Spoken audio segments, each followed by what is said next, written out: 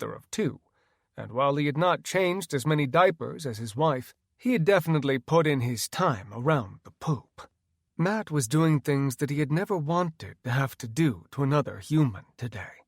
He would definitely never have considered doing any of these acts to an 8th-grade boy or girl. He doubted that whatever this illness was, it was going to prefer just one sex over the other. He put a leg to the side of Kyle's left side and used his force to throw the boy to the ground and forward into Max and Todd. Kyle spun, arms out, trying to regain his balance, but it was impossible. His eyes hung from their sockets, slapping him in the face as he went towards the other two boys. Both boys treated him like a wet rag doll, throwing him out of the way, treating him in death like they had in life, and rushing towards Matt. All of the dangerous things he could think of to do to them were not enough, because these things did not feel pain. It didn't seem like they were breathing heavily, and they had gone through a lot in a very short time. Todd, especially, with his missing nose and ears. At this point, Matt did not care so much about taking either of these kids out. He just wanted out of this gymnasium, but he did not want to leave any students behind.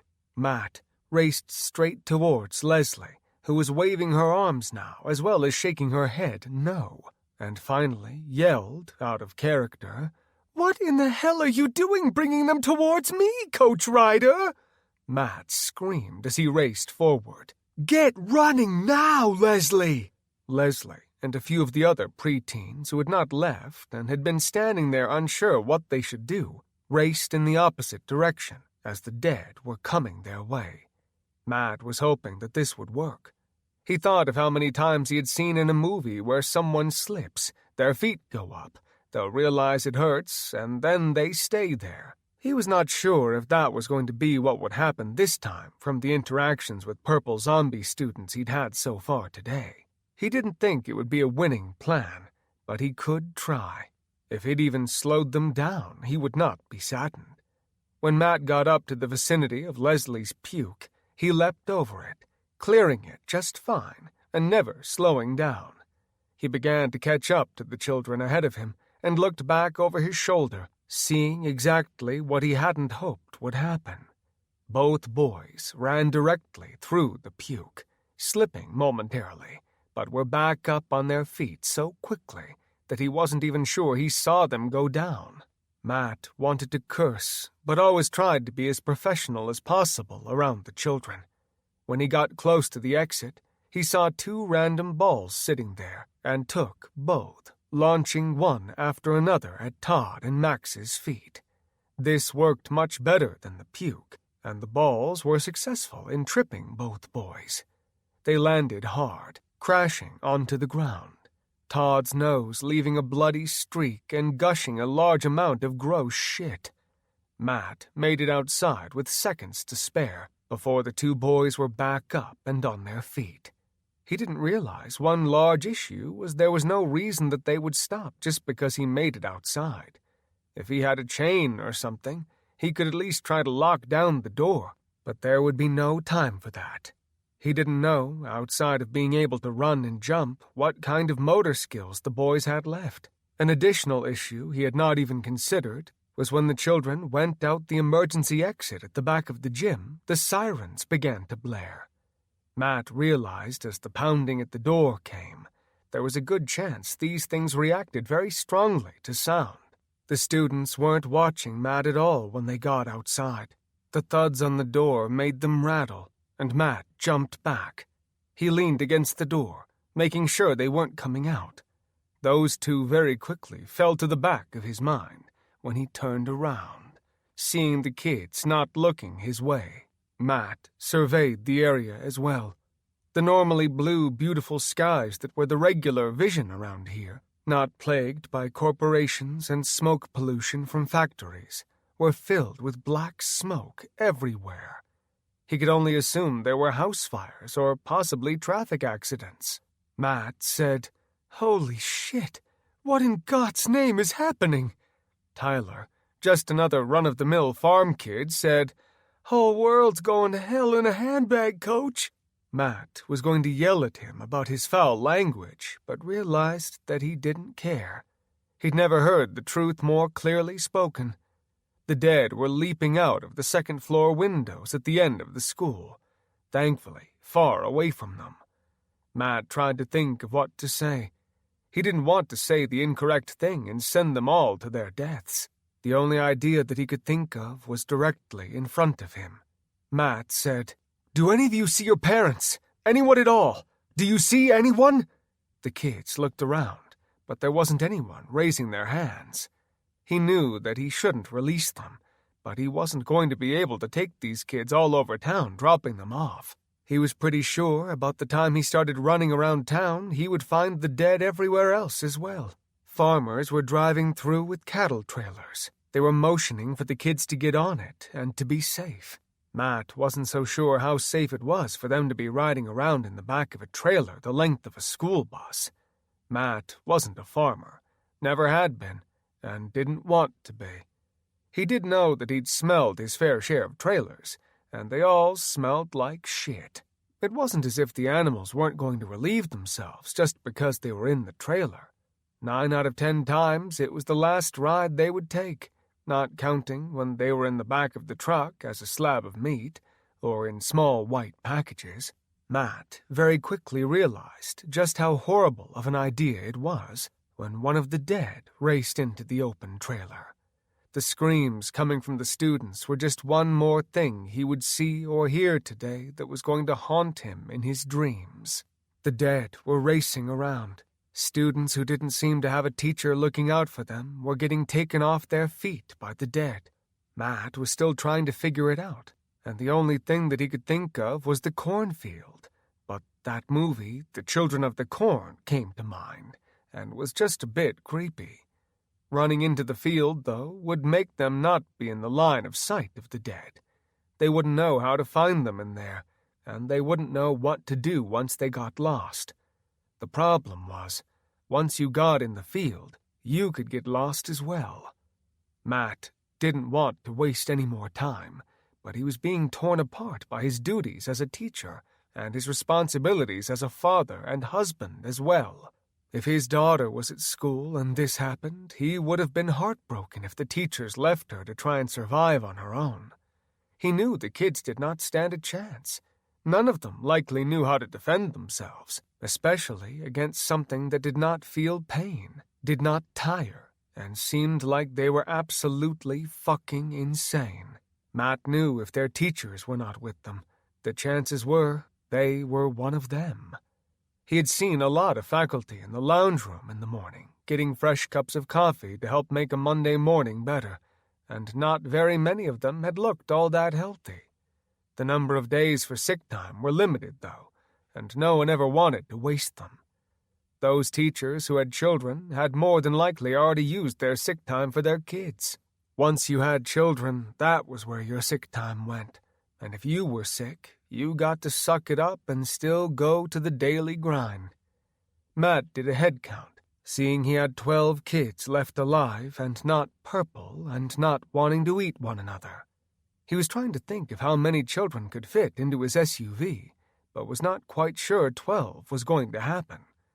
Matt figured as long as he checked in with Amber that she would not be upset if he was doing the right thing. As a nurse, if she was at the hospital, he knew that she would be taking care of her patients, regardless of what was happening outside.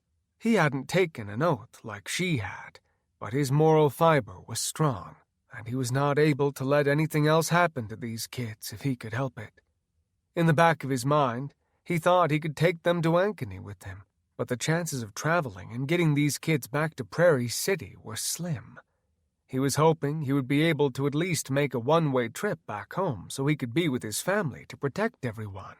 Troy, one of the smallest kids in his grade, was tapping Matt on the shoulder. Troy said, "Coach Ryder, what are we going to do? Should we go on our own? Are you going to leave us? I mean, I get it if you are, I guess." Matt now had all 12 faces of his class and their undivided attention. Leslie said, "There's no way he would leave us. It's like against the law to leave kids where there's, like, a zombie outbreak. Isn't that right, Coach Ryder?" "I don't know so much about that, but I'm sure as hell not leaving you guys on your own. If we can get to my car, you guys will have to pack in. It's a pretty big SUV, so you might not be comfortable, but you should all fit. God willing, I'm going to get every last one of you to your homes. How many of you guys live in town?" Only half the kids raised their hands. Matt was thinking that it would have been a bit better if he could have dropped them all off in town, mostly due to the fact that the acreages for farming in Iowa could be between 200 and 500 acres each, which, when it came to driving around in the country, was one hell of a gigantic area. So none of them were really close to each other, unless you counted them being a few miles away, which in the farming community was considered the closest thing to being a neighbor. Matt motioned for the kids, pointing to the parking lot for the faculty, and said, "Let's see those 100-yard dashes, kids." No one complained, and all 13 of them, for the baker's dozen, I guess in this case was the rider's dozen plus one, took off racing towards the truck. Matt's question on if any of the teachers had turned into one of those flesh-eating bastards had quickly been answered. The coach for the school football team had never really given up his glory days, which sadly for him had ended when he was 19 and not been signed to any colleges for a football scholarship, and because of that had decided coaching was for him.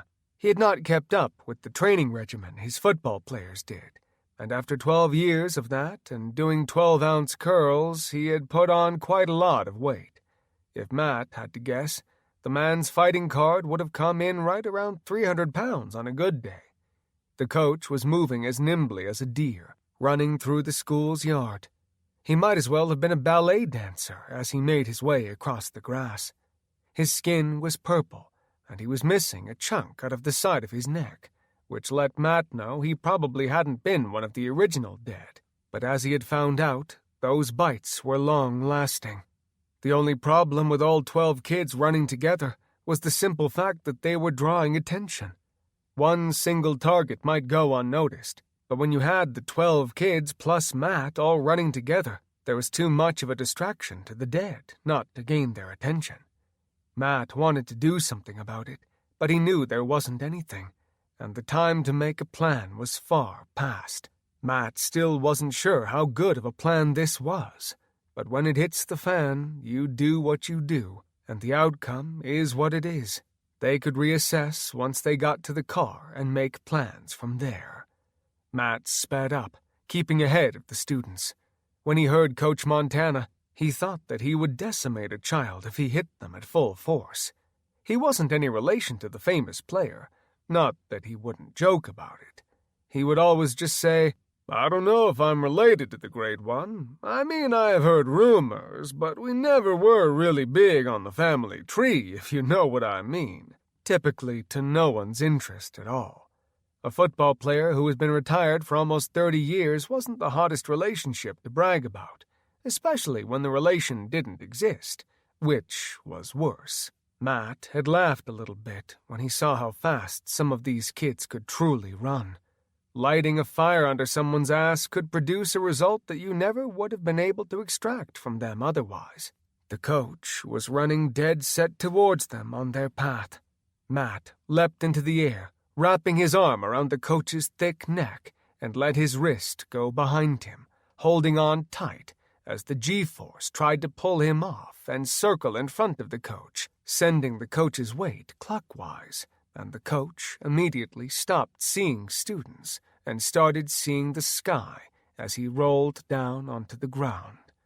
Matt didn't hesitate for a moment as the coach was trying to claw at him, and did the same thing he had done to the student, placing his feet quickly on his shoulders and pulling back, not hesitating or feeling guilty one bit this time.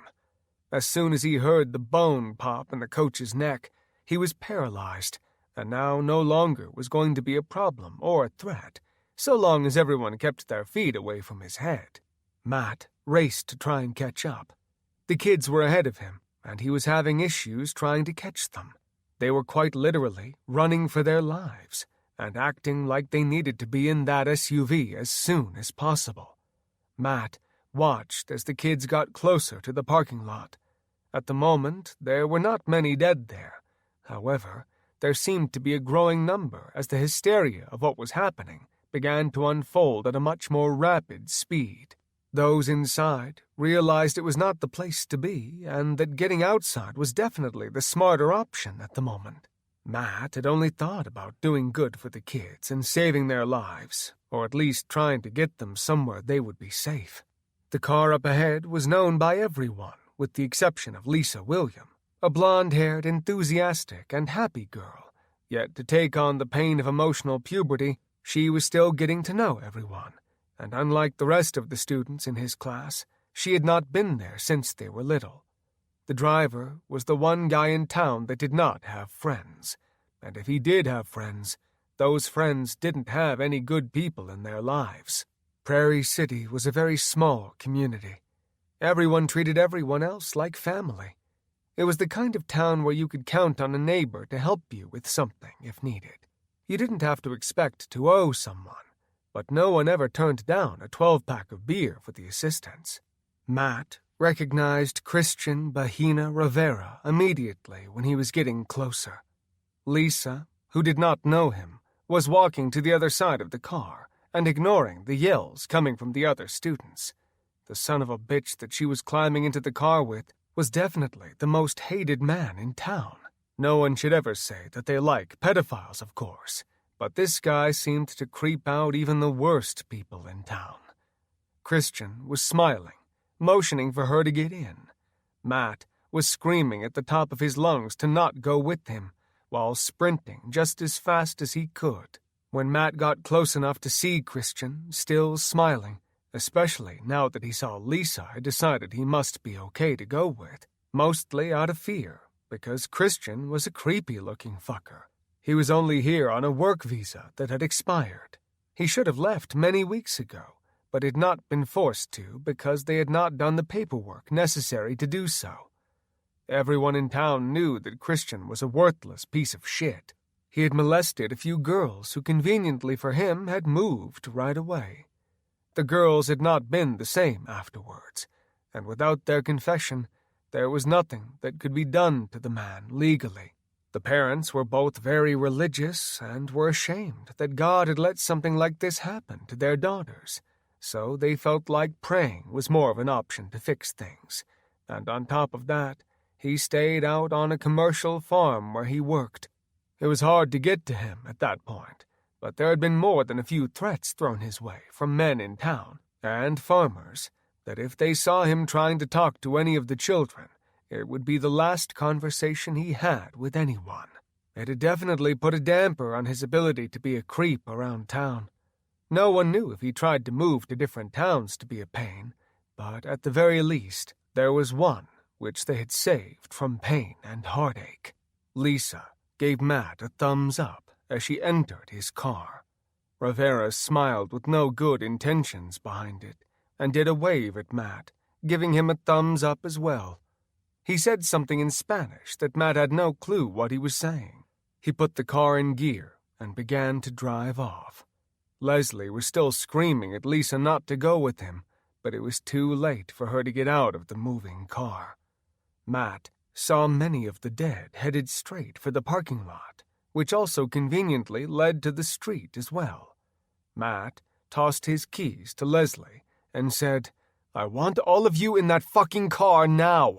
Get the door shut. Stay down. Be quiet. Give me just a minute." Leslie screamed, "Are you going to get Lisa? You can't let her go with Christian. You just can't. You know what happened to those girls." Matt never slowed down, running straight for Rivera's car. He had nothing but the worst intentions if he could get his hands on that son of a bitch, and had the time to do it. He, of course, unfortunately did not have the time, but had more will than was needed to save that little girl. It broke his heart that people would act like that any time in their life, but especially right now when so many people needed saving, that he was wasting his energy being a piece of shit towards young, innocent children. If he had a gun, he would have happily deposited a bullet in the man's brain. There would be no one who would miss Christian Bahina Rivera at all. If they did miss him, there was something wrong with that person as well. Rivera punched the gas, but the rear-wheel drive 1980s car, which had been cool about 30 years ago, did nothing but shoot up gravel in the faculty parking lot. Matt never slowed down, and as the car finally gained traction and began to move, Matt leapt through the window, holding his right elbow out and holding it firm so that when he entered the car it was lined up to jab Rivera's face right in the jaw. Matt hit pay dirt as he came to a stop, almost knocking the wind out of him as he hit the door, landing down on his gut. If it wasn't for a plethora of ab muscles, he probably would have knocked the wind directly out of himself. Rivera screamed at Matt and brought a low-blow punch down, albeit not a well-aimed punch, into the back of his head. In his defense, Matt thought it was really the only place he had available to hit. Rivera reached under the seat next to Lisa, pulling out what looked like a relic of a pistol, but was very easily a large enough caliber to blow Matt's head off.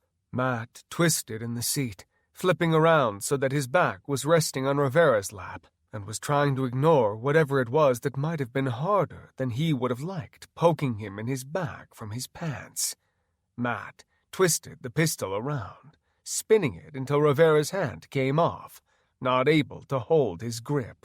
Matt let the gun fall on the floor and used both hands to snap his wrist. The bone protruded through his skin, and he screamed, filling the car with his pain. It didn't break Matt's heart either. Matt took the gun and slid it up on the dash. Lisa screamed and said, "Oh my God, Coach Ryder, what did you do? He was just going to give me a ride." Matt didn't realize that what he was saying might be more than she would have understood, but snapped, "He was probably going to give you a ride, Lisa, but it wasn't going to be anywhere that you wanted to go. Trust me. This piece of shit is a pedophile and doesn't deserve the air that the son of a bitch breathes. Get out of this car now and run over to my SUV and get in there with the rest of the kids. I have a couple things here I need to do first, and I don't want you around for it." Christian was screaming, "This is a mistake! You can't do this! Let me go! You're not the policia! Leave me alone! You fucking broke my wrist!" Matt took the keys out of the ignition and opened the driver's side door, kicking it out and sliding out of the seat.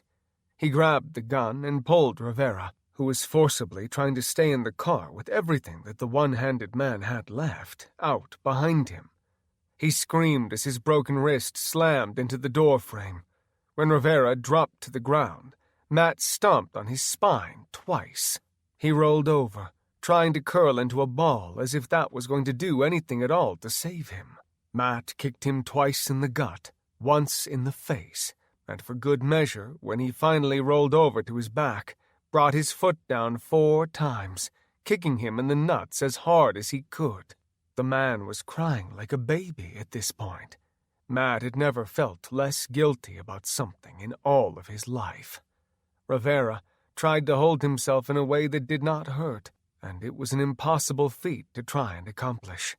Matt took the car keys and threw them into the great beyond, far out of his reach, especially because the man was unable to move. Matt saw that the dead had not changed their trajectory and were still headed directly for the parking lot. He wanted to kick him one more time, and even with his strain of time standing against him, thought that half a second would probably help him sleep at night. Christian Bahina Rivera screamed, "You can't leave me like this! You have to help me! You are a professor!" Matt had nothing to say, but figured in good measure he wanted to let the man know. "I'm a teacher! I'm not a professor, dickhead! I don't have to do shit for you, you piece of shit! I hope they eat your fucking dick off!" Matt didn't waste any further time and raced towards his mid-size SUV. Lisa was a few seconds ahead of him, and the front and passenger rear doors both flew open as they approached the vehicle. Lisa dove in, and someone pulled the door shut behind her, being smart about not wasting any time, something that was such a precious commodity today. Matt jumped up into the driver's seat, slamming the car door shut. He pulled the pistol that he had taken from Rivera's car and set it on the dash. He yelled, "If you got a seatbelt, put it on!"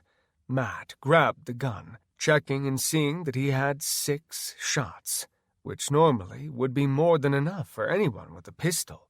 However, when he looked at the group of dead running rampant around the schoolyard, he realized he might as well have had a BB gun for as much good as he would be able to do versus that many of the dead. Leslie yelled from the back seat, "So are we going to, sit here all day, Coach Ryder, or do you think maybe we should get out of here?" He was going to tell her not to be a smartass, but everything she was saying absolutely made perfect sense, and he did need to get them out of there. Matt punched the gas, and unlike Rivera's piece of shit car, Matt's brand-new Chevy had no issues catching traction and catapulting the 13 of them all forward. Sadly, he seemed to be the only teacher in a car, as all the rest of them appeared to be empty.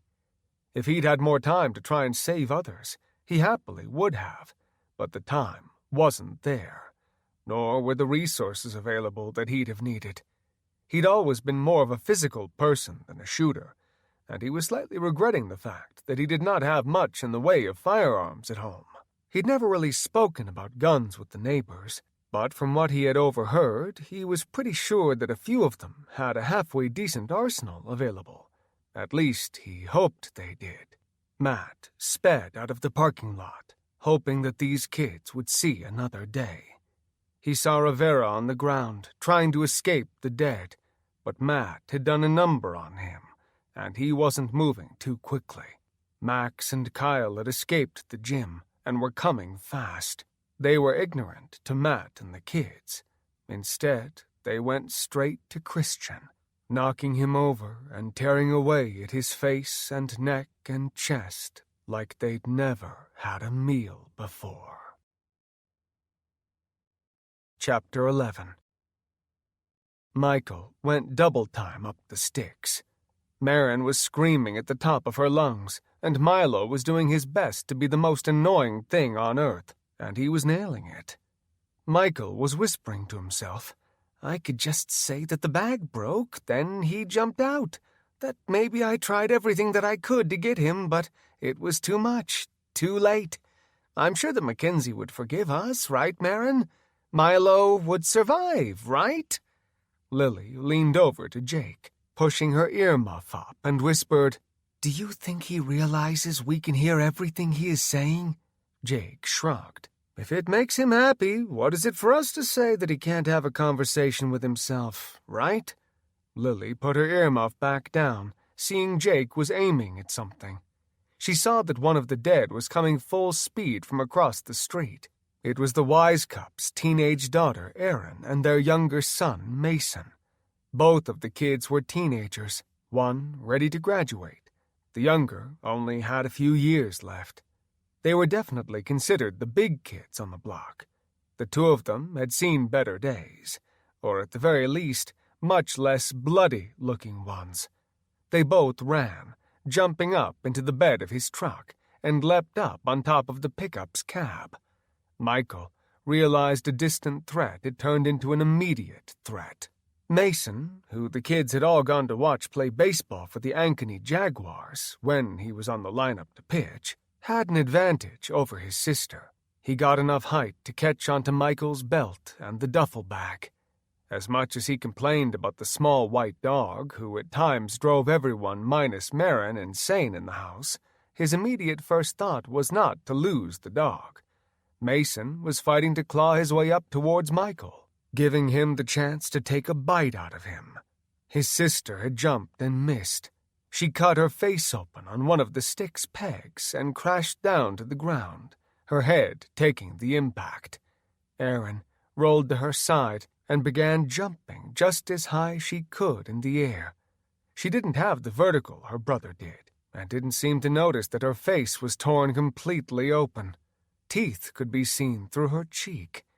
Michael tried kicking Mason loose, but he had his fingers through Michael's belt. His fingernails were tearing backward. Michael got one strong grip on the pegs and hit the release on Marin's straps that were holding her onto his back. He could not imagine her porcelain skin being savagely ripped open by one of these purple-skinned freaks.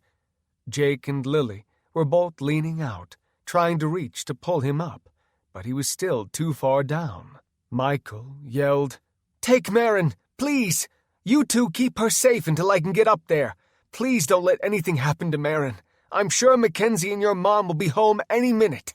Jake laid his rifle down and climbed out on the stick. He knelt down, bending as far as he could, and got a hold of the straps that Michael was using to carry Marin around. Jacob pulled the baby up, and Lily was waiting there with open arms to take the little girl. Marin had seen the dead coming, and was crying like no one had ever heard the child cry before. Michael felt a small amount of relief, knowing at least for now that his only child would be safe. He had every intention of making it through today, but currently did not have the highest hopes. When he had her safe, he took the duffel bag over his shoulders and pulled out a stiff blade knife, cutting through the nylon strap. With Mason's 150-plus pounds pulling down, the strap gave way easily. Milo barked and cried as he fell free, landing on Erin on the ground.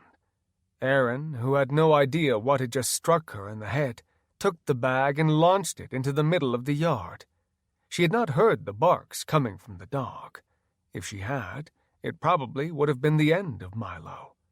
Michael tried stabbing Mason in the face with the knife, but it was not doing anything to stop the boy from trying to eat him. Michael was trying to think on his feet, but at the moment they were barely able to keep on the climbing sticks. He struck the knife down one more time, sticking it through the side of Mason's head, but missed his brain by a few inches. Mason was kicking and pulling, and he'd moved into the perfect position so that the knife would be stuck in his head. Michael waited for the boy to die, but the little bastard never even flinched. Michael couldn't wrap his head around what was happening that would let a human be immune to pain and practically invincible against anything that didn't have to do with their skulls being broken open or penetrated by bullets, etc. Mason was growling and scratching at the back of Michael's skin. The nails he had left were digging into his soft flesh. Michael was hoping that the bulletproof vest would provide a little more protection, but that did not seem to be the case. Michael pulled his sidearm from his waist and pointed it down at Mason. Before he could fire off one shot, he grabbed onto his hand and pulled himself up a foot before slipping with one of his free hands, but still holding on to his, and it had the pistol. Michael and Mason both fell hard to the ground. Unfortunately for Michael, only one of the two felt the pain, and it surely was not Mason. Michael watched Jake and Lily staring down at him, looking fearful, not knowing why, but knowing that something was horribly wrong about today. Jake and Lily had immediately laid Marin down on the bedroom floor as soon as Michael started falling backward. They aimed their rifles down, but with Michael there, they had no shot. When Michael had hit the ground, he had dropped his pistol, and it had skidded away on the concrete pavers that made up the patio that he had painfully landed on. Erin and Mason both crouched down, coming in fast towards Michael. He rolled out of the way as they jumped, trying to land on what they were very interested in getting a taste of. It was not ideal currently, Michael thought, for his long-term survival, but short-term he would take what he could get. Michael army-crawling beneath his truck, which was just barely tall enough to allow him to go under it with his rifle still on his back, but impossible to get to at the moment. Michael had ideas racing through his head of what he could do. He was thankful that it seemed the dead weren't smart enough, at least at first, to figure out that they too could army-crawl underneath the truck. He looked at the gun, which looked like it was 10 miles away, even though it was only a few yards out of his reach. He truly had never wanted a gun in his hand so badly as right now. He looked behind him, trying to figure out where the two had disappeared to, when he saw feet, 2 pairs of them in front, and the bloody-covered teens finally looking down, staring at him, their drool coming from their mouth dripping in a slow string of spit, along with whatever they had been eating earlier coming out as well. Michael did the sign of the cross, hoping that what he did next would allow him to see his family again. This concludes Zombies on the Block by Mike Evans, narrated by Tristan Morris. Copyright 2019 by Mike Evans. This unabridged audiobook is published by arrangement with Mike Evans and was produced in the year 2020 by Tantor Media Incorporated, a division of Recorded Books, which holds the copyright thereto. Please visit tantor.com for more information on our growing library of unabridged audiobooks. Tantor Audio, a division of Recorded Books, presents Zombies on the Block, Hell on the Sack by Mike Evans, narrated by Tristan Morris. Chapter 1. Ankeny, Iowa. Anna was sleeping soundly and peacefully in their queen-size bed until she noticed the heavy weight leaning up against her. She always woke up alone, not because she was single or anything like that, but alone because her husband Colby was a journeyman electrician for one of the local companies in Iowa. He started early, and depending on the weather, could work until the sun came up. She loved her husband dearly, but had never been so happy to have him around as now, since he had been gone for 6 months doing some contract work in California. Anna didn't know how much she could miss someone until he was gone. The time they spent apart weighed heavily on her heart, and she had a different appreciation she didn't know she could have when he finally came back, deeply tanned and in need of his wife. The couple were both in their late 20s, and would see their 30th birthdays before year's end, or, as Anna liked to describe it, her dirty 30 party. Neither of them had enjoyed the time apart in California. If anything, the distance had probably brought them even closer than they were before. Anna thought it was likely one of the 2 dogs were on the bed and thinking it was morning cuddle time. All dogs thought along the same line and insisted they deserved every single inch of the bed. Of course, they seemed to wait until their father got out of bed for work in the morning before they were brave enough to try and take over.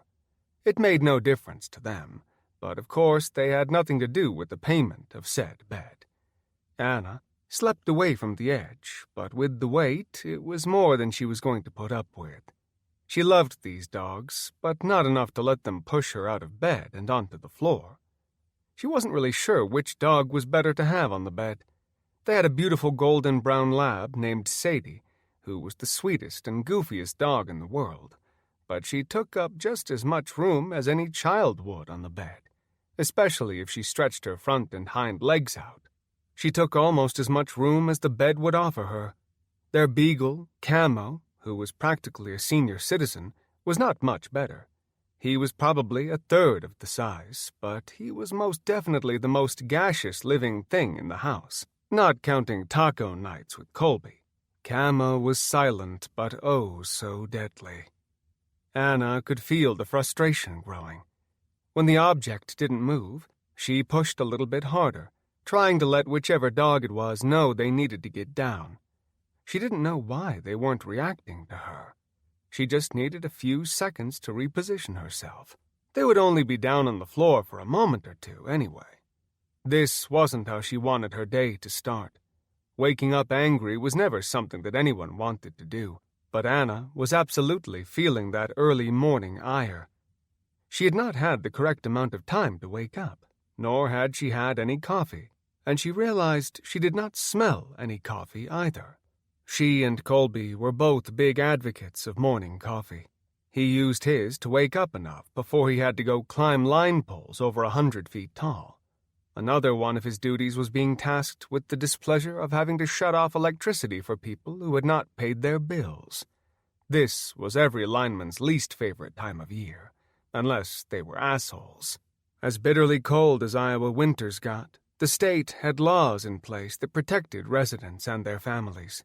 If the power was shut off, there was a strong possibility people's pipes would freeze, and then burst as well, with temperatures and wind chills that could plummet to -20 degrees, or even less, depending on the time of year.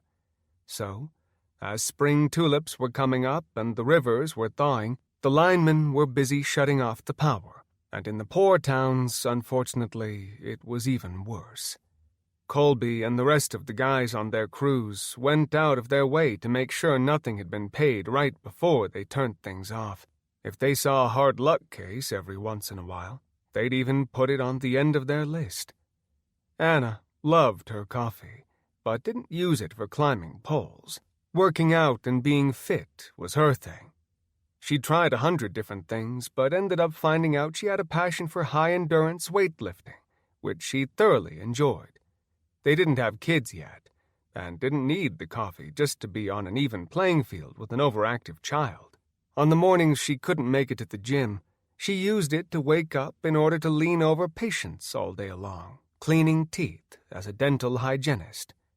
Anna tried to sound as tough as she could towards whichever dog was being bed-hog and firmly ordered, "You need to get up now.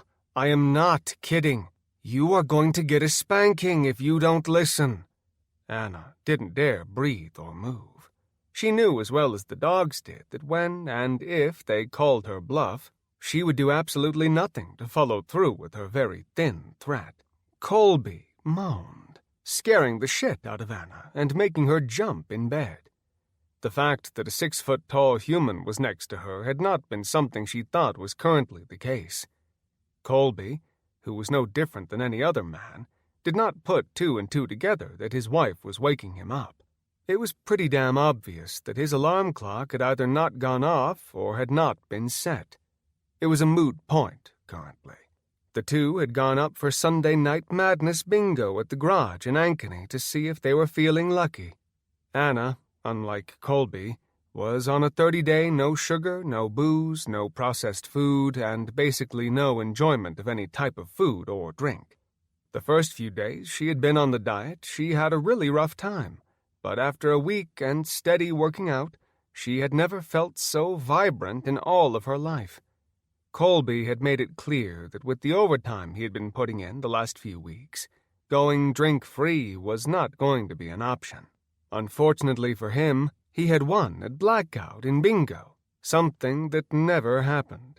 The $20 gift card to the bar was probably not the best thing for him to receive. Every bingo night had 4 rounds. Colby had already had a beer with each of the 4 rounds of bingo that they'd played. Had he been thinking about the next day, he might have looked at their used old menu and stuck with good old Busch Light. However, this was not the case, and he had gone IPAs all the way, with their 7+% alcohol percentage, guaranteed to get a person shit-faced. When he won the prize, he knew he should pocket the gift card and save it for another day, one when Anna either was drinking or when he had his partner in crime Nick with him. Colby had decided not to partake in either of those 2 options, and they had stayed for another 4 rounds. By the time they had gotten back to the house, it was pushing midnight, and she was laughing at him as he stumbled to get his clothes off. It had not taken much work to fight off his drunken advances. As soon as Colby's head hit the pillow, he was out for the count. She had actually had to help him take off his jeans. Otherwise, he would wake up feeling like quite an ass with his pants around his legs and boxers still in place. She had covered him up, and he had slept the sleep of the dead. No pun intended. Colby said, "Were you needing a quickie this morning, baby? You never get up before me. I mean, if I have to make the time, I could probably do that for you, given that I love you so much." Anna could feel that this day was going to start off not at 100% for him, once he realized what was actually going on. She laughed and said, "No, I absolutely do not need a quickie, as you put it. Thank you very much for your consideration, though. I just thought you probably needed to go to work at some point. You said you had apprentices riding around with you, and I doubt you are setting a great example if you are going to be late." The neurons were still not firing at 100% in Colby's head, and he reached under the sheets, padding around, trying to find his wife. Anna said, "Oh, yes, I am completely clothed. I am really not trying to get lucky this morning. If you don't get up now, I'm going to go back to sleep and you can just be really, really, really late to work. I am sure the guys on your crew won't bust your balls if you show up stupidly late. I can only imagine the kid gloves they'll use on you if you are hung over to boot." Chapter 2. This statement about being late, as well as getting shit from the guys at work, was more than enough for Colby to understand he had drastically overslept. Colby threw the blankets off, letting in a draft of cool air beneath the sheets, and sent a chill up his wife's body, making her shake violently. Anna screamed, "Colby John Gerber, what in the hell makes you think you can do that? You know I can't be late to work. I've only gotten the journeyman gig for under a year, and those guys who have been there for decades will do everything in their power to make my day hell if I don't get there. I don't even want to think about what they would do, or if they would move my tools around in the truck or siphon out the gas from the pickup or God knows what, woman, but I need to get moving. I mean, unless you really did want a quickie." Anna rolled her eyes, knowing of course he was going to pass out and be passed out on the floor with the dogs tonight. She pitied the fact that he was going to get crap and said, "Maybe tonight, Colby. You better get to work. Your quickie probably isn't worth the crap you will get from the guys you work with." Colby was only half paying attention and was doing his best to not fall on his face while trying to put on a pair of the insulated pants they were required to wear. He said, "What are you still doing in bed, anyway? It is almost 7. Don't you have work today?" "I don't have to go in early today. Dr. Hayden has an appointment with his kids. His wife made it very clear that he was going to be joining her. I can only assume their shots are going to be happening this morning. I think it was 11 I have to go into work. I figured I would sleep in just a little bit and then I would head to the gym. Nobody skips squat days, so you don't hear the end of it from anyone." Colby replied, "No one can say you aren't committed. Don't you go forgetting about what you promised tonight. I think if I can get something to eat and some ibuprofen, I might even be able to get ahead of this lovely hangover." Anna was nodding, thinking how there was no way in hell anyone could say that. She did tournaments with a few of the girls from her gym. Once in a while, other gyms would gather and see who had the best form and who could get the most pounds up, based on their size and sex. Anna already knew the outcome of an evening with a guy who got up early and did physical labor his entire day, and she was well aware that by 8:30 he and 2 dogs would be passed out on the couch, and the only quickie would be the dogs running out to go pee before bed. But Anna, not wanting to put a damper on his day, simply said, "Oh, you know it's going to get wild tonight.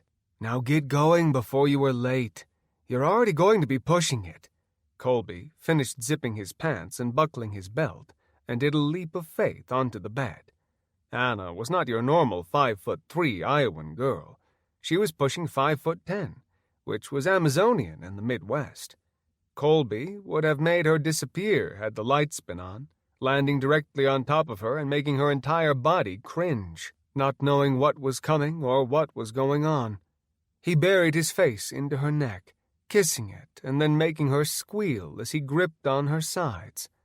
Anna screamed and laughed, slapping at his back, saying, "Get to work, you dirty, dirty man.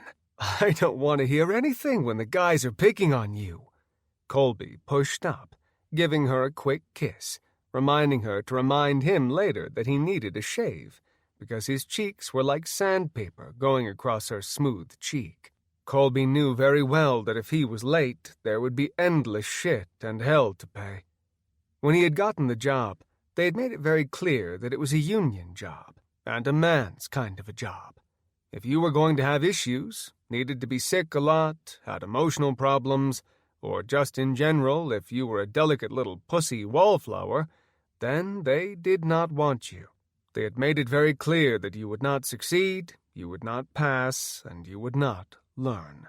Not everyone is cut out to be a lineman, and these guys with this job in a small town were adamant they were not going to change with the times.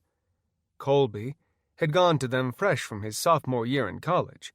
He had left school with good grades, but had never finished his education.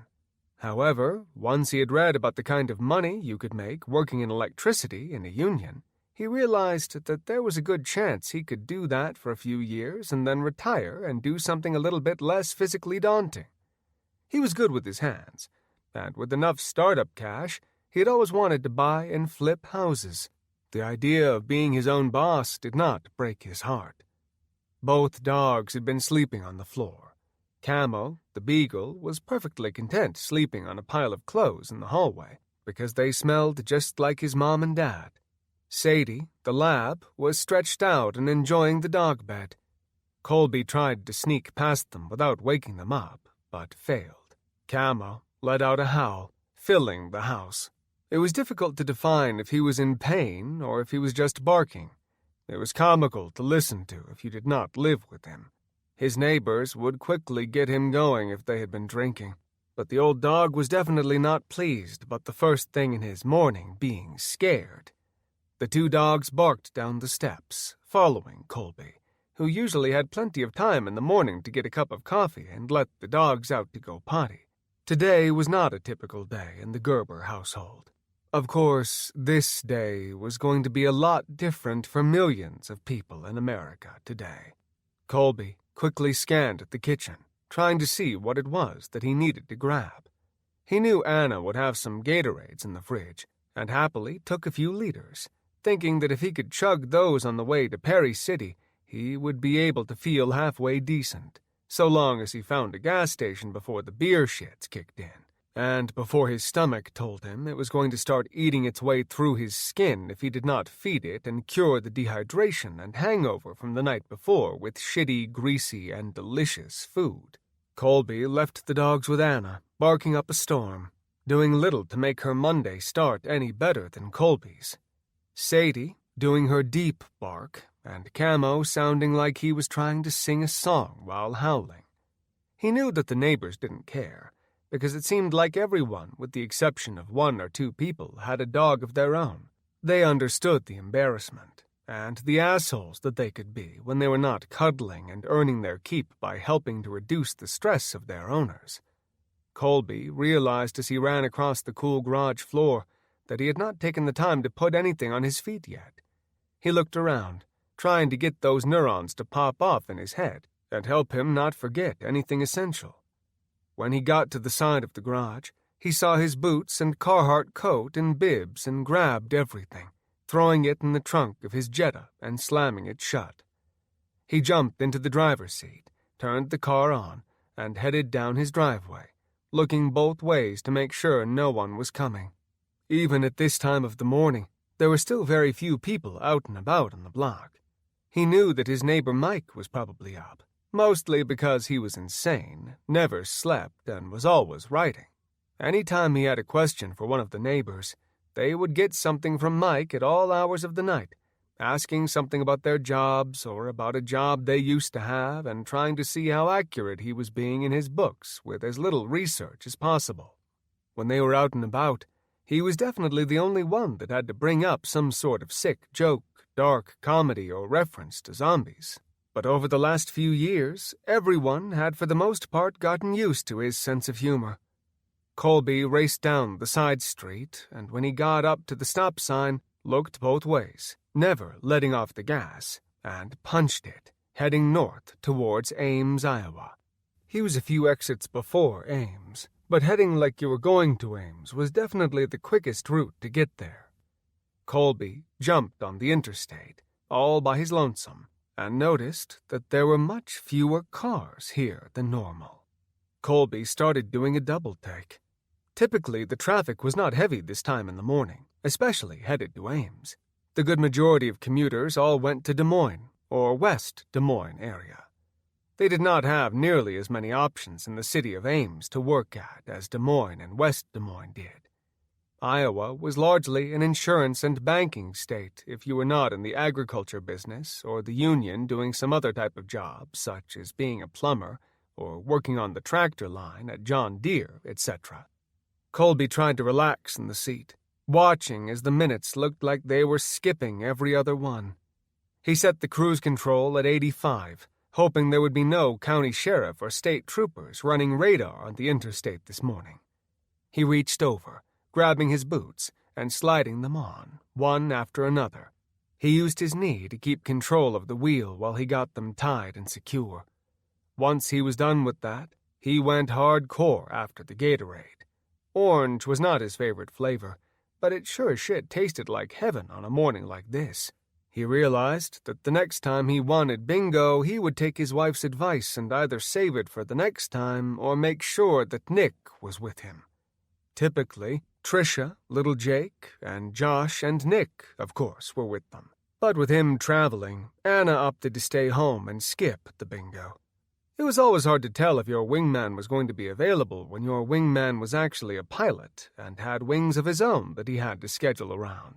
Colby understood perfectly that you had to make a living, but like all things with friends, it didn't mean you didn't have the right to give him shit. Colby drove as fast as he was comfortable with and focused on drinking his Gatorades.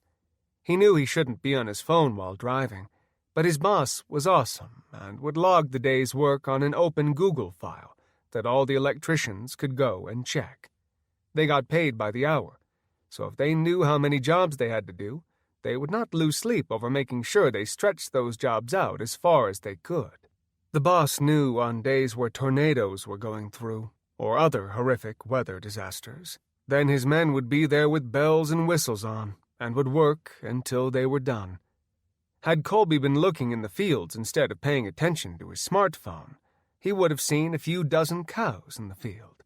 These cows weren't anything special, per se. However, the fact that they were being eaten alive and torn open absolutely was out of the norm. Chapter 3. Anna rolled around in bed, trying to find a spot that was comfortable and warm enough to help her fall back asleep, but was unsuccessful.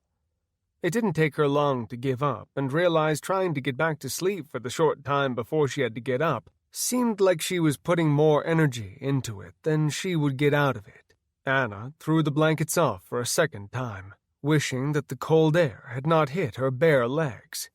She felt around on the floor, finding a pair of jogging pants from the night before, and slid them on, instantly happy that they had been resting against the heat register, as she loved the warmth. She smiled, thinking he wouldn't mind, and grabbed one of Colby's hoodies that had every scent that man put off somehow infused into the insulated lining. It didn't matter how many times the thing got washed. It seemed like his smell always remained, in a good way. She wasn't sure if that was a compliment or a dig, but she thought it was probably positive, given the fact that it always made her happy to smell the man she loved. Anna got downstairs, realizing both dogs were probably holding themselves sideways at this point. Colby typically left right around 6, and it was pushing 7:15 right now. She wasn't quite sure what time he had to be at work, but knew he didn't have a lot of time to spare as the drive wasn't all that short. She unlatched the back door. Sadie wasn't waiting for anyone and raced out, jumping off the deck, taking about 3 steps, which was just enough to slow her weight down, and squatted, releasing a very full bladder built up from the night.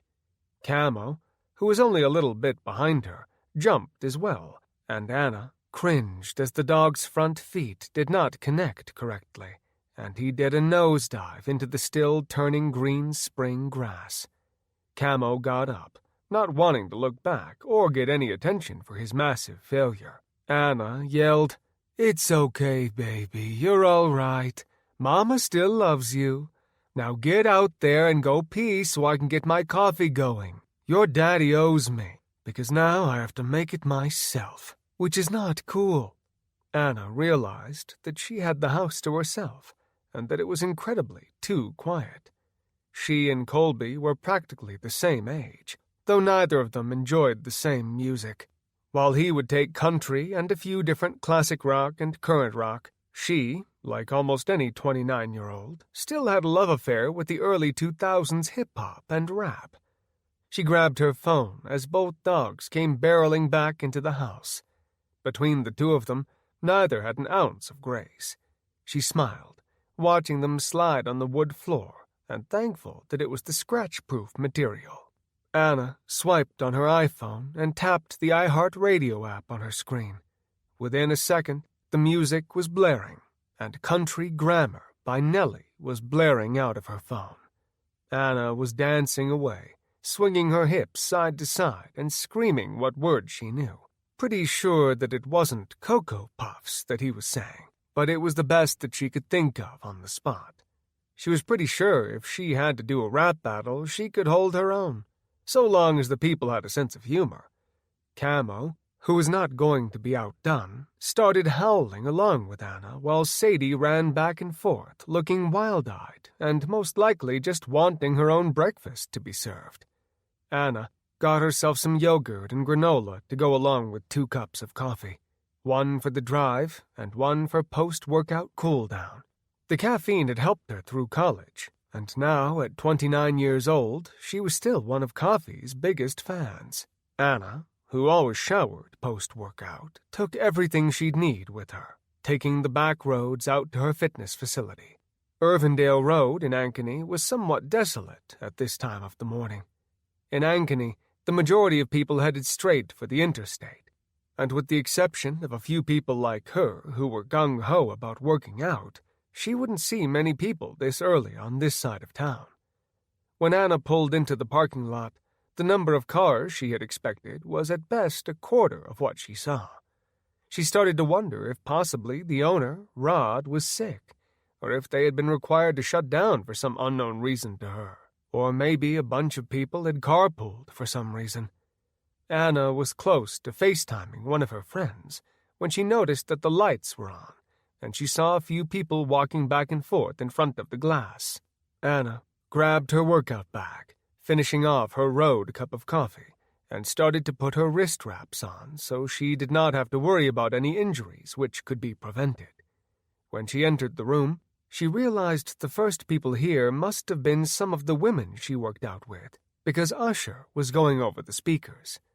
Anna instantly started to smile, hearing Lil Jon, who was definitely not little, saying something that she didn't understand in rhythm with Usher's song.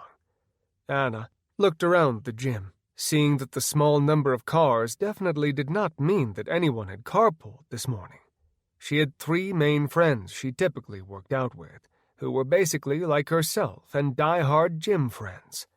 She didn't see them very often outside of the gym, but having an additional few people to motivate you to stick with something that could very easily be skipped for a pair of pajamas and a couch was not a bad thing. Anna did a fox whistle as one of her friends, Ashley, put up 100 pounds on her bar, doing a perfect clean-and-jerk, where she started bent at the knees, pulling up and flipping the weight to her shoulders, finishing it off, lifting it up and over her head. The 2 girls did a small clap, each of them thinking that was a damn clean rep. Anna yelled, "Do you ladies got room for one more to throw down?" Anna already knew the answer, but her friend Ashley, who had just put the bar down, shook her arms out and gave a thumbs up, motioning her to come over. She joined the trio already going on. Anna was hoping that by the end of the month she was going to reach her new personal record. She had been training for quite a while to do it, and did not want to injure herself just because she wanted to get a new best. She'd seen girls mess themselves up doing such a thing, and the recovery took a long time. The main reason she was so tempted to go for her new personal best was she was close to having her 30th birthday party. She and her husband had been talking for quite a while about starting a family of their own, not including the dogs, of course. Anna and he had both decided when he got back from California they would be in pretty good condition financially. They would be able to start a family and not feel very much of the wallet strain they'd heard babies could bring. She knew that her biological clock was ticking. Anna got some chalk on her hands, shaking out her limbs as she stretched, then walked forward and got a very firm grip on both sides of the bar. They had taken off 30 pounds from each side so that she could warm up without injuring herself. The last thing you want to do is go all in on your first run and hope for the best. It was always better to be happy that the best happened, but to have prepared properly so that it could happen again. Anna put the bar down hard and stepped back, rolling her shoulders and shaking out her legs, trying to fight the burn from working its way into them. Her friends, Ashley and Amy, a.k.a. with Anna, the A team, and her friend Brittany, all clapped. The girls and their enthusiasm were what made being here on a Monday morning feel like a party. Amy walked up next, and Anna could definitely tell that while she had her form correct, there was something just not right about Amy this morning. The girls were always motivating each other, but this morning she seemed like she was extra tired. They weren't even doing an early workout day, so she definitely was not acting normal. Anna leaned over to Brittany and said, "Hey, Britt, is Amy doing okay? She doesn't look like she is 100%. Did she go out last night, or is she coming down with something? Colby and I went to the garage last night for bingo, and he unfortunately won a $20 gift card, which he promptly spent at the bar.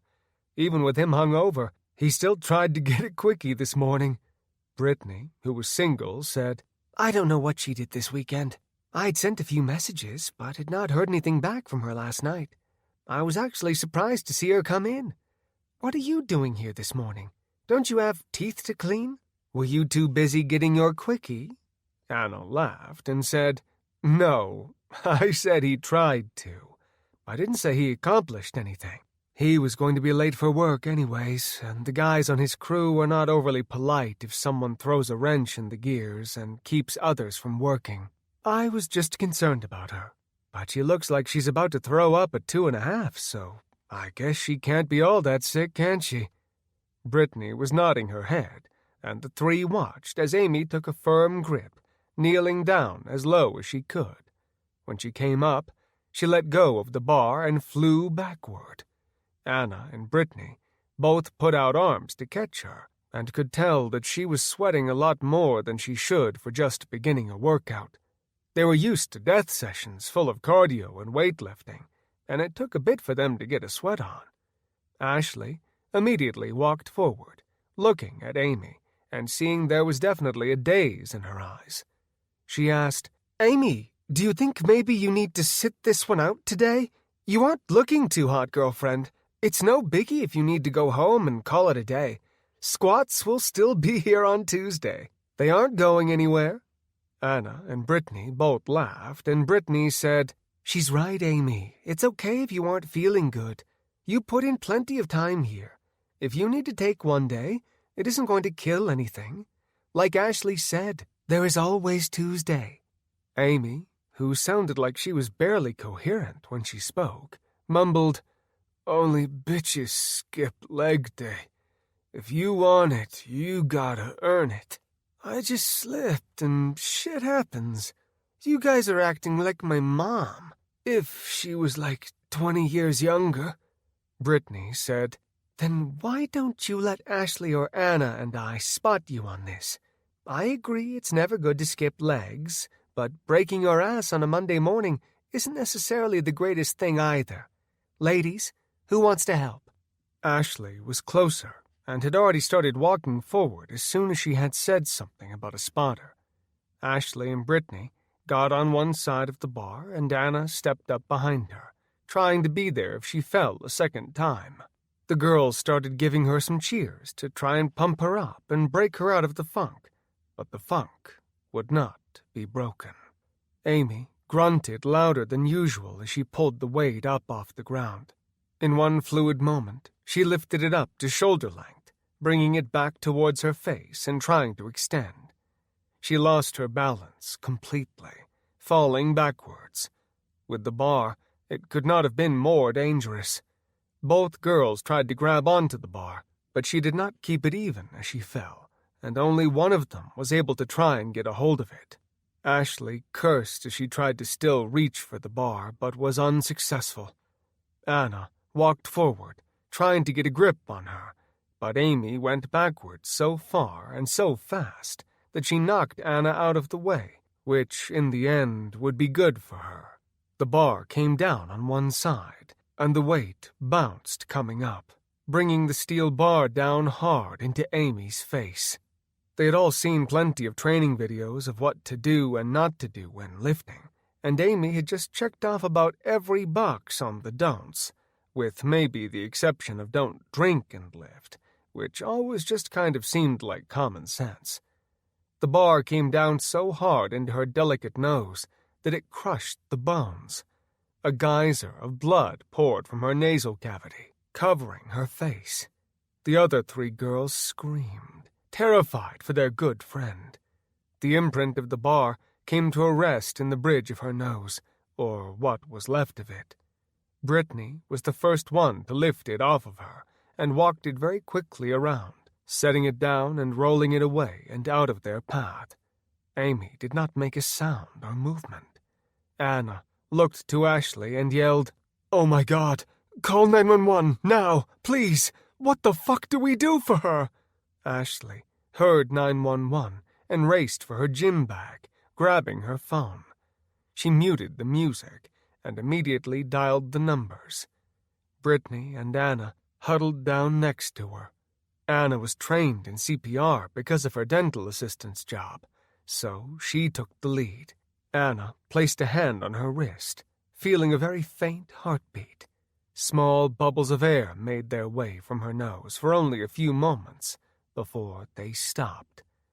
Anna began doing chest compressions, trying to do anything she could to save her friend. She could tell she was not breathing, and she inaccurately assumed that the reason she was turning purple was because of the lack of oxygen. Had she known what was coming next, she would have gotten to her vehicle and gotten the fuck out of Dodge. Since she was not privy to the hell to come, she continued being a great friend, doing the chest compressions and wishing she had a CPR mask so she could try and literally breathe life back into her friend.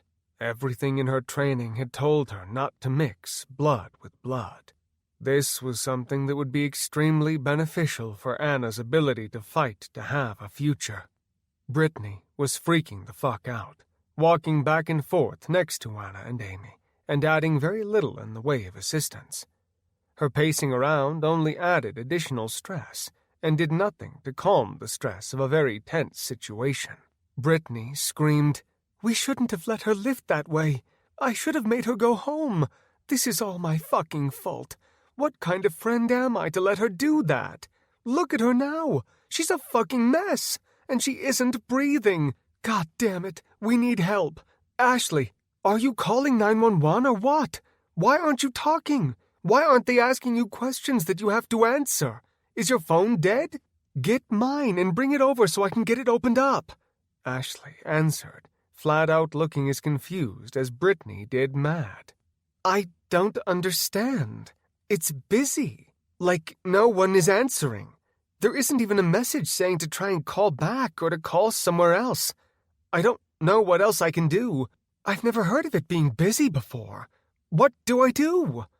Anna, in between compressions, answered her with the only thing she could think of which made sense at the moment. "Fucking hang up and call back. Keep calling back until someone answers. Amy needs help, and we need to get her that help. Hurry up, because my CPR isn't working.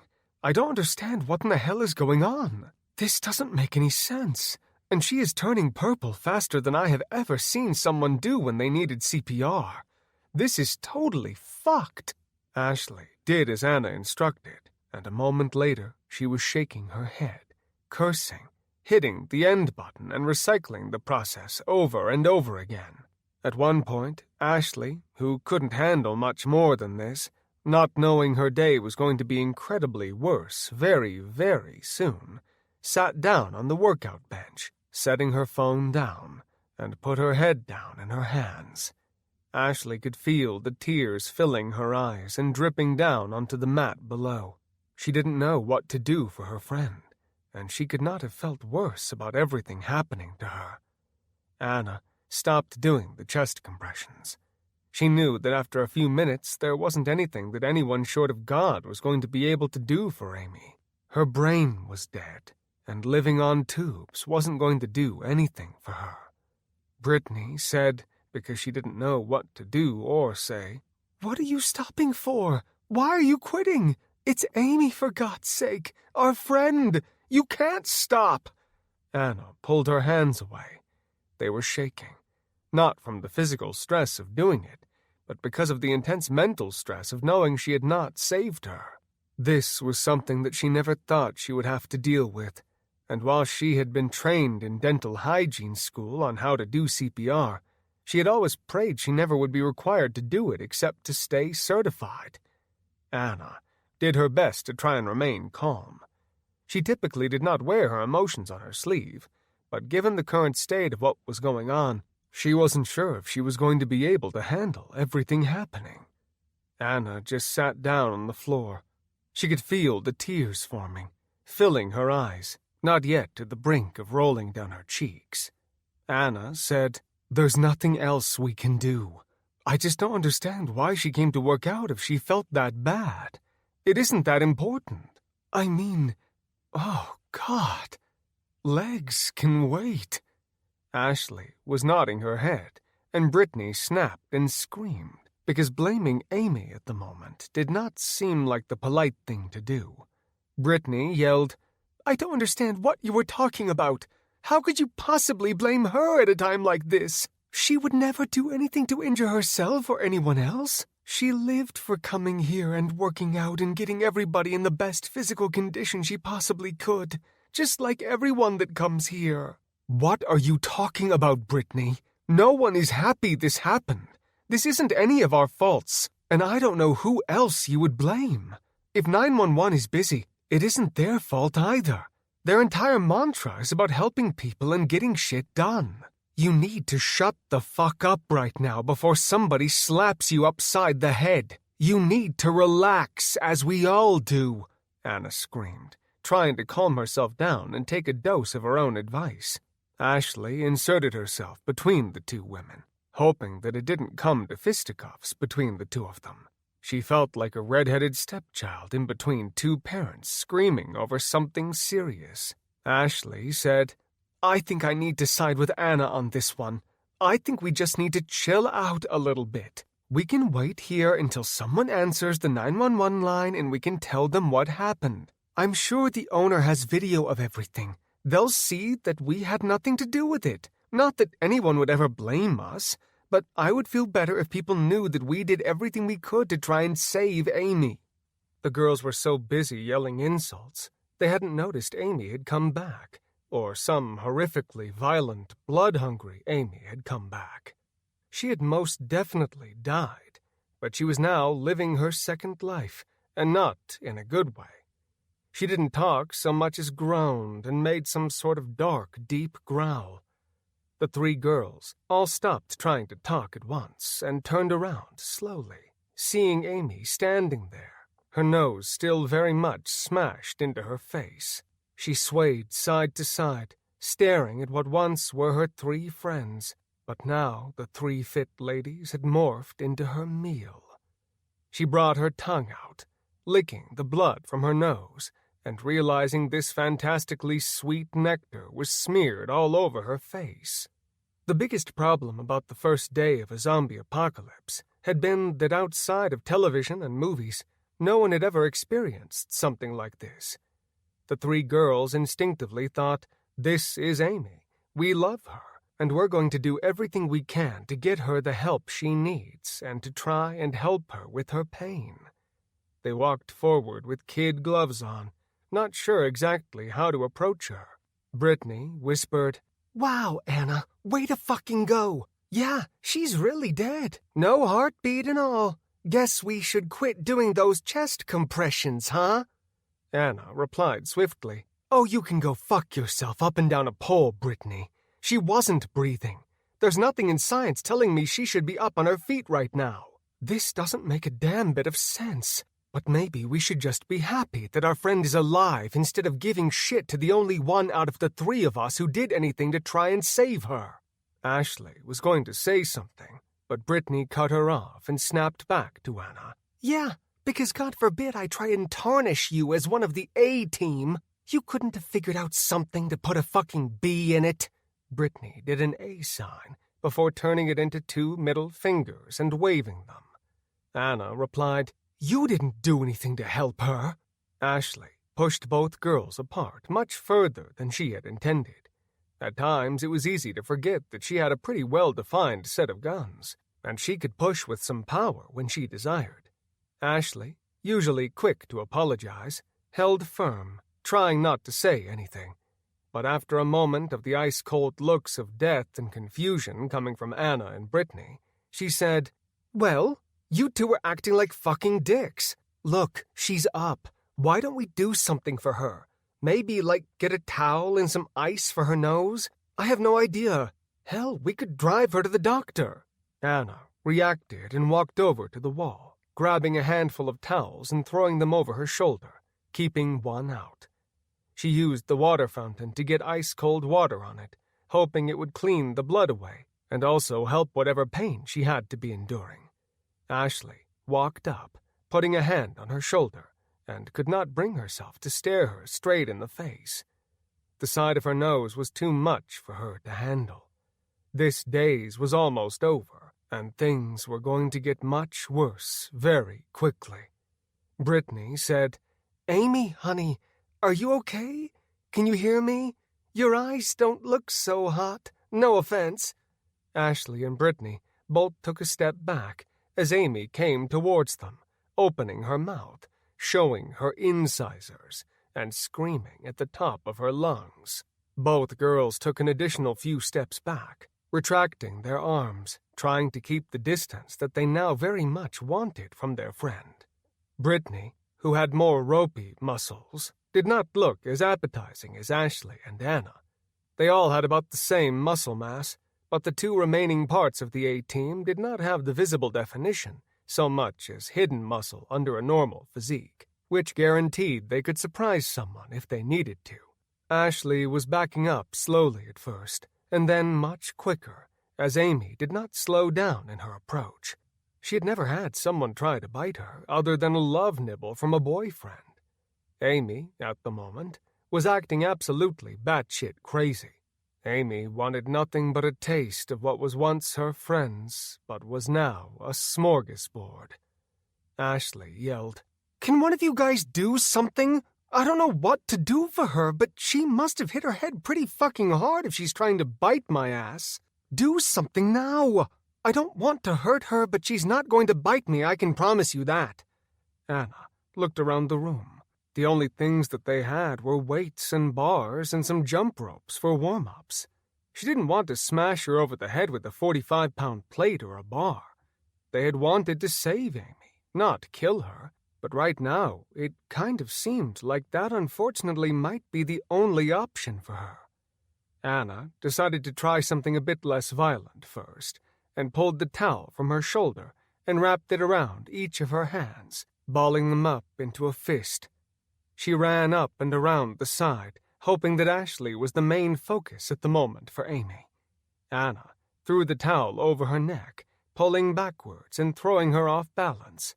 Ashley was going to say thank you when they looked and saw Amy had simply done 2 or 3 rolls on the ground before seeming to jump back up to her feet faster than they could believe. Amy didn't waste any time and rushed directly for the 3 girls. They all split up, trying to keep their distance from Amy, but she wasn't holding back.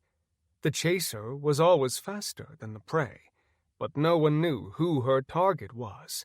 It didn't take long for her to figure out that she wasn't going after Ashley, but she was going after Anna. Anna grabbed a second towel from her shoulder, trying to figure out what the hell she was going to do, not liking any of her options as they all kind of seemed like they were shit. Anna waited until she leapt towards her, holding the towel out, and just barely was able to keep a grip on it, as Amy, who was once her friend, smashed into the towel, and a full blood print of her face imprinted on the towel, soaking through, making Anna feel instantly queasy. Chapter 4. Jake and Lily watched as the horror story unfolded in front of their very eyes. Lily held Marin close to her chest, trying to keep the baby from potentially seeing her father getting eaten. Jake leveled his rifle, trying to get a shot at Mason or Aaron, but with the angle of the truck in the way, his bullets would only find metal. Jake wanted to curse, he was so frustrated at the circumstances. Jake said, "I have to get out there and help him. We can't let him get eaten. What would Mackenzie do if she knew we sat here while those 2 purple zombies tried to eat him?" Lily could not have agreed more, but at the exact same time said, "I totally agree that we need to help him, but if you go out there, Mom and Dad will kill you. If Mason and Aaron don't first, you need to stay inside. Do not go out there or I will totally narc on you." Jake said, "Whatever, Lily. There is no other option right now. I can't get a shot on them, and they look like they figured out their knees bend. Once they get under that truck, everything is over for Michael." Lily said, "Yeah, right, but look over there, Dip. There's like another 10 zombies. What do you think is going to happen when your scrawny ass crawls out the window and jumps down and they see you?" "Don't say ass, and I have no idea. I can only assume they'll act like every other zombie we've seen today and come running straight for us. Or me, I guess, in this case, and try and eat me. I'm hoping that I can just shoot the 2 of them. Michael can grab Milo and we can get back up the sticks and in the house. You hold on to Marin while I climb down and try and save him." "You are such an idiot. What do you mean, hold on to Marin? I'm like the only other kid that knows how to shoot a gun, and you want me to hold a baby? It's not like she's going to go anywhere. All I have to do is shut the door and she'll probably more than likely stay in the room. Considering she's less than 2 feet tall, genius. She also doesn't walk. That's another great indication that she won't go very far." Jake hated it when his sister was right, but when she was right, she was right. But Jake didn't want to shut off everyone else from the room in case they needed help. He yelled, "Nora, get up here and take care of Marin, please. I have some really stupid ideas I need to go put into place." Nora came in, seeing Jake standing on the sticks, his .22 rifle slung over his shoulder and the shotgun in his hand, only able to use one to hold on to the sticks. Nora, who couldn't help herself, and asked, "What are you doing, Jake?" Lily answered first. "Oh, he's making sure that when Mom and Dad come home that they have a heart attack when they find out that he went outside. I'm going to do my best to try and make sure that none of those zombies by the fence decide to eat his head." Nora was nodding her head yes, that she was in complete agreement that his parents were going to kill him. She said, "Could you please be careful? Those things are freaking scary." Lily handed Marin to Nora and checked that her rifle was still good to go. She nodded to Jake, and after his head cleared the steps, she leaned out, resting her back on his windowsill and wrapping her leg around the stick. She really wished there was a better way to handle the sticks than to hold it while people came up and down. She squeezed as hard as she could so that it did not fall with his weight, keeping it steady. Lily was going to wait to start shooting. Maybe Jake could be quiet and smooth, and they wouldn't see or hear them. She pondered that thought for about a millisecond before she remembered that at his age he had never been quiet or smooth. Lily took her time and started picking off the dead alongside the fence. They began falling one after another, and Jake, not for the first time today, was thankful that his sister was a badass, not that he would ever admit it again. The dead all heard the gunshots, of course, and Jake was now moving bait in front of them.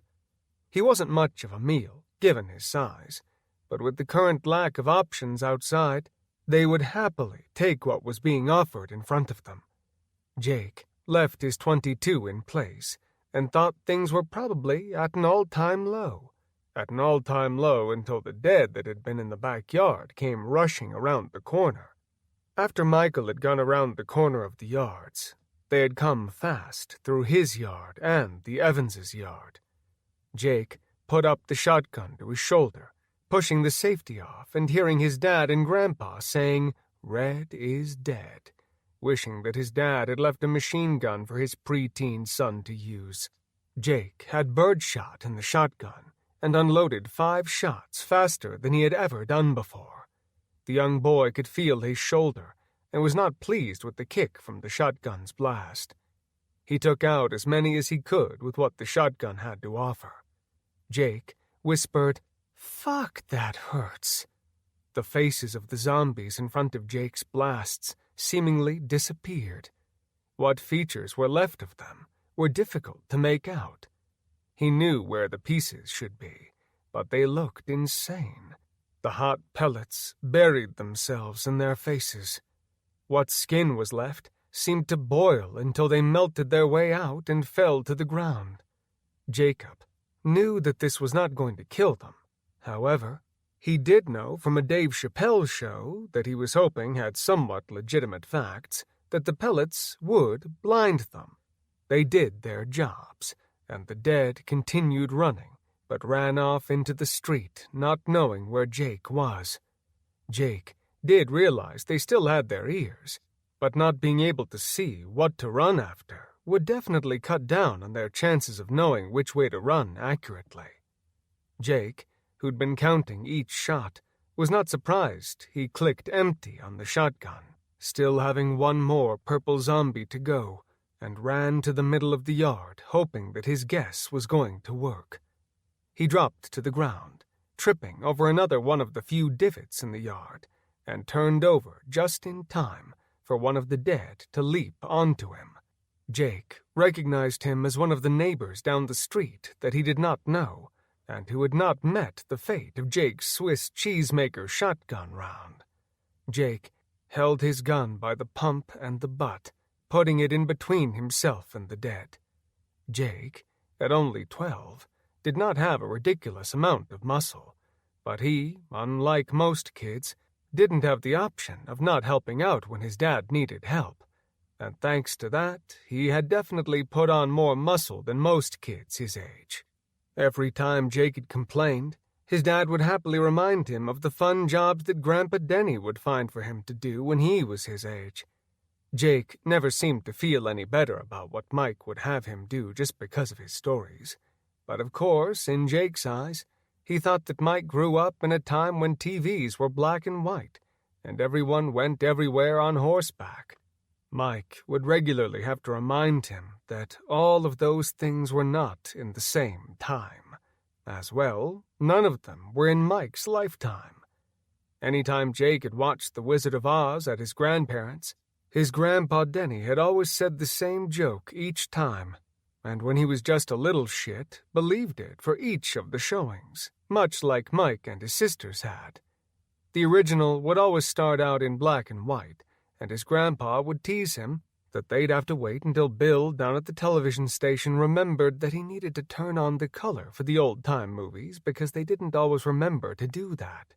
As Jacob got older, he didn't have the heart to break it to his grandpa that he very well knew he was giving him a hard time. His Grandma Diane would just sit there shaking her head, knowing that Jake knew as well. Jake used some of that force to keep himself from becoming a meal. Jake's confidence was getting low as he noticed his arms were quivering, as he did everything in his power to keep his arms still. He knew the moment that he let them go that this thing leaning over him was going to rip his face apart. None of the thoughts he was having were the reality that he wanted to end up happening. Jake tried thinking of something he could do, but in the end, he was basically shit out of luck without any miracle in sight. Jake's arms were definitely growing weaker. He looked over to the side, seeing Michael under the truck, and the two locked eyes.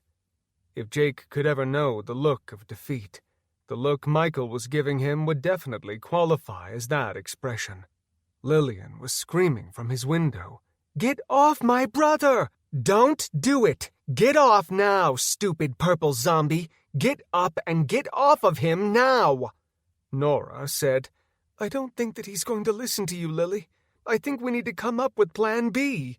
You were able to shoot that thing, aren't you? I mean, I don't know if getting shot or getting bit by one of those things is worse, but I think I would probably take the shot. I mean, At least he wouldn't turn into one of those zombies, right? Nora, that is not an option. That is my brother. It would be like you having to shoot middle Jake to try and save him from being a zombie because you know he'd still be dead. What in the hell would your parents say if you had to tell them that you had to shoot your little brother? I'm not going to do that. No, I don't have a shot at that thing, but I am not going to give up until there are absolutely no options left available. There's no further discussion about shooting my big brother. So what are you going to do then? His arms are shaking and look like they are turning into jello. Rylan came into the room, looking in between the two girls. He did not sugarcoat anything and said, "Your brother is going to get eaten. What are you guys doing just standing there? You've got stuff in the room. Why don't you use it?" The two girls and baby Marin looked at Rylan like he had a third eye growing out of his forehead. He walked to Jake's closet, pulling out a toy box that he had not used in years, but had always been too lazy to get rid of. He grabbed the Darth Vader penny pack that was empty, but still weighed a good few pounds. Rylan, always the athlete, even in T-ball league, could throw damn good for a child his age. He wound up and launched Darth Vader out the window. It crashed into the back of the zombie's head. The dead led off Jake for just a moment, looking back at Rylan, or at the house in general, to see what in the hell had just hit it. The dead had less than a second before it was pelted with a slew of action figures that, as well as the bank, had no real purpose in Jake's preteen life anymore. Jake screamed, "Keep throwing! Don't stop! Just keep throwing it! Maybe it'll get off me and I can, shoot it! Oh, God, I would love to shoot this son of a bitch!" Rylan had never had such a smile, nor had he ever felt so needed by one of the older kids. Typically, he just filled the numbers needed to play a typical game of street hockey down in the cul-de-sac. Rylan began throwing things as fast as he could. Half of them missed, the other half connecting randomly on different parts of the zombie. Jake tried to keep his eyes open, but when a How to Train Your Dragon zippleback came flying his direction, it cracked directly into Jake's forehead, splitting it open just barely. The zombie heard Jake scream, which made it seem to fall in love with the idea of eating the young man all over again. Jake cursed under his breath, doing his best to not scream again, although now that he had the attention of the dead, he did not think he was going to lose it again. Rylan and Lily stopped throwing things, and when the zombie looked like it was going to go back after Jake, mouth first, they both lifted back on the hunting sticks and shoved them forward, not enough to lose them, but enough so that they could reach the dead. They got the stick under its shirt tail and lifted up as hard as they could. The children did not weigh nearly enough to do what they were hoping, and at most they were only annoying the zombie. Nora put Marin down, screaming for Sydney and Alana and Madison to race up the steps, because they needed somebody to help with what would possibly be a life-saving idea. The girls raced into the room. Looking around, the older girls, who deservingly weighed the most, understood what the kids in the room were doing and followed suit. They gripped tight onto the bar, all of them dead hanging from it, trying to keep the feeding from happening to their neighbor Jake. Lily almost crapped herself thinking that this might actually just work. The zombie began to rise up in the air, not very high, but enough that Jacob was able to bear crawl or crab walk backwards and out of its reach. The hunting sticks began to bend. Jake half opened the lever on his rifle, checking to make sure that the bullet still had at the very least one in the cycle. He put it back in place, making sure the safety was off, and just as the zombie was falling to the ground, shot dead point blank into the top of the bridge of its nose, and the bullet was stuck inside of its skull, zigzagging back and forth and making quick work out of what was left of its brain. It dropped dead where it had been shot and would no longer be able to cause misery to others.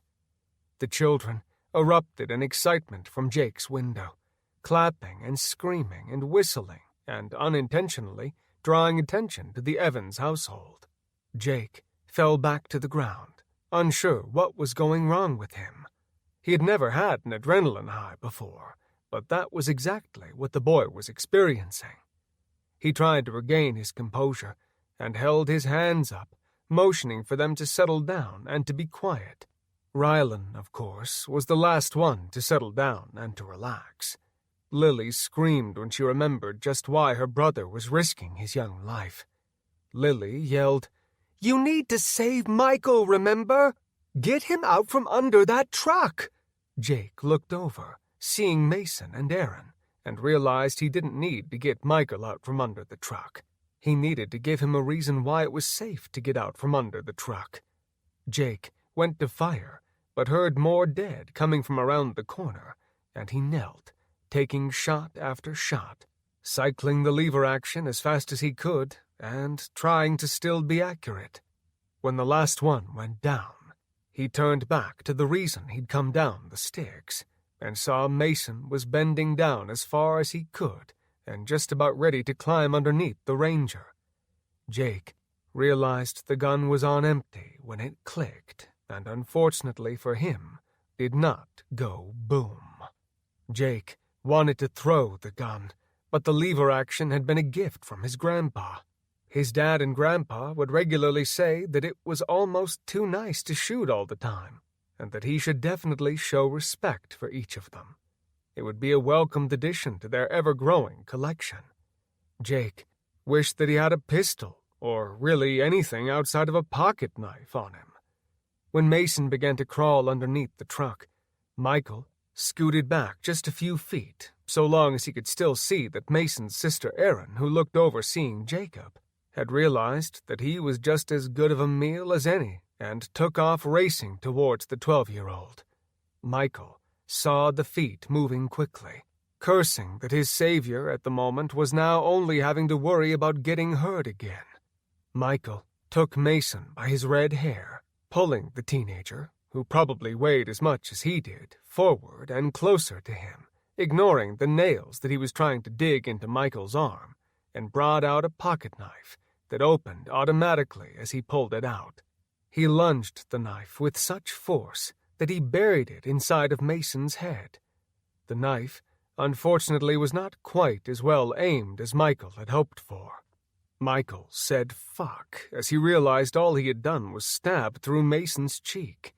Mason tried pulling at the knife, but it was razor sharp, and Michael, who knew the rule of not pulling a knife towards yourself, broke it instantly, pulling as hard as he could and slicing through both of Mason's cheeks and the lower part of his lips.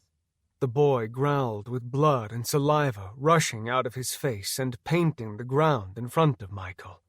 Michael, who was not a big fan of blood, wanted very little to do with it. He took one more swing at Mason, this time plunging the knife in just above the teen's ear, and did not stop going forward with it until he felt the hilt of the knife connect with the side of his head.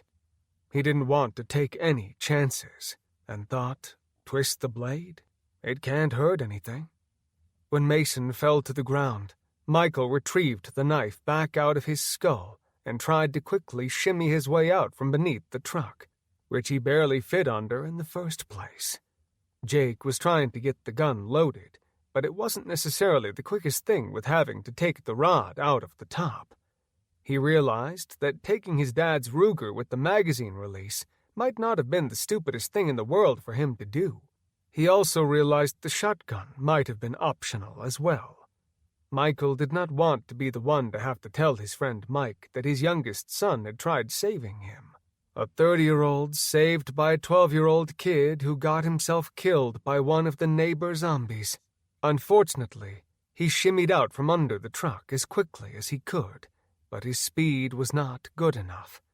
Michael had a front-row seat to keeping Jacob getting tackled by Aaron, the only one of the Wisecup's 2 children still alive, for lack of a better term, and was going to have to put her out of her misery. He had been okay with new Peter because they weren't close, but the idea of having to hurt a kid, let alone a second kid, did little for the good of his heart.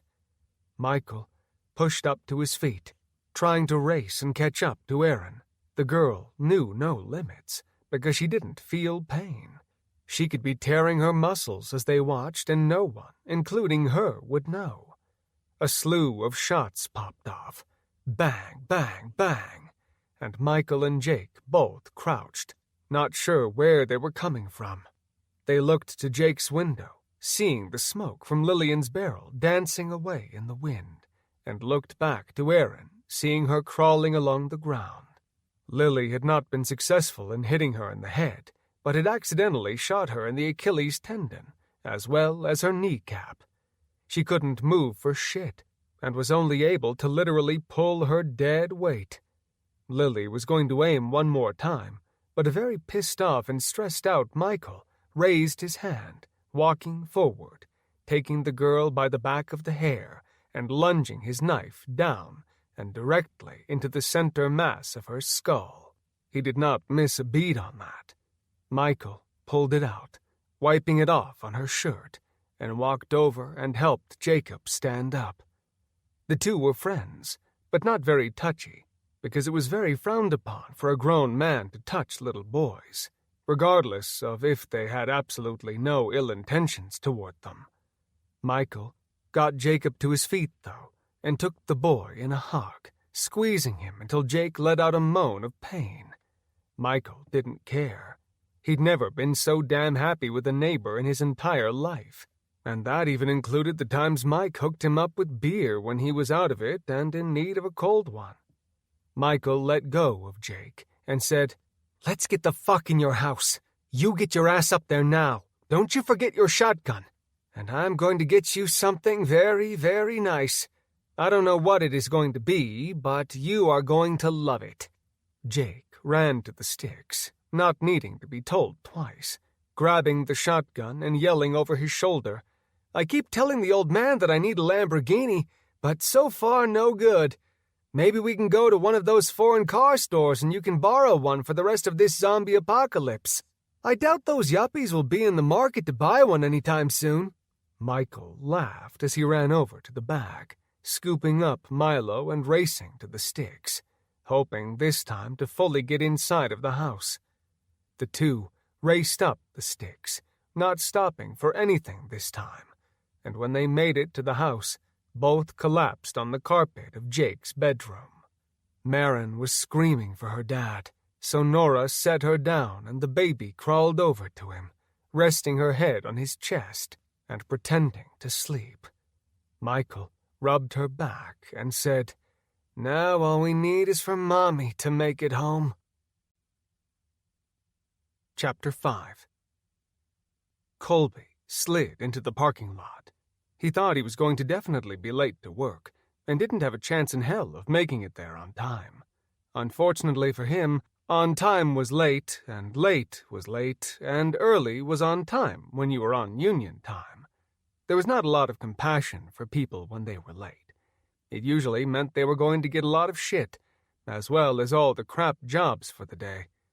This did little to make him want to rush like a son of a bitch to work. When he pulled into the gravel parking lot, rocks flew up from under his car, pinging, as he was going far too fast for the entrance. Colby grabbed nothing from his car, knowing it would still be there when he got done checking in for the morning.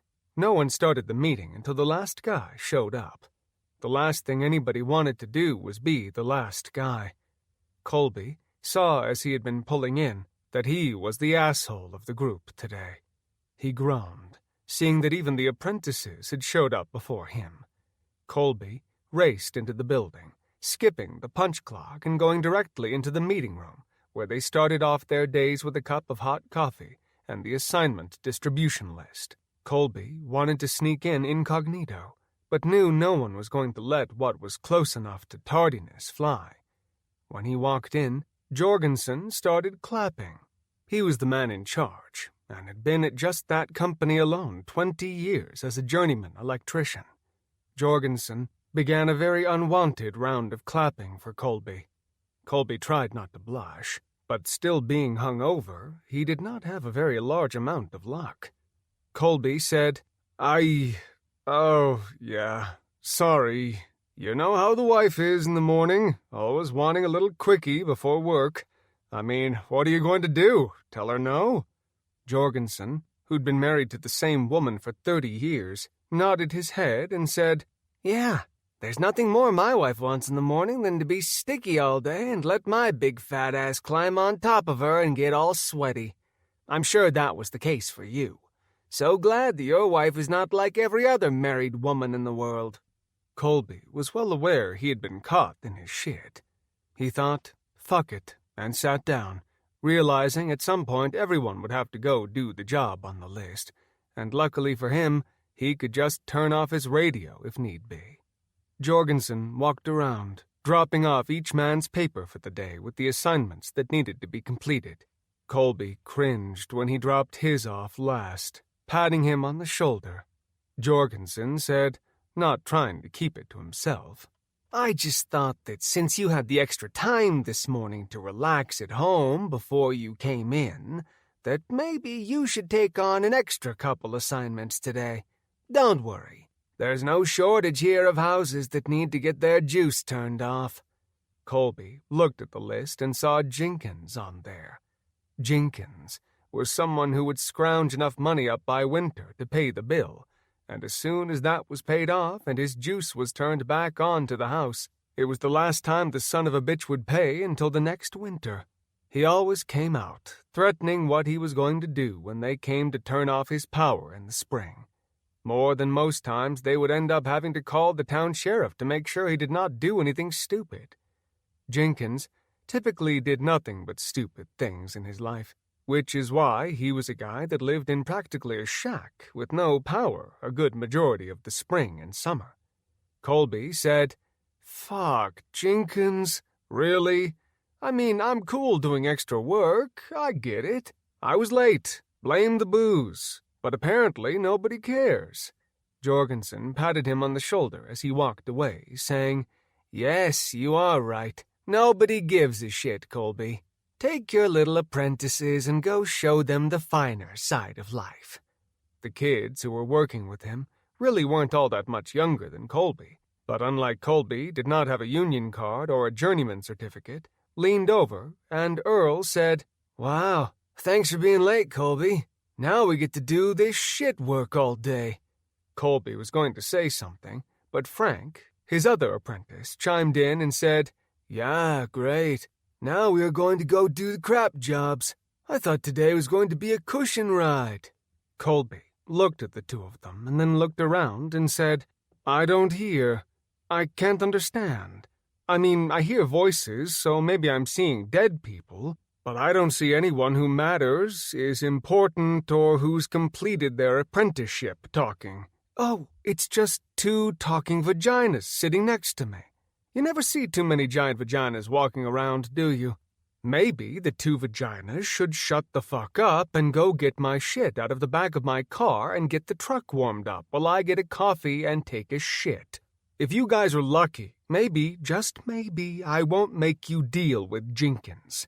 But I guess if he's going to come out and try and kill someone, it'd probably be best if it was you guys and not me. I can't imagine anyone in the world cares about your dumbasses." Frank and Earl just sat there, their mouths open. Jorgensen was trying not to laugh, and said, "Boys, it sounds like you probably better get your asses moving. It might be a good idea to take some tampons with you just in case Jenkins draws blood." The two men were going to say something when the blood comment kicked in, and they could not have deflated more. They walked slowly out the door, both dreaming of one day when they had enough time accrued to graduate and would only get a small amount of shit each day.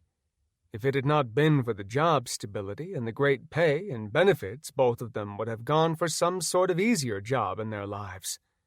They disappeared out the door, and Colby, as promised, gave them a few minutes while he got rid of some much-needed IPA beer leftovers.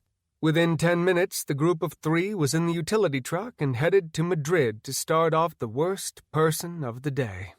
When they got to the truck, Colby had gotten in the passenger side. Frank asked, "Who do you want to drive?"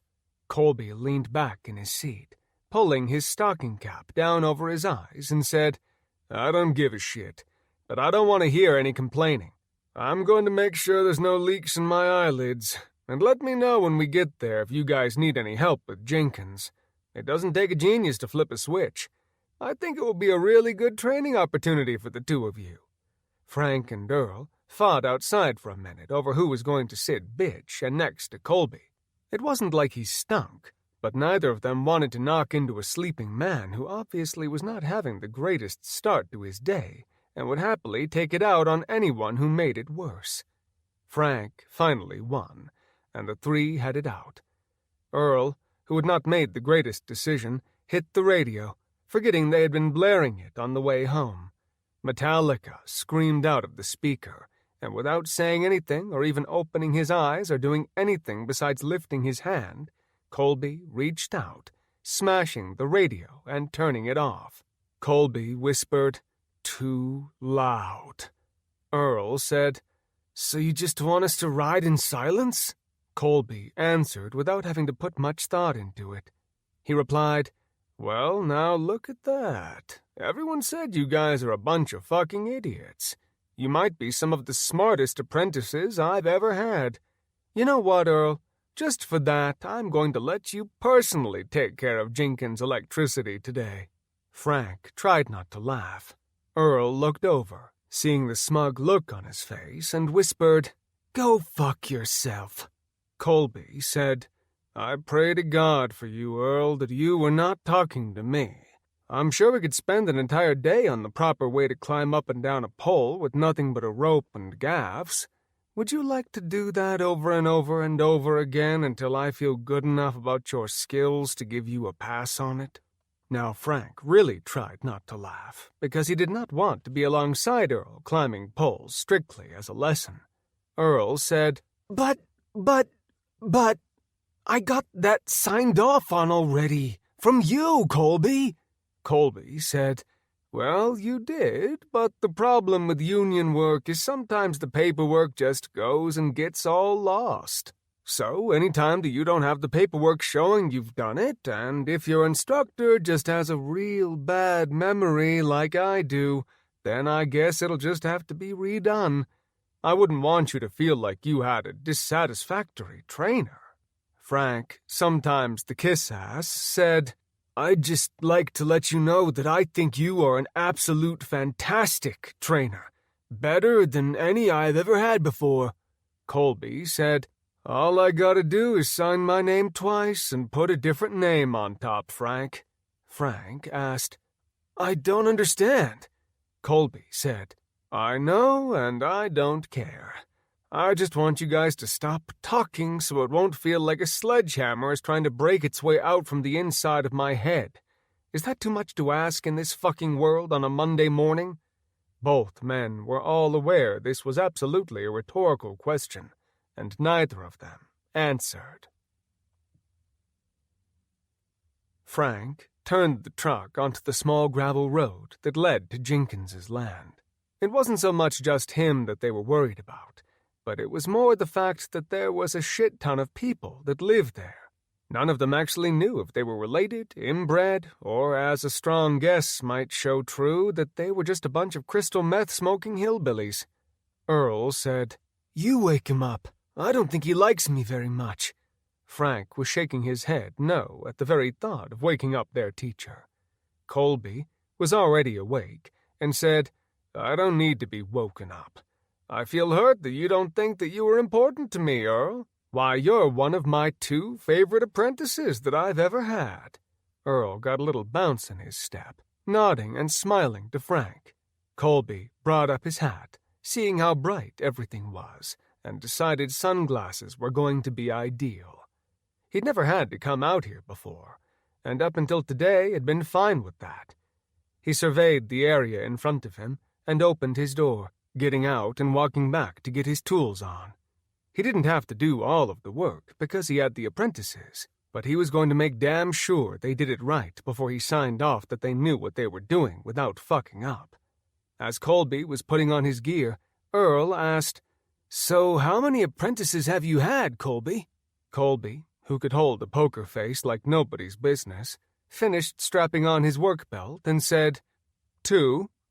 Frank was trying not to laugh, because he didn't want any of the special treatment. Frank had been in the military and was well aware that being unseen and unheard, but knowing the answers when you needed to, was one of the easiest ways in the world to be successful at life, as well as a way to live in peace and harmony. Colby and the men walked around to the back of the house. There didn't seem to be any noise coming from indoors at the moment. The men were hoping that they could get in and get out before anything transpired that they had to deal with, not wanting to have a confrontation with Jenkins. If they needed to call the sheriff, it was going to add an hour or two to their day. When they got to the rear of the house where the electric box to shut everything off was, the men's shoulders shrunk. Colby realized it was probably just going to be one of those days. He thought that possibly next time that they do adult bingo at the garage, he was going to go out on a limb and possibly, just possibly, get his beer off of the used motor oil section, which was a Busch Light Tallboy pounder. Around where the electric box should be was a few feet worth of lumber stacked on top of each other, nailed together very sloppily, but enough that it would make their job twice as long. Earl asked, "So does that mean we just come back?" Colby said, "No, that means that something which should be really easy is probably going to take at least an hour. Jenkins always thinks if we can't get to the box, then we can't cut off his power." Frank said, "So what do you guys do when he does this every year?" Colby said, "We go back to the truck and we get the right tools for the right job." Earl asked, "And if it isn't a dumb question, what good tool would you suggest that we use to get the wood off of this box?" Colby said, "Earl, that's a fine question. Albeit still stupid, a fine question. How do you get through wood?" "Earl, that's rhetorical. Do not answer. Go to the truck and get the saw, and we are going to cut the wood off, turn his electricity off, and leave. Best case scenario is they are too stoned or sleeping off whatever he had the night before that he won't hear us making a tremendous amount of noise out here early on a Monday." A moment later, Earl was back holding up the saw, as if he had done something miraculous. Colby said, "Oh, who's a good boy? Who's a good boy? You fetched that real good, Earl." Earl was going to say something, but realized that probably wasn't the smart play to make here. Earl held his hand out with the saw, and Colby took it. They knew he enjoyed cutting shit up, even when he was hungover. Colby didn't waste any time and started to run the saw down, not sure how it would be intertwined with the electric box. This was above and beyond for Jenkins, who usually didn't put much effort into anything in life, especially paying his bills. Everyone in town knew the man, and if he wasn't doing booze or drugs, he was up to some other type of being no good. Colby kept an eye on the window. The sawzall wasn't a quiet instrument of destruction, and this wood was dry and full of knots.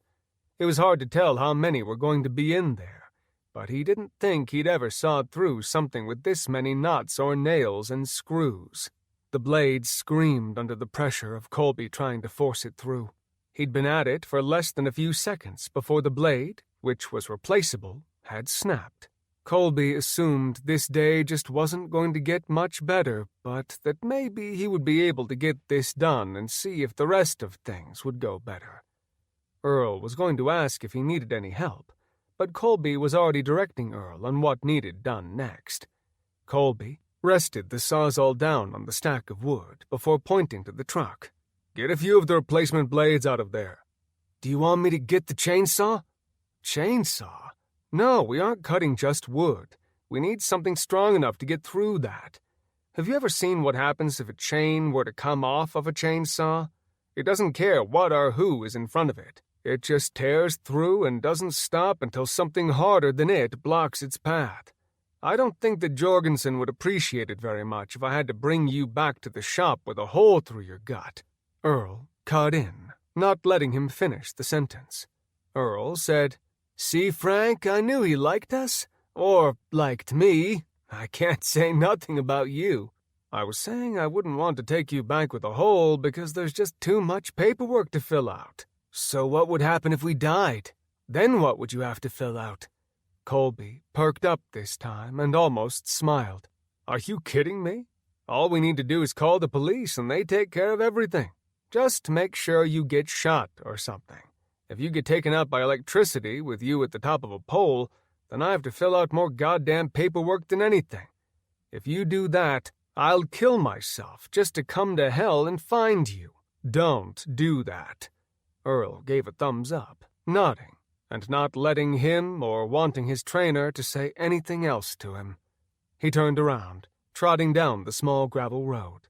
Colby was going to say something when the curtains, that might have been as old as the house, moved.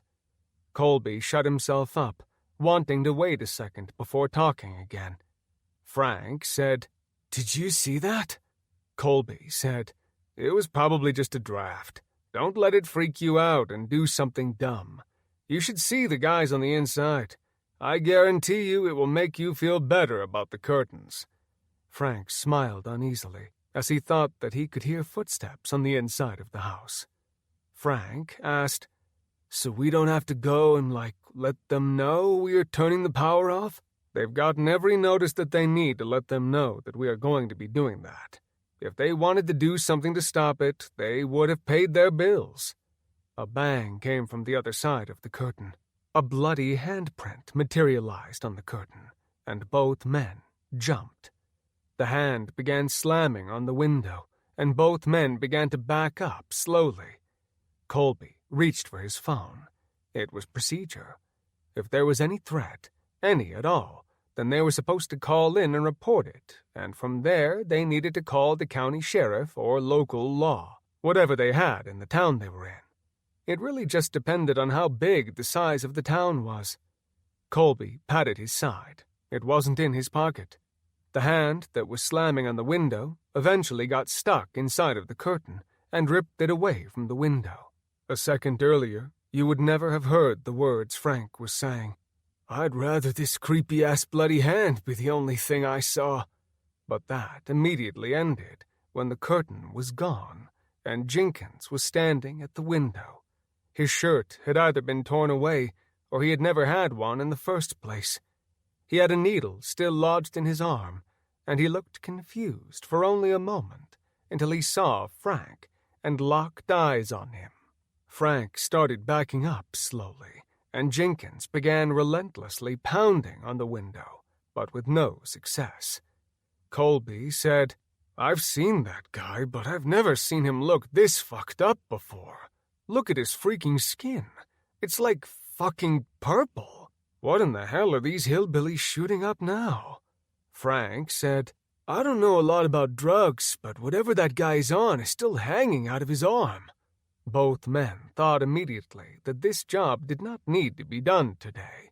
Colby said, "I'm not doing this job without the sheriff or a fucking SWAT team here. It isn't that good of a job to get bit or God knows what else would be done to us by Jenkins in there. I don't screw around with meth heads. They feel no pain. I just don't understand why in the hell he's purple. I wonder if he's not able to breathe or something." Jenkins pounded harder on the window, eventually using his head and fist at the same time. Both men gave him an awkward wave as they were backing up. Colby whispered, "Frank, do you have your phone?" Frank said, "No, I don't have my phone. It's in the truck. You yelled at me last week for having it out on a job." "That's because you weren't supposed to be on the phone checking Facebook. But if there's an emergency, you are supposed to have your phone. It's as simple as leaving the keys in the truck. Easy rules that don't require a lot of thinking." Frank could feel the heavy set of keys that he had, which also went to the lock boxes on the truck, which held the heavy-duty equipment, in his pocket, and that he had missed a few of the obvious steps. He looked over to Earl, who was quickly growing frustrated about the truck not being unlocked. When Jenkins was unable to smash through the window to both men's surprise, he slowly started to back up, looking around his own home. Colby said, "I think we should probably get the fuck out of here. I don't understand what's going on, And frankly, there's plenty of other jobs to do today that probably won't lead to someone trying to do whatever it is he thinks he needs to do to us." Frank eagerly agreed. "Yeah, I'm totally on board. That's a great idea. Getting the fuck out of here won't break my heart." Just as the men turned around, the window exploded, and a bloody mess of a man came tumbling out of it, followed by 4 more purple, cracked-out-looking hillbillies. Both men had different ideas of what they thought these freaks were going to want to do. Colby immediately thought of the movie that had Burt Reynolds in it, Deliverance, and squealing like a pig while someone did something that Colby would never hope happened to him, not counting when he turned 40 and needed to get his prostate checked out by the doctor. Frank was thinking that these guys just wanted to rob them, and the 2 men looked at each other and then back to Earl, motioning for him, who was just standing there watching this horror movie unfold, screaming at him to come pick them up. The driveway was quite long, and both men had at least 30 pounds of gear on. Compared to the 5 meth addicts that were not much better than naked, most of them just wearing cut-off jeans or, in a few of the women's cases, long flannel shirts with seemingly nothing on underneath but possibly a pair of dirty cotton panties. It took them a moment to take all of this in, realizing that they were not just purple, but they also had different amounts of blood all over them. Colby mouthed to Frank, "What the fuck is going on?" Frank shrugged, and Colby looked back, keeping his hands nice and steady and motioning for Earl to get the truck and get over to him. Earl gave a thumbs up, climbing in quickly, and when he looked up to Colby, Colby already knew the answer that the keys were not in the truck. Colby looked over to Frank, who had been watching all of this unfold with Earl getting in and not getting the truck going. Frank whispered, "Sorry, but you usually drive. I'm not used to leaving the keys in the truck when I drive my own car." Colby asked, "Does it feel good to suck at life, Frank? I mean it. How does it feel to fucking fail at everything, asshole? We're going to have to try and outrun them or something." Frank asked because he did not want to get in any further trouble. "What happens if they attack us?" Colby answered by slowly and as non-threateningly as possible pulling out a 2-foot-long crescent wrench that he kept on his belt. The nuts that he had to loosen up on the poles were unlike car parts, where they could have every different size under the moon. These were all universal, trying to make it easier for linemen to not have to carry 100 different tools to do one job. He pulled it out, liking the fact that there was some weight behind it, and that this one, much like all of their tools, had been made in America and was hopefully more than likely going to last. Colby said without any emotion, "If they come after us, you use the wrench, or whatever the fuck you please, but you hit them with everything that you have. No one is going to blame us, and no one is going to miss these, whatever these are." Frank did as directed and slid out a hammer very slowly, trying to match Colby's speed, not wanting to give them any additional reasons to race forward. The 5 that had leapt out of the window slowly looked around as they got up to their feet.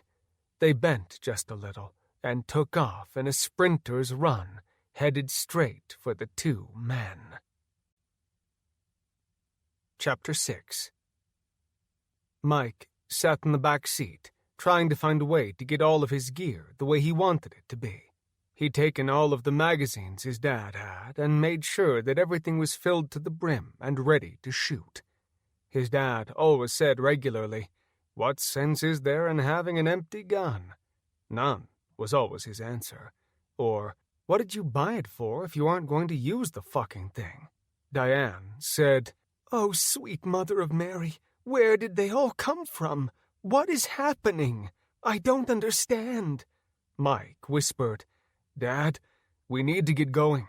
I don't care what kind of truck you got. If there's that many of those things, then there is surely something in the way of numbers that is going to keep the dead from being able to get your truck stuck. Neither of us look like we are in much of a running condition."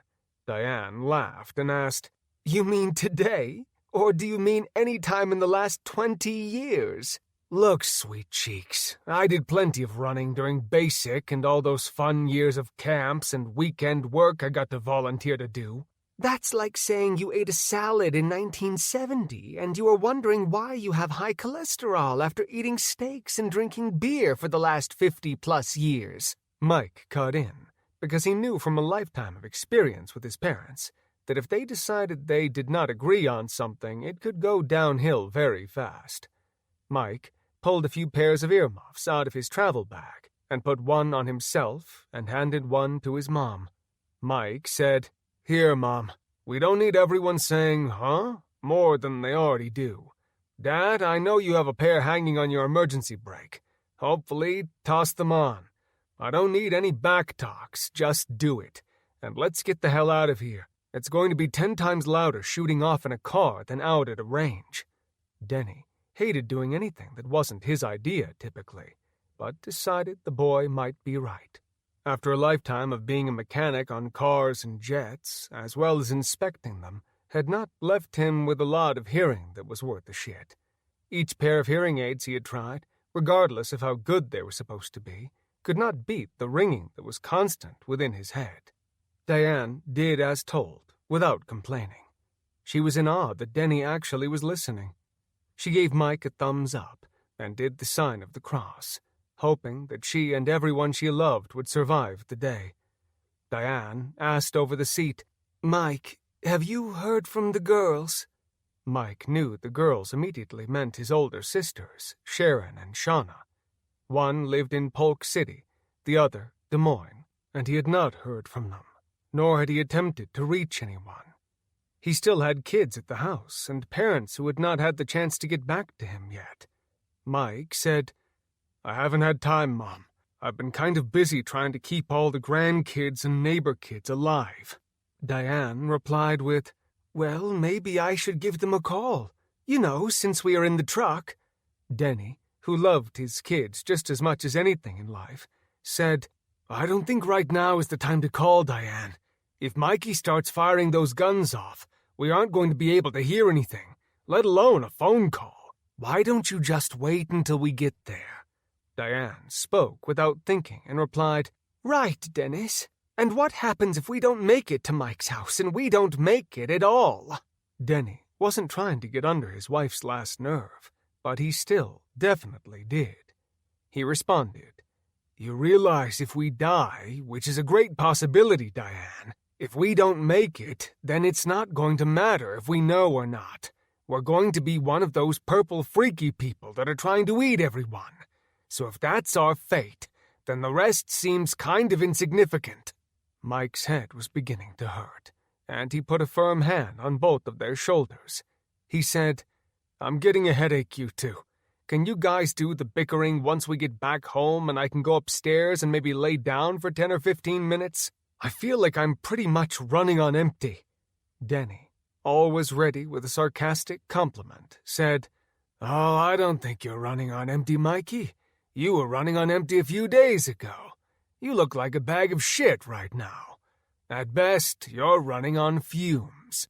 "Thanks, Dad. As always, you speak with such an eloquent tongue.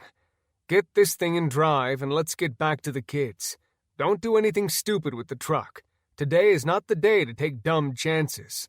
Denny replied, "Then you should have kept your ass at home with your kids who still have a whole life ahead of them to live, instead of coming after your old-ass parents trying to rescue us. Those kids need you. Grandkids will miss the grandparents, but they need to have their mom and dad around. It's just the way it is." "Well, fortunately for you, I wasn't ready to give up your old ass. So I guess that you are going to have to be around for just a little bit longer now, aren't you? So come on, let's get going." Denny put it in drive and punched the gas. He probably could have dodged the first 2 zombies that were standing in his driveway by veering to the right, but unfortunately for the zombies, his dad did not seem like he was in a good mood. From the state of his back, his house, and his truck, he probably felt like a little vengeance coming his way wouldn't break his heart. He did not turn, nor did he slow down, or let off the gas. Denny ran directly over 2 of the dead, knocking them backwards into the ground, and driving up and over their torsos as he sped into the neighbor's driveway. Denny said, "Oh, yeah, that's how we get her done." This short feeling of optimism quickly dissipated as they turned off of their dead-end road and onto the street which housed the multiple apartment complexes, as well as heavy interstate traffic, just literally in their backyard. The living seemed like they were the minority at the moment.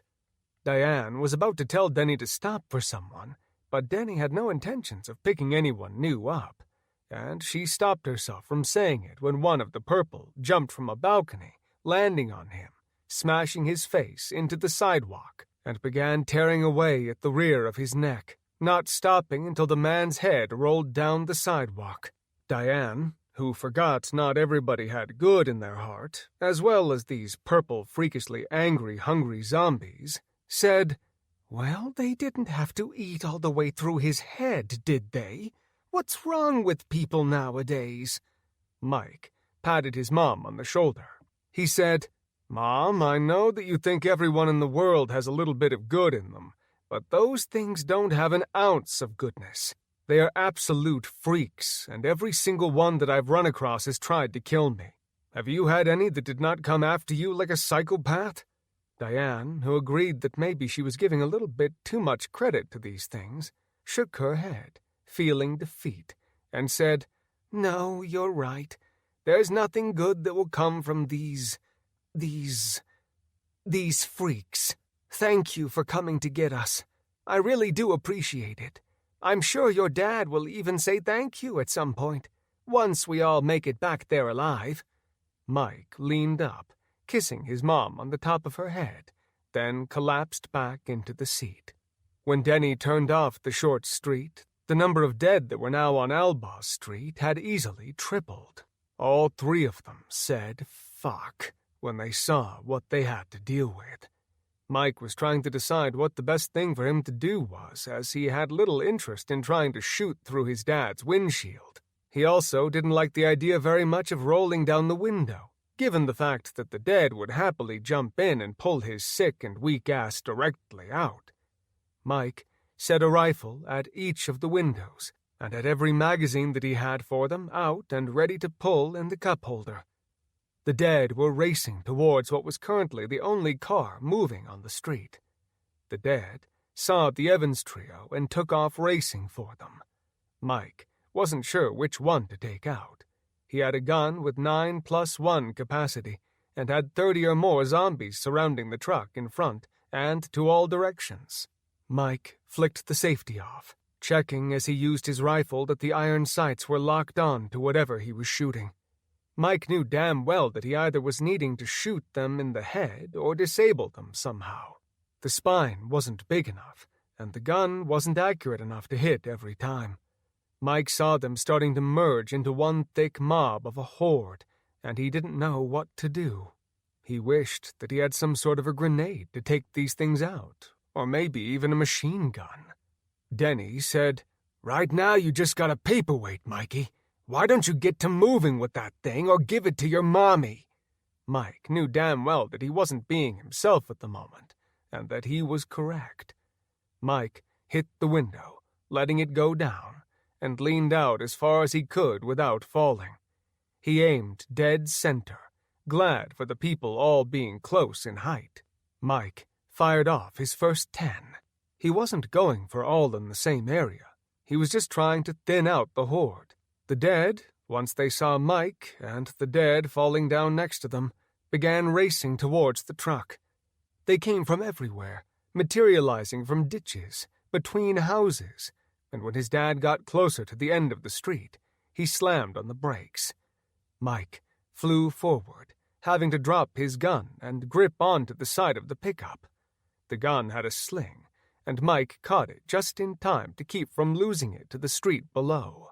Mike couldn't help himself and slapped the window hard with his right hand once he got his balance.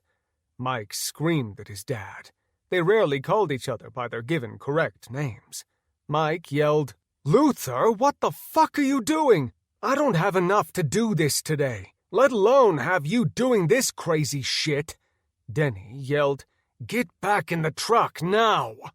Mike was going to say something, but if his dad said that he knew, it meant something. Mike looked around and saw a school bus flipped over. There were kids racing out of every window the bus had. Every single one of them were soaked in blood and looked insane. Mike figured these kids looked about Jake's age. Mike watched the fire growing from the broken gas line on the bus, and the fire that seemed to chase after the dead, as if the fire knew the dead were bad. Mike had a flashback to the second book he'd written, The Orphans, and the original cover in front of a school with a bus flipped on its side and dead students jumping everywhere and eating everything. He realized these students probably left or got picked up earlier than Jake and Lily, hence why they were on the bus already. Denny fully brought Mike back to the present when he floored the truck in reverse. Those that were in his path got smashed by the rear of his truck. Denny said, "You don't have enough bullets or chances to fire on them. Those damn kids look insane." "They aren't insane. They aren't thinking. They are fucking hungry, bloodthirsty animals, and that's about it. I don't know if they really even get mad, or if it is just the only expression which they can make." Diane said, "Oh my God, all those kids. How in God's name could he let something like this happen?" Mike wasn't necessarily the biggest religious person, or, as he put it, he knew that he was Catholic by baptism, but was a horrible Catholic. Mike almost always joked that he hoped his good deeds outweighed the sins he committed in his books. Mike answered with only the truth. If this is happening, then it must be the devil's work, because God would never let anything like this happen. Denny was trying to keep the wheel and the truck steady. Diane said, "Where the hell are you going, Evans?" "In reverse, Toots. Where the hell do you think we're going?" "All right, smartass. I didn't ask what direction we were going. I asked where we are going. Mike's house is north, and we are going the opposite way. And on top of that, we aren't even driving forward. There's literally nothing we are doing correct right now." "Dad, we can't go back to your place. Where are we going?" Mike should have known what his answer was going to be. Denny responded, "Taking a shortcut, Mikey. You two hold on tight. We aren't going to be going backwards for too much longer." Mike sat down in his seat, holding on tight to the oh shit handle. His dad hit the brakes hard and spun the wheel. Diane screamed at the top of her lungs. It was a mixture of curse words which they'd never heard her say, and hoped that they'd never hear her say again. Denny was shifting at the same time as the braking. Mike held on as hard as he could, but eventually let go. Mike lost his grip and flew to the floor of the truck, hitting his head on the other door with quite a loud thump. Denny floored the truck, and the V8 reacted, rolling Mike into the back of the seat and under the foldable bench. He stayed there for a second, checking the top of his head and feeling a warm, wet liquid rolling down his head that he was pretty sure he knew was blood. Mike touched it because confirmation meant everything, and his hand was soaked when he pulled it back. "Fucking great. That's exactly what I needed to have happen today." Diane looked over the seat, seeing Mike's head, and wasted no time slapping her husband on the arm. "Damn it, Evans, slow down! Would you look at that? You broke our damn son! He already looks like hell warmed over. Could you slow it down just a little bit?"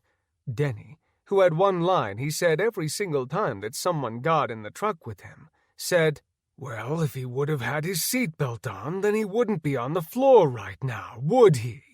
Mike was probably the strongest-willed of his siblings, and didn't put up with a lot of crap, regardless of who it was. So he responded without missing a beat and said, "Amazing that I didn't have my seatbelt on when I was listening to my dad and hanging out the side of his truck window with a fucking rifle. I'll have to have you show me how that is physically possible, Luther, once we get somewhere where we aren't the minority and there aren't hundreds of dead around trying to eat us." Denny was trying to think of a rebuttal, but he knew that he had none. Mike had made an extremely valid point to the matter. The only thing he thought was worth saying. "There's a couple of towels underneath that bench, Mikey. Why don't you get one on that head? Head wounds always bleed like a stuck pig, but are never really as bad as they look." Mike reached under the seat, trying to find one, and finally looked up to see that his dad was driving straight towards the giant mounted dirt hill that he had had to take the motorcycle down somewhat successfully. Mike asked, "So what's the plan here, Dad? Are you going to go across the golf course to get back home?" Denny said, "I think it's really about the only option that we have available, isn't it? He has all the gates closed to his little fortress, and outside of going across the golf course, I don't think that we have a lot of options. Our road is full of shit, and his little side road that leads to our house is also full. So, I say it's either this way or we could try and get on the interstate if we wanted to drive back behind the apartments. But I'm pretty sure that that would be a death wish. I think the goal to continue forward with today is for everyone to stay alive. What do you think?" Diane answered, saying, "I think all these options suck, but going alongside the golf course is probably going to be the best option we have." Denny held the gas down, hoping the truck weighed enough to keep upright as they hit the dirt hill. Mike fumbled with it, but finally got the seatbelt and got it clicked tight. If this thing was going over, the last thing he wanted to do was be a bloody tic-tac bouncing around on the inside with a large amount of sharp metal guns hitting him with each wall of the interior that he bounced off of. He knew if it went over that they were about as screwed as one could be. He did not want to think about Alba sitting up in his window shooting at whoever was trying to go across his property like a lunatic. Diane closed her eyes just before they hit the hill. Denny was not a wild driver in any way nowadays, but she knew damn well that when he wanted to, as they used to say in the 60s, put the pedal to the metal, he sure as hell would do that and not hold back. When they first started dating, he had had a plethora of amazing, beautiful cars that he worked hard, and unlike Mike, made sure were always spotless and in tip-top shape, running amazingly. He definitely had a heavy foot back then, but he always knew where the police were and never seemed to get caught. He'd never gotten a speeding ticket in the 50-plus years that they'd been married. If this day was to end now, it would not break Diane's heart so long as it ended with everyone she loved still alive. Denny gripped until he white-knuckled the steering wheel, trying to hold it straight, and took the truck up, bouncing like a son of a bitch. A man much like Mike, who did not ever cry, actually got a tear in his eye as his back was beaten all to hell by the bumps. Mike could see his dad grimacing through the mirror, and it broke his heart that the old man was going through any type of pain. He was hoping that they would be able to do something for him once they got back to the house, even if it was just tossing him in Lily's bed to lie down for a little bit and feed him some muscle relaxers until everyone got home, and they could make their plan of attack after that. Mike looked behind them, seeing that they had definitely caught the attention of the school children. There were at least 20 kids racing after the three of them, none of them looking anything but deranged. Mike did not want to think what it would feel like to have that many little mouths biting him and tearing the flesh from his body. Denny did not let off the gas until he had made it to the top of the hill. Mike wasn't sure why in the hell he had driven all the way up to the top, but when his dad took it to the right instead of the left, he thought for sure they were fucked, and their truck was going to go over. Denny kept it just enough to the right so that when he turned the wheel counterclockwise, they'd be on a straight path, not off-center, going down the hill and on to the golf course. The truck made a horrible noise as the front end almost bottomed out, keeping them from continuing forward when they got to the bottom of the hill, and the ground and the truck met each other. Denny yelled, "Hey, come on, baby. Come on, we can do it. Don't bottom out, you motherfucker." Diane opened her eyes at this, and when the truck kept moving, felt a small sigh of relief. It was not one large enough, though, to really make her feel any better, as the million things in the back of her mind were still racing through her head, and had not in any way dissipated or subsided. Mike did the sign of the cross, never against throwing up a thank you to God any time he felt like he had done him a solid. Denny drove hard and straight across the golf course. There were no shots fired. It did not take long in the large truck, going full speed on the sidewalk, for them to race past a growing number of the dead. They looked alongside the fence that led to the interstate, and the dead were definitely making their way into town, more so than just a short time ago when Mike had been on the motorcycle. "I think that we need to get out of town. How close was Emily, Mike, to getting home?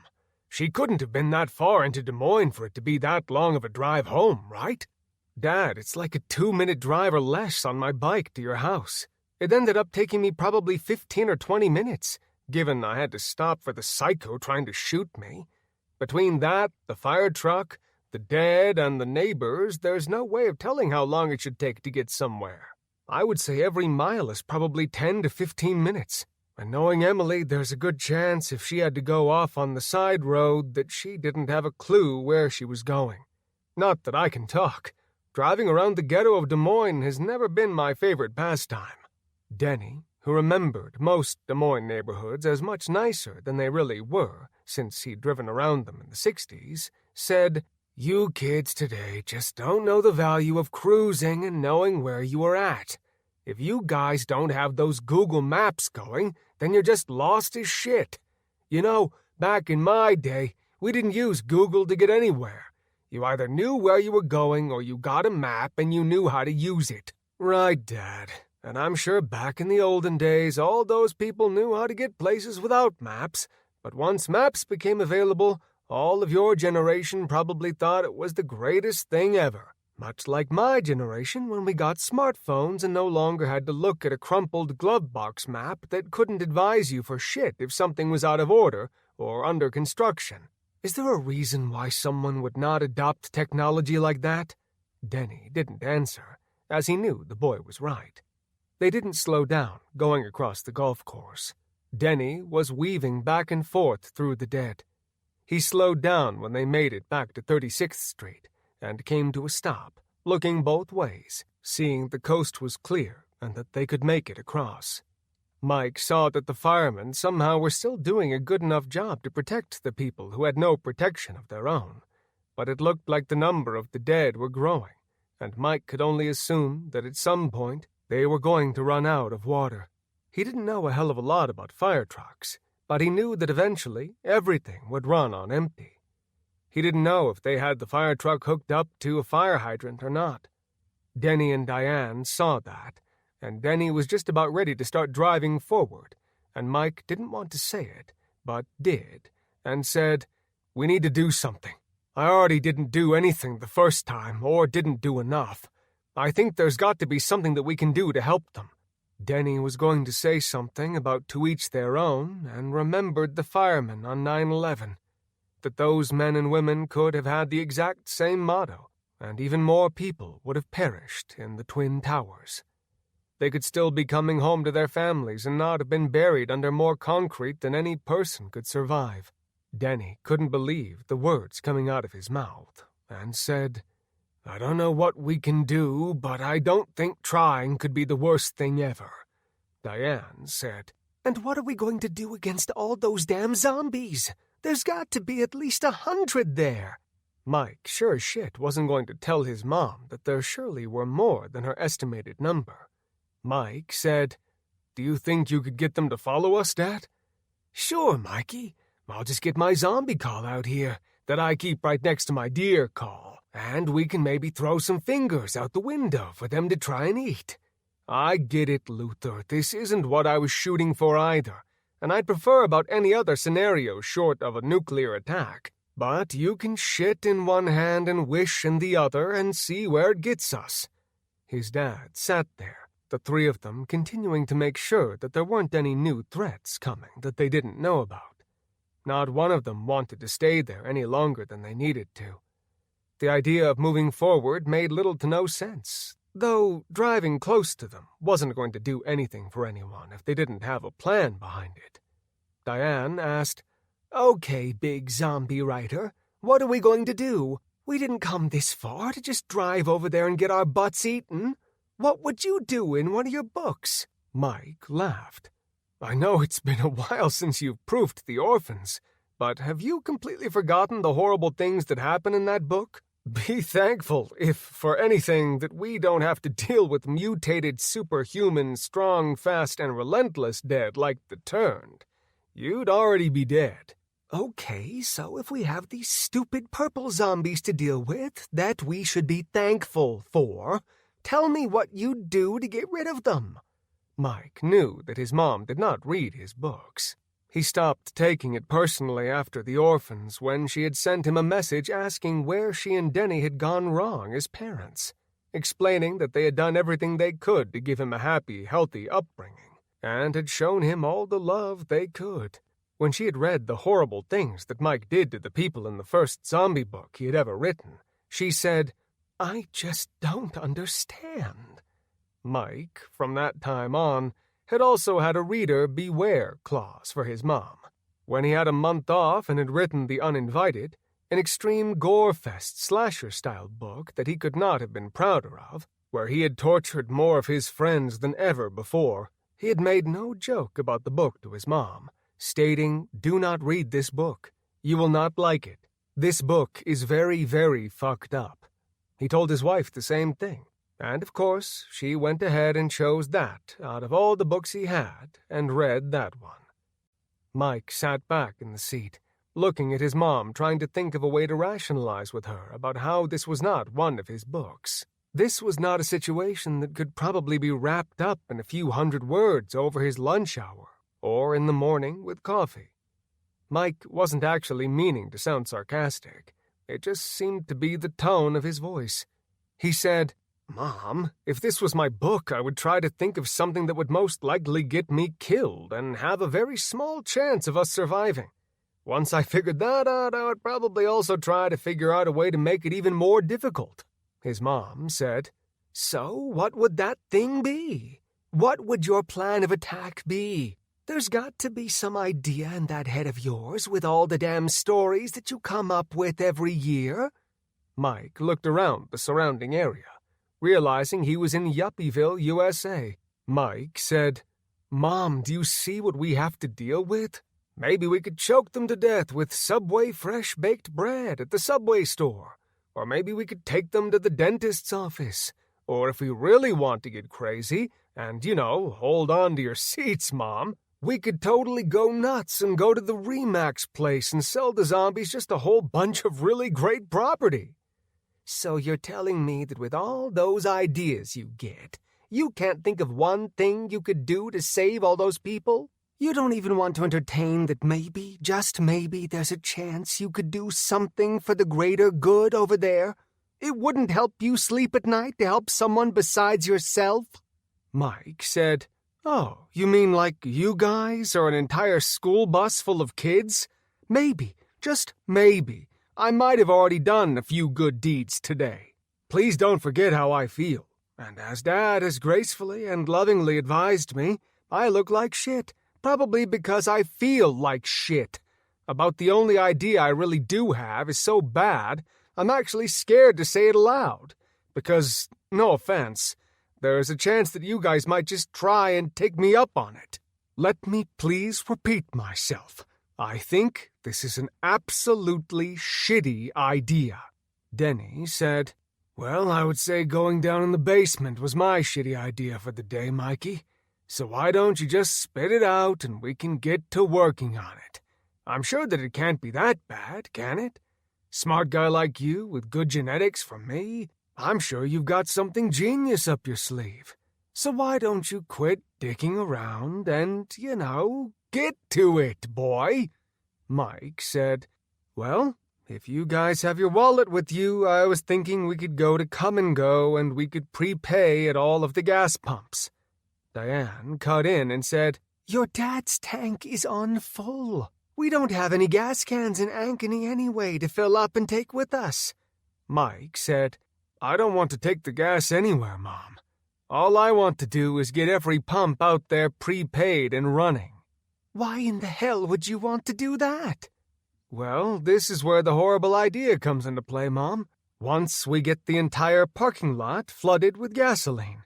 This is when I want to start the entire area on fire, and then we can drive away as the zombies come and get burnt to a crisp. Given that the pumps are only on the south side of the lot, we might actually have a chance at living. Denny said, "Well, I guess you are your mother's child as well. I guarantee those genetics that came up with that idea were not any of the Evanses that you were lucky enough to receive. That idea is definitely from your mother's side." Diane slapped him on the shoulder and yelled, "There isn't anything wrong with my genes, Evans. Why don't you be quiet? Mike thought that idea has legs, but how are we going to get those zombies to come over there?" Mike said, "I honestly don't know.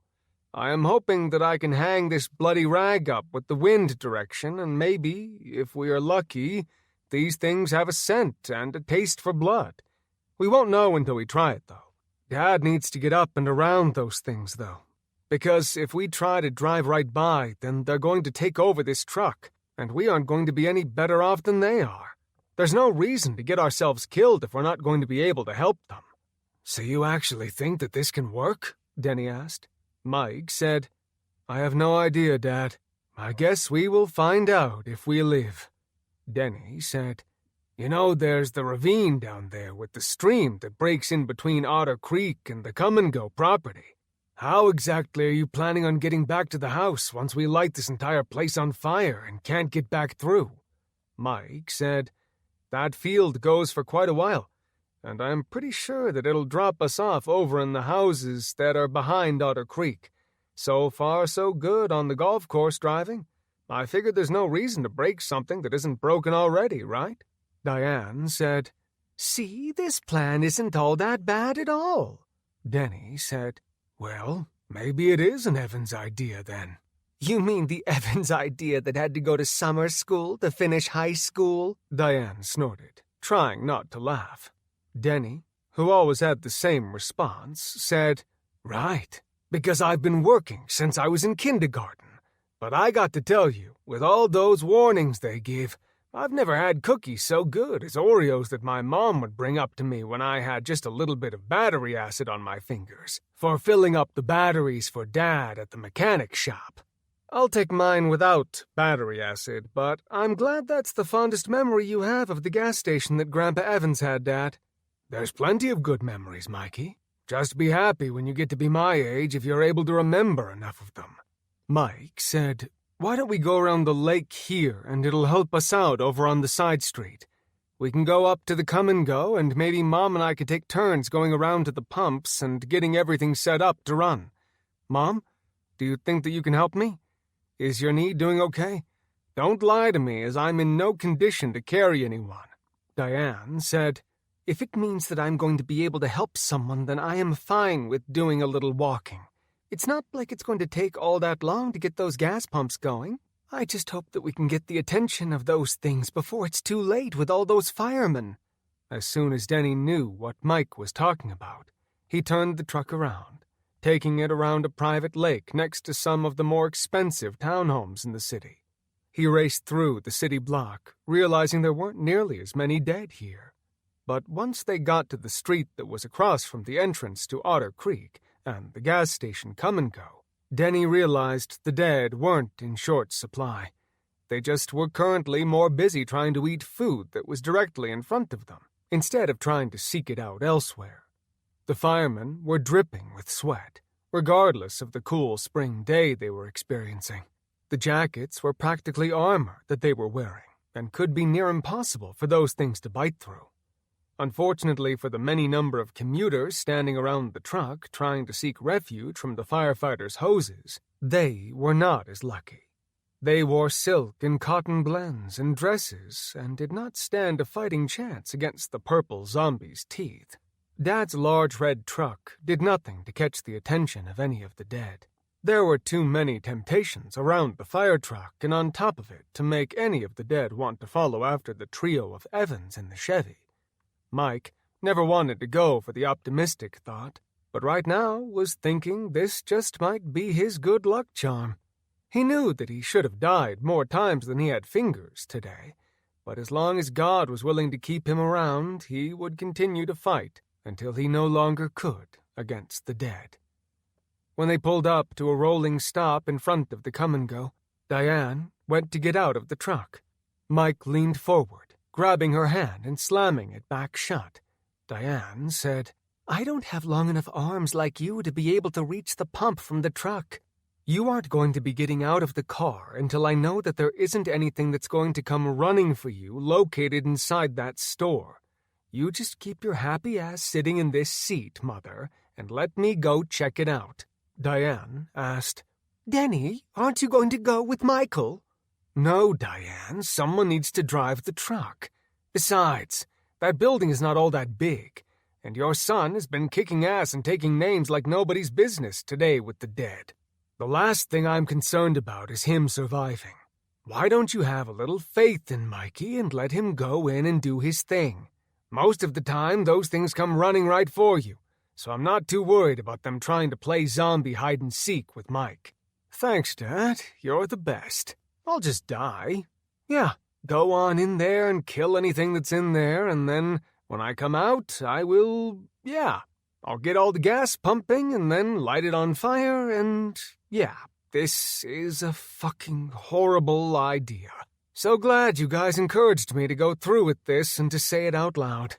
Nothing says I love you like trying to blow up a whole shit ton of zombies."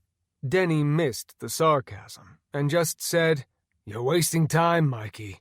Get your scrawny ass moving."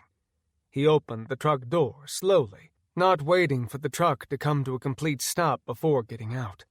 He walked slowly, checking that his legs were there, or that they were working. Denny waited a second before urging him to get moving. When Mike was sure that he was able to do what he needed, he shut the door as quietly as he could. Mike looked over his shoulder and said, "Why don't you get Dad a rifle from the back of the cab? Dad needs to be able to help if people start rushing out of here." Denny pointed to the corner of the parking lot. "You go clear that place, and I'm going to park at the corner, and if anything tries to come up that hill before we are ready to light it up, then I'll take care of them. I know you feel like shit, but I need you to get moving, buddy." Mike walked forward, looking in the store. The gas station had a long line of windows, keeping anyone who had bad intentions towards the clerks working from feeling cocky enough to try and rob them.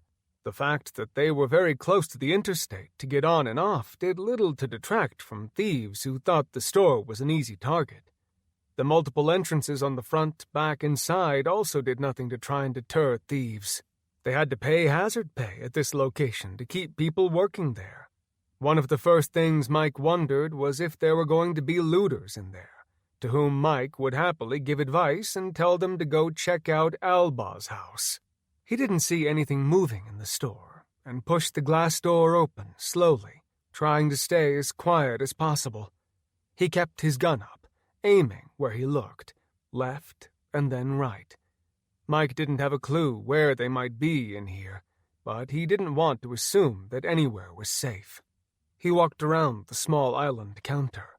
When Mike walked by the medicines, he saw that there were some more diarrhea meds and wanted all of them. Mike was filling his pants pockets with them when he heard the click of a pistol hammer. Mike turned around slowly to see someone fumbling with a pistol. Mike realized that he had his safety on and that he didn't seem to know what was going on with it.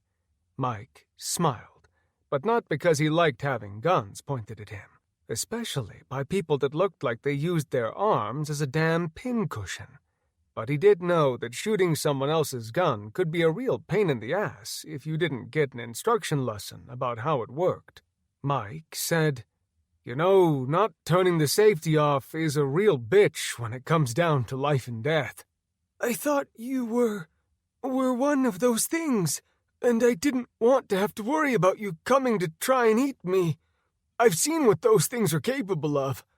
"Right.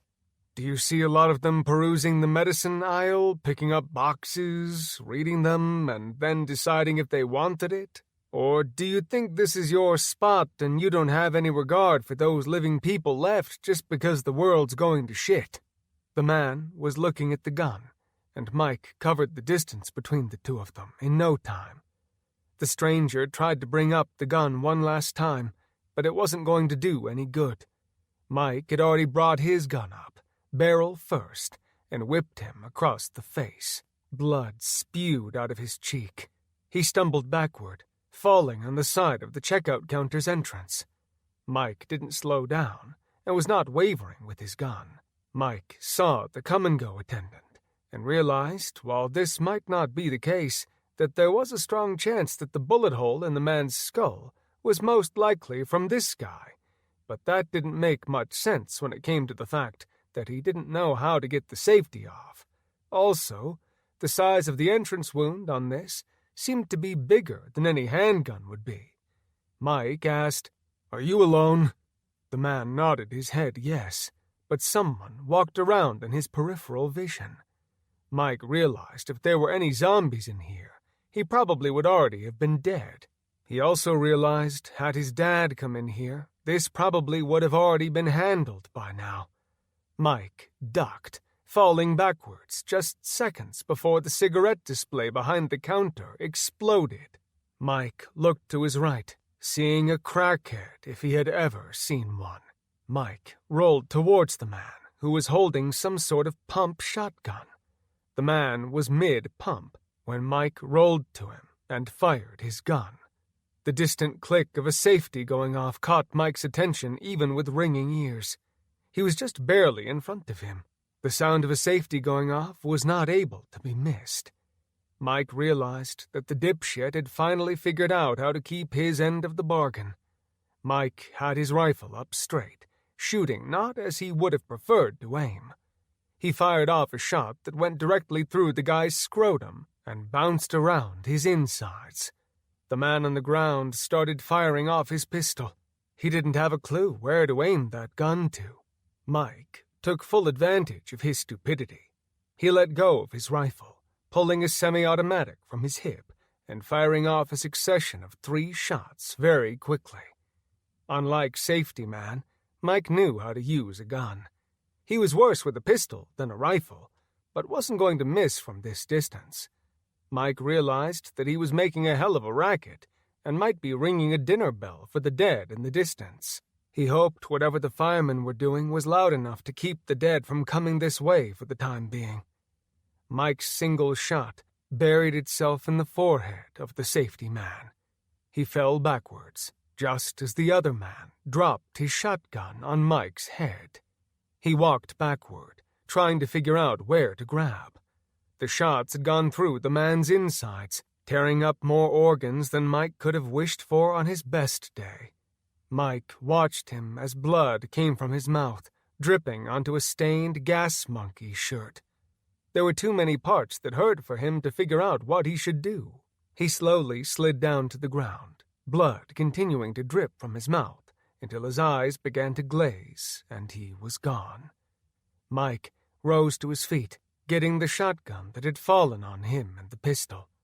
Mike realized no one else was in here, and if they were, then they were trapped or hiding, trying to cut their losses.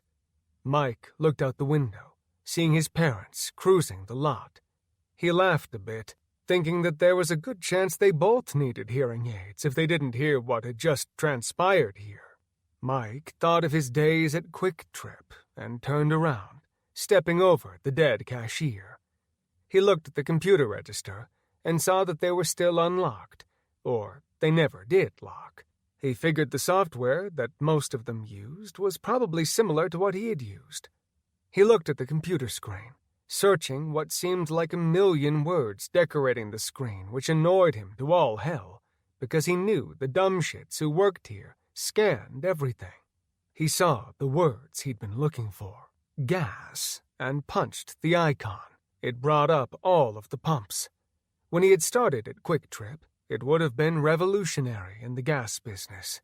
Paying with credit cards back then had been new, and trusting people to pay after pumping had been short-lived.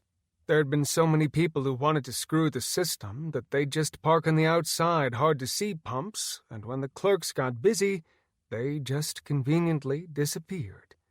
That had not lasted very long before the gas stations adopted what Quick Trip was doing, and after a slew of stations were losing too much money, they all seemed to adopt the pay at the pump or come inside to prepay. It nipped people having the opportunity to steal gas in the butt.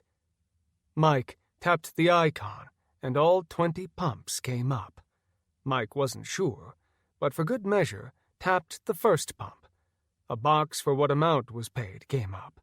Mike smiled, thinking that this would be a hell of a lot faster than doing the credit card 20 separate times. He raced through, putting $200 on each pump, figuring since it took a few minutes to put 11 gallons in his small car, that it would take at least 10 or 15 minutes before they would turn off. By that time, the lot would be full of gas. When Mike was done, he looked around the store, thinking of the kids at the house. He grabbed 2 grocery bags and ran over to the treat aisle and filled it with Sour Patch-type candies, gummy bears, and because he loved his son, knew that he'd be excited about some jerky and salted sunflower seeds. He took all that they had and raced out the front door. His dad was swinging back by with the window open, coming to a stop for him. Mike surprised them by not getting in the truck. He tossed the 2 bags into his dad's window, making his dad bring up both fists, his natural reaction any time that he got too excited or thrown off guard. Mike made sure the safety was on and handed him the shotgun he'd accrued. Denny said, "What are you doing? And where do you get the shotgun? You deaf, Dad? There were 2 crackheads in there. One of them didn't know how to shoot, the other didn't know how to flick his safety off or to aim. Mom, I love you, but Jesus, you need a hearing aid too. Get in.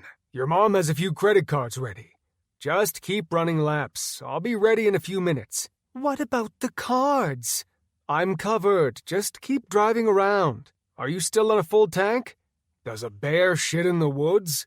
It'd make sense, wouldn't it?" Mike left them unsure what was going on, but they knew enough that if Mike said something, then he wasn't screwing around.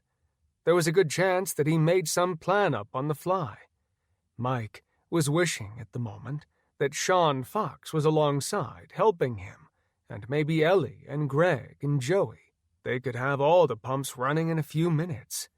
That idea quickly was put to rest, knowing the fictional characters wouldn't be here, as well that if they were, Mike would probably die. He's the old guy who doesn't stand in the core group, and anyone with Sean was a filler role, and he didn't want to be him. Mike got to the first pumps and selected the gas type and pointed the hose's nozzle so that he didn't have to run through it. The pumps poured gas like never before. Mike made it through the first half of the pumps before he started getting dizzy. His steam was on empty, and he knew that if he could just get finished there would be a comfortable seat waiting for him in his dad's truck. It was one long fuse, he hoped in the back of his mind. His dad was rolling small circles around the pumps, seeing that they were pumping like a son of a bitch. Mike was quite happy when he got to the end. He dropped the last pump and then stood there for just a second, hoping that he'd be able to now do something to get the dead to follow him. Mike looked around. The firefighters were still going to town with the hoses. Mike waved at them, trying to catch their attention. He watched for a moment longer, and after a second they seemed to see that he was signaling them to come that way. They didn't know why the stranger wanted them, but they decided any shitty plan was better than theirs. They knew at some point their stamina was going to falter and they were going to lose and become a meal. If they didn't, then they were guaranteed to feel more pain than they would ever know. Mike walked over, grabbing a second pump, and began spraying both of them into the grass in front of them. Denny yelled from the truck, "How the hell are you planning on taking care of those things?" "I'm going to wait for the fire truck to hopefully be up here first, and then I'm going to have you toss that smoke that you absolutely should not be smoking around 8,000 gallons of gas out into the grass, and then drive just as fast as you can, and we are going to go to the back of the property and head straight north on the grass. We don't stop until we are across from the house and can just head east back to my place. You got your garage door working, Mikey.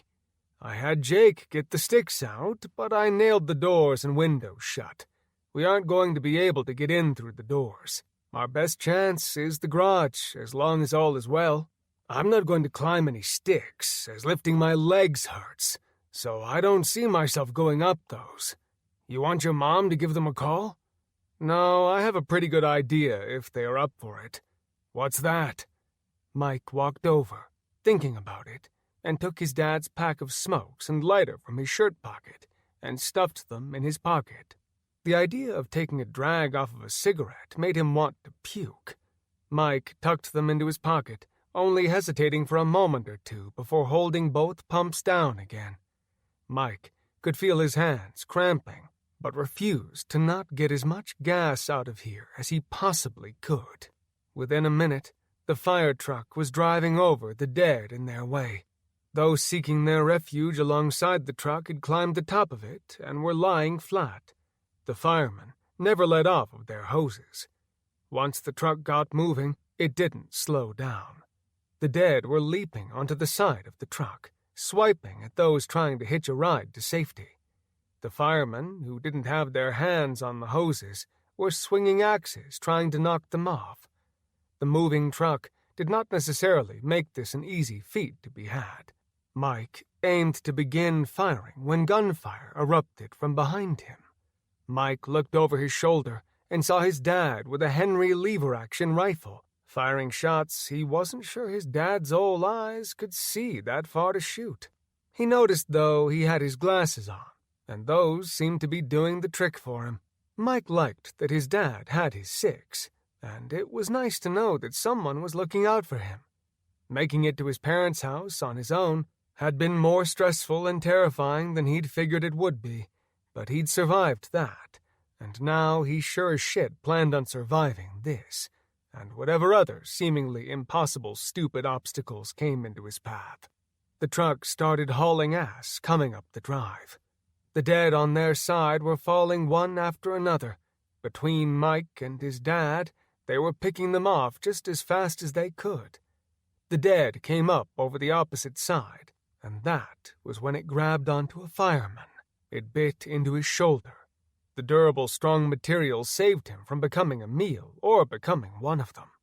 He tried fighting it off, but was still holding tight to the hose. The good of himself over the many was not what he believed in. Mike waited until he could see the bloody teeth through his scope and squeezed the trigger just as slowly as he could while not losing sight of his target. The bullet raced across the distance, going through the top of the fireman's coat, missing skin, but Mike knew he was too close to skin because the man gripped his shoulder, as the heat of a passing bullet was not something to be ignored. The zombie's head snapped backward, and a red mist painted the air behind it, looking like a can of red spray paint had exploded. The truck hit a bump, and it stumbled backwards, falling off the back of the fire truck and landing on its head. Mike couldn't handle the smell any longer, and looked to see his parents motioning for him to come after and to them. It wouldn't work, whatever they were thinking, because he needed to light the gas at the last moment possible. He didn't know if fire would kill them, but if it did anything to hurt them, it wouldn't make him sad. The more that they took care of, the better.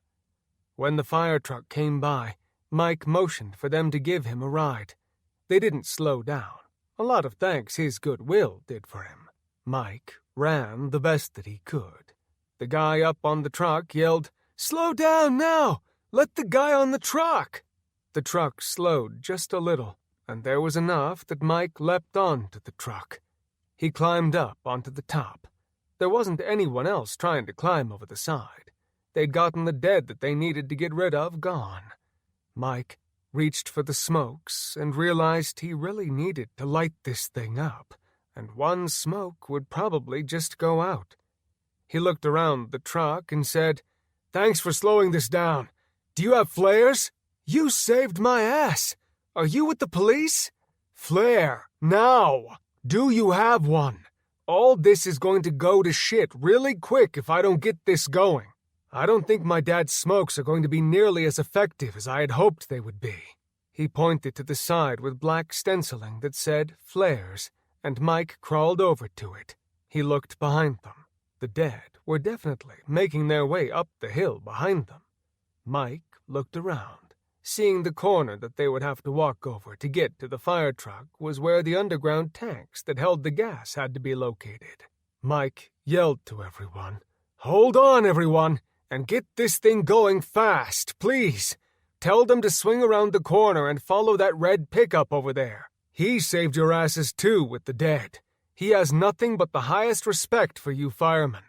The fireman stood there for a second, not really sure what to say. He said, "Chuck, get your ass moving. Folks, hold on tight."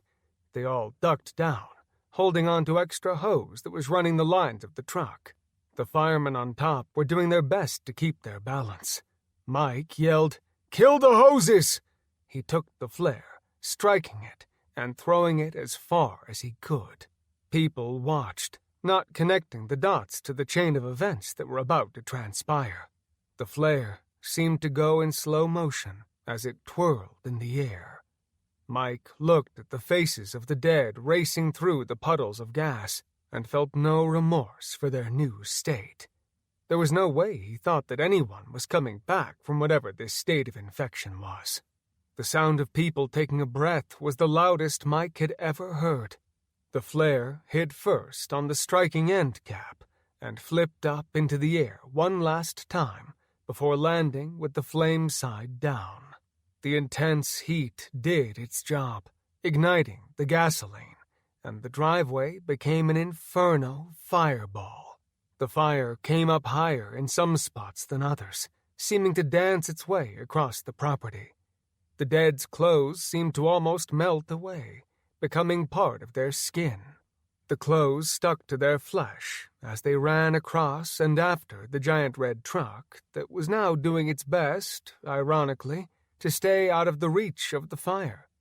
Mike had to shield his eyes from the fire to try and see. Even from where he sat at, he could feel the heat and hear the fire sizzling on their skin. The fireman asked Mike, "Is that going to kill them?" Mike shrugged. "I have no idea, but if it slows them down, then that's good enough for me to get you guys out of here." The fireman said, "My name's Bill. Thanks for doing this. You didn't have to do that. You're going to be a hero. I'm just a guy. There aren't going to be any heroes today. None of this will be recorded except with statistics if anyone is able to collect the data. I just pray it isn't happening outside of Iowa. Maybe they'll be able to take these things down. We were watching the news this morning when this hit, and when we got a call to go out. It is everywhere. It hadn't happened here when the call came in. We got stranded in the middle of the street when we first left. People were blocking us from going further, and a few tried to help them. Those that tried to help got ripped apart by those things. So you just started shooting your hoses at them, hoping that you would have enough water? We do have enough, but as there are more and more of them, we are running out of the ability to keep a steady stream rolling on them. Another 20 minutes and we probably would have been dead. I went by earlier. I was trying to save my parents. I'm sorry that I didn't stop. You stopped the second time, which is fine. I don't know that there would have been many people trying to come for us. I'll take whatever help we can get. The truck rounded the corner by now. The entire parking lot was a roaring blaze, black smoke filling the air in waves. Mike hadn't really thought much further than what would happen when the tanks went off.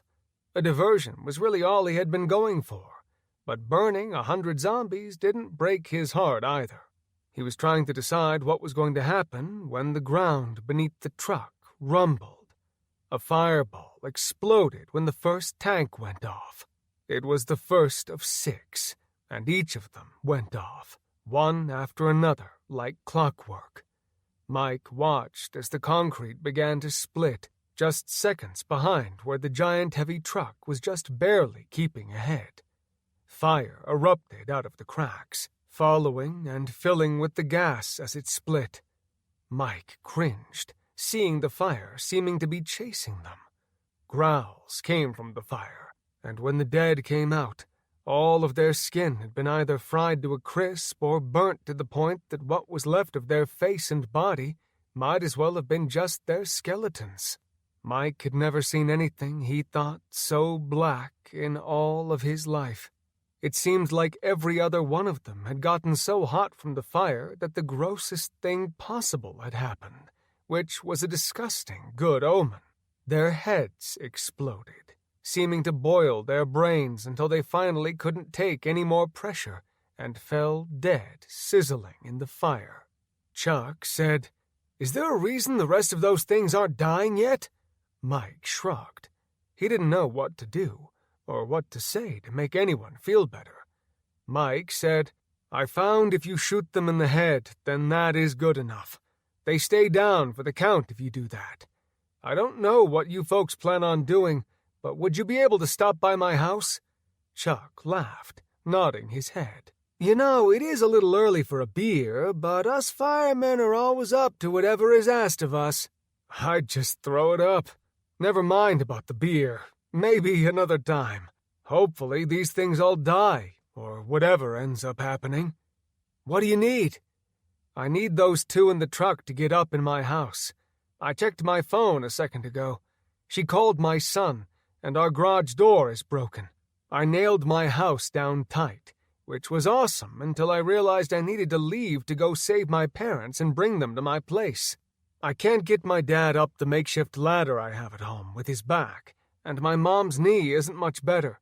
I was hoping you guys might be cool enough to help with extending your ladder and letting the two of them walk up to our second floor. I know I'm asking, you saved our asses when you didn't have to and when no one would blame you for not doing it. Yeah, I am pretty sure that I can get the guys to stop by your place.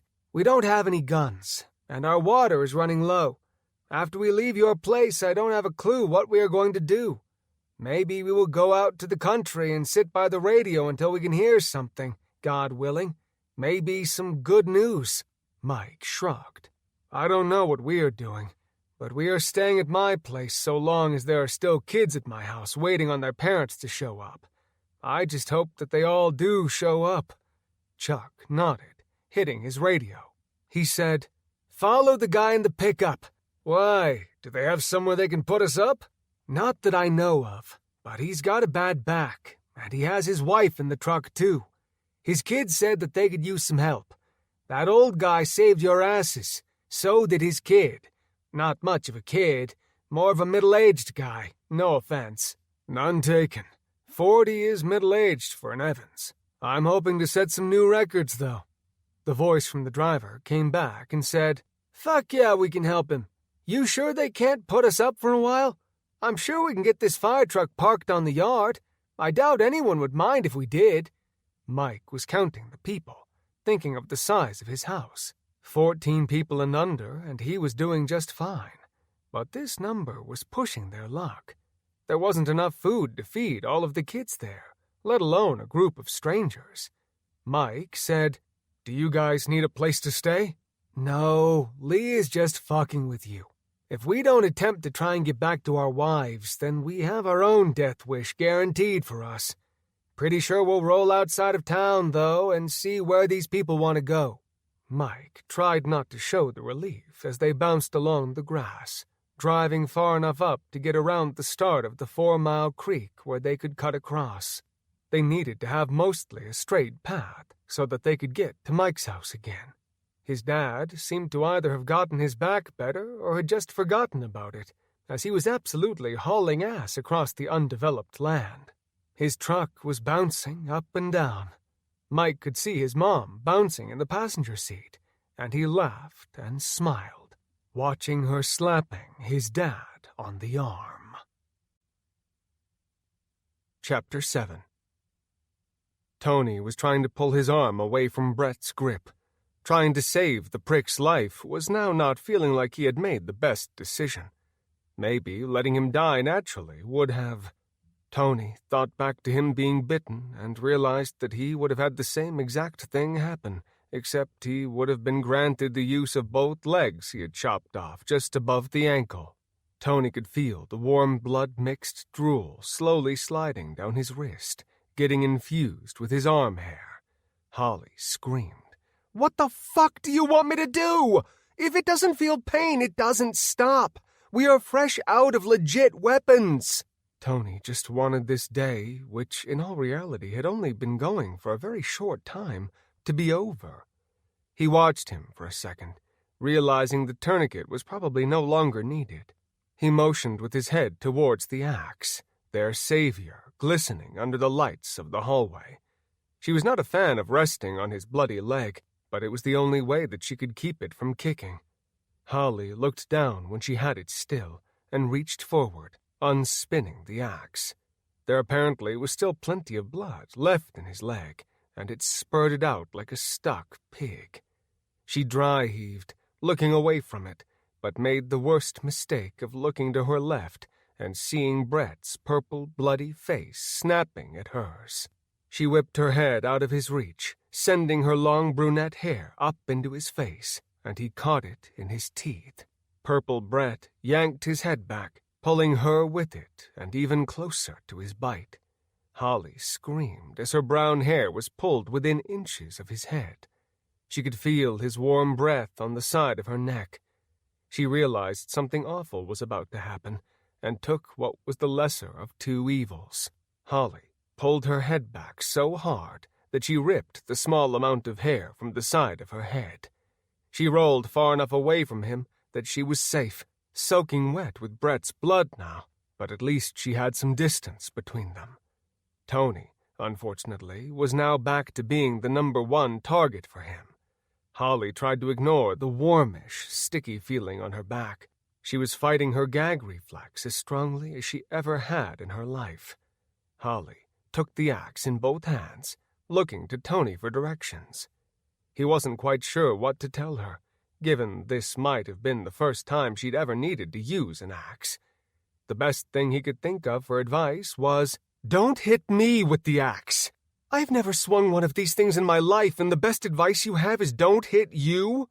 I love you." Holly was trying not to think about burying the axe in his head at the moment. She put a foot on his chest, slipping and falling on both of his legs.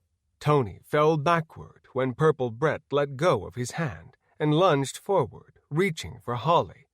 She put both feet on his shoulders, keeping him at bay, and threw the axe up into the air to Tony. Tony gladly accepted the axe and swung it back as far as he could. Holly felt the wind being sliced through above her head on the way back and then forward. Tony swung the heavy blade with everything that he could put into it. It whistled through the air. He could feel the tension in his forearms, having to hold on extra tight to keep the axe that was trying to pull away from his grip. Tony grunted, Holly screamed, and Purple Brett growled. The blade of the axe pierced just under his chin. The blade might as well have been a hot knife slicing through butter. It separated his neck from his skull, burying itself into the wood of his dorm room.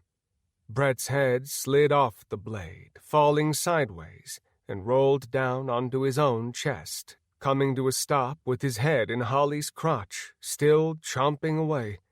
Holly got onto her hands, trying to pull herself backwards from it, and slipped in the blood, thinking originally that knowing she'd rolled through it very well might have been the worst thing she'd ever felt in her life. That thought had just been put to rest immediately the very second that she had felt his blood in her hair and on the back of her skull. Tony pried the axe from the frame and stuck the handle into Brett's mouth. He bit down on it, and Tony flung him down the hallway. Brett's head ricocheted off the walls, coming to a stop finally at the end of the hall corridor. Tony knelt down next to Holly and took her face with both hands. He leaned in quickly, never having given her such a deep, long, hard, passionate kiss in all of their time together. First kisses included, and any drunken kisses, which there'd been no shortage of. Holly said, "I fucking love you to the moon and back." "Right back at you, babe. Let's get in the room where we can rest for a second." Still 2 zombies in there. They looked around the hallway, listening. There was no shortage of pounding coming from the inside of his room. Tony was running through options, thinking about the other flight of steps they could try, and didn't know exactly what the best option was. He was guaranteed the dead would be trying to kill him if they went back into the room, which, before all the dead had come from nowhere, had been the original new plan. When Brett had been bit and all had gone to shit, he had started rethinking things. The idea of going down the other stairs might be the way to go. Holly slapped her hands in front of him. "Is there a reason you look like you are staring into some great abyss? You realize we aren't going to get anywhere safe if we just stand here in the hall and don't go anywhere, right? I mean, we might get lucky and have some more of the dead come up and try to eat us, but otherwise maybe we should go and try to figure out what we are going to do." Tony snapped to, throwing up his arms in true Evans fashion, which Holly had seen more than once in her life. "I was trying to think." "Yeah, how did that go? Did you come up with something? Or are you still pondering life and where you want to go in life?" Holly questioned with no shortage of sarcasm. "I was debating if we should deal with the two dipshits on the other side of this door, or if we should try and go down the stairwell. I don't really care for either option. But if we only have to deal with a few, then why don't we do that and—" Tony cut her off and said, "And we can dangle from the window and slide down, hoping one of the hundreds in the yard won't try and eat us. I think they might try and still kill us regardless of which way we go. There haven't been too many of them that want to hug without trying to rip your neck or God knows what out." Tony put his hand on the handle before saying "fuck it" and started walking down the hallway. When they got to the first stairwell, they were relieved that there wasn't anyone trying to kill them. When the two got around the second stair divider, their luck had run out. The dead weren't looking at them, though there were a handful of students up against the wall. Tony did a count, seeing there were 5. They had a small makeshift collection of weapons. One of ISU's baseball star hitters, Chad Schmidt, was holding an aluminum practice bat, one that he could use as many times as he wanted to without breaking it. The bat wouldn't do anything outside of possibly getting dinged to damage it, or, depending on the bone being struck, could garner a dent or two. He had forearms that looked like fucking tree trunks, he thought, and veins that looked like they were pulsating and wanting to explode out of his arms. He did not envy the zombie that was going to be struck by his bat when that time inevitably and hopefully came. Rita Goodall was using a sand wedge to keep one of the 7 dead at a distance of a few feet away. The clubs were made of the best money could buy. The word tailor-made glistened beneath the light. Rita was a star player and swinger of the clubs. She was on scholarship and didn't put up with anything but the best. She was striking repeatedly with the club, its head snapping backward each time. Determination was painted across the young woman's face. The only student who didn't have a weapon seemed like she might be the luckiest out of all of them, if there was a way to be the luckiest when you had 7 zombies surrounding you. She was covered head to toe in baseball catcher equipment. Tony asked, "Who is that?" "That's Faye Haskins. She's in my biology class. I fucking hate biology. She does too, but she's like all the other jocks, getting a free ride so she can try and get a free education." "We should probably help them, shouldn't we?" Tony asked. Holly was going to say yes, when the baseball player, Chad, swung the bat so hard into the side of one of the dead's skulls that the crack from it broke the dead's neck. Its legs collapsed beneath it, and the dead fell down to the ground. Its head bounced off of the floor, and then there were only 6 left. Rita, who could not have looked more pissed, reached blindly behind her, picking up a club out of her bag, and looked down to see a putter.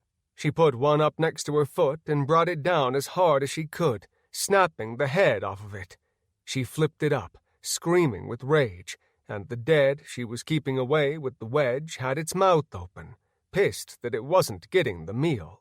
Tony watched in awe as she rammed the shaft of what was left of the club up through its mouth.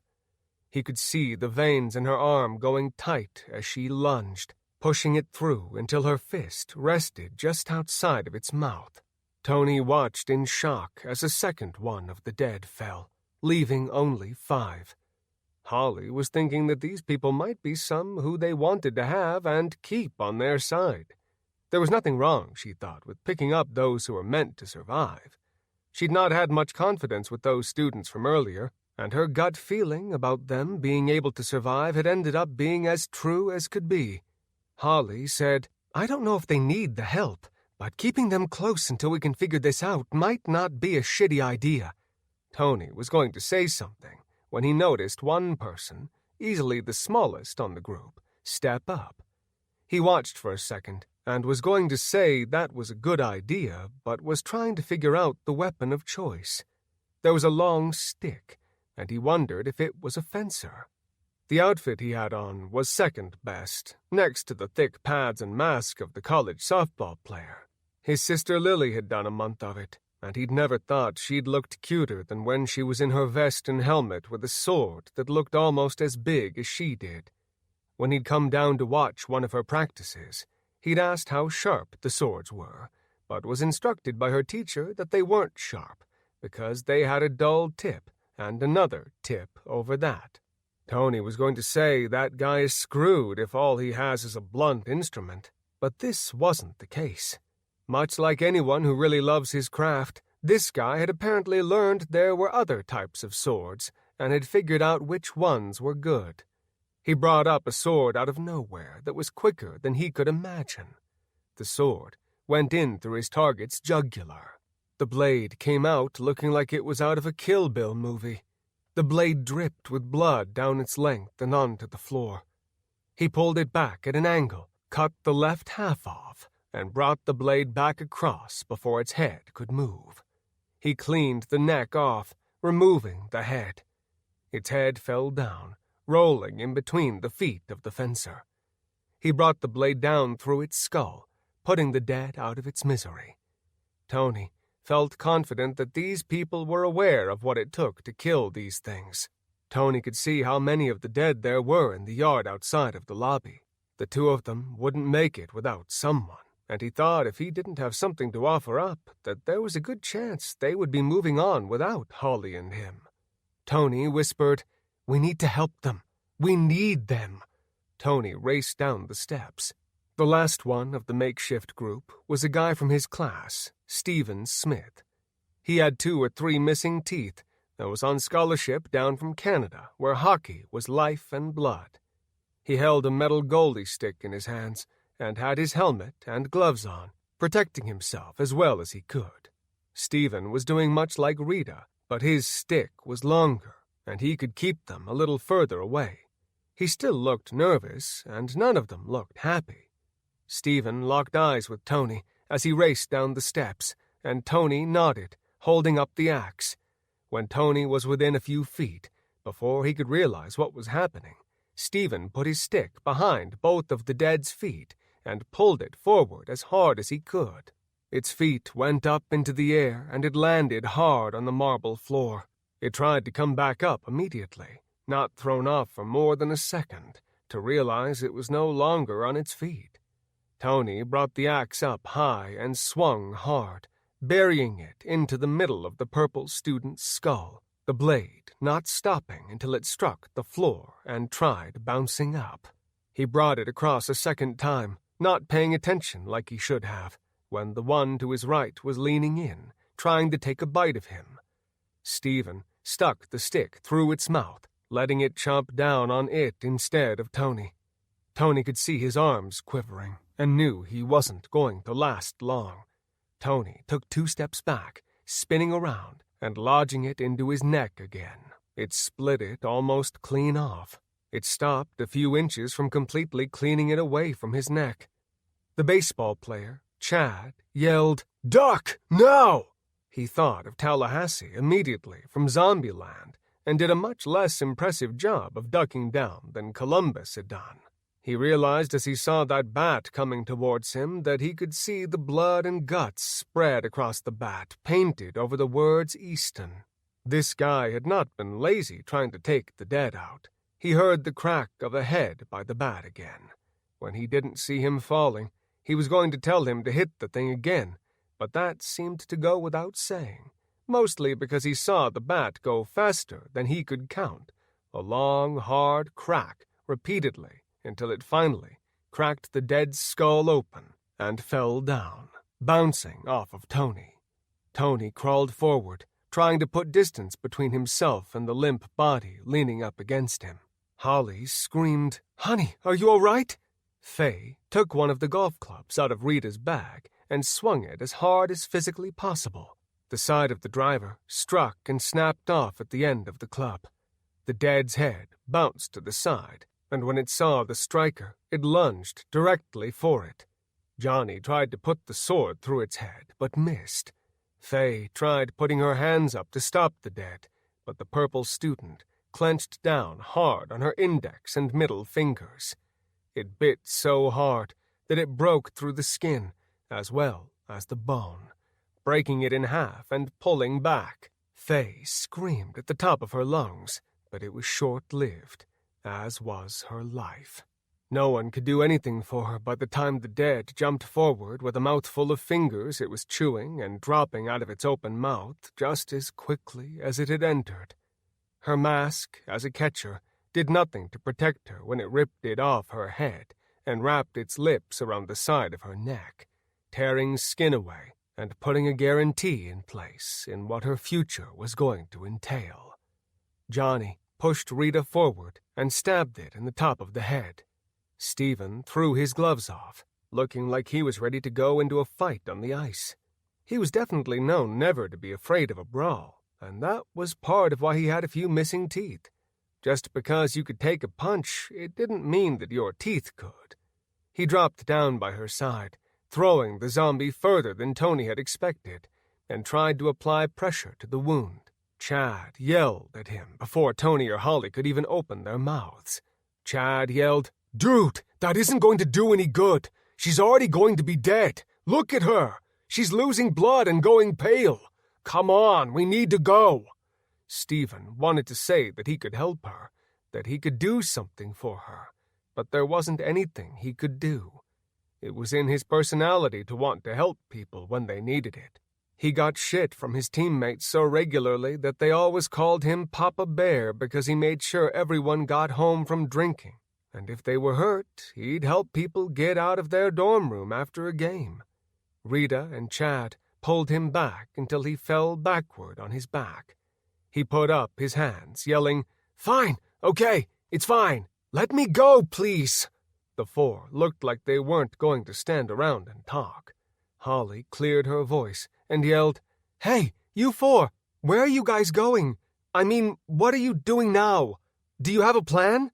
Rita looked around and pointed outside. Tony could respect the first thing this person was going to say to him more than likely was going to be infused with sarcasm. Rita snapped, "Just going to take a lovely stroll through the fucking commons area here with my clubs, or what is left of them. Probably take a few swings, and after that, who knows? Maybe we can stop for a kegger somewhere and have a drink."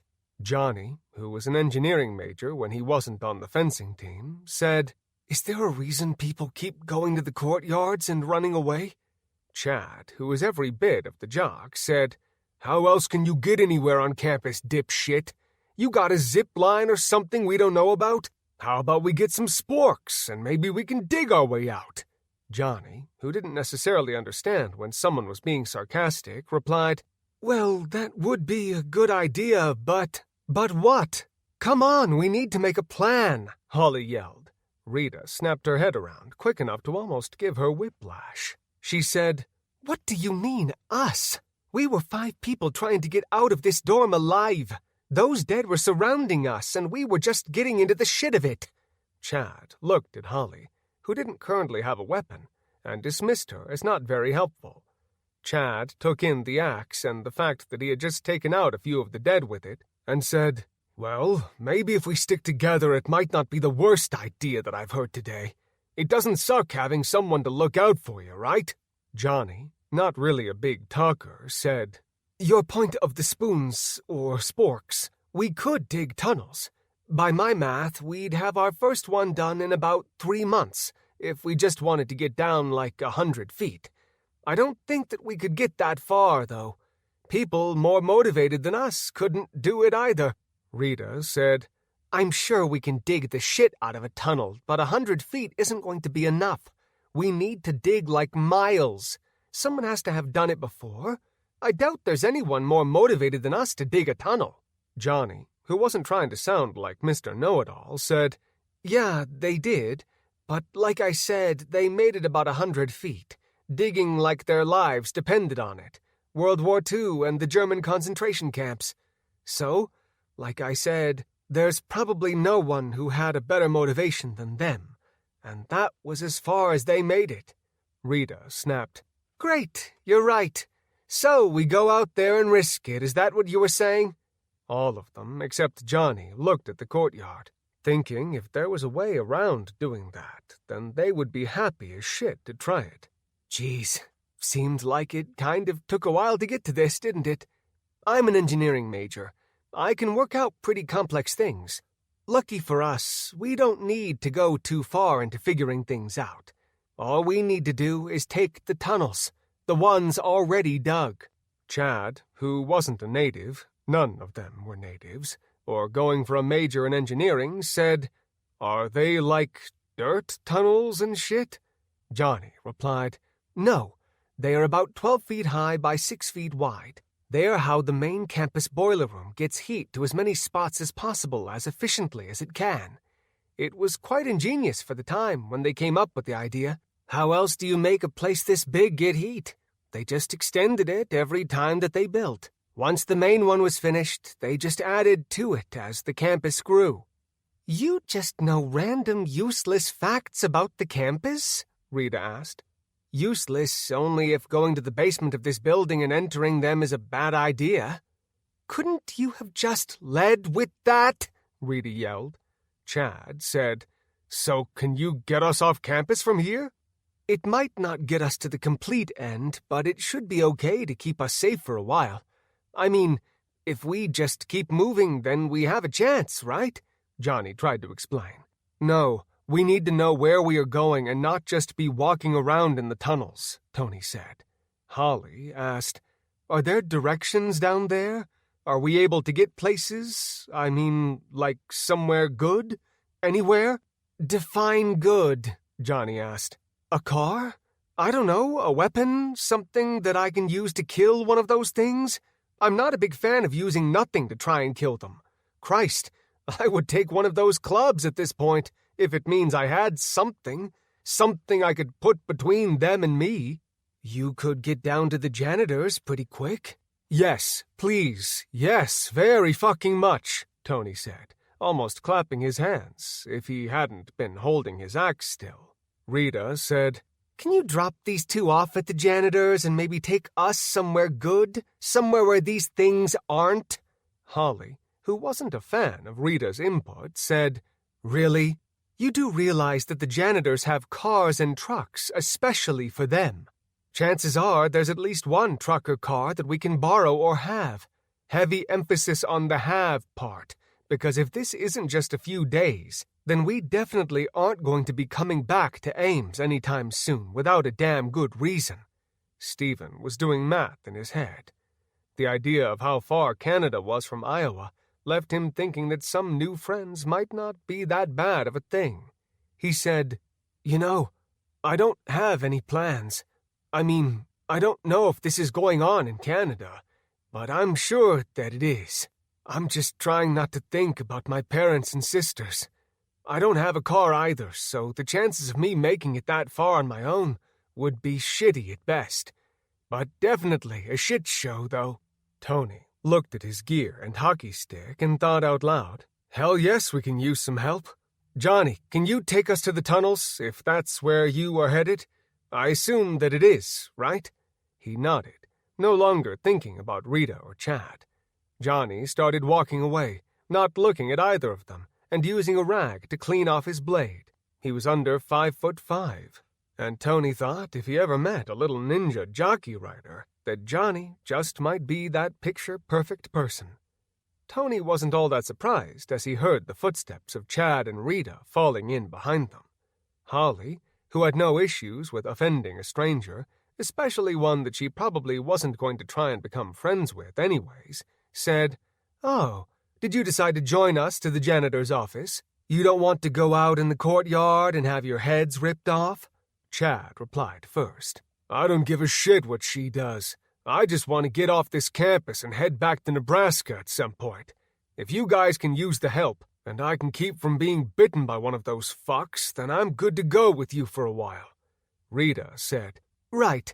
I feel the same way. If we need to stay together for a bit, then that's what we need to do. I definitely don't want to try and go out in the yard by myself. I don't know if I'd still want to go if we were together and all outside. These things are so unpredictable. So I'll be a little less bitchy and we can go along the tunnel and split up when that needs to happen. How does that sound? Does that work for everyone? Holly, without having to think about it, said, Well, I guess that's a deal, but I'd like to borrow one of those wedges. Rita, showing she might secretly have a sense of humor, said, Emphasis on have? Holly held out her hand, and she placed a number 3 iron into it. Holly looked down and saw the TaylorMade brand name on it. She didn't know golf, but she did know the name. Good shit, right? I've seen the name. Yeah, best that Iowa State can get for us. That club is like new. Make sure to swing your hips when you go for them. You can borrow this. Emphasis on long-term borrow. Holly realized there was a chance, albeit a small one in hell, that she and Rita just might end up being friends. The windows were nothing impressive, and the dead seemed to be running out of options on the outside and were looking in at the new group. Tony asked, Johnny, do you know where you were going down there? I mean, if you've only been down there once, you know what to do, right? Johnny gave a thumbs up, rushing as the crack of glass gave in behind them. The dead flooded the entryway to the dorms, and the 6 raced down the stairs like their life depended on it, which it very much did at the moment. Chapter 8. Noah and Abigail pulled up in their Ford Raptor, pulling to a slow stop. Noah held his coffee cup straight up in the air, draining everything that was left of his road cup. He knew if he could get another cup of coffee going before his first patient showed up, he would be sitting all right. Noah and his wife Abigail, who took care of all the administrative work, as well as greeting patients, walked up, trying to get their coffee buzz to take effect.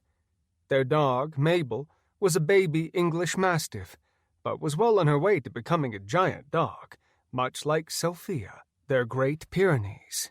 Mabel trotted proudly alongside them. Noah wiggled the keys just out of the distance of the door. Abigail said, Is there something wrong? Noah shrugged and said, It's Monday. Abigail said, Agreed. All day, in fact, and the door still unlocks the exact same way, Dr. Noah. He liked it when she called him that, but Noah would be perfectly fine if they played hooky for the day. Noah whispered devilishly, You know, if we called the boss and told them we were sick, we could turn a 2-day weekend into a 3-day weekend. Abigail nodded, looking like she almost was going to say yes, until she came back with what he should have expected and said, Typically, Dr. Ford, when you add 2 plus 1, you almost always get 3, so long as you aren't doing any of the new adding fundamentals that kids nowadays have to learn. So are you saying no, or is that like a soft yes that maybe I can entice you into a full-on yes if I promise you some lovemaking in the very near future? Abigail had been trying to talk him into wanting to have a baby of their own for a little while, and the idea of what he was trying to spell out was not the worst thing that she had heard that day. However, if they called in, she knew that meant less money and more appointments, and a grumpier husband later in the week. Abigail said, Doctor, that is going to be a hard no. I appreciate your tact, but you know as well as I do that those 40 people who you are going to help today will just have to come in the rest of the week. If you feel like working a bunch of 16-hour shifts the next 3 days, you go ahead and call in. I'm going to keep you to your promise, though, and there will be no motorcycle riding until what you said would be done has been completed. Noah was thinking about 16-hour days, and knew that if he did that, he himself would be requiring some adjustments by his chiropractor that he traded back and forth with when they needed adjustments. Noah, pretended to be an emperor, and slowly slid in the key, not able to be more enthusiastic about the current situation. He turned the lock and pulled the door open, motioning for his wife and Mabel to head into the office. Abigail could see the pout in his posture and asked, "Do you want to make some coffee, or do you want me to make it?" Noah said, "I'd like to look at the files and see who's all coming in today. Would you mind making the coffee?" Abigail smiled, already walking towards the pot before he finished his sentence. She always made the coffee, and she did adore how much Noah cared about his patients, from the youngest to oldest. When he could watch someone walk out who was hunched over when they came in, it did his heart well to see. Abigail looked at the clock. They were running just a little late, so she got a fresh pot going and walked around, making sure everything was clean and in place for the day. Noah came out of his office, whistling, and walking straight for the brew that was still coming to a stop. He took a cup of coffee that said, "I'd rather be in fifth," and poured it up to the top, realizing a brim pour might not have been the smartest thing. He'd had to step over Mabel, who slept behind her mama all day long. Noah looked down at the dog, knowing the giant would not be moving any time soon. She was as lazy as a cat, and reminded him of something the size of a baby calf. Abigail spun in her chair, smiling, watching the interaction between the two of them. Noah knew that if he stepped over her and any of the steaming hot coffee fell on her, that she would immediately move, and the entire cup of coffee would either land on her or his blue scrubs. Noah didn't like either of those options, and went for the alternative of bending down over the dog, slurping the coffee, feeling the mustache of his beard in the brew. Abigail smiled, sipping her coffee slowly. She said, "Sexy, Dr. Ford. I'm sacrificing the cool exterior that I portray for the love of Mabel. Also, I forgot to bring back my backup scrubs to change into if I get them dirty. You are a gentleman and a lover of animals. How did I get so lucky?" Noah smiled, bending down one more time, taking an obnoxiously loud and long slurp. When the coffee was to a safe moving point, he came back up, running his tongue along his mustache, tasting quite a bit of coffee. When Noah saw the headlights coming in, he smiled, thinking it was probably a good thing that they had not ditched out on working today. Noah only jokingly said, "Well, I better get into the office and pretend I am a big doctor type. Can you please send in the first victim?" Abigail said, "Please don't use that term again. That's all you need is someone hearing that." Noah replied, "Oh, that's right. No one can have a sense of humor anymore. I always forgot everybody has a stick up their butt. Of course, I think our clients are the coolest. I think some of them might even think that my sense of humor is funny. We do have the coolest patients. I'm sure that there are quite a few stuck-up people out there getting their adjustments done regularly. It doesn't break my heart that most of the people that come in are on a first-name basis with me and the dogs, and that they bring Mabel in puppy treats." Noah, who knew it was safe to get behind closed doors when he said it, finished off their morning conversation with, "Yeah, because that's what Mabel needs is more food. She's getting a little on the chubby side." Abigail, who loved the dogs as much as anything in life, said, "It is just baby fat. And she is a perfect princess. Don't you listen to Dad, Mabel. He's just kidding. He's just jealous that nobody brings him any treats." Noah jokingly shrunk his shoulders down and said, "I do wish somebody would bring me treats. I mean, it's obvious I eat, right? I'd be dead if I didn't, so where's my food? I like food people eat. They could make a little more and they could bring it in for me. I take sweets, meats, a nice fruit. I'm not picky. Maybe we should start telling our clients that they get a little discount if they bring me a little treat. Why don't we not give away our discounts and we can just bring in snack bags?" Noah gave a smile and a thumbs up and shut his office door, thinking he probably had the best wife in the world. Abigail watched as the people started making their way into the parking lot. They had some people who made their appointments, but Noah was typically able to keep it under 15 minutes per client, which meant he could see quite a few people during his workday. So, the nice thing about going there, he always mentioned to anyone interested in chiropractic care, was that even if it was a walk-in, he could usually squeeze you in between patients with much ease. Abigail watched as Mrs. Larson walked up to the door, waiting for office hours to open. The woman looked like she was going to fall over at any moment. Abigail ran around her desk and out the glass partition that separated the two offices, and then opened the front door for her, letting her come in a few minutes early. She didn't have the heart to make her sit outside and wait. Abigail asked, "Mrs. Larson, are you doing okay? You look like you aren't standing up quite as straight as you might like to." Mrs. Larson, who was absolutely the perfect example of what Abigail wanted to be when she got old, said, "Are you shitting me? This isn't even close to how I want to be if I wasn't doing good. I need that big, strong man of yours to crack me 6 ways from Sunday and slap me on the ass on the way out so I feel good enough that I can go to bingo tonight. I got a hot date with a hot man, and if I'm not at 100%, he's going to pick some other 80-year-old woman. Life's too short to miss out on the good times. You remember that before you get old, and you enjoy that man. Those first 75 years just kind of seems like they flew by." Abigail was trying not to blush or smile too much. Abigail said, "Don't worry. I'm sure Noah will be able to get you taken care of, Mrs. Larson." She said, "For the millionth damn time, girl, why don't you just call me Rebecca? Is it too hard for you to not make me feel like a crotchety old dusty woman? You call me Rebecca, and I'll keep calling you Abigail. And I'll call your sugar man over there Noah as best that I can. And where is my dog today?" Abigail said, "She's just waiting for people to come in. She was getting her morning beauty sleep." Mrs. Larson walked over, sitting down in one of the waiting chairs where she could see Mabel passed out on the floor. Rebecca said, "Mabel, does the baby want a treat? I got treats for the baby. Why don't you come see Mama, and I will give you a doggy treat?"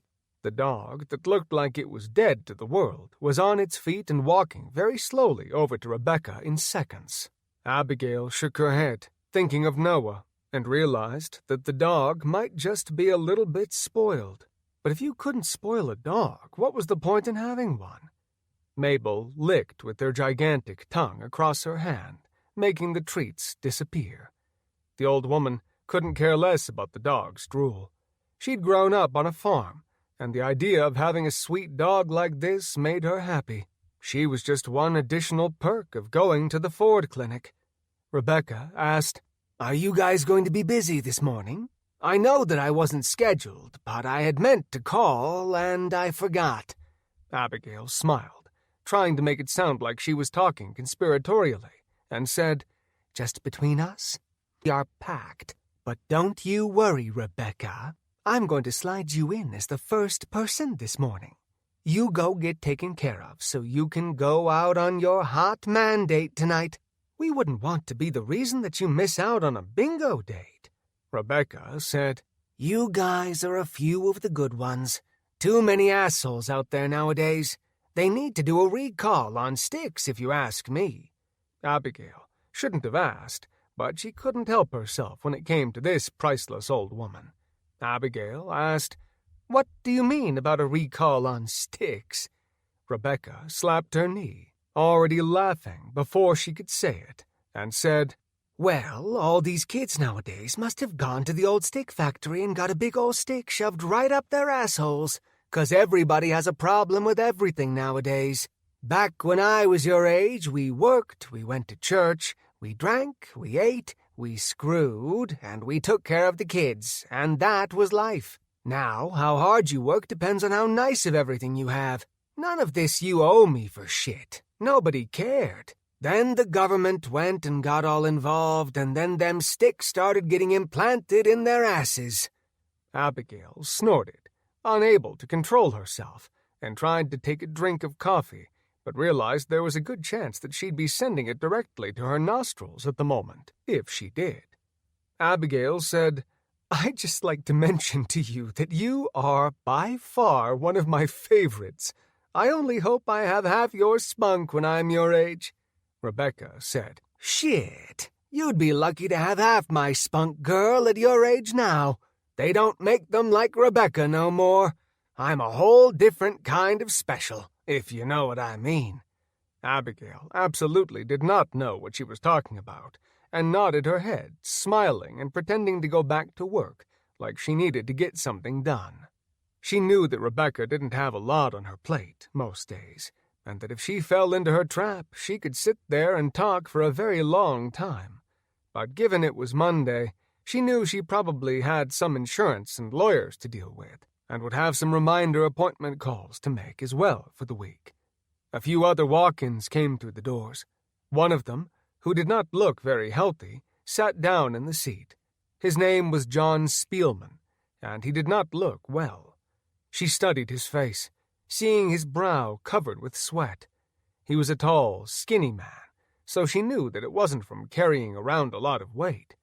Regardless, he had just gotten out of the car and had less than a 20-foot walk to the front door, so she was thinking that his back was probably the least of his worries today, but figured it was the one thing that he could get fixed in a one-stop shop. Rebecca leaned over towards Abigail, putting her arm around her, and whispered, "Did you want that guy to go first? He looks like he really feels like a bag of shit. I don't want you two to get sick just because you wanted to get in and out. I told you that you could go first, and nothing, girl. You do as you were told. If you guys are going to be out sick, then I won't have anyone to fix my back." "Right, but Noah is going to fix your back today, Mrs. Rebecca." "Well, if that date goes well, then you can count on me needing it adjusted one more time, if you know what I mean." Abigail tried not to smile, as awkwardly as possible, and nodded. She hid her phone and whispered to Noah, who was looking at Rebecca's file, that John was going to come back first. "You make sure you only breathe as much as you need to so you can stay alive. I mean it. You might even need an air mask on."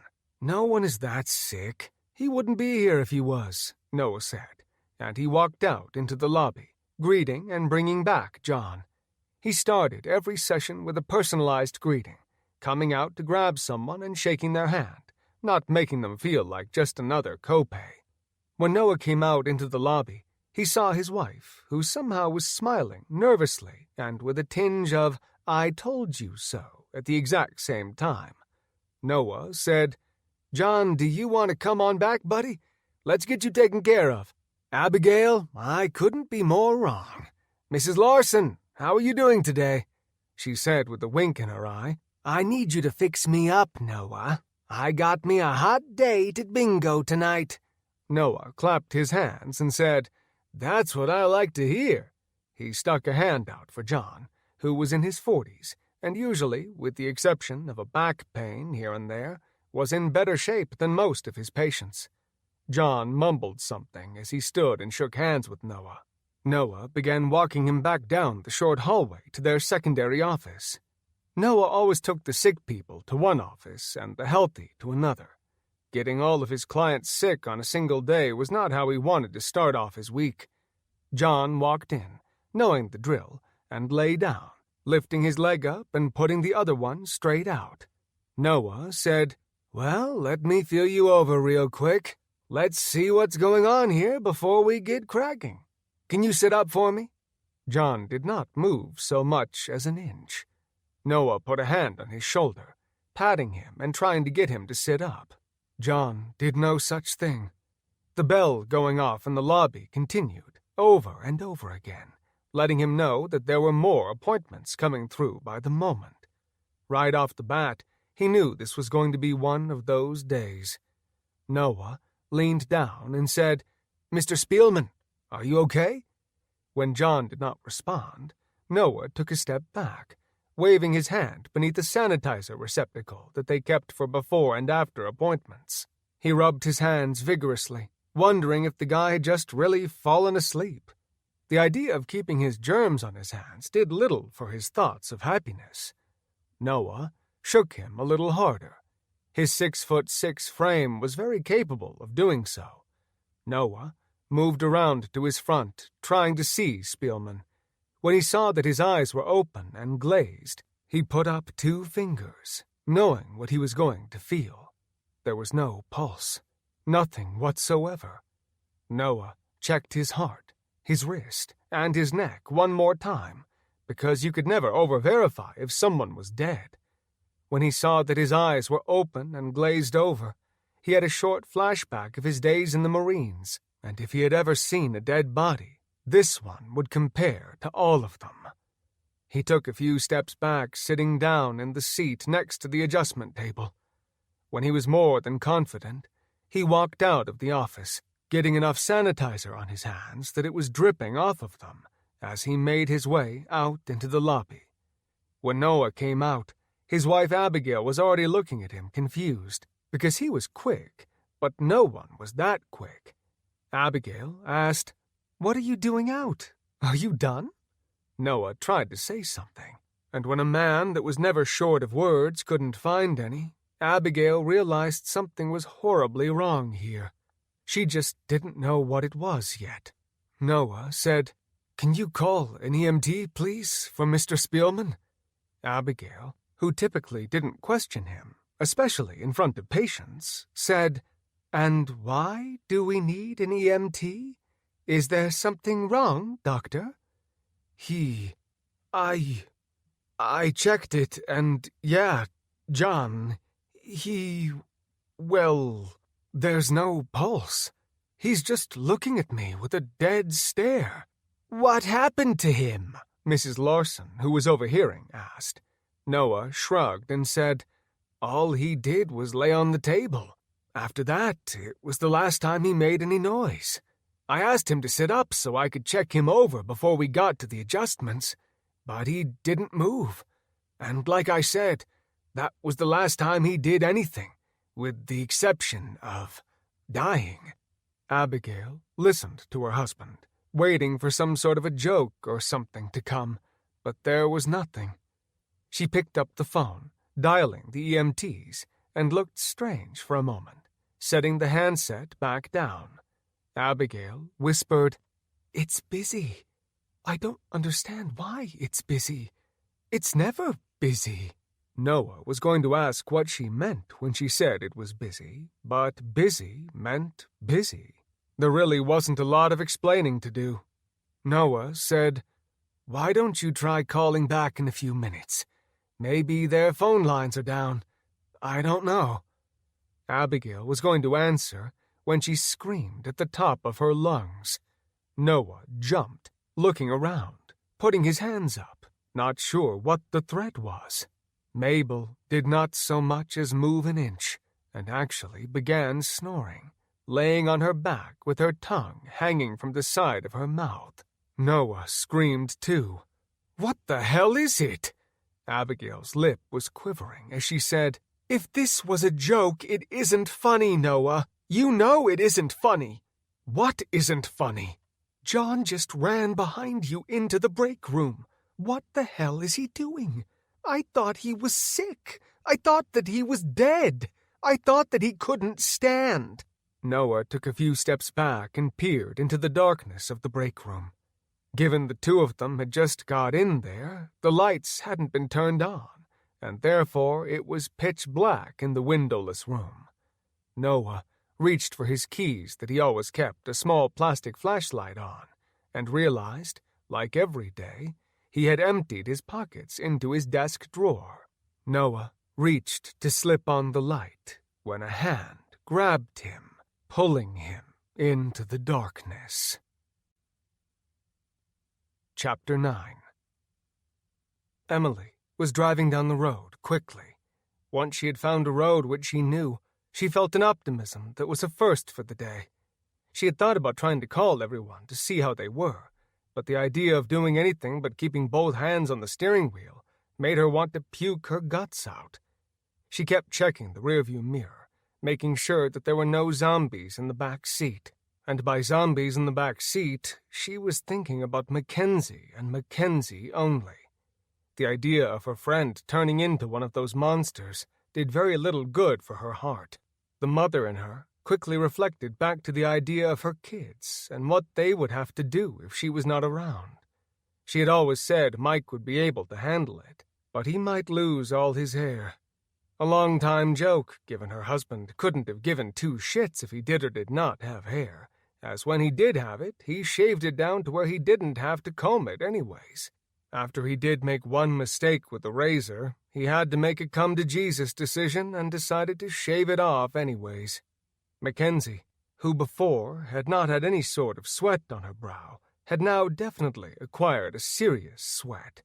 Emily was trying to think, and realized there was nothing about this that was normal, and there also was no playbook to go off of to tell her what she should be expecting or what would be happening next.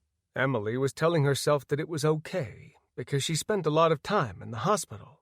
That fact didn't last very long as a positive one, when she realized a drunk probably spent a lot of time in a bar, and that didn't mean that they were a mixologist in any way at all. She pulled the car over and looked around, making sure, before she put it in park for even a second, to notice that no one was coming around. When she saw the coast currently was clear, she did put it in park, and unbuckled her seatbelt and crawled through the middle section of the front to back and put a hand on Mackenzie's head. Usually, in her experience, a sweat was a good thing, but that typically was because they had been sick and had a fever to break. This, of course, was not the scenario, because she'd been perfectly healthy as far as Emily had known. When Emily had been picked up, she looked just fine. Mackenzie's head was hot as hell to the touch. Emily was hoping that she wasn't frying brain cells at the moment. She knew if they were moving and she went purple on her, that she would literally be, well, not literally, but she would be a sitting duck, and the aftermath would be horrific. She could only assume that the truck would crash as pieces of her own flesh would be falling out of sweet little Mackenzie's mouth as she would be tearing into Emily. Emily told herself she was doing the right thing, though. She would not abandon her friend. After she checked on Mackenzie's head, she decided it was okay to start back up again. She didn't really feel any better, but she also didn't know what else she could do for her with the exception of offering her safety and hopefully a safe home once they got back to Ankeny. She was not going to call anyone, but wanted to hear at least one of her baby's voices. She did not want to bug Tony, even though she was dying to know what was going on with him. If he was doing anything to try and get out of town, then she did not need to waste any of his time. She put up her phone and asked Alexa to call Jake at home. Jake's cell phone number came up in the window and began to ring. Emily was used to having her phone sync to her escape and realized she needed to actually hold the phone for once. All of the comforts of her typical ride were not accompanying her today. After a few rings, Jake answered the phone and said, "Hey, Mom." Emily, who for some reason forgot her son was capable of the shortest sentences in the world, being that he was almost a teenager, said, "Hi, Mom? That's it? Nothing else, huh? No questions for me? Are you alive? Are you okay? Are you on your way home?" Jake said, "Well, from all the zombies we've had to deal with already today, Mom, we have yet to talk to one, so I don't think they talk. But yeah, are you on your way home? You should be, or Dad's going to be pissed if you aren't." "What do you mean Dad's going to be pissed? How is your dad? Has he gotten any of the kids out of the house yet?" Jake, who realized his mom did not necessarily know everything, answered and said, "Well, yeah, there was one kid we got out of the house." Emily cut him off before she got the details and said, "Oh, that is wonderful. I'm so happy that hopefully people are on their way back to town and they'll be able to get their kids while they still can." Jake said, "I don't know how great it is, Mom. I mean, Dad, shot her in the head twice." "Holy fuck. What do you mean he shot her in the fucking head? Is he insane? Let me talk to him, damn it." "Well, you could talk to him, but you're not going to talk to him on my phone. You'd have to call him." Emily was getting a sick feeling in her stomach. She said, "What do you mean I need to call him on his phone? Are you trying to tell me that he's downstairs? If that's not the answer, I'm going to kill your dad." "He isn't downstairs. He isn't in the garage, and he isn't outside. At least, he isn't outside of our house anymore. You aren't in any trouble, Jake, unless you keep trying to cover for your dad, who definitely is in big trouble. I can't believe that he left you home. I can't believe that he is driving." Jake was quiet for a second. He didn't know what to say. He knew he wasn't making it better for his old man. "He isn't in the car, either." The slap of palm on skin from Emily almost made Jake cringe. Emily said, "He couldn't even walk, and he left on a motorcycle? Please don't tell me that he took the bike." Jake felt some relief.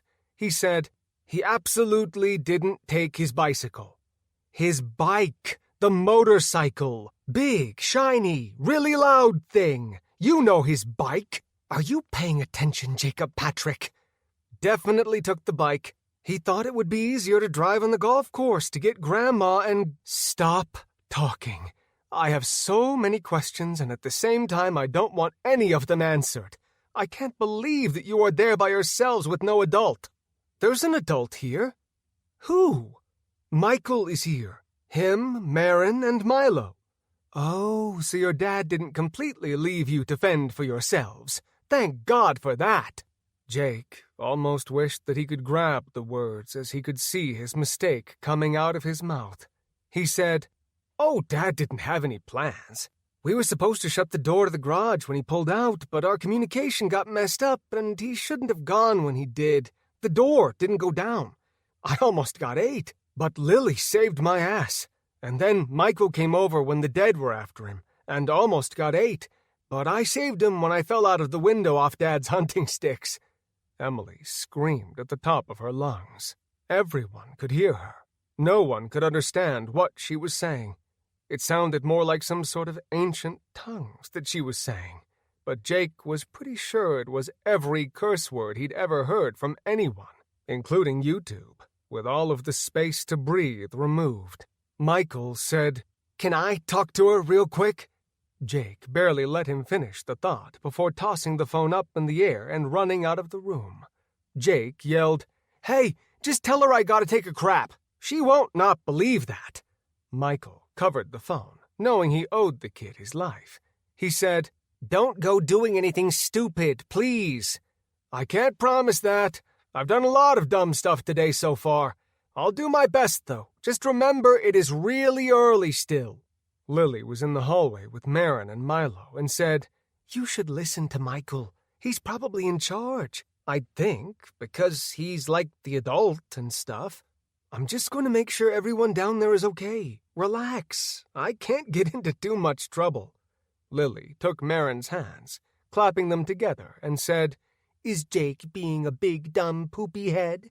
Yes, he is. He most certainly is." Marin squealed, happy as could be. Not a fear in the world, now that she was in her friend, the Evanses' house.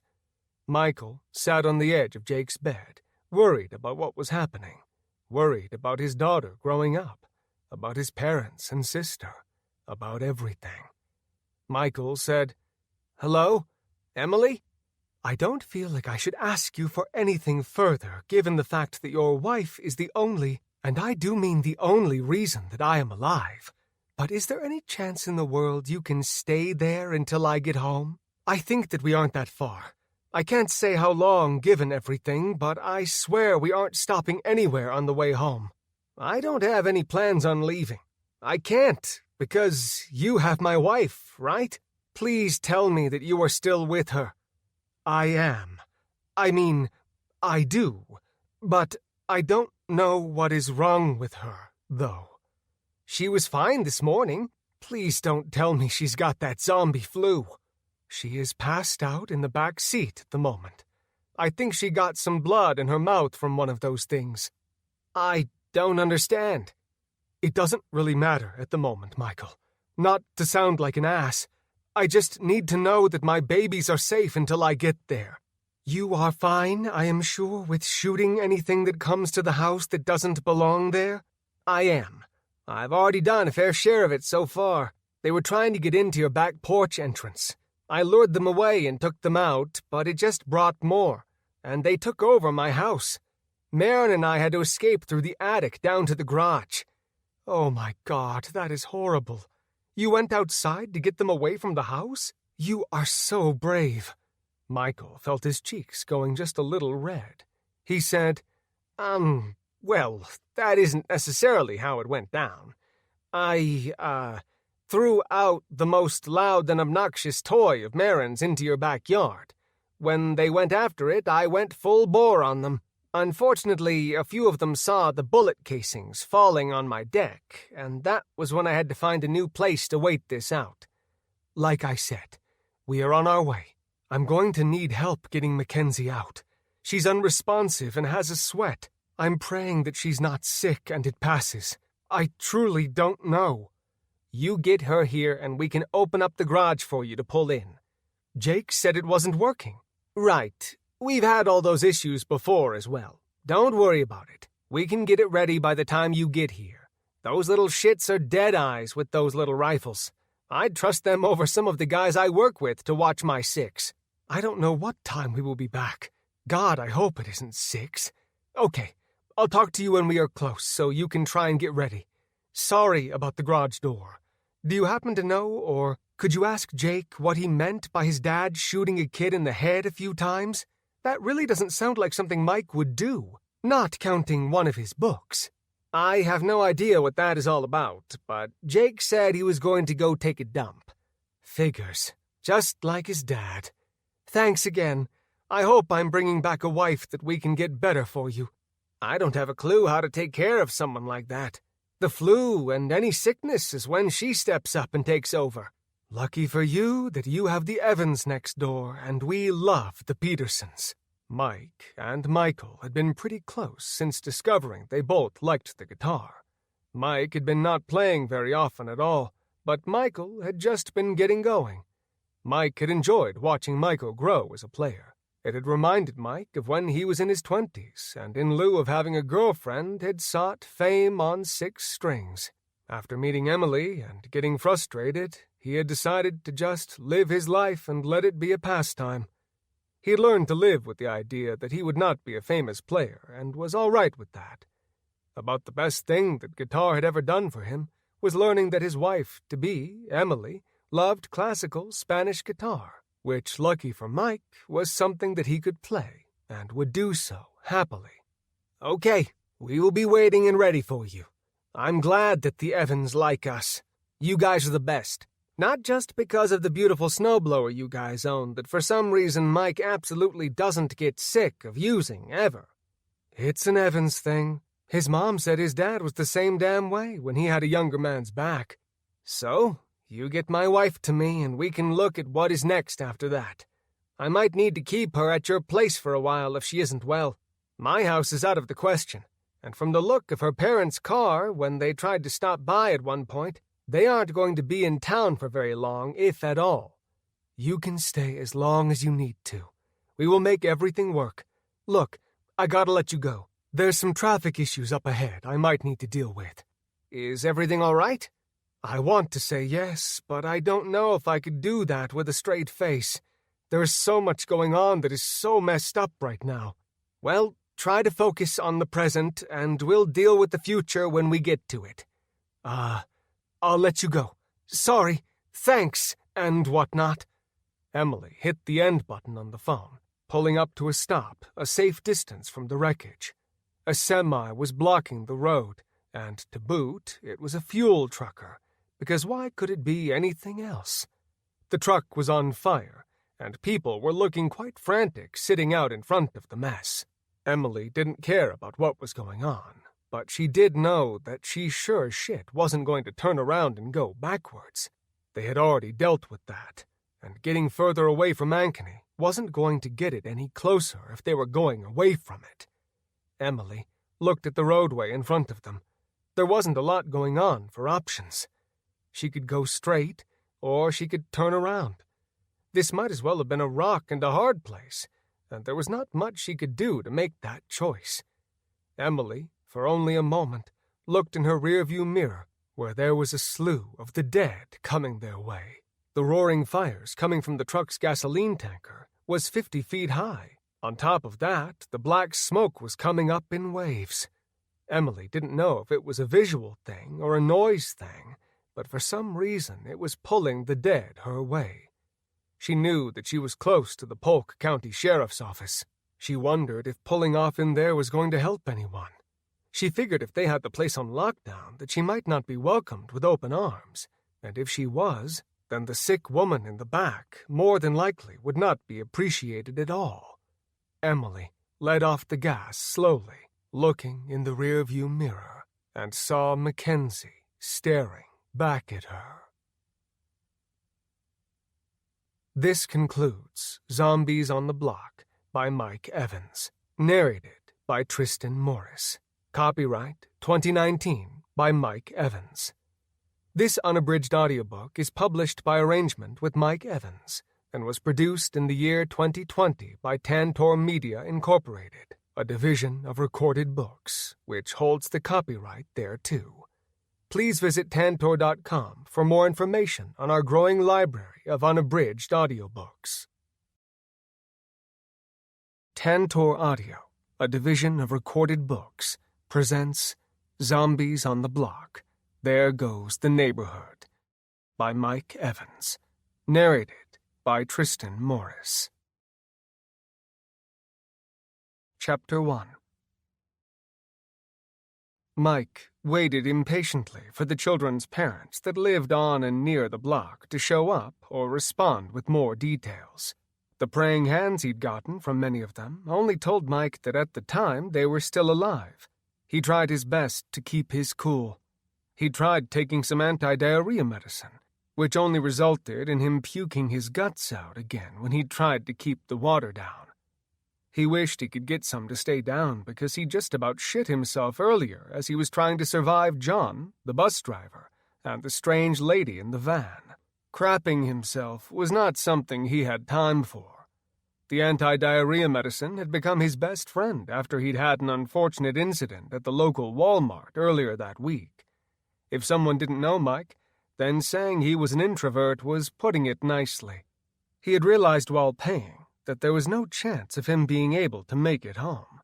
Mike had let Emily and the kids know he had to hit the shitter, and when he went to the closest facility available, he'd been stopped at the door with a sign saying that it was being cleaned. Mike, being painfully shy, decided that in lieu of having to talk to someone, especially a stranger, that he would race time, a.k.a. his asshole, and had tried to race across the store, only to end up with one less pair of boxer briefs in his life.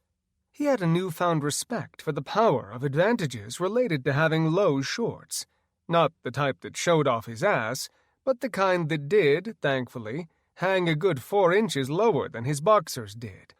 When Emily had asked him to hurry, he'd gotten to tell her he had shit his boxers and that it was going to be just a minute or two longer. He was sure that he'd been embarrassed in the past, but this definitely ranked highest on his most recent list. The number of dead, or dead on their feet, were starting to accrue.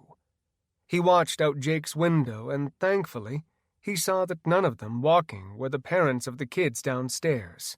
He wanted his own kids here, and wife, and outside of that, his list was pretty short, not counting family, of course. Not one of the parents had shown up yet, and the chatter from them had died after the first 10 minutes. Lily had been an absolute rock star, keeping them occupied with snacks and a cartoon on the television. They hadn't forgotten about what had happened, but having something to wiggle in front of them to keep their focus elsewhere had done nothing to hurt anything. Jake tapped his dad on the shoulder, making him jump a foot. He was so focused on the scene outside that it had sucked him in. Jake knew the unwritten Evans rule, which was quite simple. Don't ever wake an Evans male. Don't ever scare an Evans male, because their reactions were guaranteed to be one thing. Mike jumped, bringing up his fists. Jake immediately said, Don't hit me, don't hit me, it's me. I'm not going to hit you. I was focused, and you scared me. Jake held up his bow. You realize I've only got like 6 arrows, and I can't pull back your bow, so your arrows are useless to me? I mean, we are going to run out, and I doubt we can ask for a little help out the window and have one of the zombies toss them back up to us. I know, Jake. I'm trying to figure out what we are doing here. I'm winging it as I go. Jake looked at his dad. He knew how shitty he'd felt the last week, and that if his dad looked this bad, he probably felt 100 times worse. He wasn't going to ever say how truly horrible he felt. I didn't expect you to have a plan. I don't know why I'd expect a guy who writes zombie books and probably makes 6 zombie jokes a week would know what to do with himself. Don't think that just because the world is ending and I feel like shit that I won't put a size 11 right in your ass. You'd fall over. I could get back up. To get to the point, I need to check on the littles downstairs. Dad, it's like 2020, and you have me shooting sticks with a string. A fancy string, albeit. But seriously, what's the plan? Mike was going to say something about it being a great bow, but realized what he was talking about, and hands down, he couldn't think of a valid reason he'd given him the instructions to shoot the bow. In his defense, there was nothing that made sense at the time, because everything was absolutely batshit crazy. He'd gone through 1,000,000 times in his head through his books, through conversations with other writers, with co-workers who never wanted to talk about it, and most importantly, he'd gotten more fan input than was probably healthy to receive at times. In every single one of his scenarios, the millions of ways he'd thought things would go, there had not been one single situation where he had been sick enough to debate that he might be happier dead if it would mean that the shits and puking had ended. Mike reached over to his son, taking the bow and tossing it onto the bed. He motioned with his head and went to the bedroom. Jake said, "And what are we doing? Did I just lose my zombie-watching job? I promise I can do better than this. You know I like the bow. It just seems a little silly when we—" Mike put up a finger, and Jake knew that shutting up was the answer. Mike said, "You didn't lose anything, and I appreciate the help, bud. I'm not always right, and at the time it felt like a great idea, only because I know you can drill those arrows like nobody else. Well, nobody else but me, given your good genetics and all." Jake looked at his dad, who was surely not at 100%, of course, and didn't want to bring anything up about how he looked and how that did little to make him feel better about his genetics. Jake just followed his dad, who reached behind his dresser and brought out a key ring with 2 keys hanging from it before Jake could see where he took it from. Jake knew his dad and guessed that he had more guns than anyone on the block. He unfortunately had mostly only practical guns, with the exception of one. Mike typed in the keypad numbers, and when the light went green, he twisted the key and the handle. Jake had seen it 1,000,000 times before, but at 12 years old he still smiled when he saw all that blued steel in front of him. He'd been learning over the last few years how to shoot, and had recently taken his hunter safety course, which only led to more shooting, which made him even happier. Before that, he'd still been his dad's hunting buddy since he was big enough to wear camo out in the field. The sarcastic side of Jake, part of that amazing genetics his dad had been preaching, whistled and said, "Hey, now we are looking at the 20th century, Dad. Which one do you want me to use?" Mike didn't hesitate for even a moment. He took a Browning lever-action .22 rifle from the gun's safe. It wasn't his. This one was Jake's, and he knew it. His grandpa Denny had given it to him for Christmas one year. Jake had loved that thing, even though it hadn't looked like a machine gun, like most or all his video games used. The first time he'd taken it out, he had fallen in love with it.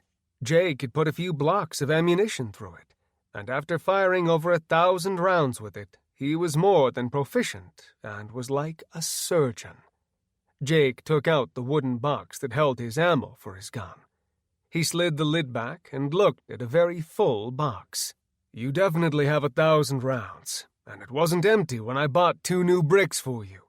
Jake took the box, not expecting it to weigh 20 pounds, and it went right down to the floor. Both Evan's males jumped a foot back in the air, and the box emptied out its contents on the floor.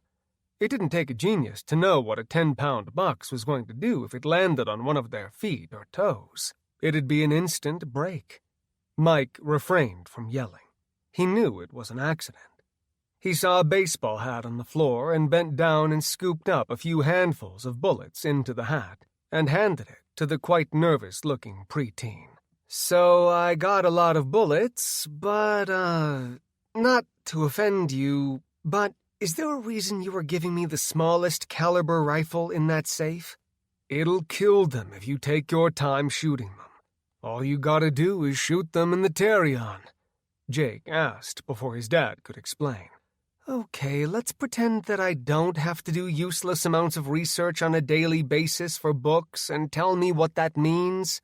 Mike took an index finger and tapped Jake right in front of his ear and just above where his sideburns would be, had he had any. "Right there, smartass. Do you understand that?" "What year was I supposed to learn all this, Father?"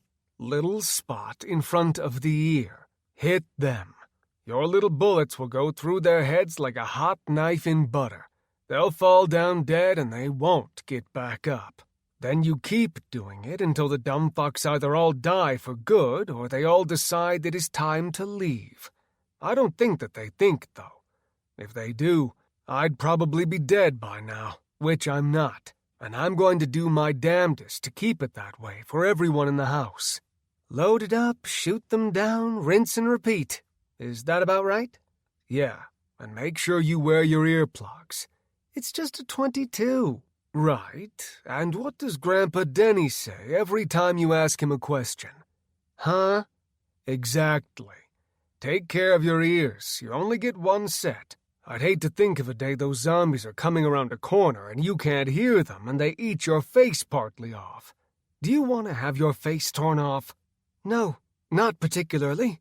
Of course, I don't want anything ripped off." "Me either.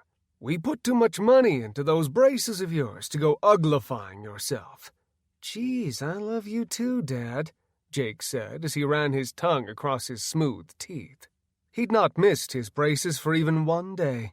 He would take a retainer for 100 years over having that feeling the next day, waking up knowing that when he stretched his jaw and tried to eat, he would feel a pain that was always the same after an adjustment. Mike scooped up the rest of the bullets and motioned for Jake to get going. Mike got up to his feet, falling right back down. The spins took over, and he sat there for just a minute, resting against the hamper, looking at a collection of guns that would let him go anywhere in North America to hunt if he wanted to. He could pick any animal, probably short of a buffalo, and would have no issues putting it down. He got to a knee, feeling a sweat from his forehead, and ran through a list of what meds Emily had purchased for him that week. He wondered what exactly he could take to get a quick fix to get him through the day. Mike thought about bed, and how binging on Netflix and being on a high from some NyQuil Green original and going into a sleep of the dead would not suck at all. A scream from downstairs echoed its way up to him. Mike looked at the guns one more second, but when that scream grew into a symphony of them, he knew that it wasn't just one kid being dramatic. Not that he would blame any of them on a day like this if they were. He crawled across the floor, stumbling back down to a knee. Mike put a hand on the counter in the bathroom, getting up to his feet and stumbling forward. Mike landed on the bed. If he had been a foot shorter, he would have cracked his face on the wooden bed frame. It was solid and would hurt like a son of a bitch. More screams came, and Mike slapped himself across the face hard, which did little to help the spins. He jumped when the screams came again, followed by a volley of gunshots. Jake yelled, "I got two, Dad! Really shooting the shit out of them Terrions!" Lily, who didn't have an evil bone in her body, was doing her best to keep the kids from losing their minds. She'd had to listen to her dad and brother talk about zombies for the last 5 years, ever since her dad had decided to write a book which she'd never read and had no interest in reading. She could handle Zombieland because of the comedic value, but mostly because she was a snuggler, and her brother thought he needed to watch the movie at least once a week. She was going through the cupboard and collecting things she hoped the kids would like to eat. She knew from personal experience that a good Disney movie and a baggie full of hard pretzels could help to make someone feel good, even for a short time.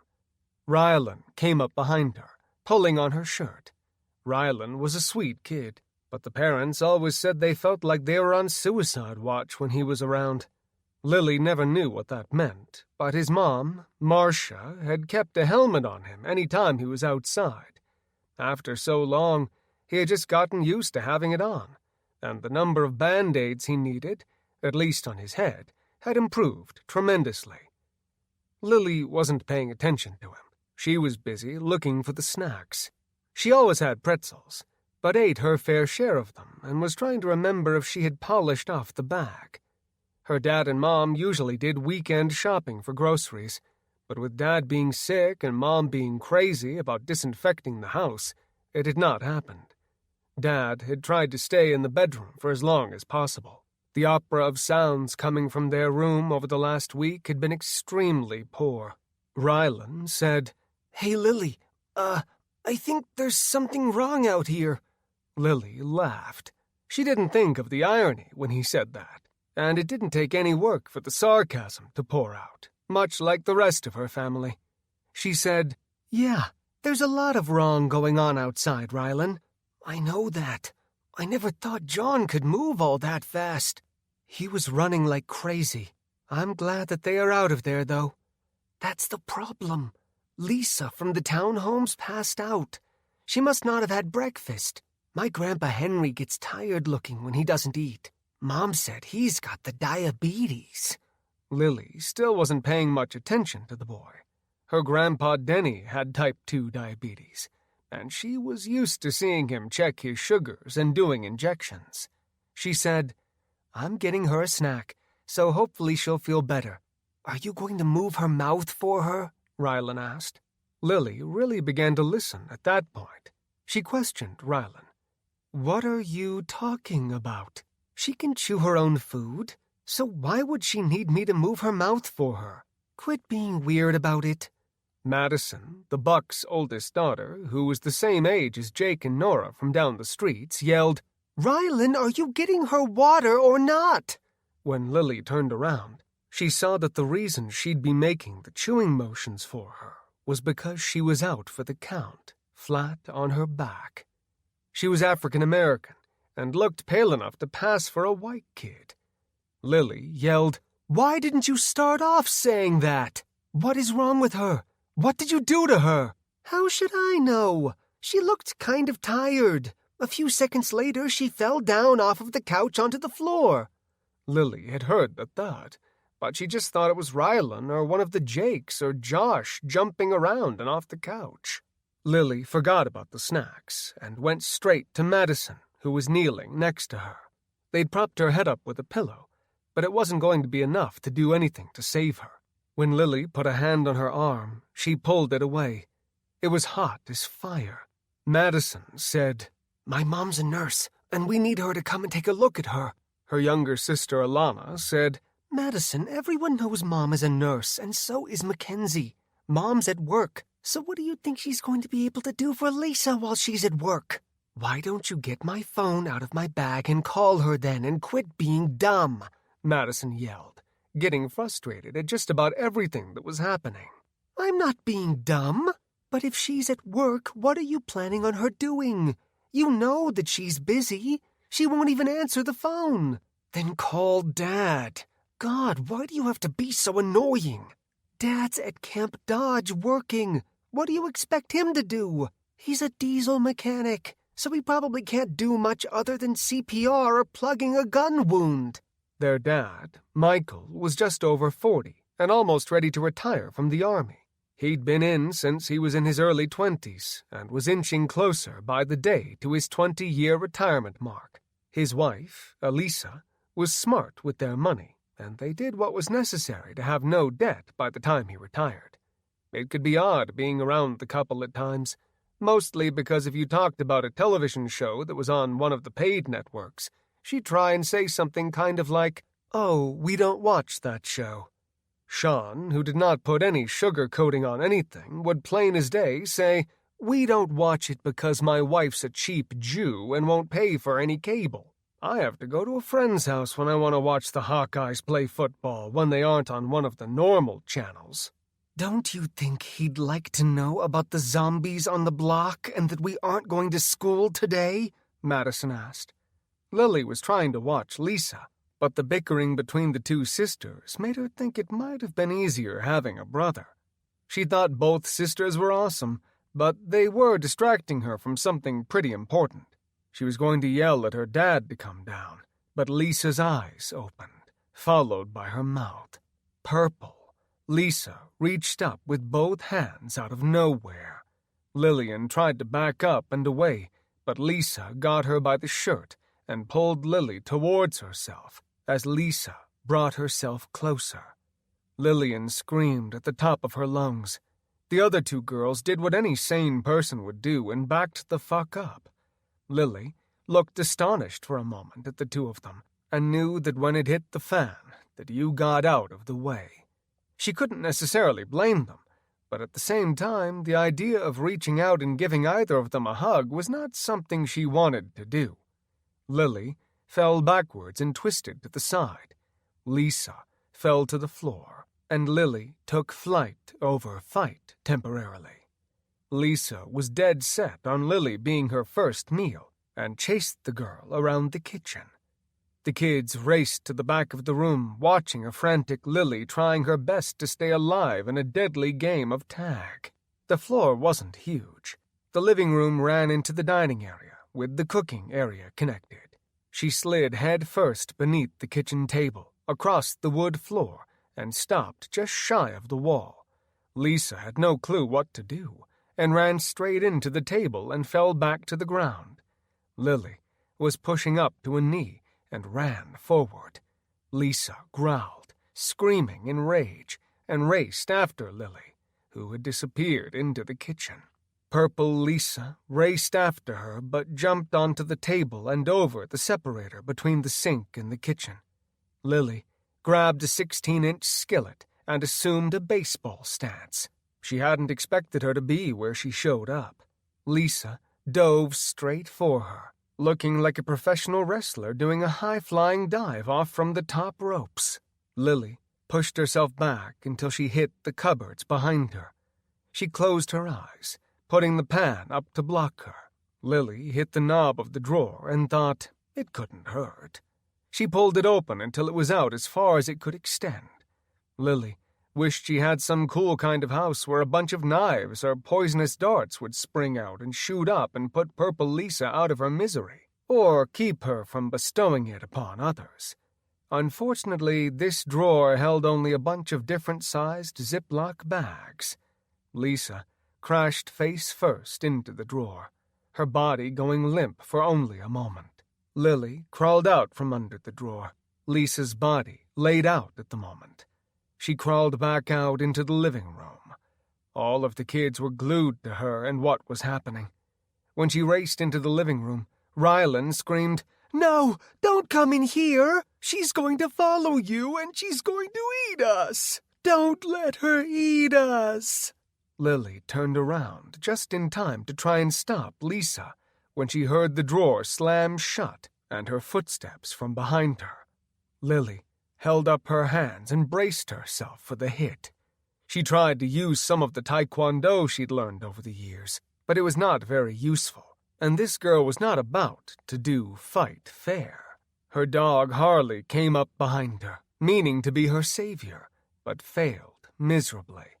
Lily had her hands up in defense against Lisa, but when Harley got in the way, she tumbled backward and fell flat and hard. It took everything in her being able to get back up. Chapter 2. Denny didn't wait even a moment when he went around the corner. He brought up his rifle and aimed the .44 caliber lever action straight away. He never hesitated, and had his finger on the trigger before he had it up to his eye. There was no waiting at this point. It was kill or die. He aimed, shooting off 4 rounds in a row. Diane screamed, watching her husband shoot the infected. She tried not to think of her house and what it was going to look like post-zombie apocalypse, assuming she survived. Her house was so full of things that were breakable. She was sure there was nothing good happening up there. The sound rushed through her senses, making her choke on a scream. Diane pulled out her pistol, flipping off the safety and holding it ready to shoot if someone made it around the corner past Denny. Denny aimed true. He'd been the one who had taught all of his kids how to shoot. Mike had been the only one who had continued on and instilled that into his own kids as well. 3 of the zombies walked across his vision at the top of the steps. When they saw Denny, the first one took a step forward, not looking down and not seeming to understand the theory of gravity anymore. He fell forward, bouncing off the stairs and walls, and rolled down the steps.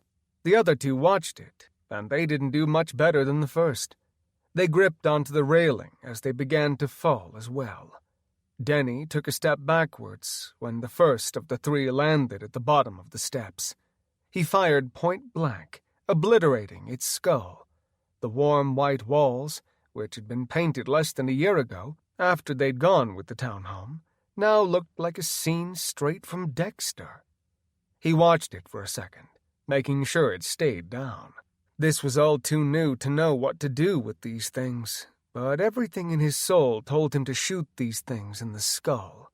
Denny only opened the lever halfway before pushing it back up and into place. He clicked the trigger to fire, but nothing happened. He looked down to the ejector, but the other 2 came fast, mostly because when they heard the shots, they'd let go and rolled down the stairs, bouncing off of each other. He pulled his .44 from its holster and fired off 2 shots.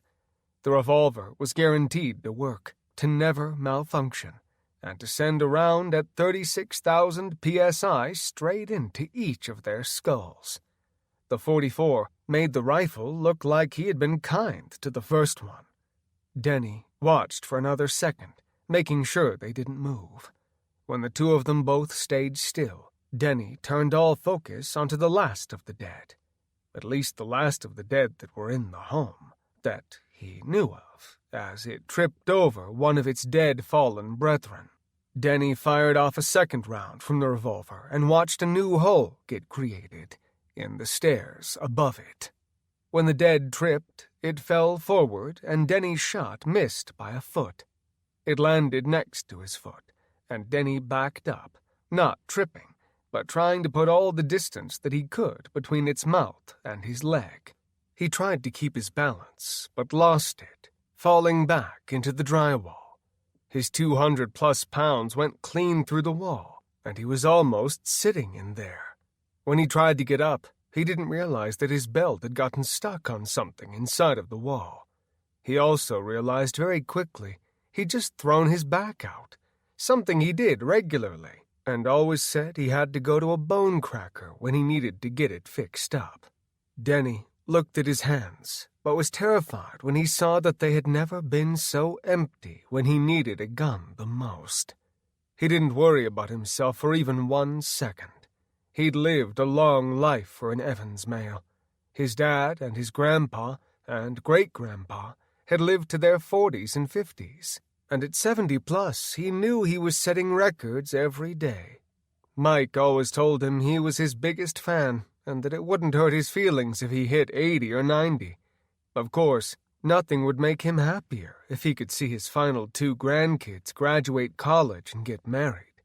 Denny watched as the last of the trio tried to get back to its feet. It tripped over one of the dead and started crawling forward. Denny tried bringing up his foot to kick at it, but the strain racing through his back made him feel like someone was running a jagged, rusty knife down the middle of his spine. People who had never injured their back before had no sense of what kind of pain they could handle or feel, as the human body was completely connected and was hard to understand without having to deal with it. Denny kicked at it as it inched itself closer. Its blackened purple tongue hung out of its mouth, looking more like a panting dog in the summer. A panting dog hell-bent on ripping the flesh from Denny just as soon as it could. He fought through the pain, bringing up his leg because it was fight or flight, and being stuck at the moment left fight as the only option. Denny brought his loafer down into its face once, twice, 3 times. He thought if he was still turning wrenches for a living that he'd have the accompaniment of being able to use a steel-toed work boot. However, he wasn't, and he didn't have that. The soft, flexible leather top and orthopedic sole did nothing to stop the zombie from making its way closer to him. This was all taking seconds, but each second ticking away felt like 1,000,000 years had passed all at once. When he tried to bring his foot down one more time, it clenched onto the back and the side of his ankle. Denny kicked wildly at it, ignoring the lightning sprinting through his back. It didn't matter, because with the grip this purple-skinned, blackened-tongue, flesh-eating piece of shit had on him, he knew that there was no way in which the continuing chain of events ended pleasantly. Chapter 3. Tony knew the time available was short, and with falling zombies coming from floors above, it was best to get away from the stairs, if at all possible, which at the moment it was. Tony yelled, "Hey, we need to go! Like now!" The ever-dwindling group ran back up to the door. Tony went to open it and realized that he had one of 2 issues. The first was that he didn't have a viable weapon, and being on a millennial campus was not hopeful to find one. There was one thing that stuck out in his mind, and he knew he was at least a mile from it. On a normal day, a mile usually seemed like a very small distance, but now felt like it might be an impossible feat without some sort of transportation. Transportation didn't seem like a viable option right now. There was just too much shit that had to line up, and if the idea worked, he would then have to backtrack that mile. That did not scream good idea. Holly stood there for a moment longer, watching her boyfriend try to figure out what in the hell he was doing. She finally couldn't stand there any longer, mostly because it was stupid to stand there. Holly punched him in the shoulder hard enough to bring him back to the real world. Tony's inner debate left, and he could easily hear Holly yelling at him, something she rarely did. Holly was screaming, "Hey, what in the hell are you doing? There's falling zombies, literally, like falling from the sky or the top floor, whatever." Tony jumped, trying to think about the words he needed to say. With many shots of adrenaline mixed with a very healthy hangover fogging his mind, he said, "We need protection. I mean, space." "What in the hell are you talking about? Space? Protection? Are you still fucking drunk?" "Yup, definitely still running a buzz, and that's probably going to make what I'm saying sound like less of a good idea." "Filling me with confidence, Tony," Holly snapped. "I'm trying to make it make sense. We can't keep running around naked." Ralph raised his hand, clearing his throat. "Could you possibly say that in English? Maybe say it a little quicker, given the circumstances?" A growl came from above, echoing and landing, facing back down onto the railing. It hit so hard that the zombie snapped its spine, sending it out of its chest, sticking straight up. The blood from it peppered the group. It tried to bring itself up, but there was no moving, considering the fact that even though it was dead, it still couldn't get around the fact its back was broken. Ralph used the bed frame piece to lift it up and over. It kicked and snapped, and Ralph tried to be careful as he did it, but when he tried to bring the rail down to put under it, the zombie caught the boy's shirt. The spine-snapped zombie went over the railing, but went the wrong way. Ralph tried to jump back, but everything he was attempting to do was going horribly wrong. His feet were planted in a way that he was using all his force in the wrong direction. He was trying to figure out what was going wrong. He had now wasted the rest of the time that he had. The spine zombie wrapped its hands around his leg and bit into his Achilles tendon on the rear of his ankle. His shorts provided no protection, and Ralph cried out in pain. Holly watched it as its teeth tore the skin away and the skin gave way, leading to the tendon and blood. His knee buckled and he fell to the ground.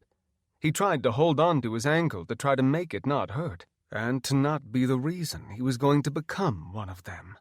The zombie dragged itself up to his stomach and ripped into his abdomen. Ralph was now not crying out in pain, but in fear of the unknown. He looked down at its cold, dead eyes as it chewed happily on his flesh. The group shook their heads, trying to think of what they could do for him. There wasn't a cure, and there wasn't really a way to put him out of his misery quickly and painlessly either. Tony was starting to think any reason to attempt to go further into the city might be a death wish, something he wanted nothing to do with for Holly and himself. Ralph screamed as it continued to tear into his flesh. Tony knelt down, taking the rail from him, bringing it up and down through the zombie's skull. The rail's edges sliced through the first 2 layers of Tony's skin, not being overly forgiving about it. He screamed, looking down and seeing the blood dripping slowly onto Ralph's face. The poor guy was going back and forth between trying to hold his stomach and his ankle. Tony looked down at him, trying to think of what he could do, but the dead were still falling, and even though leaving him didn't seem ideal, he was pretty sure it was their only option, albeit a shitty one for Ralph. Ralph looked down at his arms, and they were going pale, the veins getting easier to see. He watched as his veins began to turn purple, forming what seemed to be a blurry outline or picture. There was a fog, no, a rain, and he didn't know what to think. He began to wonder if he was stoned at the moment. Holly whispered, "I don't think he's okay, and I don't think that he will be okay. Time is going to grow shorter." "Well, what are you saying? Did you want to kill him?" Tony asked, not completely opposed to such a thing, so much as trying to wrap his head around the fact that he was going to have to do this. He didn't know this guy, and wasn't particularly worried about how he might feel afterwards. Brett yelled, Hey, let's settle down a little bit. We don't know." Holly didn't give him the opportunity. Hey, Fat Albert. No, we aren't waiting. Fine, don't put him out of his misery. We can leave him in the stairwell. There isn't anything that you are able to do for him. It is up to you.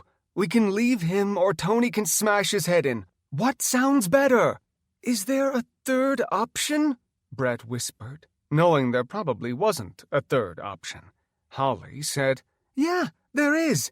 Hold on a minute. Sorry, seems like God is busy dealing with a lot of shit at the moment. Tony cringed. She didn't usually say anything with regards to God unless she was really pissed. Tony had always been told by her mom that she'd been a good little Catholic schoolgirl until she had met up with him. She, of course, had no idea what kind of a wild child that her daughter could be when she wanted to. He would never tell her this, but he would say that it could be questionable on who was actually the bad influence. Brett said it without meaning to, and uttered, What a bitch. Holly was already throwing a punch into the man's chest. He let out an oomph full of air, and just before he could say something worse, she took each of his nipples between her thumbs and index fingers and clenched onto them. He was going to say something about not doing it and was ready to apologize when she squeezed until she was sure she could feel fingers and no nipples at this point, and then twisted. He cried out. A tear ran down his cheek, and she pulled down slowly before ripping her hands away from him. Tony loved this woman, but when she felt disrespected, she could be 110% batshit crazy. Brett, you didn't want to apologize for saying that, did you? His lips quivered as he attempted to say something. When Holly let go, he held himself, unable to do anything to make his nipples not feel like a blowtorch had been placed on either side of them.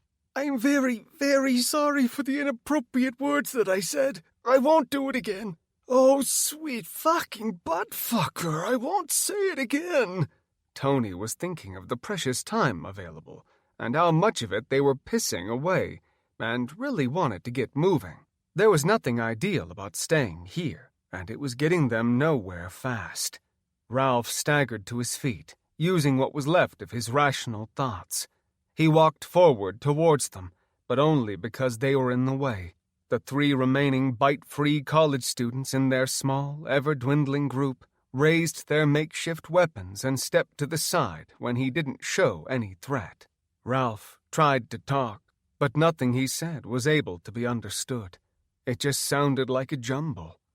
Ralph half smiled as he used his one good foot to put on the railing and got up over it and let himself fall to his death.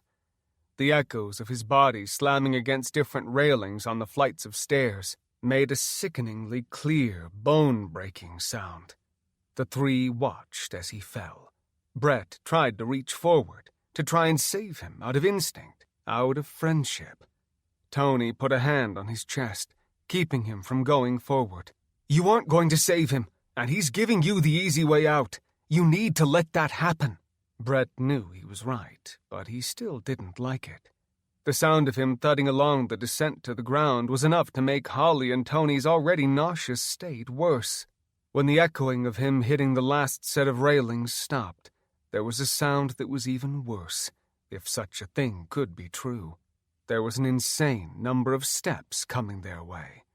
Holly asked, When were you going to fill us in on your really bad idea? Right after we get out of this stairwell and back to my room, Tony said, beginning to get more nervous by the second. Oh, great plan, honey. I assumed that you were talking about the room that has dead people inside of it who wanted to eat us? Tony nodded. There wasn't any time to screw around, and he didn't want to waste any more of what they had so little of in the first place. Tony looked at the rail in his hands and knew if anything was going to work, it was going to be because of how he was taking care of himself. He pushed the door open, looking left and right. A wet, cold hand clenched onto his shoulder. Tony looked behind him, and all he could see was the open mouth and black tongue with pieces of skin hanging from in between its teeth. Tony tried to run, but whoever this was had a hell of a grip on him. Chapter 4. Mackenzie looked around as she drove. There were 0 streets which looked familiar, most likely because she had never been on one of them before in her life. She had nothing against the poor and did not ever treat them like they were lesser, because she didn't think that they were. She had some of them as patients. Everyone's life meant the same to her, the best to the worst. She did not go out of her way, though, to put herself in harm's way when it came to her free time. Emily was checking the rear view and side mirrors. Her paranoia was at an all-time high at the moment. She knew there'd be another zombie somewhere, but she didn't know when or how they'd come. Just that after the day she'd had, it would be a guarantee it would happen. Emily looked on the floor and in the glove box. Emily, what are you doing? You're freaking me out. Quit being weird, okay? Sorry, but your car's incredibly too clean. Sorry? No, I was just thinking maybe you might have something here that we could use to protect ourselves. Michael keeps this thing so clean. He's pretty uptight about it. He isn't quite as bad about it since he got the motorcycle bug from Mike. I'm still not sure if it was a blessing or a curse. Emily quite enjoyed going out with Mike for rides, and did her best to not mention features on the bike which she would like too often, because her husband sat and looked at motorcycles every night anyways. She didn't want to help instigate a new bike if she could help it, at least until Tony finished his bachelor's degree. They didn't want to try too hard to see how much motorcycle debt that they could rack up. She just couldn't be happier that Mike had been strong-willed enough to hold off for the earlier part of their marriage. Emily said, "Yeah, Mike went the first 15 years of our marriage never waxing a single thing. Once he got that little first bike, I've never seen him detail something so much. I am glad he got the bigger one so I could go with him, but it still terrifies me to think about it. You aren't going to find anything in here to use as a weapon. Marin has her car seat, and there's probably a few bags full of Cheerios lodged into the back seat back there. Think, Emily, think. We can just stay in the car. We don't have to get out. We drive home, we go inside. We don't have to worry about going back out again. Or, at least, going back out again without our well-armed husbands. Okay, so we just drive, and we don't stop until we get to where we need to be. Sound good?" Mackenzie asked, already knowing her answer. "Yeah, that sounds as good as a glass of wine and yoga pants. Of course, what you're saying had been what I was originally contemplating when I started to drive off the main road, and that was just about when everything went to hell in a handbag. We aren't going to let that happen, but we need to figure out how to get out of this place. Do you still have your phone?" Mackenzie questioned. "Yeah, thank God. Or you wouldn't have ever found me. Type in our address, have it skip highways, and see what it tells us, please." Emily did so and set the phone down. "I've never seen so many different types of warnings in my life. There's nothing on here but warnings, crashes, and ways not to go.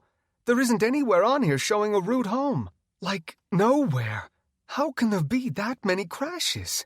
Mackenzie thought of her ride just to get Emily. She had been barely able to make it out of there without any major issues.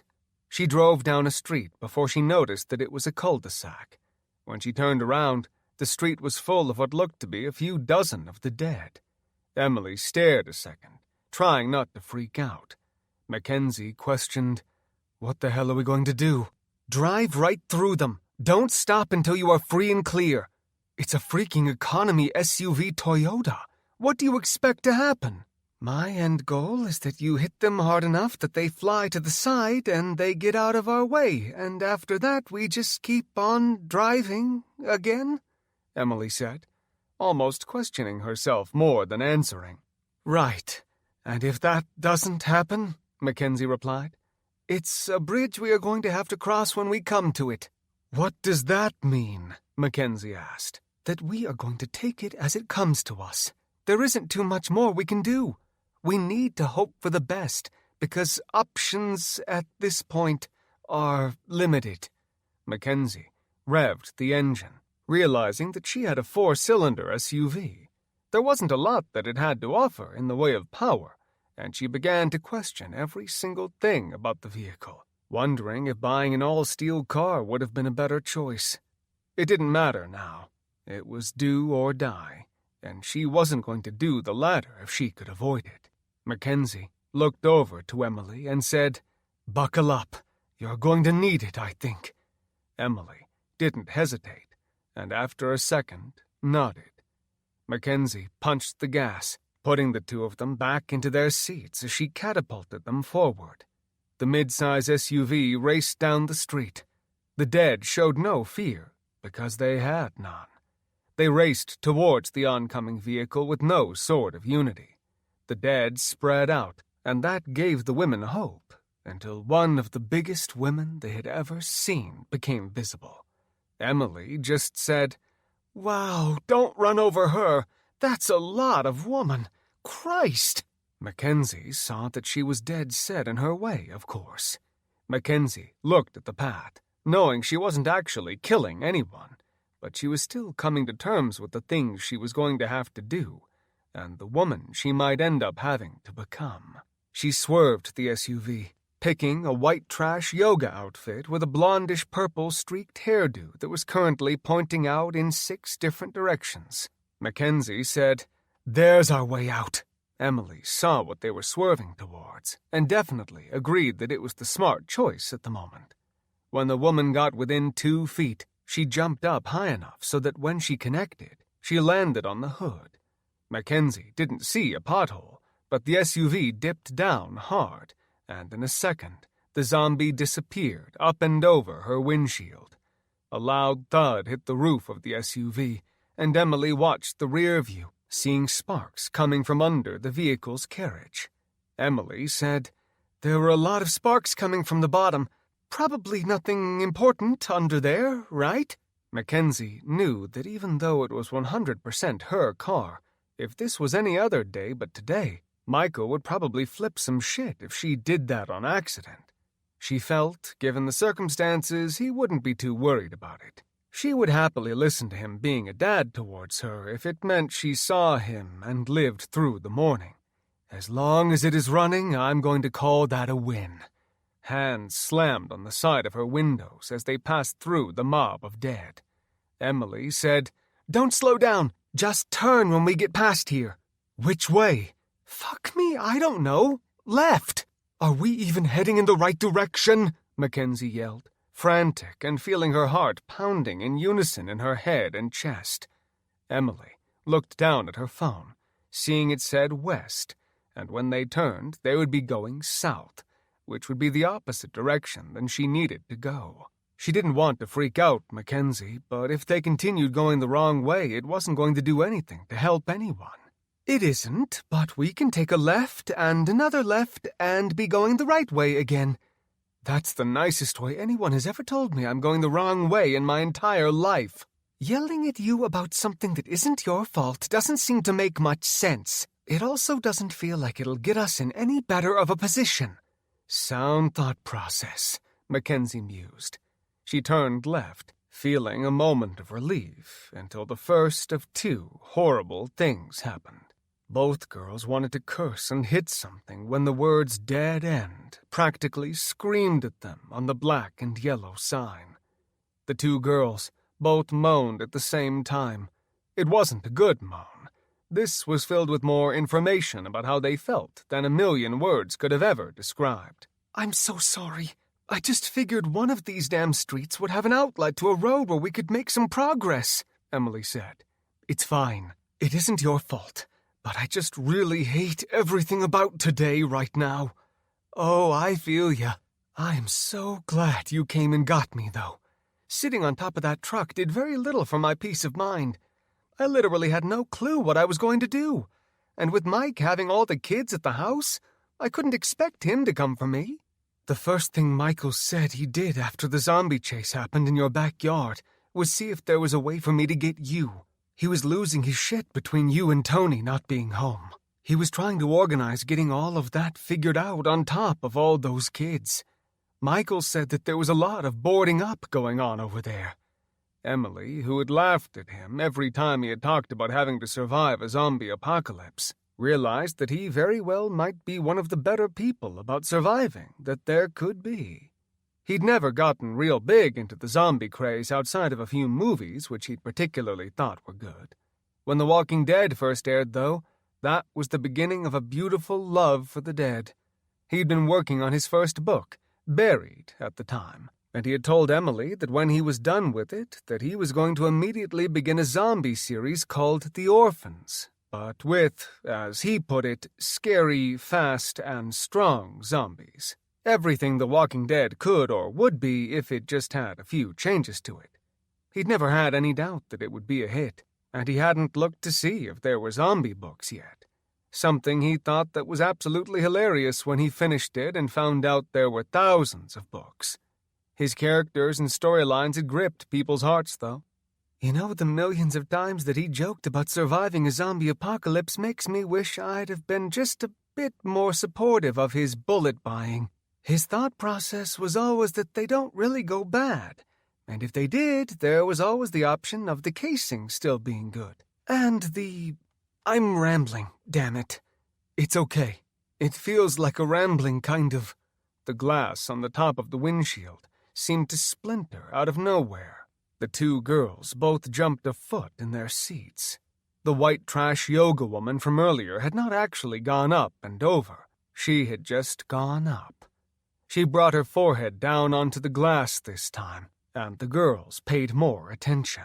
Her head split open and bled like a stuck pig, spraying and covering the entire windshield. Mackenzie thought this was now the worst thing that she had ever seen or endured in her life. She punched the brakes with both feet, and the SUV began to fishtail.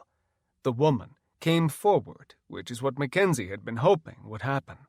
She punched the gas again, pushing the two of them into their seats, and the woman's spandex sports bra caught on the hood somehow, keeping her from going anywhere. She turned around, stretching the top until it snapped. Both girls gasped as the blood-covered, half-naked woman began smashing her fists and skull onto the window. Mackenzie tried to use her windshield wipers and fluid, but when she did, the stranger placed a hand onto it, surprising both girls that she was able to get something that quickly. She pulled it back until it snapped off the vehicle. It left a 6-inch black piece of plastic going forward, left, and right. Mackenzie tried slamming on the brakes again, and by now, the woman didn't have anything left to hold on to. She flew backward and onto the street. That feeling of hitting something fast and making you cringe was the last thing they were wondering about. A loud thud, sounding like they were going over a bouncing ball underneath the vehicle, had never sounded so good in either of their lives. She hit the windshield washer fluid again, hoping that it would clear her vision.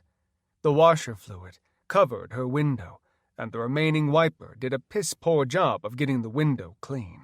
Both women screamed as the visibility got closer and closer to being able to see. Chapter 5. The Cars. Brent had his music blaring in the John Deere, Metallica fighting its way out of the small cab. The size of the room for the driver compared to that of the massive heavy-duty tractor made him question if any of the engineers really knew how long farmers stayed in the compact space. The fact that air conditioning had been installed in the work tractors did little to bruise his heart, and he would not trade space for air over anything. Today was not a day that air was needed. But he could remember every drop of sweat rolling down his back, and many more places than he cared to remember. Not every tractor had been air-conditioned, and that feeling of wanting to pass out and die had not been missed since he'd gotten this one. The land in front of him was bare. There had been endless rain, and it had made planting corn a difficult task. The ground was too wet. Each year in Iowa was a coin toss, and there was a reason why tractors came with headlights. Most city folks assumed that it was because of how early they had to rise for their profession. It wasn't often that people were out late enough to see farmers. Brent had been out on 24-hour stints. It was part of the job, and it was only a handful of times he'd needed to do that. Brent tapped his foot along with the machine gun-style guitar rhythm. He'd had a suit-and-tie job, and sitting in this cab sipping a cup of hot, strong Folgers couldn't be traded for anything in the world. Brent saw the radio lighting up and turned the music down. He missed whatever it was that they said and grabbed the walkie-talkie. He didn't know what they wanted. There was GPS on the tractor, and it wasn't like he was paid by the hour. He got paid for the job all in one. He sprayed the pesticides and made sure that if there was any work needing to be done on any of the equipment, it was taken care of. He hit the talk button, letting off the gas for a minute, and said, "This is Carr. What's going on?" The radio that came back was frantic and sounded insane. It basically came back as gibberish, because whatever was happening was apparently making someone freak the hell out. Brent looked around the field as if he was going to see something. The headquarters for the commercial farmland was a good 4 miles back. He hated wasting time, especially when the weather was cooperating. "You need to come back. We need your help. We need your help." "With what? What is going on, Rick? Christ, do you need me to plant a field and still do yours?" The radio was silent for a few minutes, and he was almost going to give up and turn it off and go back to work. The job was in no way the kind which was above harassing and teasing each other, the kind of place that practical jokes were never far off. The 4th of July was a season where there was no peacefulness. Those that wanted to try and get a non-farm field shit in before heading out were definitely susceptible to snaps under the toilet seats, guaranteed to push the shit right back up into your throat once they went off.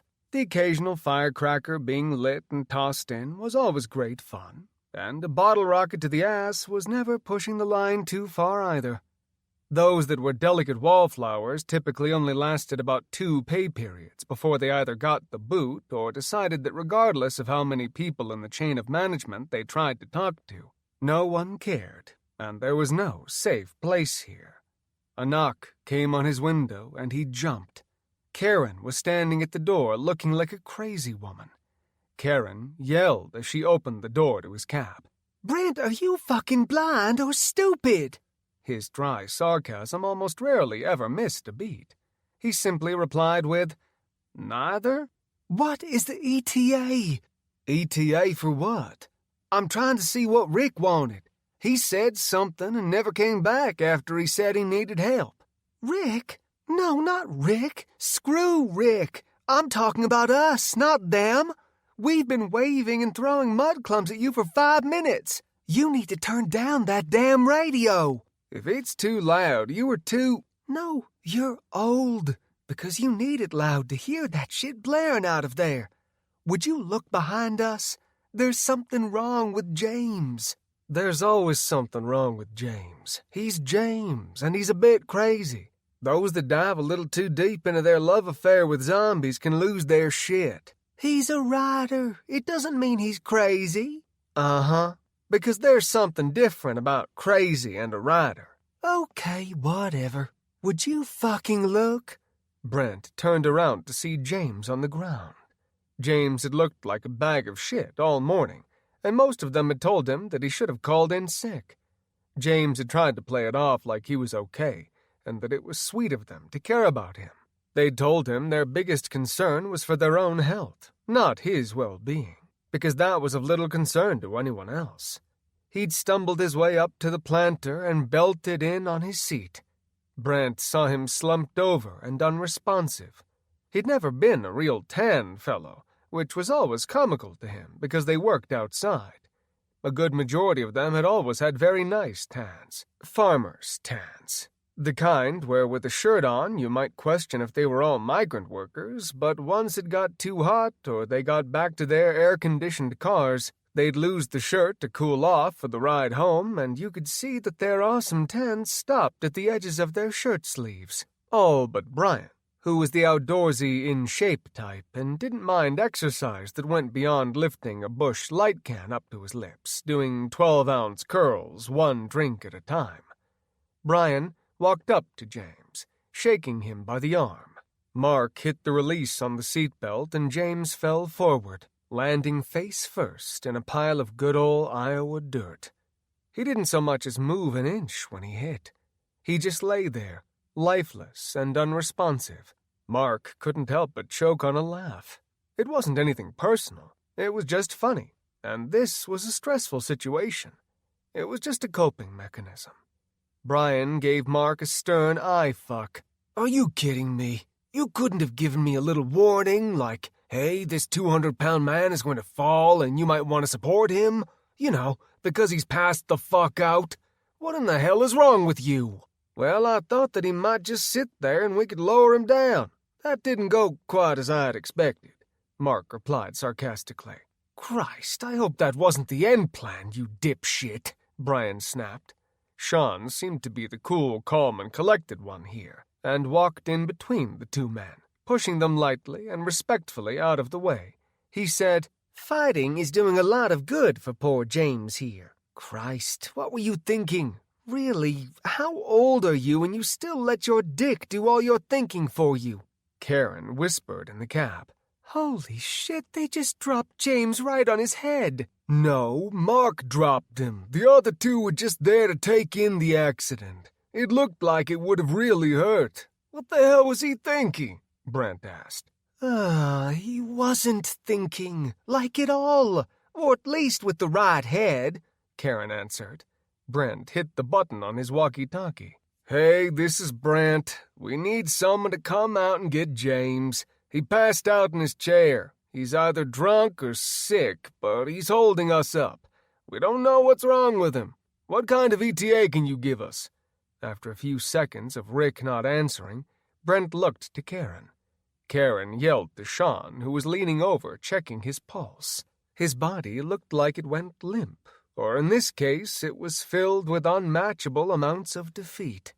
Sean shook his head no, and Mark, who was still attempting to get his composure back, got a sobering dose of reality. None of them were really best friends. They were more work friends, the type where if you got laid off or got a new job, you decided it was time to obtain new work friends at a new employer.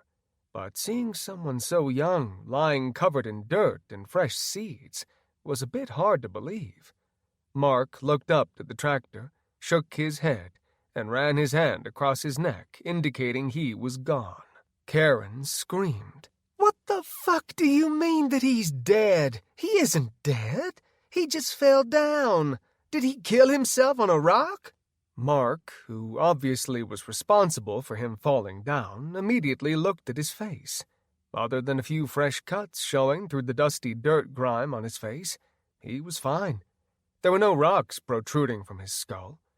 He's drenched in sweat, but did not die from me unbuckling his damn belt. Idiot should have stayed home today if he's this. Brian tapped his leg. Dude, shut up. He's moving. His chest isn't moving, though. Mark felt some relief. Even though he knew he didn't kill him, he'd still felt horrible when he'd fallen down out of the seat. What the hell do you mean he isn't moving? He's fat. That's why his chest isn't moving. Sean said, No, that isn't why, and I think we should put your wife Tracy in for sainthood. Blow me, was Mark's reply. Guy, shut up, please, my head hurts. James, are you okay, man? Can you hear me?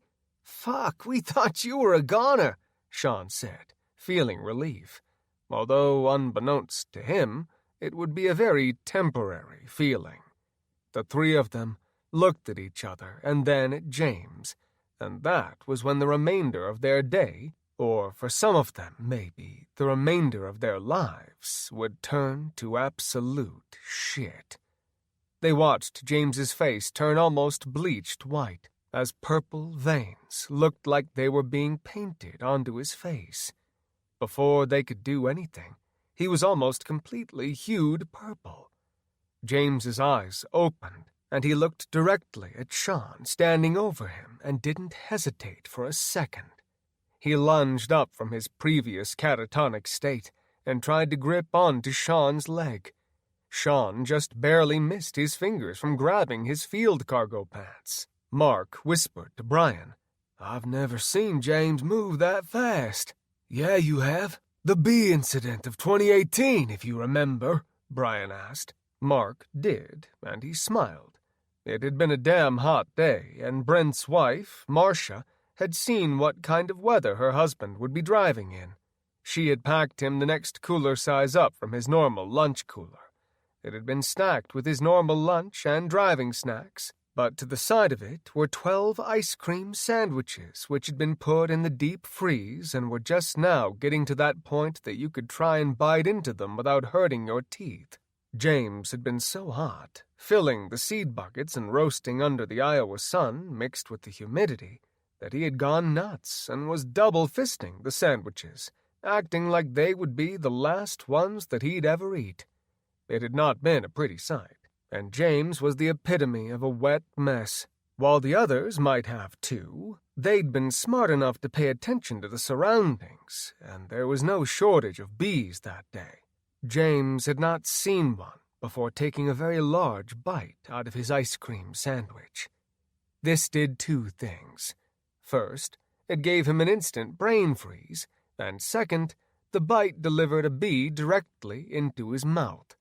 The bee, come to find out, was less than a fan of being eaten by a human.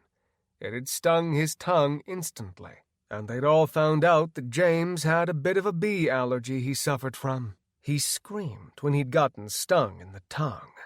It took less than just a few seconds before he'd screamed for help, which had been comical and a bit worrisome. The tractor did a whopping 4 or 5 miles per hour when going through the fields. They'd had to have a truck rush out there and pick him up. From that day on, they had decided keeping an EpiPen on hand was probably a smart idea. Man, I wish we had some ice cream sandwiches. I don't think I'd go out of my way, though, to get him an EpiPen. He's being all creepy and shit now, Mark said. Sean was going to say something in complete agreement with the creepy comment, but James spent about a millisecond after missing Sean's pant legs before leaping up to his feet. He didn't wait. There was no pause, and he jumped off his heel, diving for Sean with both hands. Sean just barely got to the side of him and avoided a full-on impact. James was able to grip onto his tan desert camo shirt and pull him off balance, and the two tumbled onto the ground. Sean rolled to the side, waiting until one of his spins put him on the ground face down, then stumbled to his feet much more gracefully than James.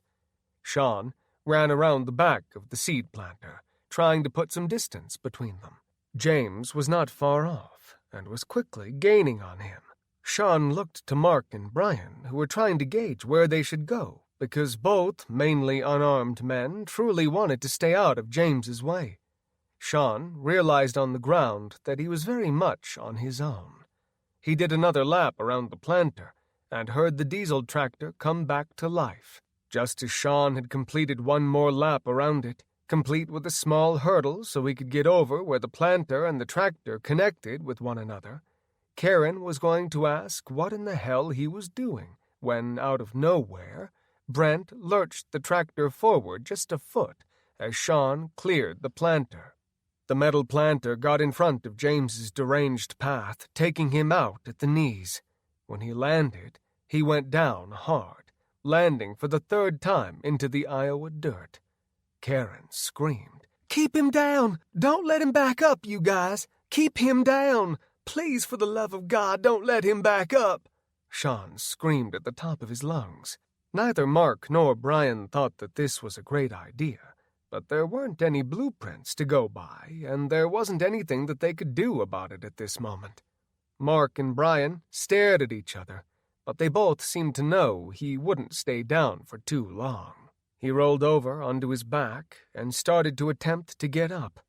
Brian and Mark leapt on him, knocking him back to the ground, and put all of their weight on him. James couldn't make any sounds that made sense. He growled and screamed, but that was the most that he was capable of doing for communication at the moment.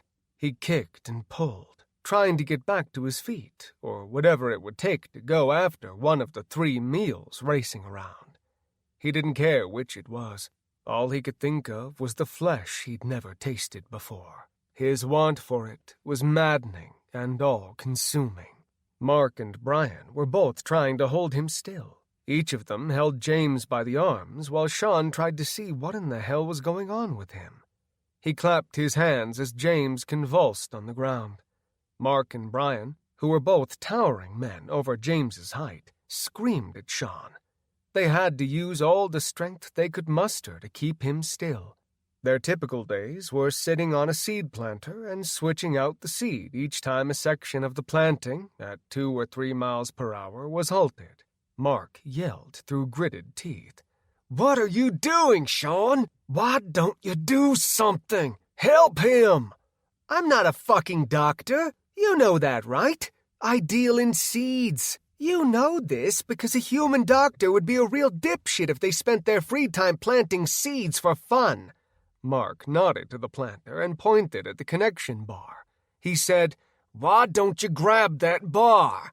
"How in the hell is that going to help him?" Sean questioned. "It is going to help someone. It is going to help us. We are going to knock him the fuck out with it," Mark yelled. Sean walked around in front of the two, still struggling to keep the now furious James on the ground where he couldn't hurt anyone. "How in God's name are we going to hit him? It is James, damn it. Please, we can't hit him. What are we going to do after that?" Brian slipped and jumped forward, putting all of what weight he had to offer onto James's arm. He growled and yelled, but it wasn't enough at the moment, and Brian held him in place, fighting for him to stay still. Brian was all on board with striking him. He had never seen someone this angry before. It was pure insanity.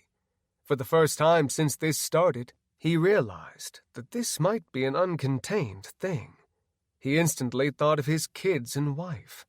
Brent fumbled, feeling his pockets and trying to find his cell phone. With the vibrating from the tractor, he'd not even felt it going off. Marcia never contacted him during the day, because she knew that he kept his eyes on the prize. He also hated his phone, and did as little as absolutely possible with it. Chapter 6. Marcia sat at the desk, waiting for the CEO to be quiet. Her phone had been buzzing in her pocket for the better part of the last half an hour. Mr. Phillips, as kind as he was, would lose his shit each and every time that someone looked at their phone when he was talking. It wasn't anything he took personally. It was just something he felt violent about. He'd come up during a time that he had to check in with his foreman on a CB. Marcia waited until he finished and said, "Yes, sir, we are going to have the building moving forward by the end of next week. The final building permits came through yesterday, but Janet hadn't gotten them in the system."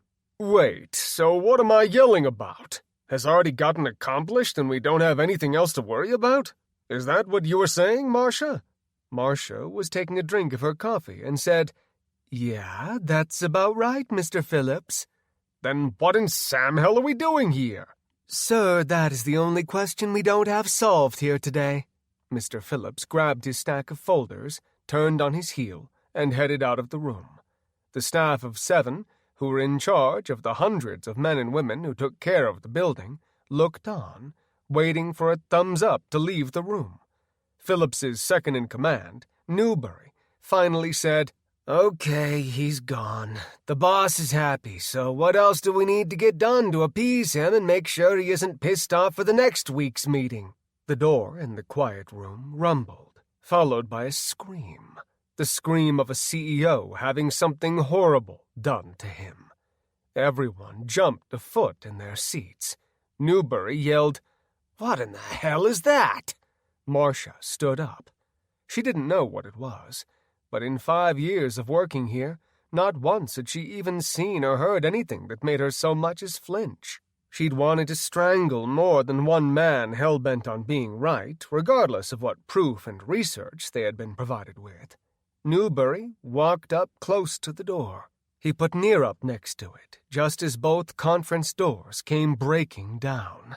The doors opened outward, per fire code laws, and all she could see was the smashing of the wood as it seemed to implode, sending pieces everywhere. There was no way out of the room. The only exit was currently being blocked by 6 construction workers, one of whom was busy ripping the jugular out of Mr. Phillips's throat. The boss's eyes connected with Marcia's, and even after having 2 kids, she still didn't think she had ever experienced the kind of pain he was currently experiencing. Each of the 6 men wore the same yellow work shirts, which were soaked with blood and nearly shredded.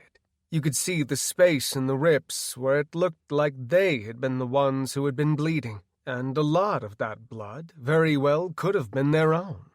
The blood in their beards and spread across their bare chins was definitely someone else's, she thought. That thought was fueled by the fact that one of the blood-soaked workers was a guy she had known since she started at the company, and he was by far one of the kindest construction workers, or any type of human for that matter, she'd ever met. He looked normal from behind, but when he turned around was covered with blood and flesh dangling from his mouth as he chewed greedily. The 5 who were not getting a piece, literally, of the boss were fighting, smashing, punching, kicking, anything that they could do to try and get the door out of their way. The meals that were frantically trying to think of a way out were drawing all of the dead's attention. Marcia thought of the few construction guys she had seen earlier, and in no way could she remember a time when any of them had appeared to be purple.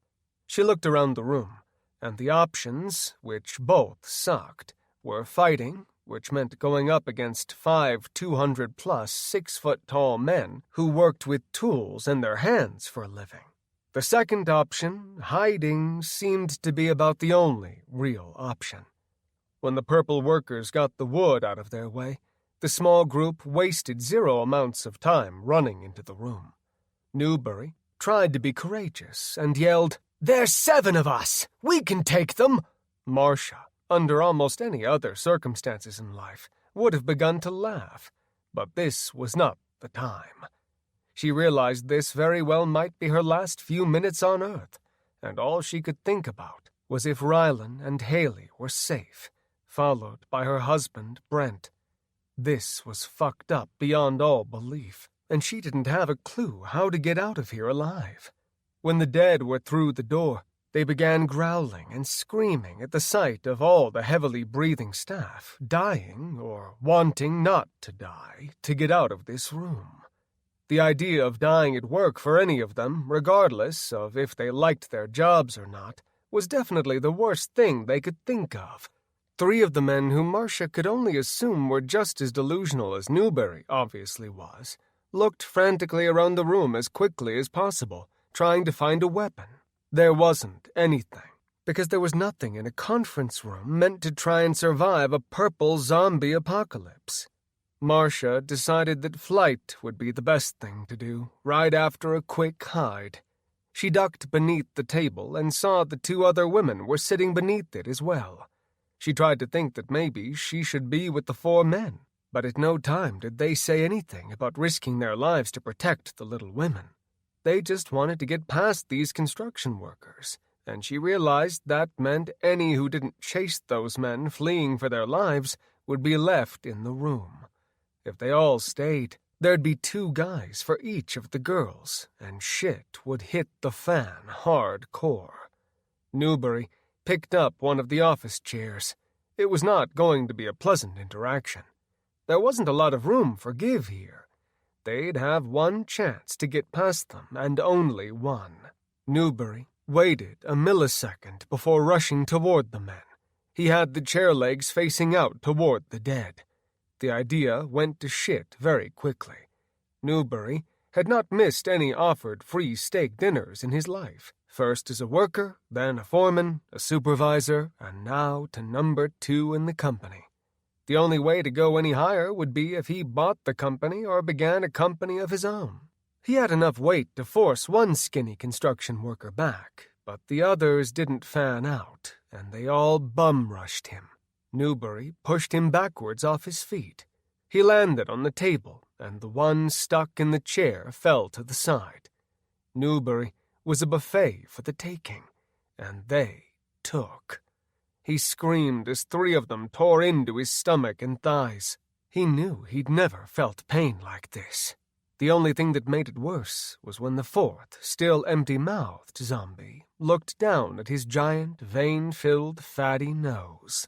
It wrapped its mouth around the nose, clenching down hard, and the scream he had first was no longer the loudest thing any of them had ever heard. It pushed down on his forehead, gripping his head to use it as leverage to pull the nose from his face. When he could not get it to rip loose, he dug in both thumbs, really giving it all that he could, into his eye sockets. Blood began to pour from his nose and eye sockets as it slowly began to give way. He felt his eyes caving in, and at the moment would have been content to die. There was no death, though. Not one which was going to stay that way. Nothing permanent. The dead who was chewing on his nose pulled so hard, pushing up with its legs, that it flew backwards as the nose finally gave way. Marcia and the other 2 screamed through clenched fingers, covering their mouths, with the exception of Betty. She was covering her eyes and didn't see the blood-soaked construction worker fall down at the end of the table.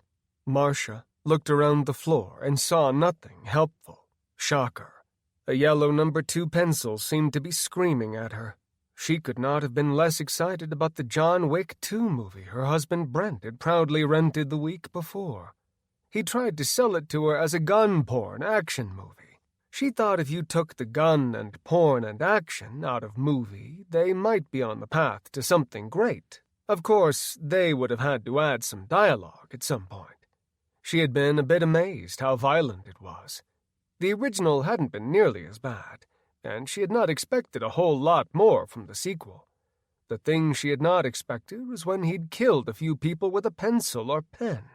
She couldn't remember which at the moment, but she was hopeful it was a pencil, because that was all she had at her disposal.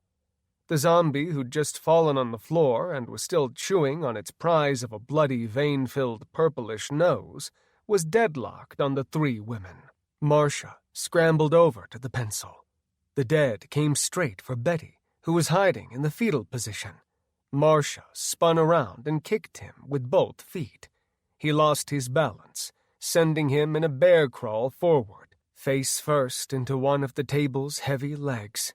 It snapped its head up and looked left. Betty was no longer of any concern to him, for the moment at least. Now he wanted Marcia, and only Marcia. She looked around, trying to think of any last-ditch effort. The gung-ho men, who'd been ready to fight, were all lying lifeless on the floor, each of them a meal, and she could almost see them turning purple by the second. They would soon look to see her, Betty, and Mary hiding under the table. She needed to either get out of this room and to her office, or somewhere that had a window to get outside. Somewhere she wasn't 100% convinced was going to be any better. She screamed when he rushed her. Marcia back-crawled, trying to get away, but a hand took her by the shoulder. She hoped it was someone that could offer the ill-equipped group some assistance. Her question was answered when the hand moved to her neck and was soaking wet, sending cold shivers down her spine, immediately covering her with goosebumps. She twisted her head to see one of the dead bending its elbow to try and attempt to pull her out from under the table. She bucked and kicked until his wet hand lost its grip on her deeply tanned neck, courtesy of Rylan and Haley's ball games, which could be triple headers, something she, as a business manager, could never understand. If everyone played 1/3 less games, wouldn't it, A, give everyone a chance to have a life in the summer, of all times, and B, give the kids a chance to be kids? These were kids 3 or 4 years out of diapers. She had never understood it, but would never complain about it. The small town she grew up in did not leave her opportunities to be able to do as many extracurricular activities as her kids could. They put them first at all times and sacrificed their summers for them. Marcia scrambled forward quickly and yelled, "John Wick, motherfucker!" She aimed directly for its eyeball and realized that there must have been some training that came with John Wick's skills. She could not have done a worse job of missing the eyeball. The number 2 pencil hit an inch above his eye and into his forehead, stopping just past the skin. The pencil snapped in 2 pieces off its head. It didn't scream from the pencil. There was no pain felt, only anger and hunger. The pencil snapped off its head and only a piece remained in her hand. It lunged towards her with a wide-open mouth. She took the small pencil, or what was left of it, and shoved it into the zombie's open mouth. It tried taking a bite of her finger, but she'd lodged the small pencil into its mouth far enough that it couldn't close its mouth around her hand. Marcia took a short breath mixed with a fist pump and let out a breath of momentary relief. Betty opened her eyes for a millisecond. She saw the zombie unable to close its mouth and smiled, looking like she was feeling some relief.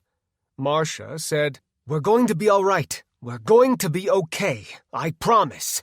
Mary nodded, trying to tell herself the same thing and to believe it. She yelled, "Yeah, Betty, we are going to be fine."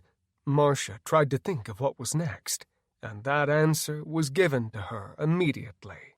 2 sets of hands came from nowhere. Betty and Mary tried to jump and move away, but both the hands took hold of their blouses, and they slid back on the smooth wood floor. Marcia crawled forward to try to help them, still avoiding Pencil-Mouth Zombie. She covered her own mouth, trying to mute her scream, when the dead bit into Betty's shoulder and Mary's neck. Blood sprayed out in front of them, hitting Marcia in the face and covering her white shirt. She froze, watching her two friends being eaten alive, literally. They screamed, or at least Betty did. Mary's scream went out the moment her vocal cords and windpipe were ripped out of the center of her throat. She clenched at the blood pouring from her neck, but the dead wouldn't let go of her.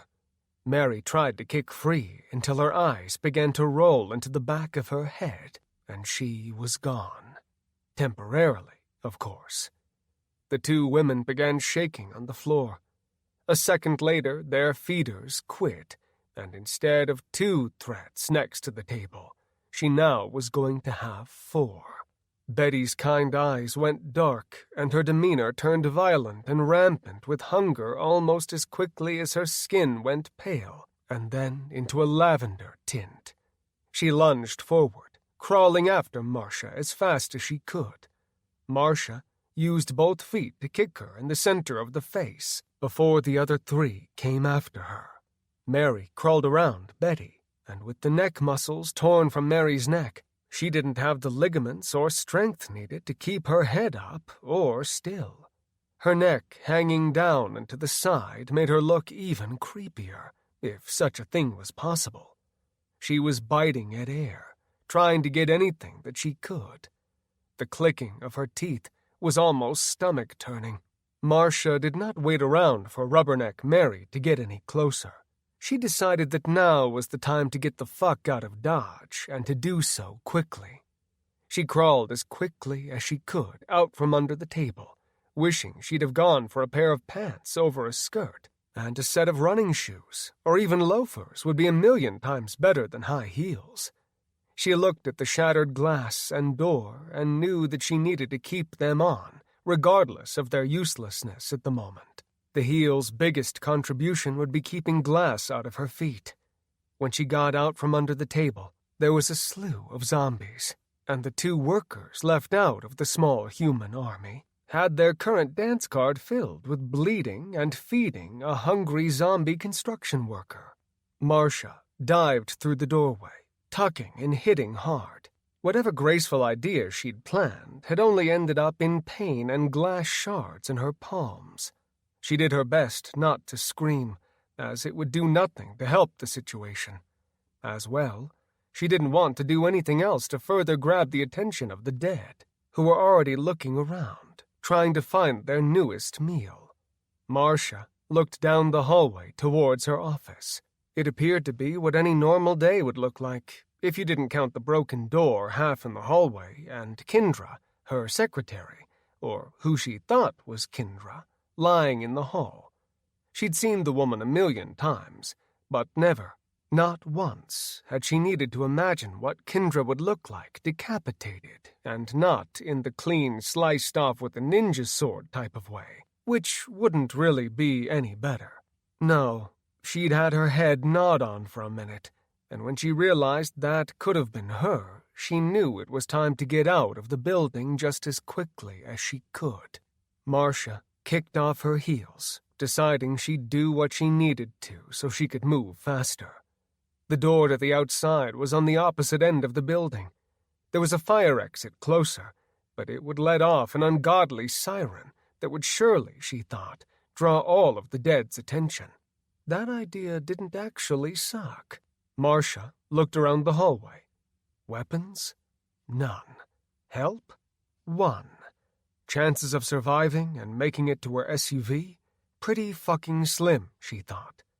She ran down to the end of the hall, wishing she'd not have looked down into some of the open office doors, usually where you'd see co-workers sitting atop of each other's desks and chatting politely about projects or who was to win the game this weekend, were now drastically different scenes. Men and women who usually were sitting behind a desk were now a piece of meat, and the desk was now a makeshift dining table. There was nothing any of them could do, and very soon, she thought, she would be running from them as well. Marcia didn't waste any extra time. She ran up, pushing the door open, and the alarm didn't hesitate in beginning to echo. It was not lost by the dead in the building. Rubberneck Mary growled as she ran straight for Marcia, both hands out and not able to see where she was going, but for every 3 or 4 steps when her head popped up from the motion. She dived towards Marcia, who looked like a matador as she stepped to the side, grabbed the rear of her head, and ran her straight into the metal fire exit door. She growled even longer, trying to get up, but her neck had finally fully snapped. She tried to get up, but was paralyzed. Marcia didn't waste any further time and started running for her office. As she ran, she felt like she was in one of those movies where poison darts were shooting out of the walls at the movie star, but in this case, it was simply pairs of hands covered in blood, reaching out and trying to grab her. The theme song to Indiana Jones rang in her head. She felt them getting closer until the final sets of hands went across her bare shoulders and moved into her hair. They each caught a small handful of her hair in their fingers and yanked back on it from both sides. Marcia screamed, "Fuck me, God damn it!" Tears filled her eyes right before she ducked into her office. She slammed the door closed and shoved a chair beneath it. There were no locks on the doors. The good majority of the time it was an open-door policy, and it meant no one ever had their doors closed. She looked around her office. There wasn't a lot going on in here that was going to be helpful. Her desk phone, though, did seem to look like it was the brightest thing in the room, and that it might have a blaring light coming from it. Marcia lunged for it, hearing a dial tone, and thought that at least it was a good first sign.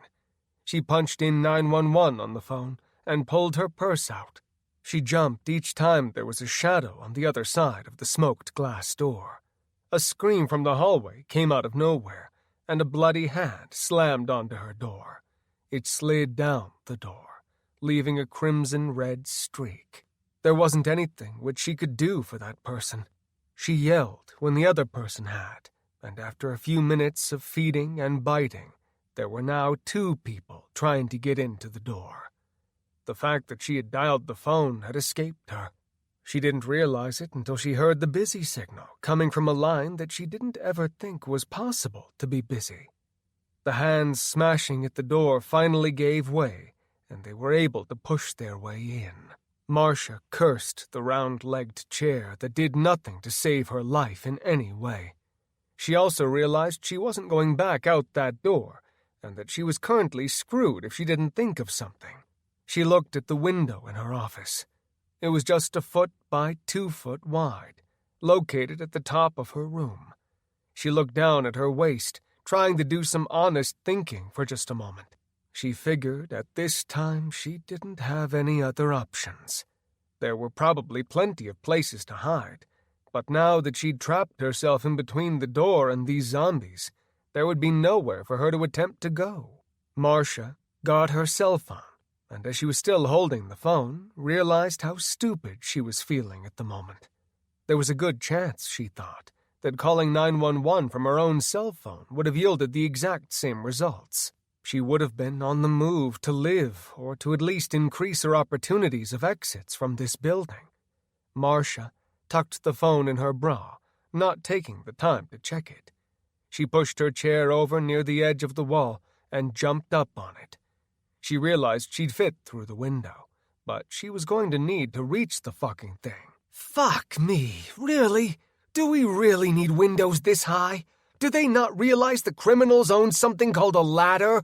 The screams on the other side of the door advised her that if she wanted to make this her final day on Earth living, that she should keep complaining and not go back to the fight or flight privilege that she had going for her at the moment. She got behind the desk, being careful to not get in the way of the dead's hands reaching through the doorway. She pushed until the cheap desk smashed against the wall, and then pushed the desk in front of the door as well.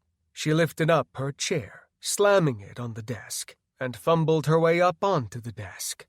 She saw a pair of New Balance shoes she kept for walking on lunch break, and grabbed those, pushing into them and feeling like her arsenal of awesomeness had just gotten a few points better. The slamming at the door finally completely opened, but it wasn't enough for them to slide through it. She watched the door as she fumbled at the window latch, trying to get it open. The pounding at the glass got even worse, as they decided their head wasn't doing anything to get them inside any faster, and they both began to use their heads as makeshift battering rams. She watched in fear as the glass slowly began to crack, and once that spiderweb started, it was the end of the smoked glass. It was only a matter of seconds before it finally shattered. Marcia started pulling herself up, trying to remember the last time she'd done a pull-up. High school seemed to be the only time she could remember. The fire burning through her arms and down her stomach from the power needed but not quite there was unbelievable. She finally got some momentum and started to pull herself up, slowly but surely, so long as her arms didn't give out, coupled with her grip, of course. She looked one last time, seeing the woman who'd just been taken was pushing in through the broken glass, and it made her look even more scary as the razor-edged shards of glass started peeling the skin on her cheeks and neck back. The skin began to tear, and when Marcia didn't think this could look any worse, she changed her mind. There was only anger and want in their eyes, a want with only one goal: to feed. Even as the skin tore from her face, she never faltered in wanting to get through the door or to take her eyes off of Marcia, her meal. The horrible things happening to her face didn't change her expression, since the woman felt no pain. Any question about getting out of this room any other way besides that window was now answered. The female zombie wasn't going to make it through, and the zombie behind her pulled her back, or tried to, as the skin was still in the glass. When he couldn't get her out of his way, he decided she'd work just fine as a ladder. He put a hand on her shoulder, squeezing tightly, and pulled himself up until he was atop her back. He used a knee to crawl across, and Marcia was horrified, watching the glass pierce her skin and leave a pool of fresh blood at the bottom of her now broken door. Marcia jumped, holding on to the ledge of the window. She felt like every muscle in her body was on fire and screaming at the same time. She thought if doing a pull-up meant it would save her, and if she didn't, meant that she very well might be dying right now and here. The screams coming from behind her motivated her to pull with everything she could, and when she felt a hand on her leg, an adrenaline rush like no other she had ever felt before rushed through her entire body. She snapped her leg back towards where she could only guess and hope its face would be. A crunching noise came from beneath her heel, and there was no shortage of happy endorphins racing and rushing through her body. Marcia pulled, ignoring the strain until she was half in and half out. As she pushed up, she kicked the chair back and felt satisfaction in knowing it was not going to be used as a stepping stool to follow her. Marcia looked at the ground below. She hadn't realized or thought of the fact that the very high hole she had just climbed through to her freedom now seemed to be a very large fall, and she was going to have the added benefit of being face first as she fell to the ground. She heard a nail gun firing off like it was on full auto. She scanned the grounds, temporarily forgetting about her future fall. She saw Javier and Mario standing with their backs up against a work truck. Javier had a nail gun plugged into an air hose that she could only assume was attached to the compressor tank in the back of the pickup truck. He looked wild-eyed as he was taking the gun left, then right. He didn't seem to know what to do, which didn't surprise her, because how could he? Javier saw Marcia and smiled for a second.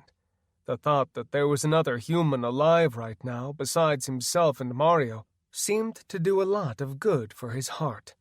He motioned for her to come over. He watched her wiggle left and right, sliding out until she was past her hips and the point of no return. She did a sign of the cross as she slid fully out, and her downward momentum took her to the ground, solving every question she'd been dreading the last few minutes.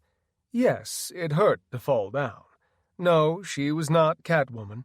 And yes, when you fall out of a window and put your hands out to catch yourself, That yes, you would break the shit out of your wrist. And yes, it was going to hurt, and no, I hadn't planned on the wrist breaking and snapping through the skin. Marcia crumpled on the ground. She took her wrist in her good hand and cradled it. She knew she couldn't sit here for long without it wasting invaluable seconds, the amount of time which she didn't have to spend. She let her broken wrist fall down and screamed. Javier was screaming and pointing to her to get over to them. She nodded, scrambling up and glad she'd put the shoes on her feet now. Marcia staggered to them, unable to run from the pain. Javier held up the gun, never stopping firing. All of the people racing towards her, and the two of them, were construction crewmen she'd seen 1,000,000 times before, who waved to her as she did them each time she came to work in the morning. Typical days for them started at 6, when they had new projects to see to, and she couldn't make it until 7:30 usually, because she waited for her son and daughter to get onto the Ankeny school bus. Today had been a rarity, but she'd let them leave to walk up the street before, and today, if it hadn't been the end of the world, would have been no different than any other day before it. Mario's hands were white-knuckled, or would be, had they not been so deeply tanned. His face was glistening, with the sun almost twinkling off his skin. He had a 3-foot bar, swinging it at those racing towards him. When they got close enough, he tried to double-tap them with the bar. When there was a gap, Marcia made a run for it, cradling her arm. When she was within a few feet, she skidded to a stop, falling to her knees. Marcia wanted to scream that they needed to watch out. Mario saw the look on her face and paused for a second. Javier saw her also and looked around, everywhere but behind the two of them. Marcia watched in terror as one of the dead stood over the two men. The clouds moved just enough to expose the sun. A long shadow stretched across the ground in front of them. Mario, who was trying his absolute best to keep up his end of the slaying, saw the stretched shadow. He turned around just in time to see a 300-pound man swan-diving towards the three of them. Mario tried to raise his weapon in time, but it wasn't enough, and it was too late. The behemoth man knocked him backward and off balance. The pipe ended up being a crippling weapon towards himself. It crushed his chest and ribs, and his screams filled the lot. Javier put the gun up next to the back of its head. When it came up a second later, Javier was waiting, and when his head touched the rear of the gun, he fired off 2 shots in succession. Javier yelled, "Mario! Mario! Are you all right? Are you okay?" The man collapsed on top of Mario, who was fighting to get up. Javier wanted to push the man off, but there was no time to do so. Javier kept shooting the gun, wanting Marcia to get over to him. Mario screamed in agony. There would be no relief outside of his temporary death for the doomed man. Marcia got up next to Mario and realized she wouldn't be moving the behemoth of a man without some assistance, especially with her wrist. Javier thrust the gun into her hands. She tried to hold it with both hands and screamed when her muscles moved in her broken hand. Javier wasted no time pushing the man off of Mario, but realized he'd committed too soon to his idea, and when she couldn't hold the gun up for more than a shot or two, he knew it was going to shit quickly. Javier pushed the man off of Mario. The problem with the giant man covering him was that he'd not seen the changes Mario had been experiencing. Javier was concerned when he saw his friend's face torn down the side. He put a handkerchief up next to it and tried to put pressure on the wound. The wound was no longer of any importance, but Javier didn't realize that until it was too late. He tried to jump back, but Mario brought both hands up onto Javier's flannel shirt and gripped it tight. He tried to pull back, but Mario wasn't a small man and had a tight-as-hell grip on him. Javier yelled, "Marcia, shoot him! Shoot the son of a bitch! I was trying to help you, you bastard!" Marcia aimed the gun, but there wasn't anywhere to aim it. He had an impossible situation ahead of him. Marcia was freaking out, trying to shoot everything coming at them. She couldn't hold the gun up for more than a second or two before having to lower it, and the dead were finding the noise to be quite attractive, especially when they saw the two warm meals in front of them. Javier had his hands on Mario's shoulders, trying to keep his mouth away from his body. Marcia screamed, "What the hell do you want me to do? Shoot you? You are in the way! I thought that there was room. I thought you had room to shoot. There are dead coming from everywhere. I don't know what to do." "I don't know either," Marcia screamed. Javier was trying to think about what he could tell her to do. There wasn't anything she could do, and continue to try and shoot those that were coming their way. He knew he should tell her to make a run for it, but didn't want to because he knew that he would die, at least die temporarily. Javier said, "Shoot me! Get in the truck! Lock the door and get out of here!" Marcia looked at the nail gun in her hand. There were a lot of the dead coming. She hovered the gun over the back of Javier's head, and for the life of her, she couldn't make herself do anything to pull the trigger. Marcia put the gun on full auto, got down on a knee, steadying the gun for a second on her knee, and let it unleash on full auto. She ran the nail gun until it went empty. The dead, running for her, crashed to the ground, all of the nails buried into their kneecaps and thighs. Marcia felt a second of relief before she realized the dead weren't dead, but at least immobile at the moment. They began to army crawl, unable to use their legs for much else than something to drag behind them. She looked at the tools falling out of Javier's belt and dropped the nail gun in place of a screwdriver. Mario was still fighting to eat Javier. She scrambled over to the two men, and with her good hand brought up a flat-tip screwdriver. She lunged it into his skull as hard as she could, and this time did not miss the eyeball, which she'd so horribly missed earlier. The screwdriver buried itself into his eye and didn't stop until her fist hit his cheekbone. Mario fell back down onto the ground, no longer moving, or fighting, or attempting to eat Javier's face. She let go, and her hand was shaking, the throbbing in her wrist going unnoticed because of the adrenaline racing through her body. Javier put a hand on her shoulder, and she jumped a foot. He broke the tunnel vision she'd been stuck in, unable to break her sight focused on Mario and the stream of blood coming from his purple face. She brought up the nail gun that was next to her, pointing it at him, until she realized that it was still empty, and he was still human. "Thank you, Marcia, for not shooting me in the head. I couldn't think of anything else. What's our plan now?" "We get the hell out of here," she barked as she got up to her feet. The pain in her wrist came back as the high dissipated from her adrenaline. She felt a feeling all at once, and everything from her coffee to her egg whites at home to Mary's surprise bagels all came up at once.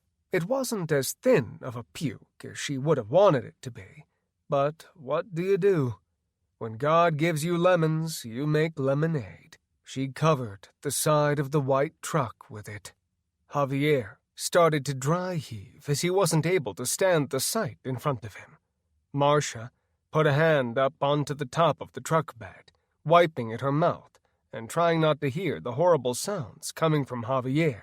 She looked down to see bloody hands clutching at her legs. Marcia jumped, kicking at them. Javier did the same, but he was a moment too late. The hands got both of his ankles by the jeans pant cuff and pulled him backward and off balance. His arms waved in the air as he did everything in his power to not fall backward. Everything he did in vain, and he screamed as he watched the clouds overhead come into his vision. The peaceful blue skies were quickly infiltrated by open, bloody mouths blocking the beauty of the sky overhead. Javier screamed as they focused on his cheeks, his nose, and his chin, each of them biting for a meal. They pulled and ground their teeth until the skin broke and tore away, leaving him looking like a rotting corpse. Javier did what he could to try and fight them off, but it was too little, too late, and his fate was sealed. Marcia screamed as she watched him fall down to the ground, his face and abdomen becoming a feeding ground for the newly purplish dead. The two locked eyes for a second, and his dark brown eyes were full of a fear that she hoped she would never have to feel for herself. Marcia backed up, keeping herself away from those who were not already feeding on Javier and were trying to go after Marcia. She knew there wasn't anything left for her here, not today, and from the current state and looks of things, it could be a forever thing. Retiring just shy of your 45th birthday wasn't too damn shabby, she thought. They, of course, were missing a few $1 million in retirement money, which would probably be a deal-breaker to really stay retired. After Javier screamed one more time, she snapped to and got the door to the truck open. She put her feet up just as fast as she could. All of the crippled zombies were much less of a threat. All but Javier. Marcia got a very clear lesson. If Javier ever had known her, been a kind, waving worker passing by when she entered the lot each morning as they headed out, all of that Javier was now dead. Very dead. Marcia screamed when Javier came up to the window. She looked at his face. The blood vessels were as if they'd all exploded. His normally tan skin had gone pale and turned purple. Javier stared at her, slamming his hands onto the window, his eyes insane with rage. She watched him for a second, unsure if moving was the right move, or if he'd leave if she stayed still. After less than a few seconds, her answer became transparently clear. Javier's bloody hands streaked down the window as he brought them down. He stared at the glass, not looking like he understood what it was, what it did. He looked calm for only a moment. Marcia watched him while she was feeling the steering column for the keys, for her way out of here. There was nothing there. No jingle. No keys. She felt a lone tear start to make its way down her cheek, leaving a clean streak from the dust stuck to her face. Javier backed up a foot, ignoring the fact that he had two perfectly good fists with which he could use to smash the window or open the door. He brought his face in at a bone-crushing speed, smashing his nose and forehead onto the driver's side window. His purple nose exploded down the middle, splitting the skin open and shooting blood all over the window. Marcia jumped, wiping at her face, and knew this wasn't the time that she needed to or was able to lose her shit. She looked frantically for a set of keys in the truck.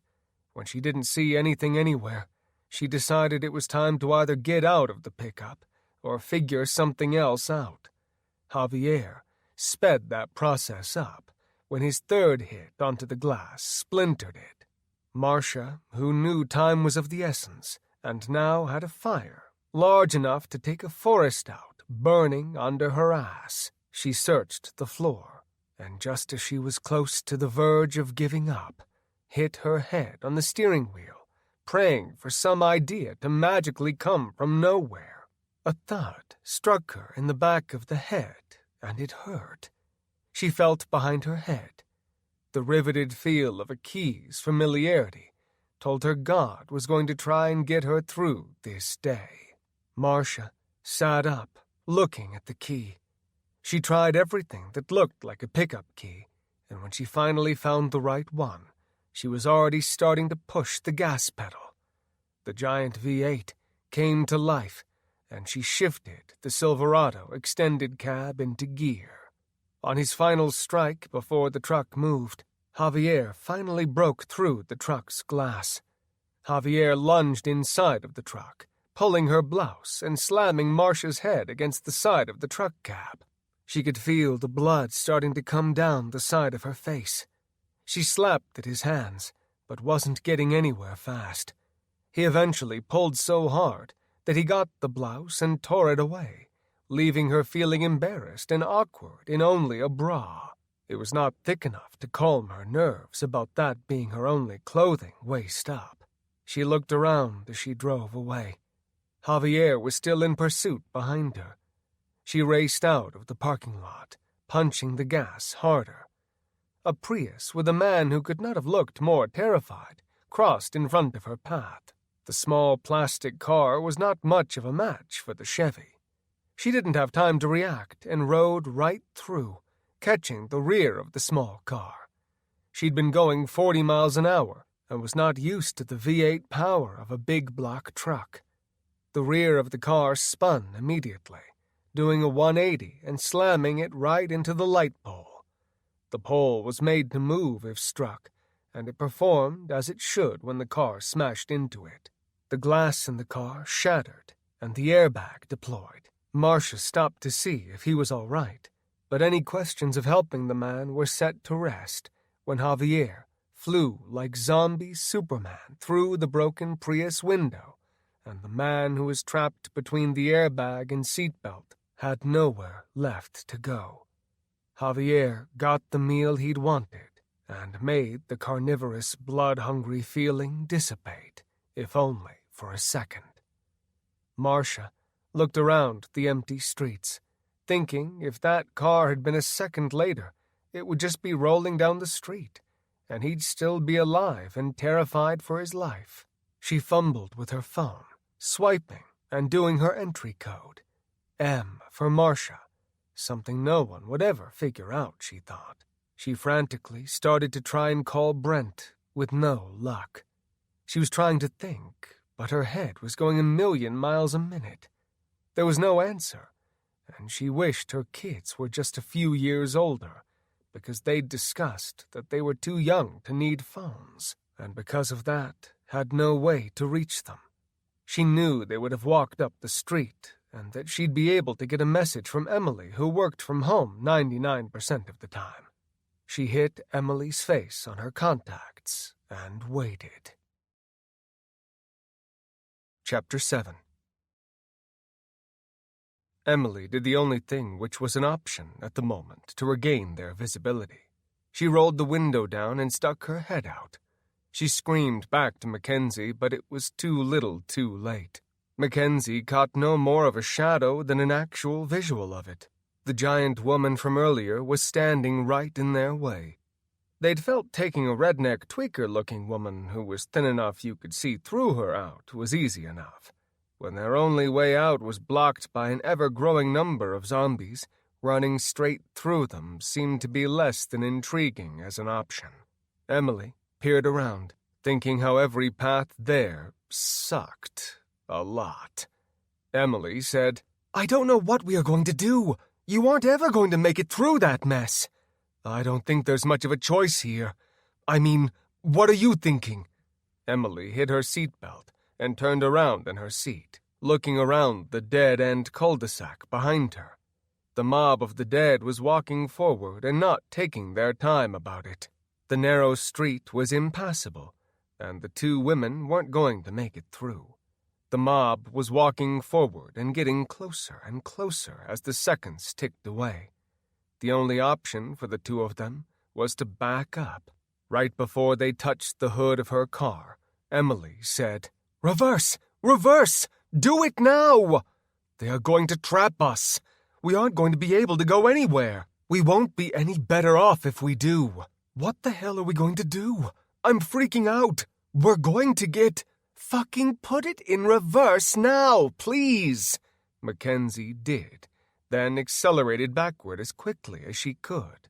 While she was driving, Emily was looking diligently at the houses behind them. In Ankeny, anything short of a one-car garage was considered next to nothing. In this neighborhood, Very few of them had a single garage, and many had nothing at all. Emily saw all the doors shut and knew there'd be no chance of parking anywhere, and if they did park, there wouldn't be anything which they could do with the space.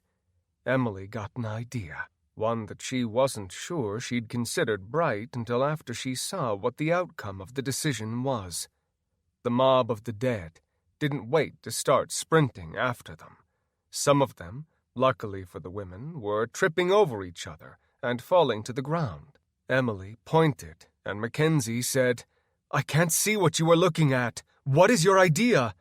"I don't know if it is really an idea, but it is our only chance to keep going. See that carport at the green, shitty house? There's no cars in the port. I want you to roll straight through there. And then we figure something else out. You realize we are going to be inside of a backyard after that, right? How much better off are we going to be? Mackenzie, the dead are coming. There's nothing we can do going forward, but we can go backwards. You know what they say about lemons, right? Lemons? Lemons? We are getting chased by a bajillion effing zombies and you are comparing it to making lemonade? Lemonade rocks! Fine, then think of that carport as one big old glass of lemonade. Uh-huh, sure. One big old glass of... She watched her mirrors and the camera reverse system. Right as she hit the driveway, she hit a slant that basically turned the small Toyota SUV into the first flying car. It was momentary, but the sensation made both women's stomachs go up into their throats. Mackenzie screamed as she closed her eyes, waiting for it to come down to the ground. The springs compressed in the rear end, and when they had nowhere left to go, it hit metal on metal, and sparks exploded out from under the rear bumper. When the front wheels touched down and they rolled past the end of the carport and were in the backyard, Mackenzie unintentionally spun the wheel, and the truck whipped around, grinding to a stop in the person's backyard. Both girls whipped to the left. This only did a bad thing for Mackenzie, who struck her head on the glass. Emily just let out a string of curse words. Even though she hadn't been hurt, she easily was louder than the polite curse words Mackenzie was trying to spit out. Mackenzie looked in the rearview mirror, trying to see if she was going to need stitches, or if it was just a light wound. She knew the head was a bleeder spot, and that most times it looked much worse than it actually was. Mackenzie saw a gash along the side of her head, but it looked superficial and wasn't going to be a long-term issue. Emily, who was a photographer and not a nurse, screamed very loudly, "Holy shit, are you okay? Mackenzie, blink once for yes and twice for..." "I can still talk, Emily. I'm fine, all things considered." "You sure?" Mackenzie looked in the rear view again, but this time it wasn't about if she was okay, but it was to see if they were still being chased by the dead or not. "Besides those few hundred dead people racing toward us, yeah, I'm peachy. Question for you, though.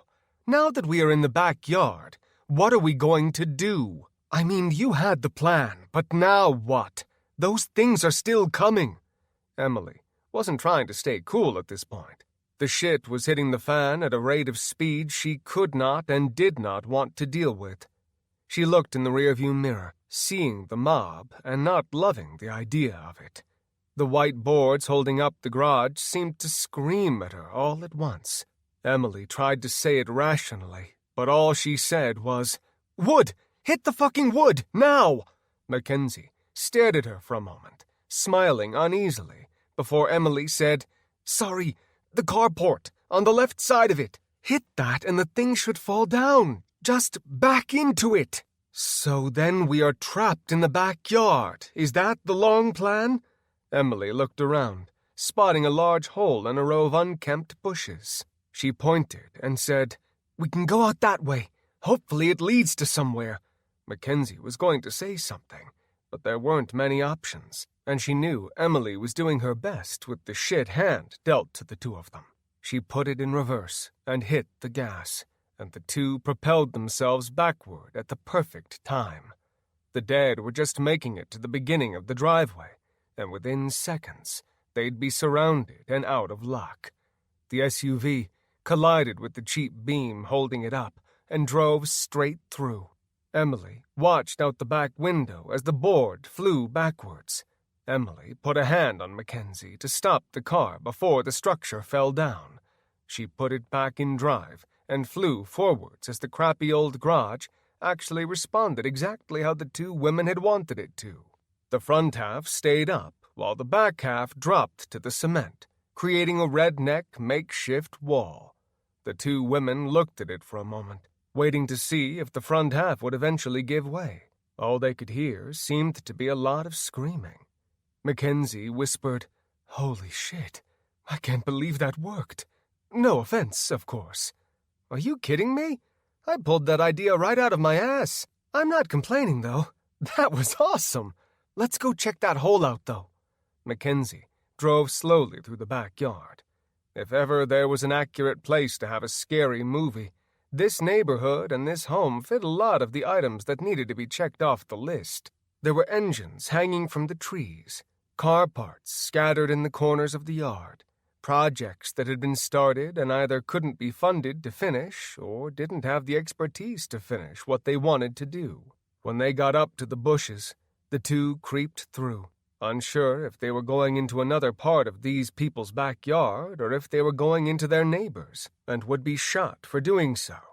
Given the current conditions of everything, neither woman would really blame someone for shooting first and asking questions second. The two women pulled the SUV slowly through the bushes, unsure of what to expect, unsure if a wrong move at this point would be the undoing of both of them.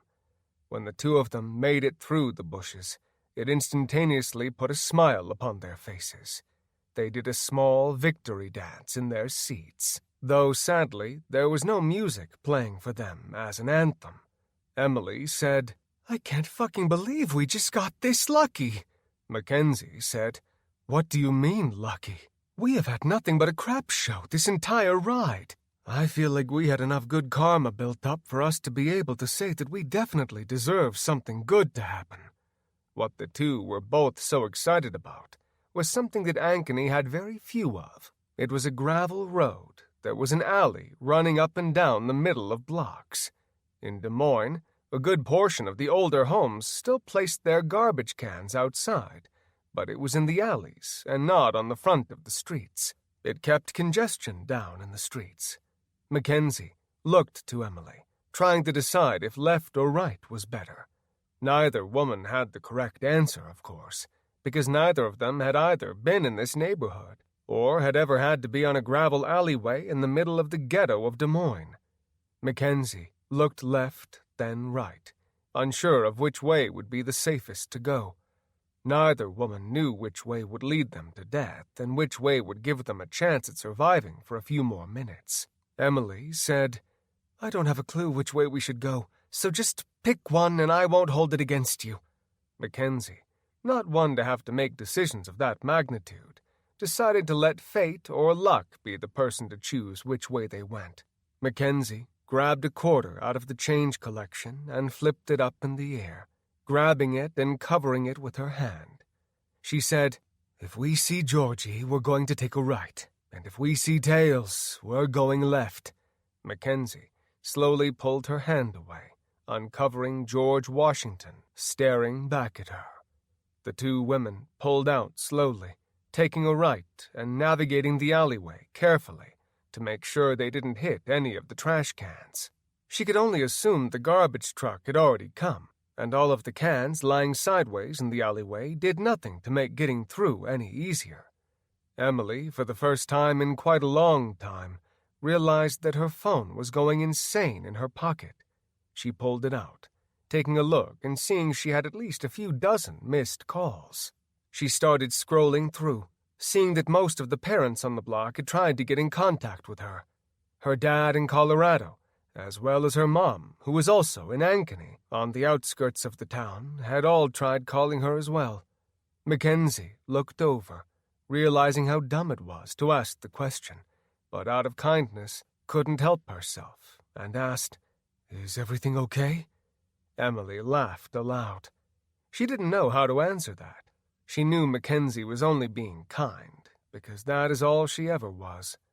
Emily retorted with, "I don't know if I could say yes to that right now, but the two of us are together. We are safe for the moment, and there's no zombies in the car.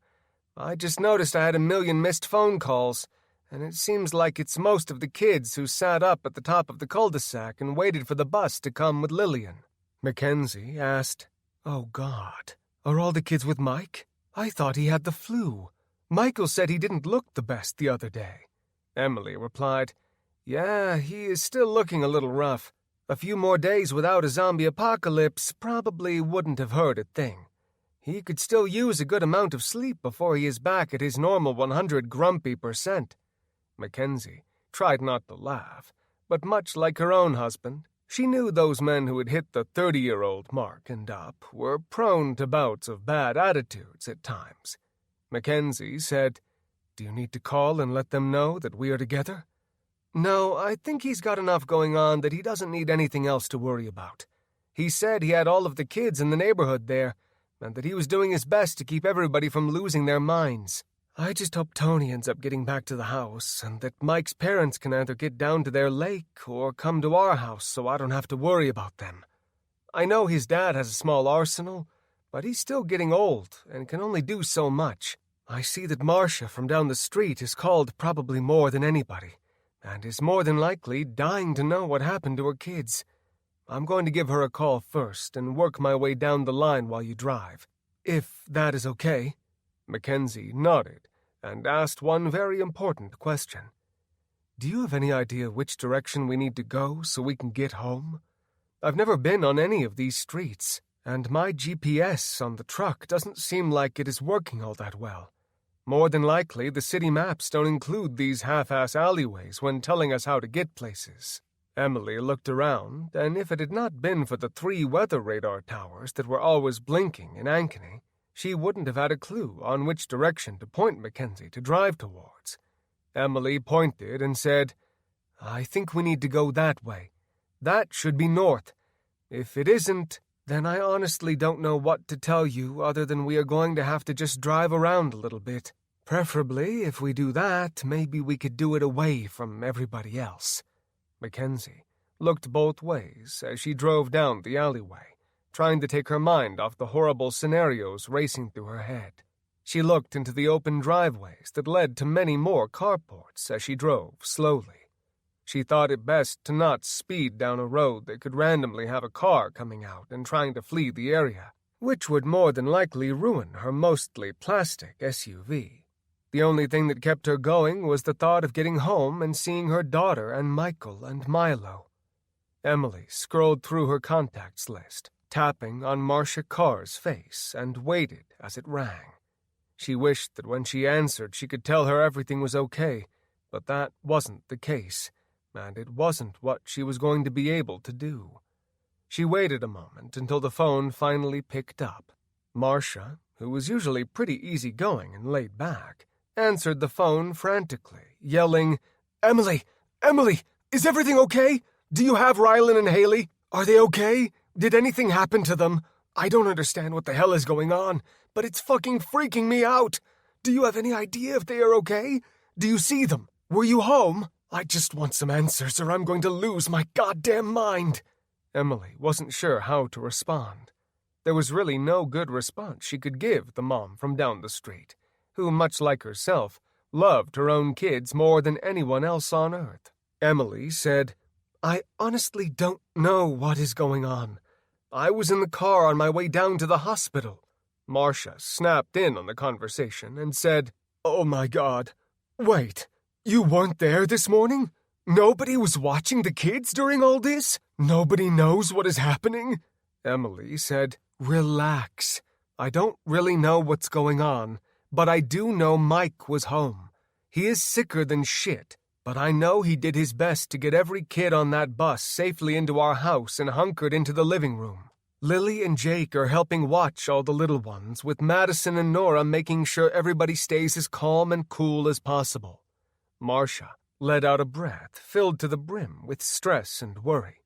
She said, "So we think that Rylan and Haley are both inside of your house in the living room?"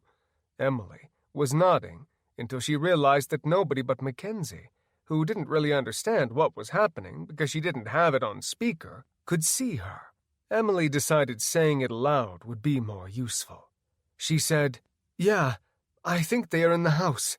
The last time I talked to Mike, he had boarded up all of the windows, put the garage door down, and deadbolted the doors.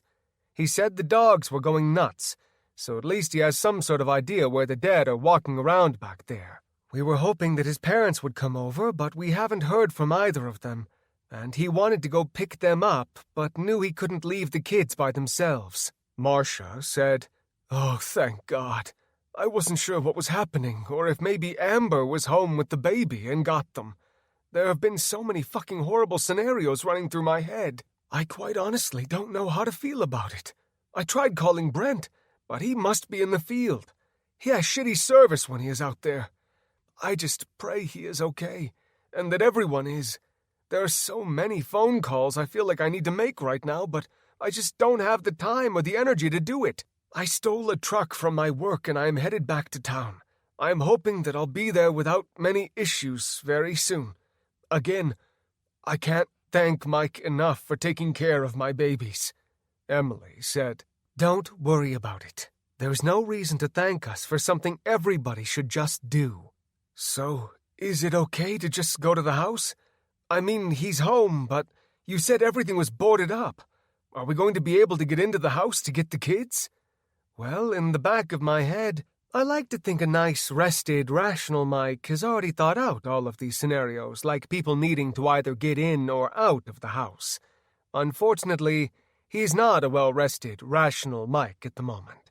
He is a dad in charge of a dozen or so kids and trying to keep them safe while also trying to fortify the home's main level all at the same time." "I'm sorry. Is that a yes or a no?" "It's a solid yes, but I just can't tell you what, if anything, is going to happen once you get there. I'd say lay on the horn, but we know with all the dead in the streets that it might not be the brightest idea." "Well, if he isn't ready for me when I get there, then maybe I will just go home and wait for you to get there." "Sounds good. I'll try calling Mike now to see what is going on. He honestly is trying to get stuff ready for us to get out of there, I think." "You guys aren't staying?" "We really aren't too sure what we are doing. We are either staying here or, depending on traffic and supplies, we might go to his dad and mom's house at the lake. I don't know, but we can let you know. I'm not sure what options we have. We don't have anywhere to go besides here. Noah and Abigail have the cabin, but it isn't nearly enough room for any of us to be able to stay there. Has anyone spoken to Nick or Tricia yet?" "I don't know. I got out of my office trying my best to not get eaten and stole a truck. I didn't have time to get my car keys. After I gave up trying to reach Brent, you were my next call. Nobody is going to care after today if you took the keys or a truck or anything, I'm sure. Thank you, Emily. If you hear anything I need to know from Mike, I'd sure appreciate you letting me know." "Of course. Now pay attention to the road. We don't need any more crashes today." "Are you all right?" "We can talk about it later, I promise. It isn't really important at the moment," Emily said as she looked around the alleyways they were passing, surprised so much could not be on a Google Earth map app.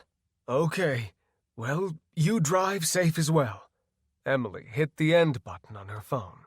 When they were to the end of the alley, they looked at the street signs. There weren't any where they should have been. At least, not upright. The pole was snapped off halfway in the middle. The sign they needed was half buried into the ground.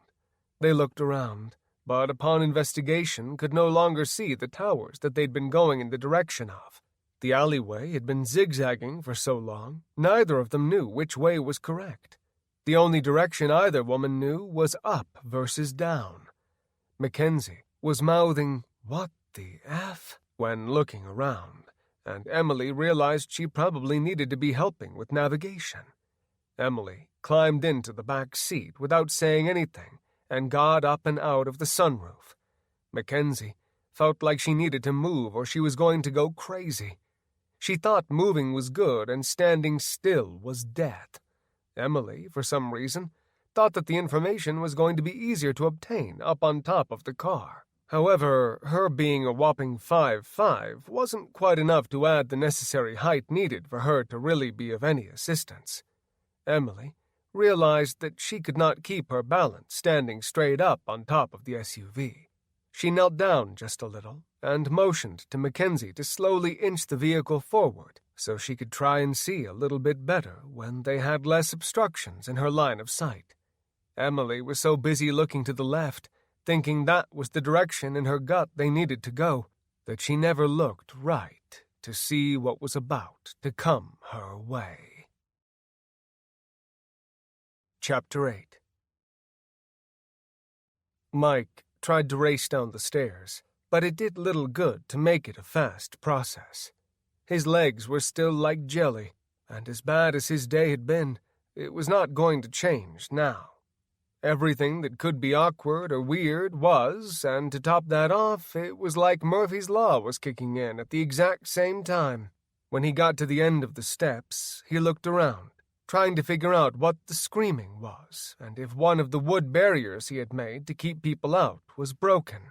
The scream of Lillian came through to his ears and sounded clear as a bell over everyone else.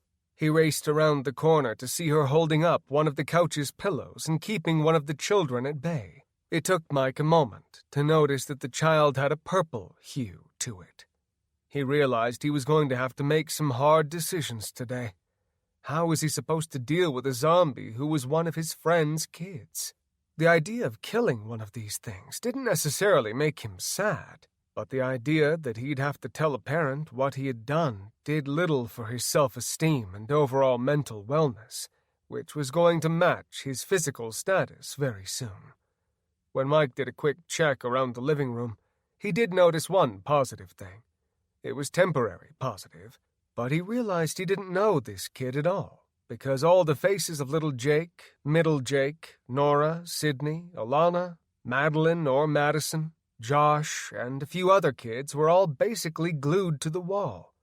Mike realized that he didn't know the child, but he would still more than likely have to answer for this at a later time, possibly when he was no longer on Earth, given there was a heaven to answer to, and a higher power.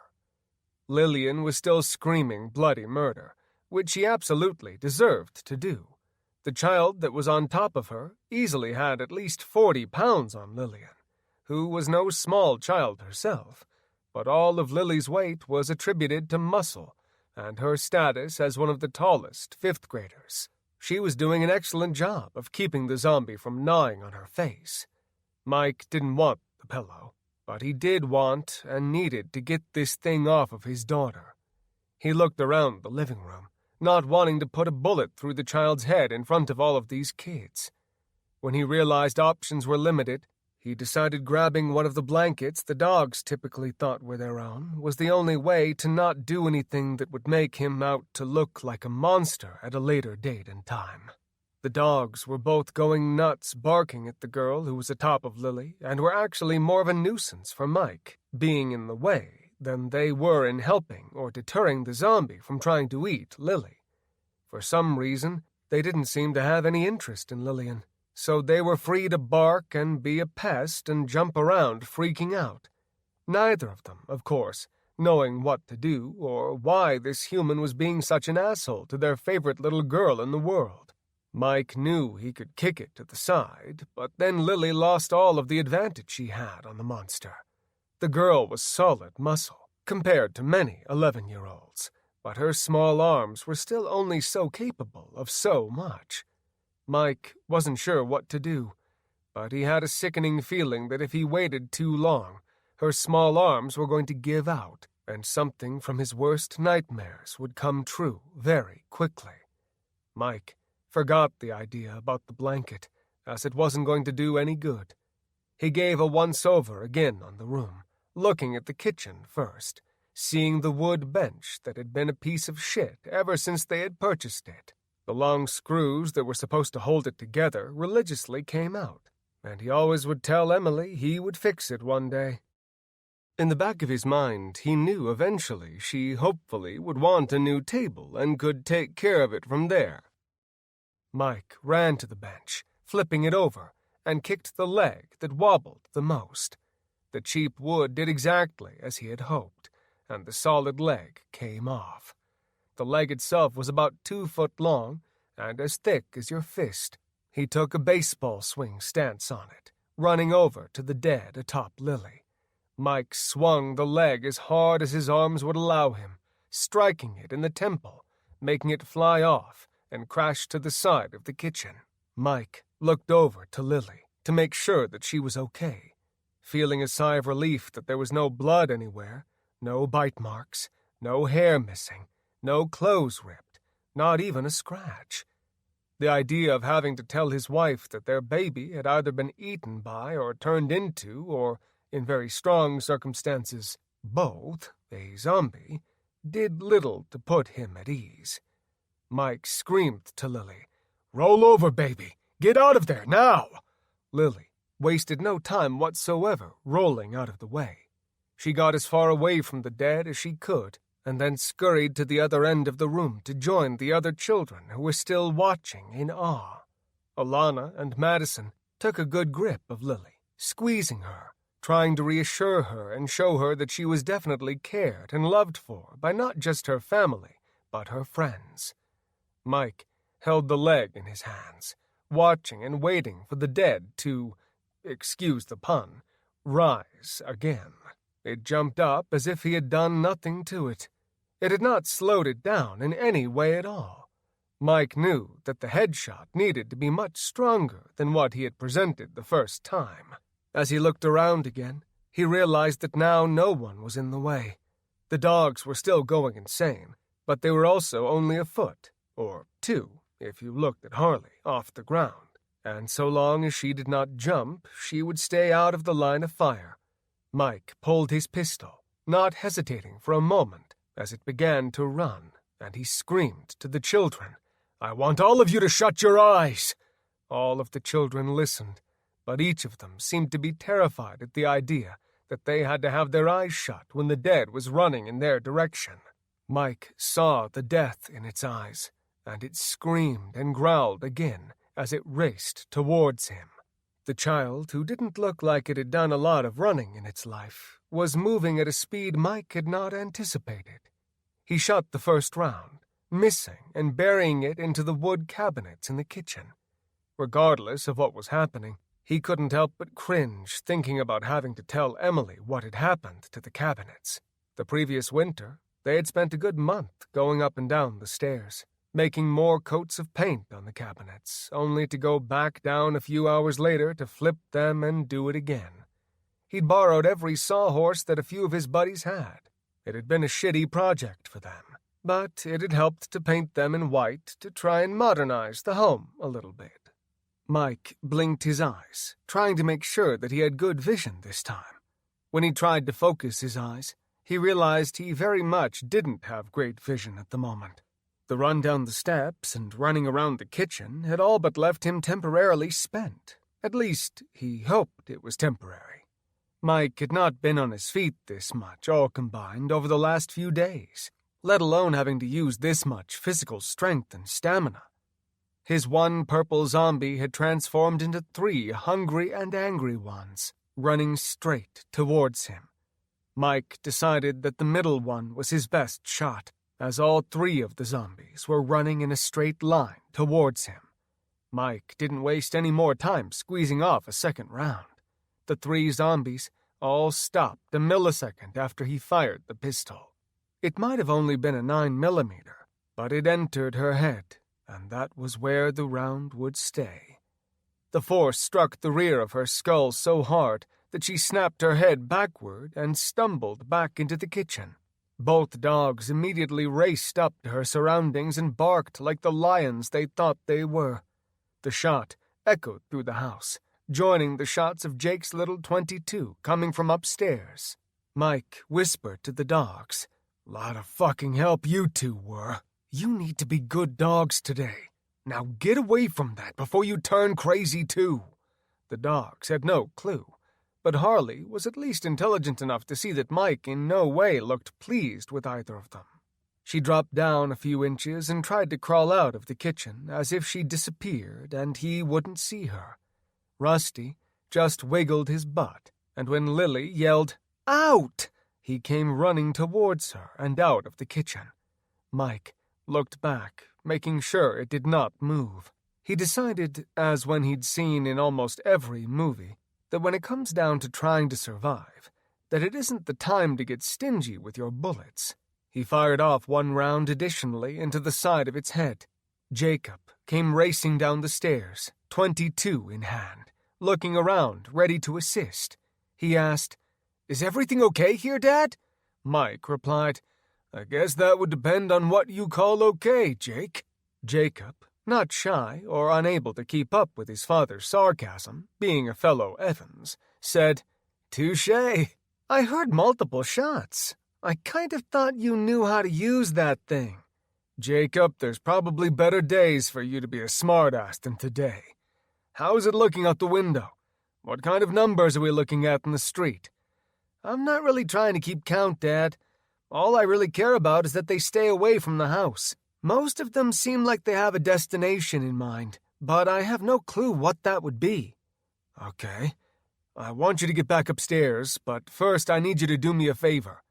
Jacob had been reminded regularly by his dad that Mike had been treated like a man since he was 13 years old by his grandpa Denny. Jake knew that this more than likely meant that his dad was going to ask him to do a very crappy job, one that would most likely be heavy, too. Jake cut him off before he could ask the favor and said, "I'm not touching a dead body. You are insane. We don't know anything about this stuff. Crap, we are lucky that shooting them in the head even worked. That's just a movie or your book or a TV show. We have no idea what is going on or if we could be infected. Maybe we're all zombies and we don't know it yet, and we're just waiting to die and then we're all going to be undead." Sydney, from next door, looked like she was going to visibly start crying, and it was going to be one for the record books. Mike looked at Jake, who immediately realized he probably should have been quiet. Her shoulders started to buckle, and that was basically like the puke effect. Now every child looked like they were going to start crying and join in with Sydney. It took Jake less than a second to realize that he'd rather not be around all the crying children. Jake mumbled, "So, do you want me to get the hands or the feet?" Mike walked forward, seeing the back of its head and wanting to try and keep Jake from having to see as much as possible. He took the hands, lifting up and realizing he was absolutely in no condition to deal with any of this shit at the moment. The two stumbled up the stairs, more dragging the corpse up the steps and leaving a trail of blood as they did. Her head was bouncing hard as they climbed. When they made it up, Mike said, "Let's toss it out your—" Jake said, "I just carried the stupid body up with you. There was no way we are taking it into my room. Let's take it to your room and you can get blood on your carpet.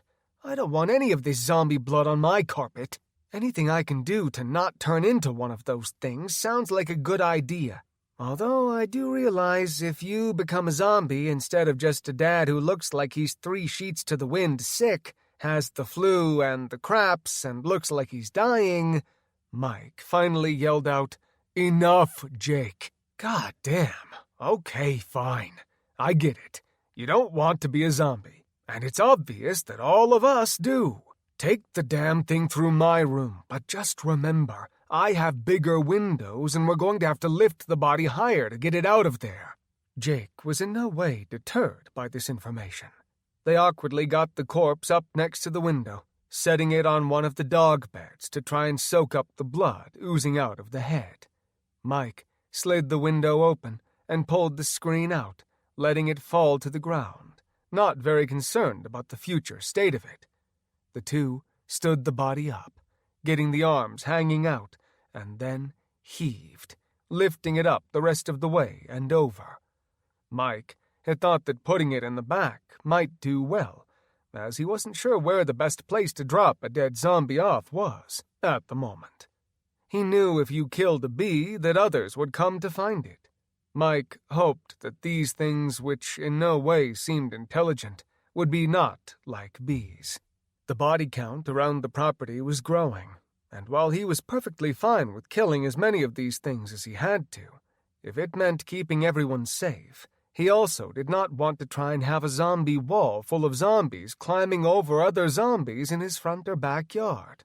The two Evans men pushed the dead body out and watched as it collided with the small area of paving stones beneath it.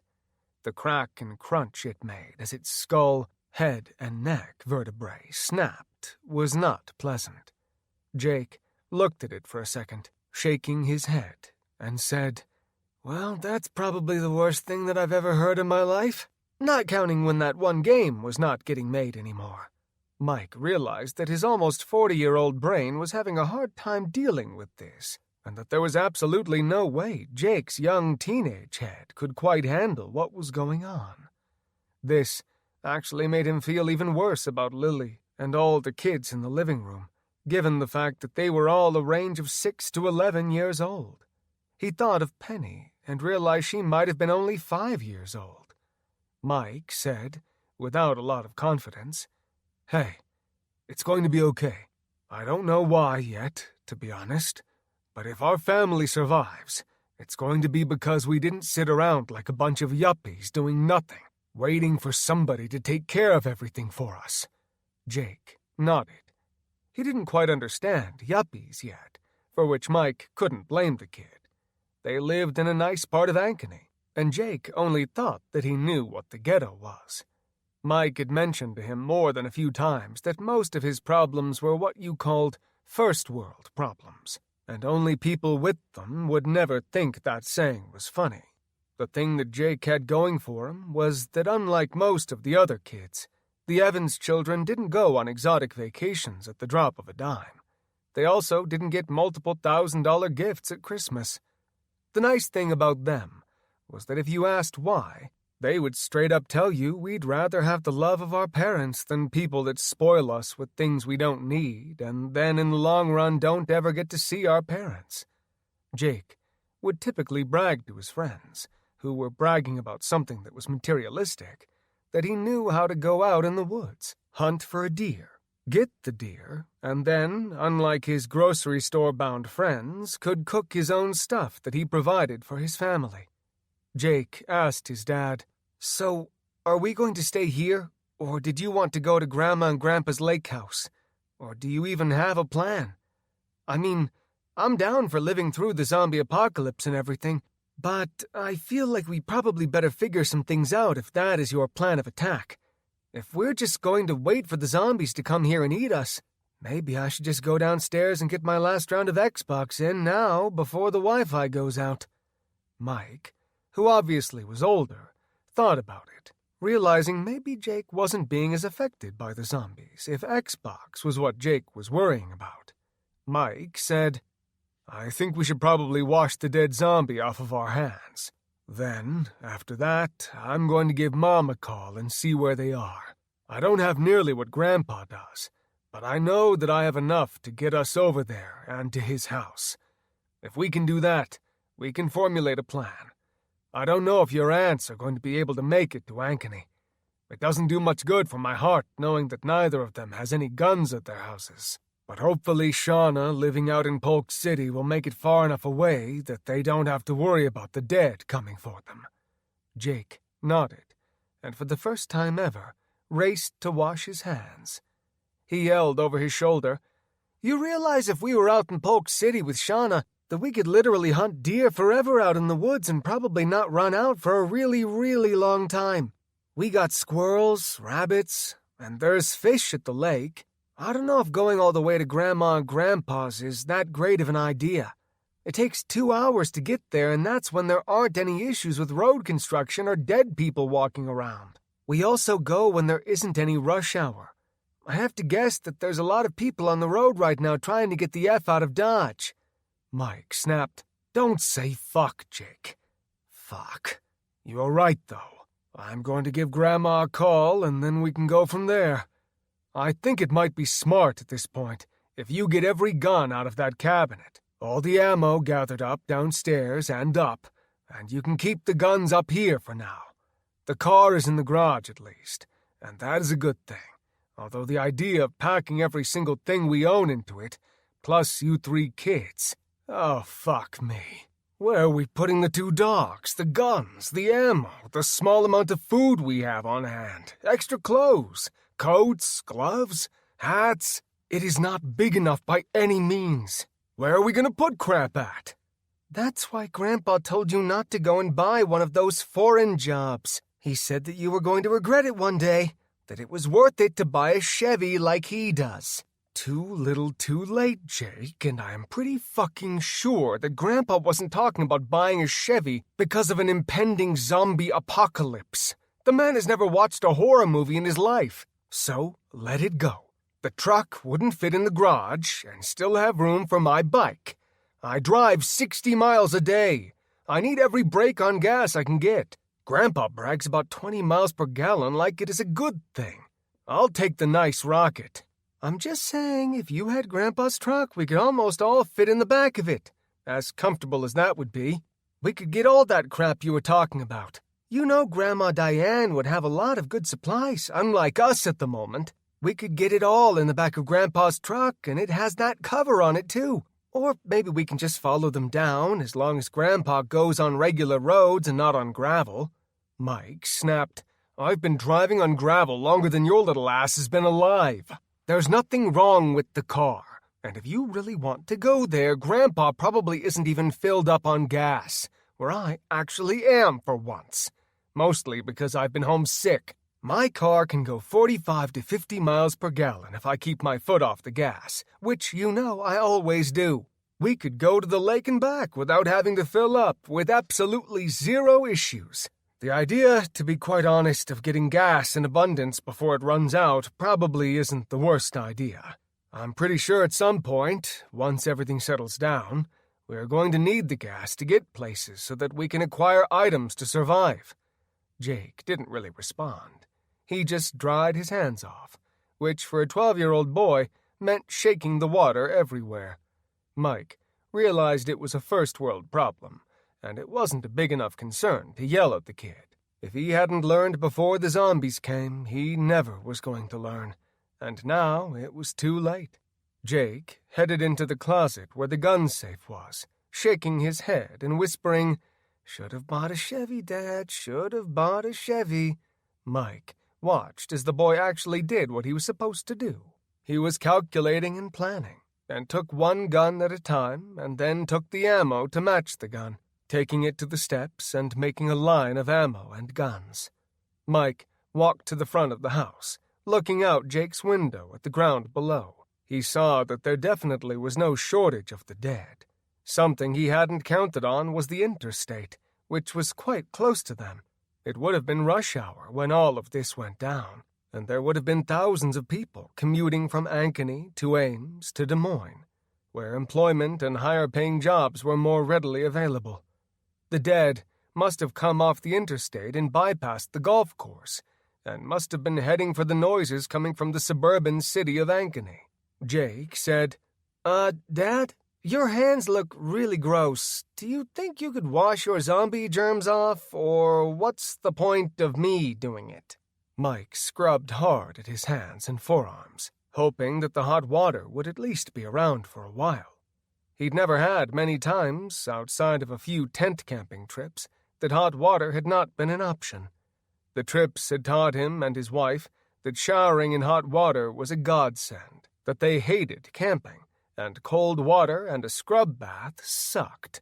The only other time for a prolonged period had been when Emily and he went down to the lake house, while his parents were still finishing it, and would have to bring up water from the basement, boil it, and then do hand towel baths in the tub, which at times could most definitely be freezing. The time they had spent down at the quiet lake house, which during the fall and spring was all but deserted, was definitely a large part of what made them fall in love. Mike walked out of the bathroom, and a wave of nausea and dizziness hit him all at once. Jake was coming out of the closet door when Mike raced back to the toilet. He knew he wasn't going to make it, and stiff-armed Jake out of the way, something the child momentarily wouldn't appreciate, but long-term definitely would.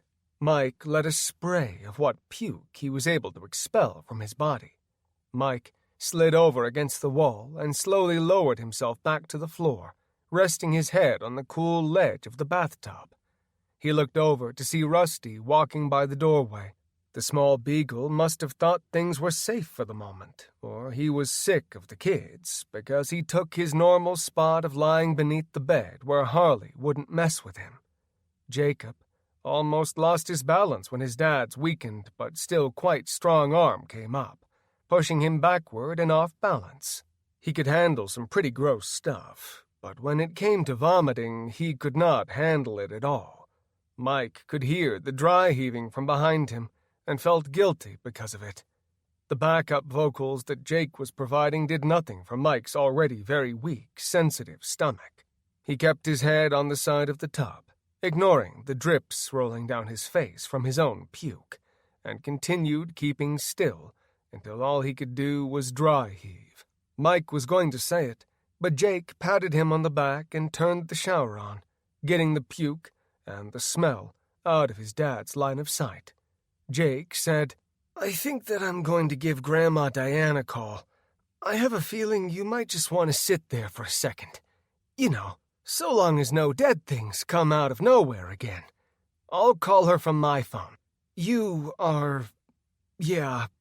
don't smell so good, Dad," Mike retorted quickly by trying to say, "Jake, I guarantee when you get to my age, God willing, and we make it through this wonderful day we're having together, building all these special moments in the back of your mind, if you ever get as sick as I am and have 2 children to still take care of, then you can see how great you smell after you have taken 1,000,000 shits and pukes within a matter of a few days." "Okay, Dad, TMI. Way too much.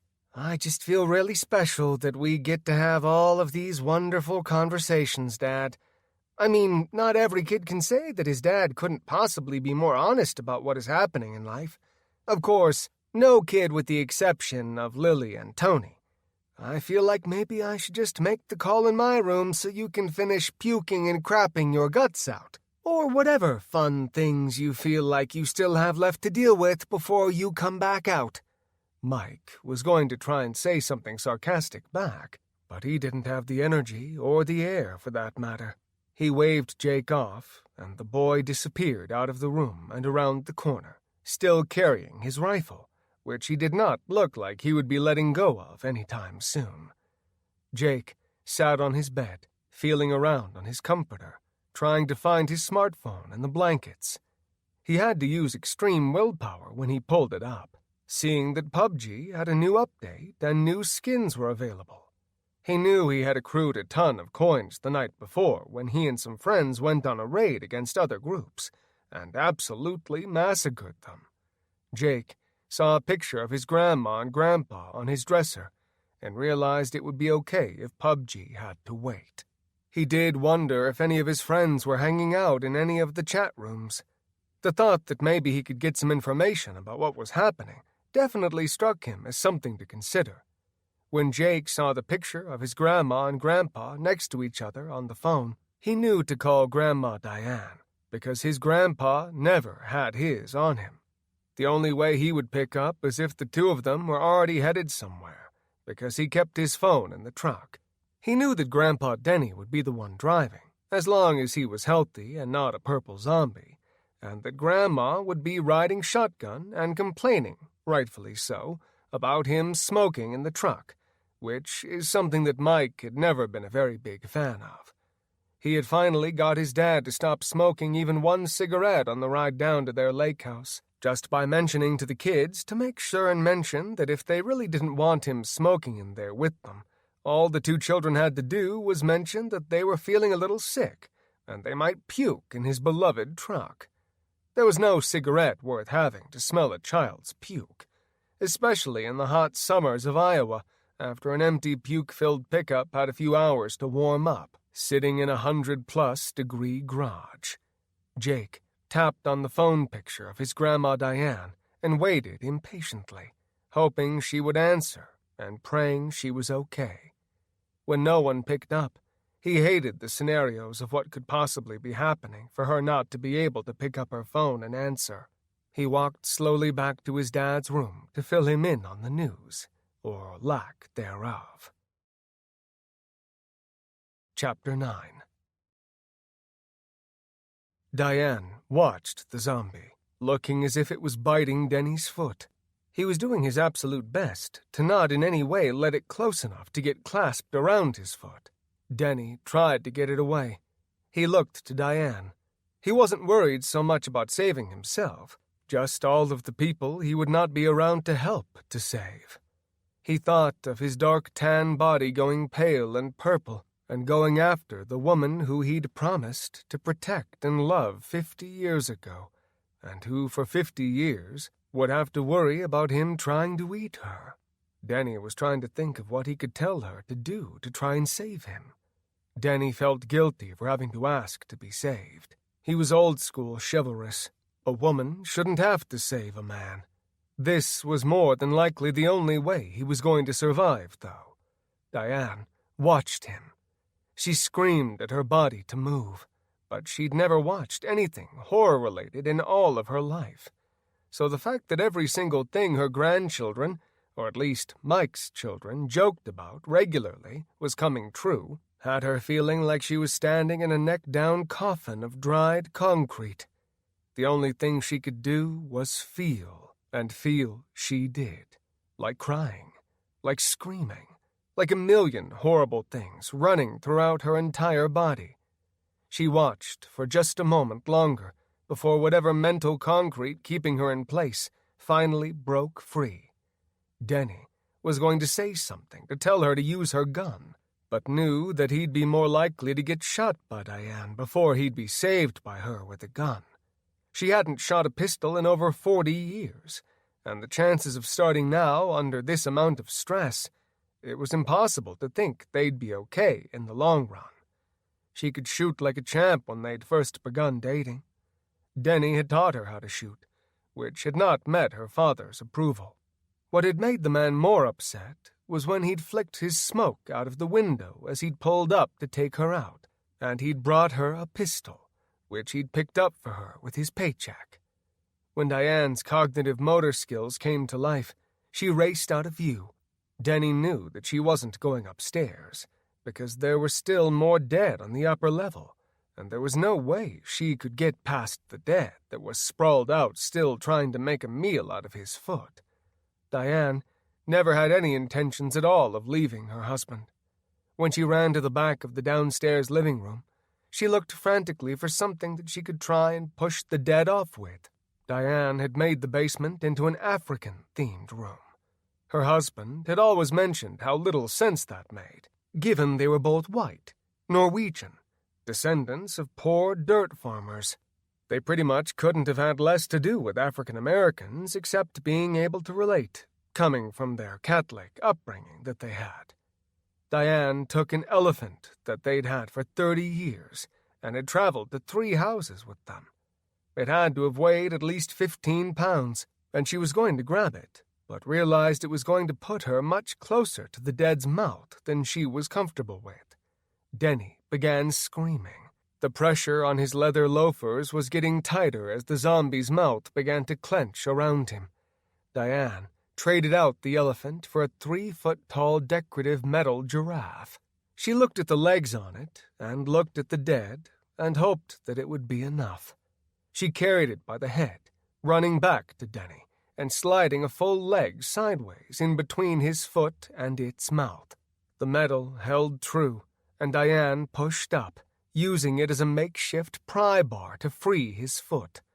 Diane didn't stop lifting until she had enough momentum with the giraffe to make the zombie flip over onto its back. She kept the legs firm and pulled back all at once, and then slammed them down around the dead's neck, pinning it to the ground. Denny did not hesitate, pulling his .44 caliber from its holster, and hovered it just a few inches over its head, while Diane did her damnedest to keep it still. He squeezed the pistol off once, and there was no question he needed to take a second shot. The report from the gun was deafening, and both of their ears immediately began to ring. Denny, who had worked on fighter jets as an engine mechanic almost his entire life, was used to the ringing, because he could wake up with it without any reason at all. Diane, however, held her ears as if it was going to do some sort of good. Through a fog, just being able to hear, they heard more glass breaking upstairs, and footsteps seemed to be rushing towards the sound.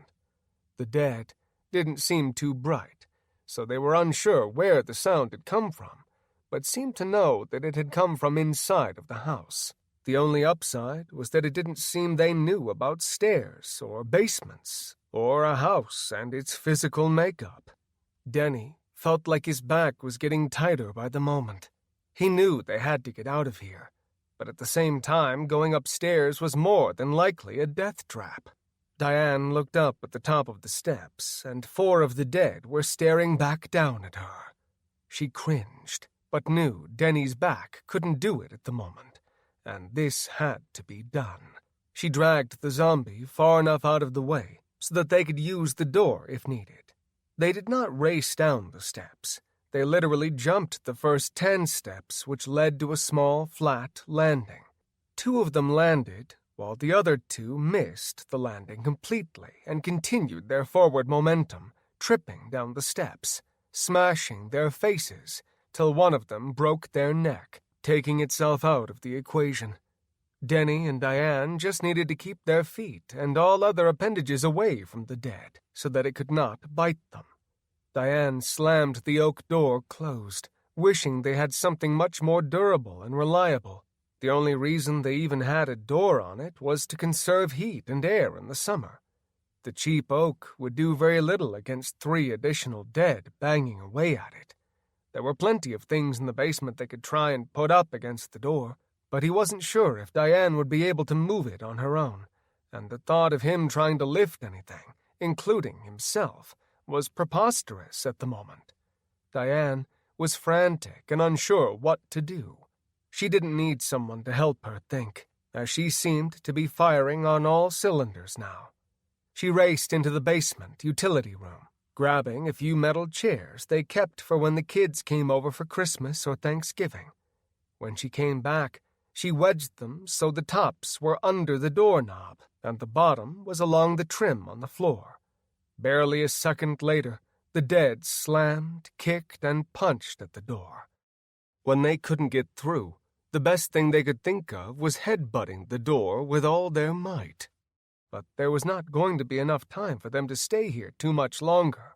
Denny wiggled his way out of the caved-in wall, hobbled over to the couch, and lay down ungracefully, screaming in pure agony as he hit the sofa. Diane felt a vibrating coming from her pocket, and when she pulled it out, realized that she had just missed a phone call from her favorite grandson, Jake. She loved all of her grandchildren and great-grandchildren, but Jacob had been the first Evans male born that she could enjoy. Tony had been a godsend as well, but she hadn't retired, and much like with her other grandchildren, she was more of a weekend grandmother. She'd still had a full-time job to contend with, and Mike still at home, as his sisters were 10+ years older than he was. They'd had Mike when they were 30 years old, which at the time was old, but was now the new norm to start having kids. She'd always said that it was a miracle that Mike had lived. When he was born, he'd had to have emergency diaphragmatic hernia surgery, and the doctor had had to read the procedure out of a book located in California. Diane touched the picture of Jake's face and began pacing back and forth, waiting and hoping to hear his voice, or really anyone at Mike's house. Denny asked, "What the hell are you doing on the phone? Don't we have better things to be doing right now, like finding a better way to keep these damn things out of the basement?" Diane didn't answer him as she went into the back room, grabbing the office chair, and came back, setting it next to Denny on the couch. "Get your ass up, Evans, and be quiet. It's Jake. Don't act like you aren't concerned about him. Now give me your hand." Denny took his wife's hand grudgingly and grimaced as she helped him up. He got up high enough that he was able to fall into the wheeled chair. Denny said, "Christ, I'm an old man. You gotta be a little easier on me. Oh, and don't act like I don't care about the kids. You know if we turn into zombies that all the love in the world isn't going to do shit for them, right? Diane rolled her eyes. She thought she could show love and not turn into a zombie just fine. Once she was there, she heard a "Hello? Hello?" coming from the phone. She yelled, "Just one moment, sweetheart." The refrigerator they had in the basement was only 3 feet high, but it had wheels, and being movable made it a godsend. Denny was saying something behind her, but she ignored him, pushed the freezer up in front of the door, and put the locks on it. The refrigerator, or what was really a deep freeze, was something most people in Iowa had for extra meat and frozen vegetables. It transformed into a 300-pound white block, keeping anything, hopefully, from breaking into the room, which was their last defense of hope. Diane got the phone picked up, ignoring a husband who was not very happy that he'd been wheeled around without getting to have any say. She picked up the phone, turning the speaker on so she could hear, and asked, "Jacob, is that you, honey?" Jacob stopped walking from his room and turned around and went back, cringing as the sound of his dad dry-heaving again echoed through the upper level of the house. Jake responded, "Grandma Diane, you're okay. Is Grandpa Denny okay? Where are you guys? Are you still in Ankeny, or have you headed to the lake? Or are you going to a farm? Dad told me to call and see how everyone was doing." "Yes, we are okay, Jacob. Thank you for calling to ask.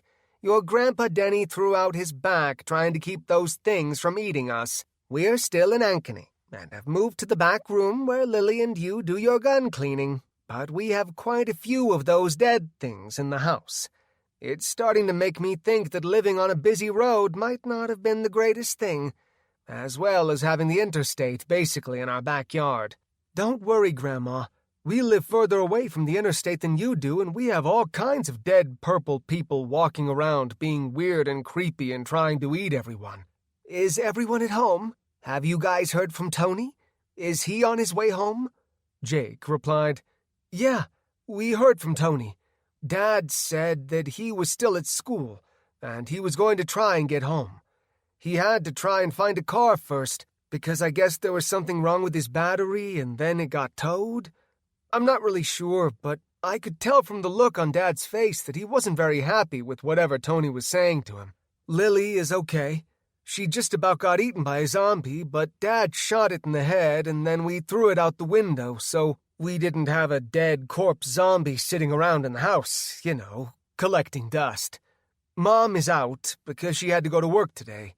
I think Mackenzie next door was going to pick her up, because she crashed her car and was hiding and waiting for her to come pick her up. We also have, every neighborhood kid. Well, except the zombie kid that got shot in the head in our living room just a few minutes ago. Lily is doing her best to try and keep everyone entertained and focused until their parents come and pick them up. Dad has everything boarded up, so I'm not really sure how we are expecting to get rid of the kids.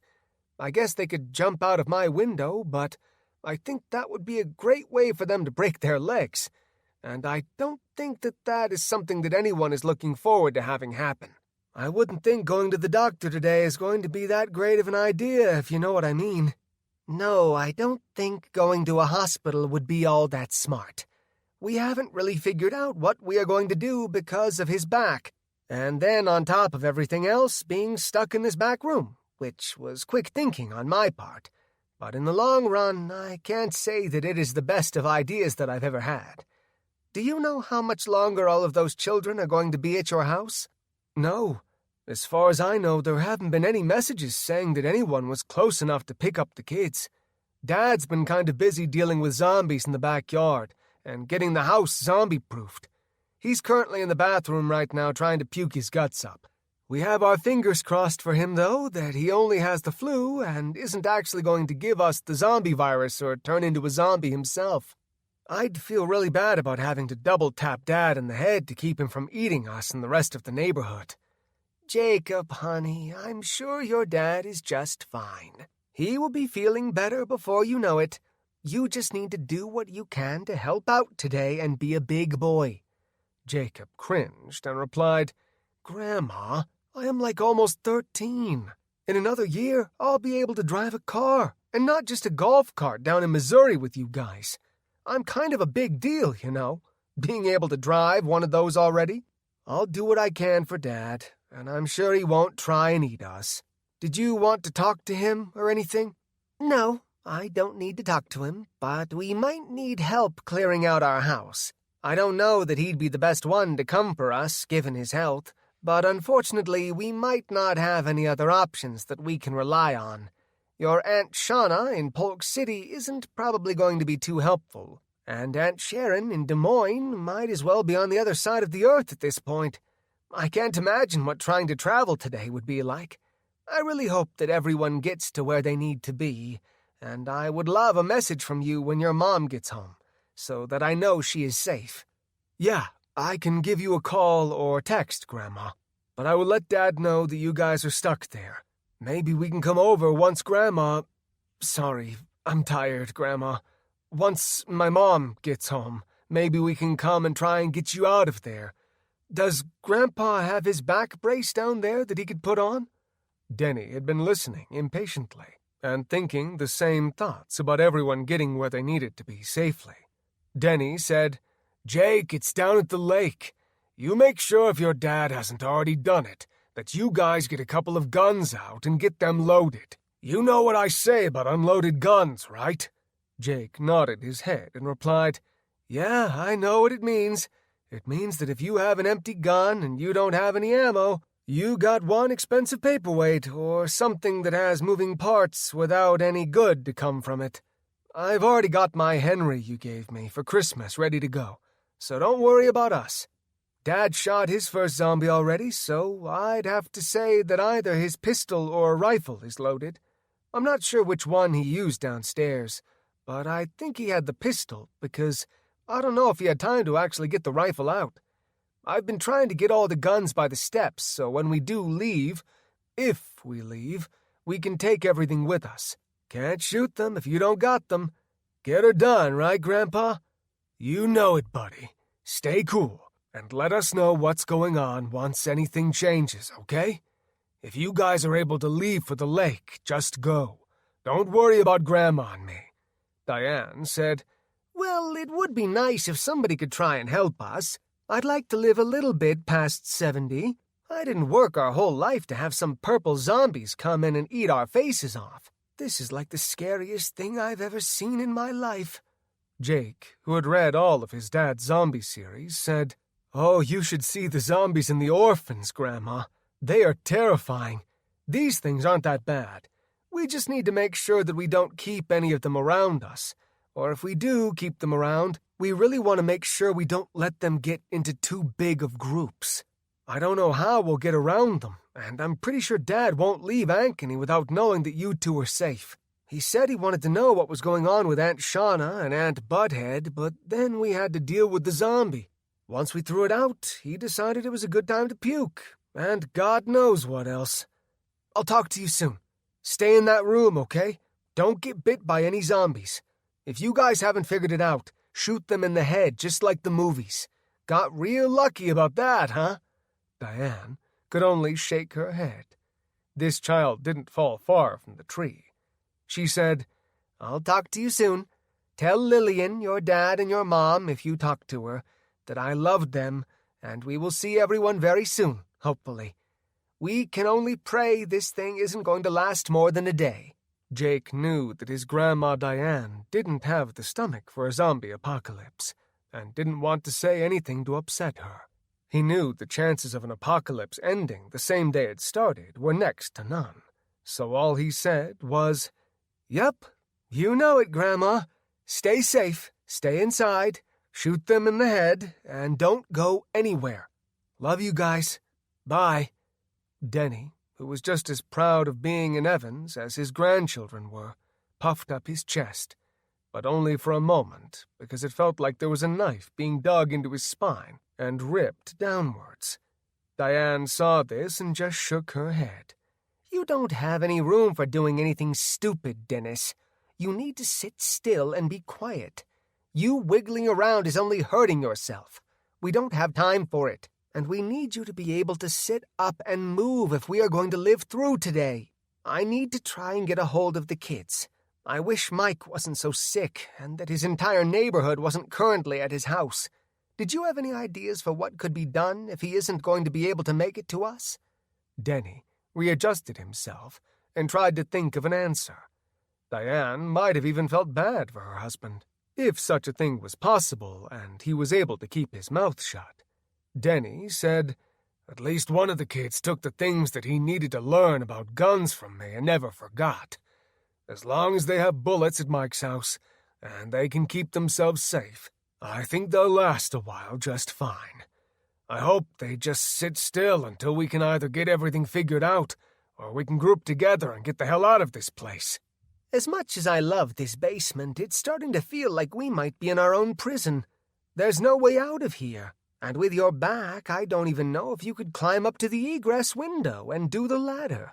If you did go up the ladder, I don't know where we would go. There are dead everywhere. I think the only option we have is to go back up to the kitchen. I can only imagine that if those things didn't find food, they will either move on to something easier, or hopefully just forget that we are in here. He tried to get up, but his back was telling him it was not going to happen just yet. He realized if Mike, by some chance, could make it over, in his weakened state, he probably wasn't going to be much more help trying to get him up the steps. Jake could do a little, but he was still a long way away from having man muscle, as Jake liked to put it. Then he thought he could use the railing and push on the boy, hopefully to get up the steps, but much like anything in life, there weren't any guarantees. Denny pushed his chair over to the gun safe and grabbed the crutch from when he had knee issues. He lifted his military duffel bag and dropped it in his lap. He picked out the rifles he was taking, and also got the ammunition currently sitting in the bottom of the gun safe. He pointed for Diane to grab a plastic tote they could use to carry ammunition. There was a moment of silence when the two looked at each other, and each of them got a bit teary-eyed. They both realized there was a chance, quite a large chance. This just might be their last day on Earth. Diane said, "Denny, if we don't make it through this—" Denny hadn't lived 70 years to call it quits in one day. If his back was his only ailment, he was not going to give up. He knew in the long run she felt the same way, but more than likely had had enough crazy things happening to realize it could be the end. Denny snapped, "We aren't giving up. And this isn't going to be the last date. We're going to make it through. If no one comes for us, I'm going to die with my finger wrapped around this trigger, and we are going to take out as many of those bastards as we can." Diane wanted to reply, but the dead silence between the two of them, momentarily interrupted with words, was now replaced with a smashing and screaming coming from the upstairs and from the steps where the door was to the basement. Screaming came as the door busted open, and they could hear the rattling of the 2 metal table chairs falling to the ground and opening up the path to their hiding spot. Diane thought quickly and wheeled Denny and the guns into the utility room and shut the door. The two sat there in the dark, praying for an answer.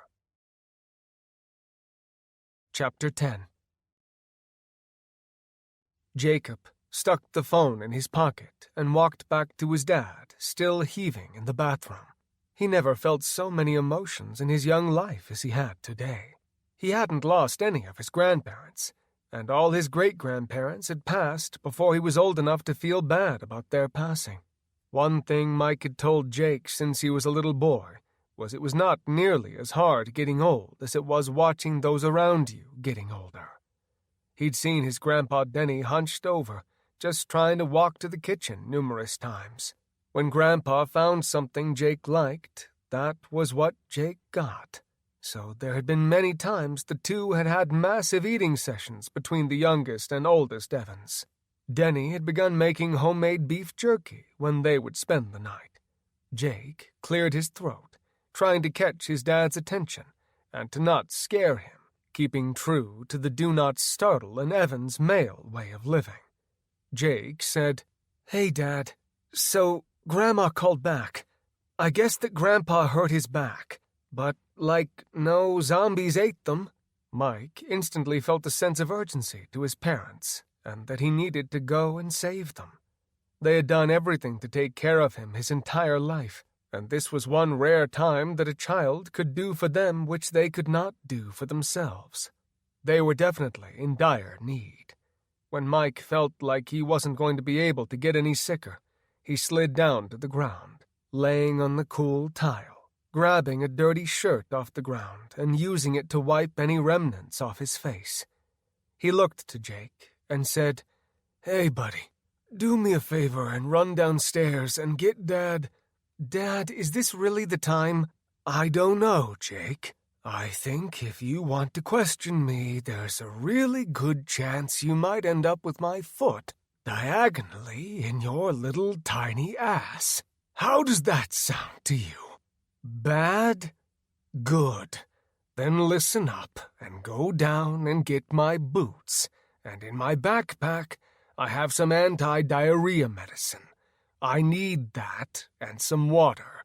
Jake didn't like the idea of that and walked back slowly out of the bathroom and then double-timed down the steps to the main floor. Lily and the kids were sitting around whispering to each other and taking turns petting the dogs.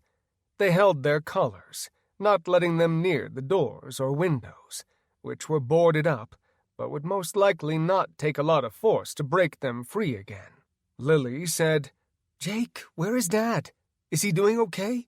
We all heard him puking again, and he sounds horrible. I can't believe this is happening." "He's upstairs, Lily, because you don't see him down here, right?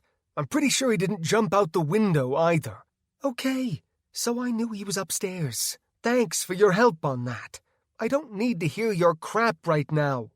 He's upstairs puking. He wanted me to grab some water and his medicine out of his work backpack.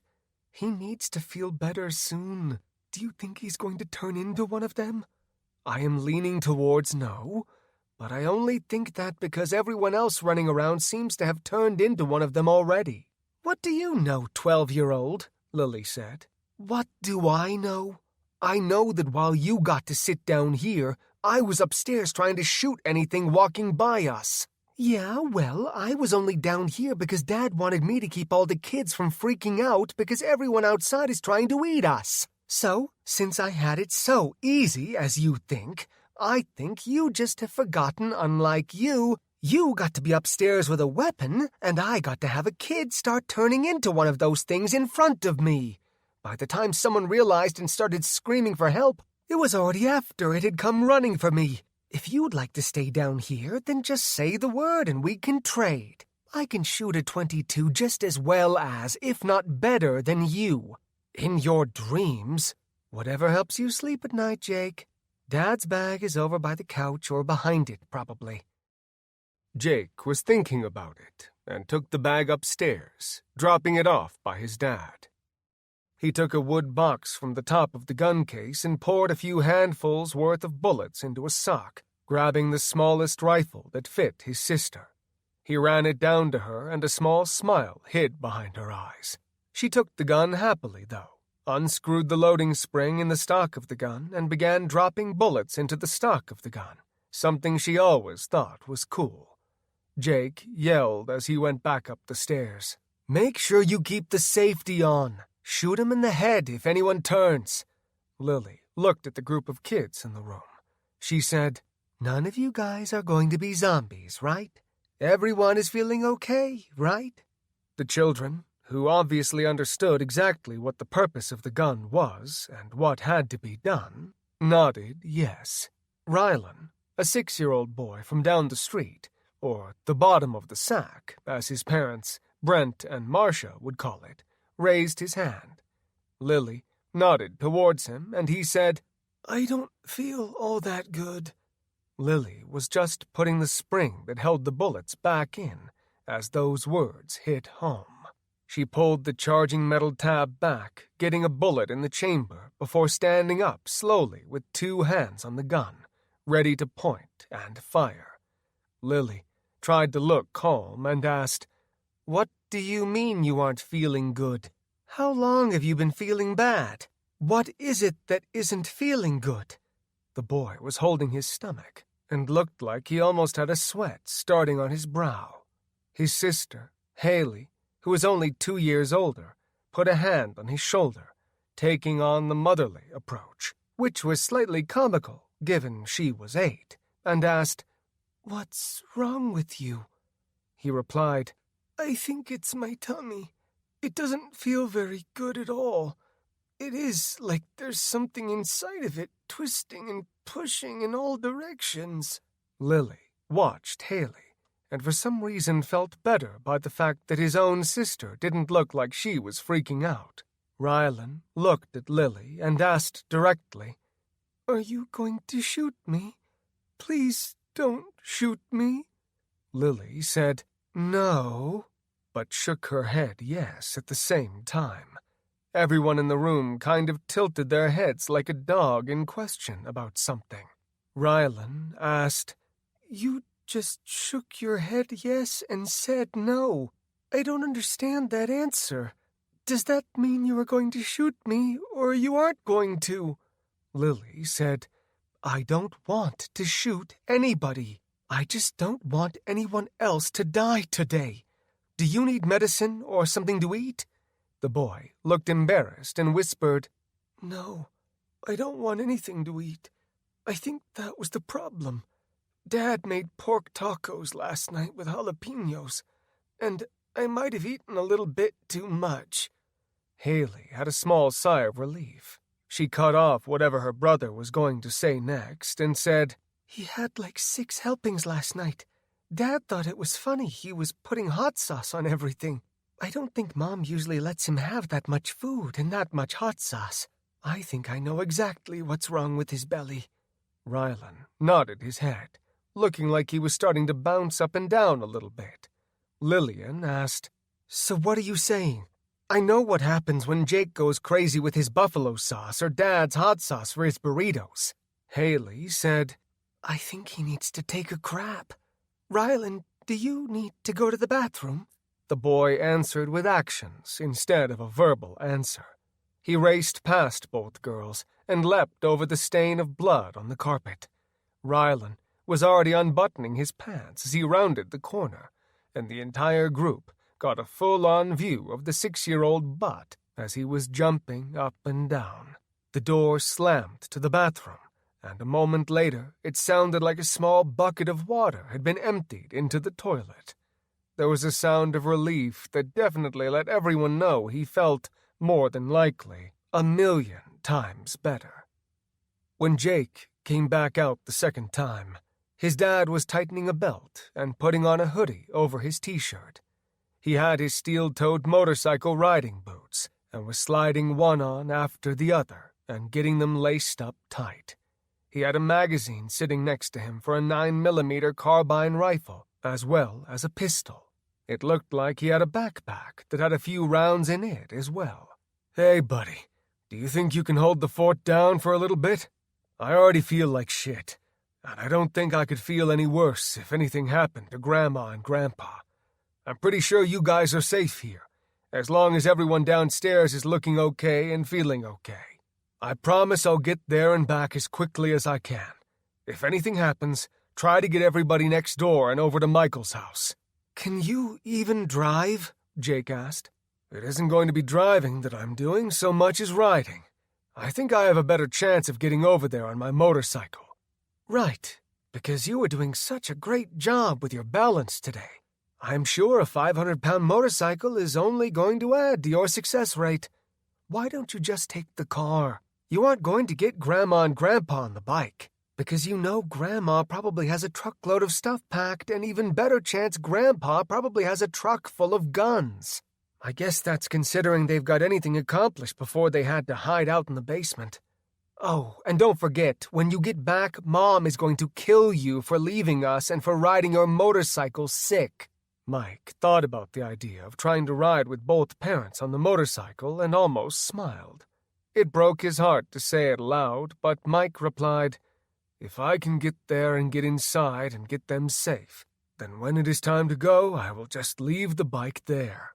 Regardless of where we go, I'm not going to be able to carry enough stuff to take the bike with us to justify having it. There are plenty of motorcycles around. I am sure there's some dead guy that isn't going to miss a much nicer bike.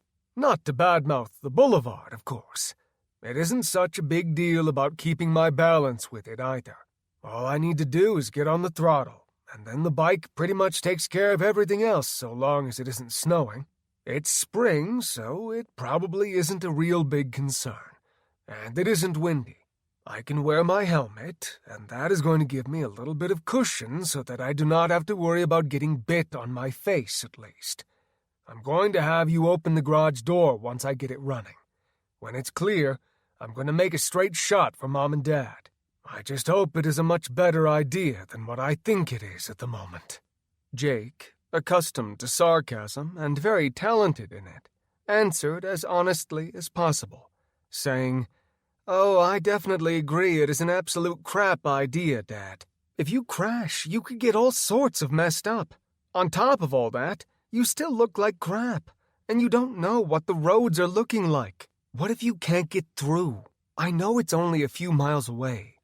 Once I get out to Delaware, I'm not going to be on the roads, so it won't be an issue, and I don't think the path I'm going to take is going to be heavily traveled on a Monday morning.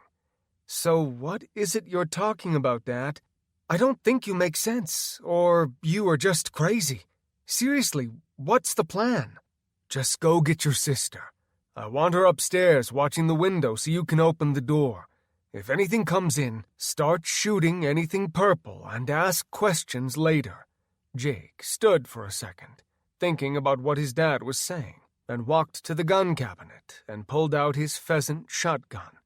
It had been his dad's, but Mike had graduated up, letting Jake take the smaller caliber while Mike began using the 12-gauge shotgun that was his dad's, who no longer hunted. Jake said, "If I need to shoot quick, I think I'd rather have power over capacity. I don't see myself hitting anything quick with my Henry. From the window it's great, but if this is something I have to deal with, then I think I either want slugs or birdshot. Which one do you think would be better, Dad?" Mike thought about it for a second and said, "Why don't you get the birdshot? At the very least, if you hit them in the face, they're not going to see anything. And if you're lucky, the pellets will go through their eyeballs and into their brains. No clue if it's going to work or not." "Well, that's relieving.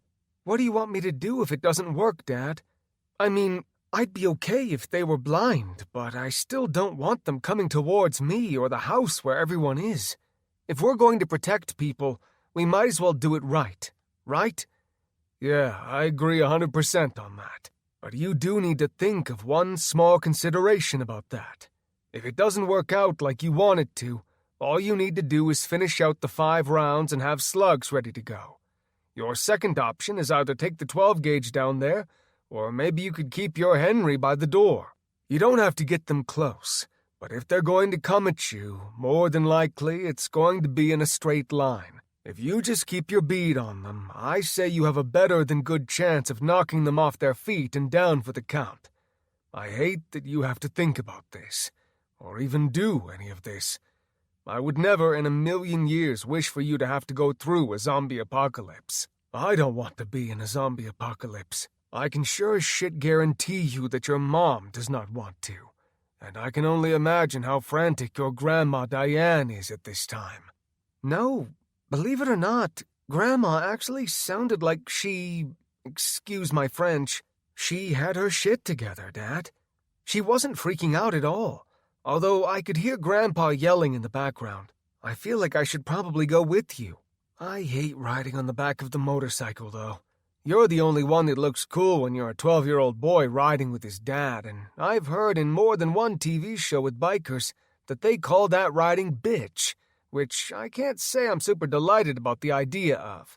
I assure you, I almost never refer to it as riding bitch, Jake. Mostly because your mom would probably take my head off if I did. They aren't big fans of the B word or the C word, or really any word that is not derivative of a good thing in general. You stay here, though.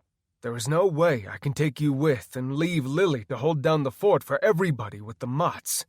It isn't safe, and it isn't smart, and frankly, I'm not putting your guys' lives in any more danger than they need to be. Hopefully, your brother will be home before we know it and will be able to help out. So I'm going to be watching for him, but if he gets here and there are zombies in front and I can't open the garage door, what do you want me to do? I was thinking about what we might need to do to get rid of some of these kids when their parents show up. Or, like you just said, if Tony gets here. I want you to get my hunting sticks from the attic and carry them upstairs individually. Then, once you do that, pull your window open as wide as you possibly can. Then connect all the sticks. But this is important, Jake. I need you to really listen, because if you don't, you're potentially going to kill someone. Do not kill someone. Thank you. So now that we are listening, all you need to do, once they're together, use the system that I strapped them to the trees with, except put the sticks to each other. You don't do that. They're going to fall apart and down to the ground, and you won't be able to get them. There is even a strong chance I'm going to need to be able to climb those when I get back. Although I would question that, considering there's no chance in hell your Grandpa Denny is going to climb up those sticks. I also wouldn't feel comfortable having Grandma Diane go up them either. Do you have any questions? Anything at all you're not clear on? We aren't going to have time to dick around. I would say when the shit hits the fan, but we are way, way past the fan. No, I think I can do that without screwing up. All I need to do is get the sticks and strap them together. I want to make sure that they are tight, and then you want me to leave them hanging down? Do we even have any idea if these things can climb? We do not know, and that is an excellent observation. I just want you to sit up in your room until I get back, unless something bad happens. If you see somebody coming who looks like they are alive, and one of the parents of these kids, or somebody from the sack, you can put the ladder down. I was really hoping more guys were going to be home, but at 7, there's a pretty damn good chance they were all headed off to work. Really fucks us, though, because as we can tell, it's taking a while to get back from Des Moines, since your mom's not here yet. I can't really say she'll be super happy with me leaving, but you gotta do what you gotta do sometimes. Oh, I don't think Mom being not happy is the best way to put it. You're probably, as you would put it, going to get a foot in your ass from her. She's not a fan of anyone leaving her precious baby children at home. Regardless, we are perfectly capable of taking care of ourselves. Are you sure that you're going to be able to ride and not have to puke or crap your pants? Mike got down the steps, taking his time. He realized his hobby was actually going to be working out, hopefully in his favor. He got his riding jacket on and went with the sport bike style versus the leather jacket. The armor on his sleeves, chest, and back would be imperative to surviving if he crashed, and/or if there were a zombie on his path to his mom and dad's, which he really prayed wasn't going to be an issue. Mike did a running checklist on the gear and what it had to offer. He grabbed a full-face helmet, gloves that had metal through the fingers to protect him in case of a crash, the steel-toed riding boots, and the armored jacket. When he stopped to think about it, the only real susceptible thing was going to be the back of his legs. He slid on a pair of leather chaps and thought that this shit was coming in handier than he ever would have thought it could have. Lily was waiting for him at the bottom of the steps. He was going to tell her he loved her, to be good, and to listen to her brother, but she bear-hugged him and squeezed until it hurt. Instead of telling her to let go, he wrapped his arms fully around her and pulled her into his chest. He kissed the top of her head, her silky, smooth, long brown hair tickling his nose. I love you, Lily-Dilly. I'll be back as soon as I can with Grandma and Grandpa in tow. Lily wasn't much of a crier, but it would seem, Mike thought, that his only daughter, whom he cherished more than life itself, might just be thinking of the worst-case scenario. She finally released her death-grip hug around Mike's midsection and said, "Don't get eaten by a zombie, Dad. Okay? Please?" "I'll absolutely try and do my best, sweetheart. I promise." Jake yelled from upstairs. Dad, if you want to get going, you might want to do it while the going is good. It's clear right now. Mike kissed her one more time and said, "You guys be good, please, and stay here. Jake is going to make a ladder that you can climb down. You should all be safe in here. Just keep everything closed that you can. If you hear Jake or Lily shooting upstairs, it is for your own good, I promise." The kids nodded, but none of them looked overly confident. Mike put the strap through his helmet loops, leaving no slack for it to be possible to be pulled off. When he got in the garage, he pulled the bike off the charger. He hadn't been on it that year because of the weather. He also hadn't started it yet, either. Mike got on the bike and squeezed it through the deep freeze and the Hyundai, glad his car was tiny. His Boulevard wasn't the skinniest of bikes, and was just barely able to fit through the gap. He flipped the switch and felt some relief that everything on the instrument panel lit up. He could hear the gas sloshing around and the meter read full. Another good sign, he thought. Mike did the sign of the cross and squeezed the clutch and hit the starter on it. It tried to come to life, but there was no luck. He tried a second time. Nothing. And a third. Nothing.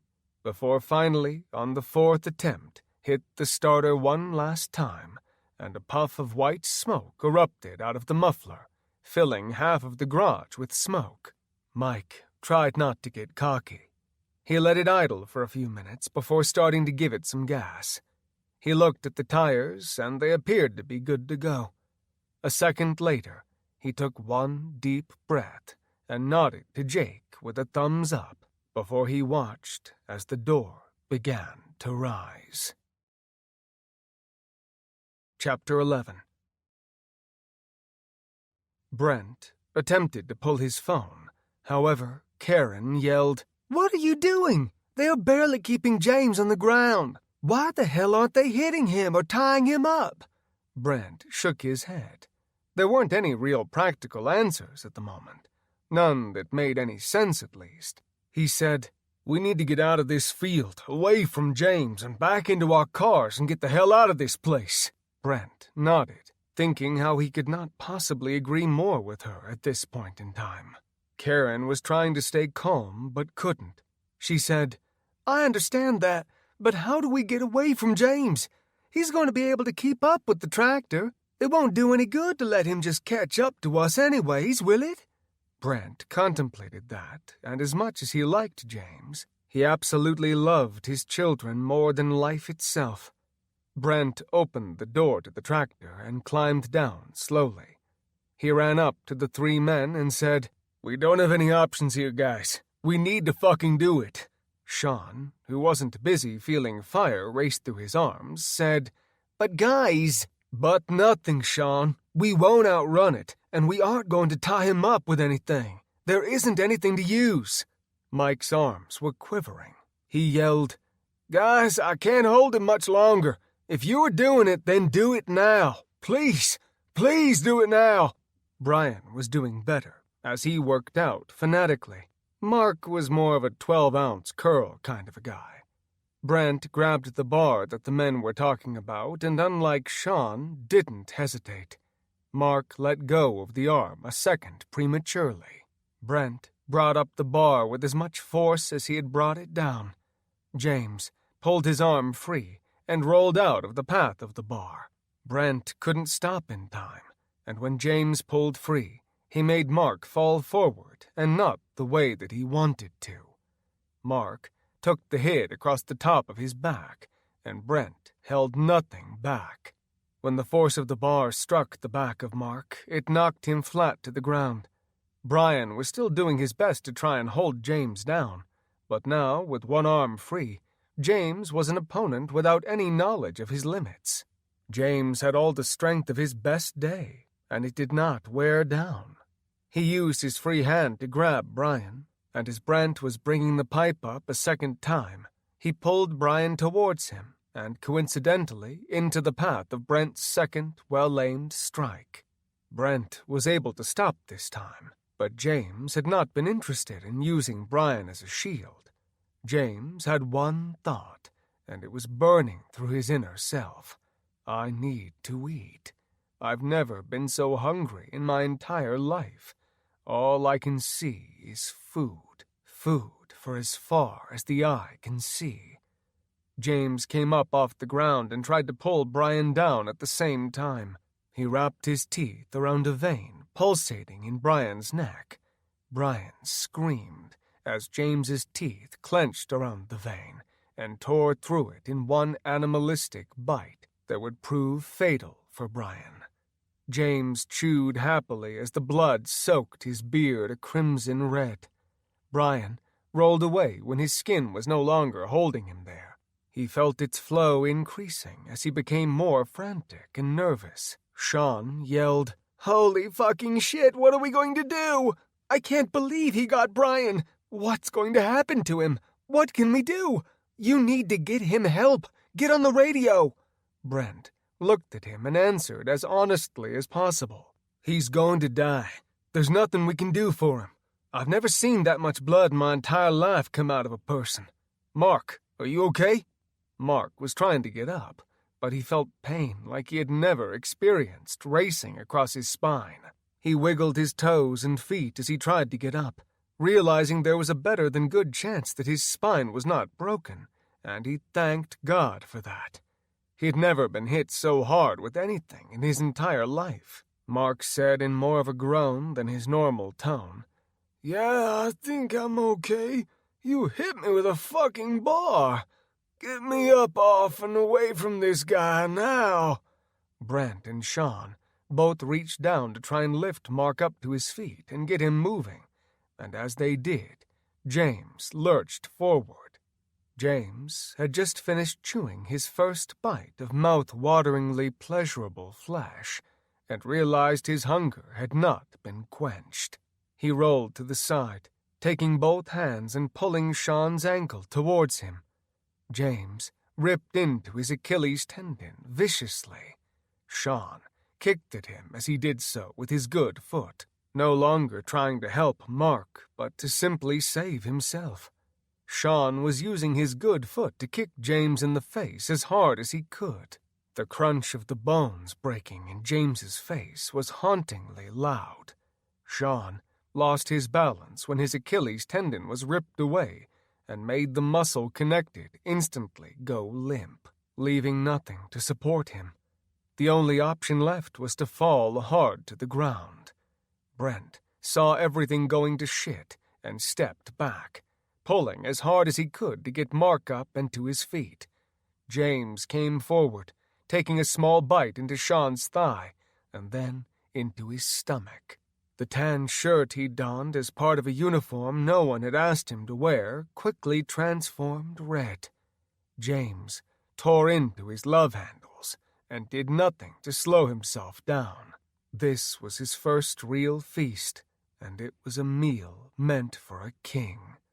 Sean tried to push himself back, but there was no stopping a very committed James from what he was eating.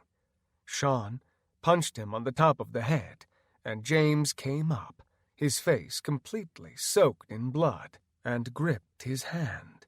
Sean tried pulling it back, but it was too late. He took his index and ring finger, wrapping his mouth around it, and tore it off. James growled and chewed like crazy, as fast as he could, until Sean's fingers made their way into his stomach. He went back to the warmth of his stomach innards, tearing like a savage animal with his hands and teeth at the same time, until he was through the stomach muscles and skin and was able to rip intestines out of his insides. Sean screamed like no one had ever heard before, and the three still alive were confident that it was the worst thing imaginable they would ever hear. Karen yelled from the tractor, "Get the fuck on here! We need to go now! There isn't anything we can do for any of them!"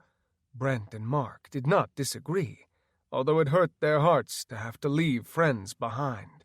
But they both knew that if they were going to be friends like James, then they were friends they could do without.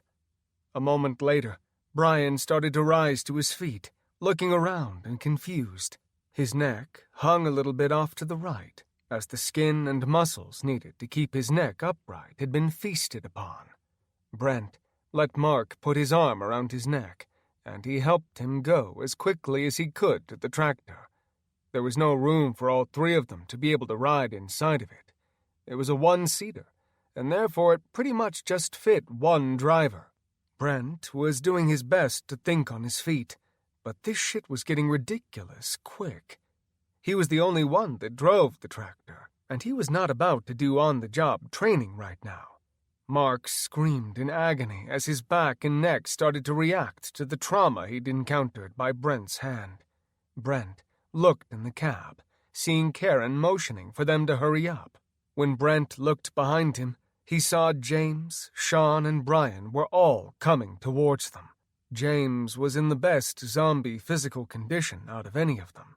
Sean was hobbling with guts sloshing and swaying from his stomach, something guaranteed to make you want to puke if they continued staring at him. Karen opened the door as they were getting to the top, and Mark went to climb into the cab, and Brent held firm on the on-the-job training. The last day he thought he would ever have a job if the rest of the world was anything like this one. Mark didn't know how to drive a tractor, and Brent wasn't taking the time to show him how now. Mark didn't have a clue what was going on, and was doing his best to just keep moving. "Well, where the hell do you want me to go? You can stand on this ledge, or you can climb your ass up on the door and sit on the roof. We won't be going over 25 miles per hour. I don't see you not being able to hold on at that speed." "You want me to ride on the roof of this fucking thing?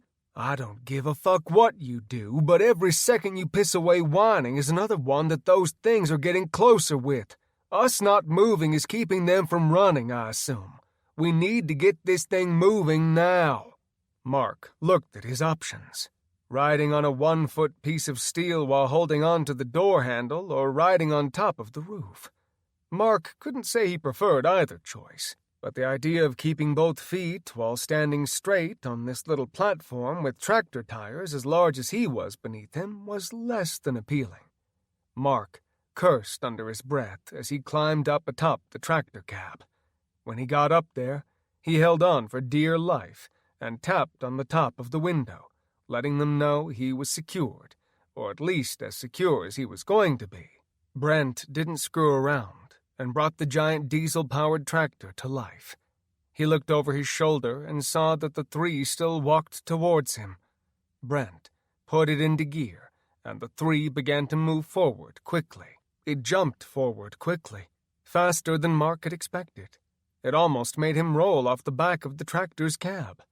When he looked down and saw that he was a good 10 to 15 feet up, it did not make him reassured in any way at all. The positive thing he did notice was that the zombies were only focused on the people in front of them they wanted to eat. The fact that there was anything at all, being towed by the tractor was completely oblivious to them. The tractor got up to speed at a wild 10 miles per hour, but the positive thing with them not looking was they had no idea what was going to happen next. The trailer they were hauling came up, tripping them and taking their feet out from under them. When they tried to get up, the second row of bars came across and struck them in the head. Sean, who, had he felt pain, would definitely be feeling it now. He had come out the worst of the three. When it had come up behind him, his intestines had wrapped around one of the poles sticking up from the trailer. He had lost his balance, much like the other two, but unlike them, he was being dragged by the trailer as his intestines held firm to his insides as well as to the trailer. Sean screamed, not in pain, but in rage, when he realized it was his intestines keeping him from being free and walking alongside his fellow zombies.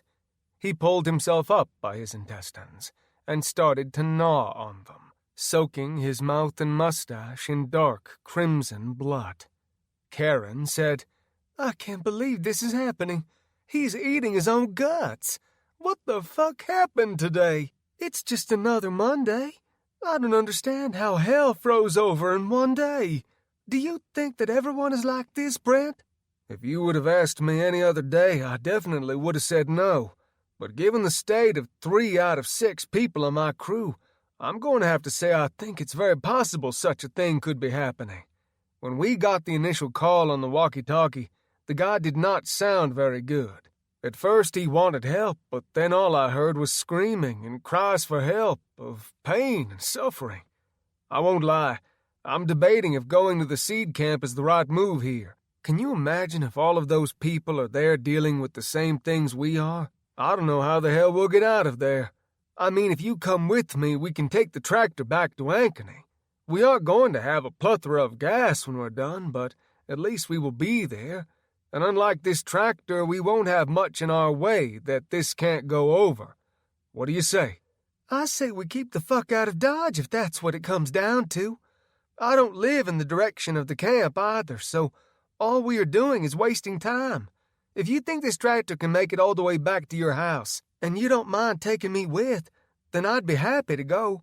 I really appreciate you helping us to stay alive. They had almost forgotten that Mark was up there, as he'd been quiet ever since pounding to let them know it was okay to go. Mark was trying to listen and heard Ankeny and hum. He poked his head through the door from up top, his black hair hanging down, making it look like he had stuck his finger in an electric socket. So are we going to Ankeny? Or is it just you guys going to Ankeny, or am I going to go too? So long as you hold on and don't mind a bumpy ride, you can both go with me home. At some point in time, we will figure out some way for you to go home or to drop you off. As you can probably assume, I don't have any clue what we are going to run into, and everything from here on out is a guessing game. I say as long as we are alive and moving, we are doing better than a lot of people. On a positive note, it looks like the 3 behind us are getting further and further away by the moment. That does not break my heart. Mark made one last statement before going up top. So, once we get far enough away that we know James, Sean, and Brian are not going to catch up, I think we need to stop the tractor and unhook the trailer. We don't have time to do that, said Brent. Karen said, I actually don't think that that's the worst idea I've heard today. We only have so much gas, and hauling this trailer full of seed for planting isn't going to do anyone any good. I think if we get rid of it, we should have even more gas than we need, which, since we don't know what's ahead of us, might be something we should care about. Brent, who was actually thinking a little bit more long-term than they were at this point, added, I think we can get rid of the trailer, but I also think we might want to keep a few buckets of these seeds. Who knows what we are up against and how long this is going to last? Unfortunately, there is a chance, however small, we will need to supply our own food. If this thing is not just a freak accident, then we very well might need to grow what we have. You know as well as I do that the research corn and beans we have are the highest grade money can buy. Hell, in this case you can't even buy these yet, they're so good. We can make thousands and thousands of bags of corn out of just what we have. Neither of them could say he was wrong, or that it wasn't necessary to do that. Karen said, You aren't a half-glass-full type of guy, are you, Brent? Karen questioned. I just don't know enough about what's going on to feel any other way. I guess worst-case scenario is that we could possibly leave it here. If everyone is so busy running for their lives, then maybe it'll just go unnoticed or undiscovered out here. We'll be able to get back before you know it and get them. But I still think Mark is right. We can get everything we need later. If we need to plant a cornfield by ourselves, we totally can do that. Now, on a side note, we can remember that if we do need to plant something, that there isn't possibly a better group of men and women to do so. You have kids, right? They can learn how to do this, and in no time we'll be crapping corn left and right. We hit the right grocery store, and we take every last one of their seed packets, and we'll be able to eat like kings. Mark leaned over a second time and said, You know, we aren't talking like this thing's going to end soon. In fact, I think you're really talking long-term. I mean, are you thinking about how long it takes to grow corn? We are talking about being together for a while, if I'm hearing that right. You are hearing that right, but you don't have to stay if you don't want to. I'm going to Ankeny in this tractor, and I'm doing nothing else. You can stay or leave, but I don't know how much of a head start we have on those three. I'd guess so long as they can hear the diesel, they're going to be trying to follow us." Karen, who'd already made up her mind, said, "Come on, Mark. You don't want to be left out in the middle of nowhere with a jacked-up back, do you?" Mark was going to ask if they'd really leave him out here, but the answer was already known. He'd seen how Brent loved those kids on company family days, and knew that if it was him or getting back to his kids, Mark was shit out of luck.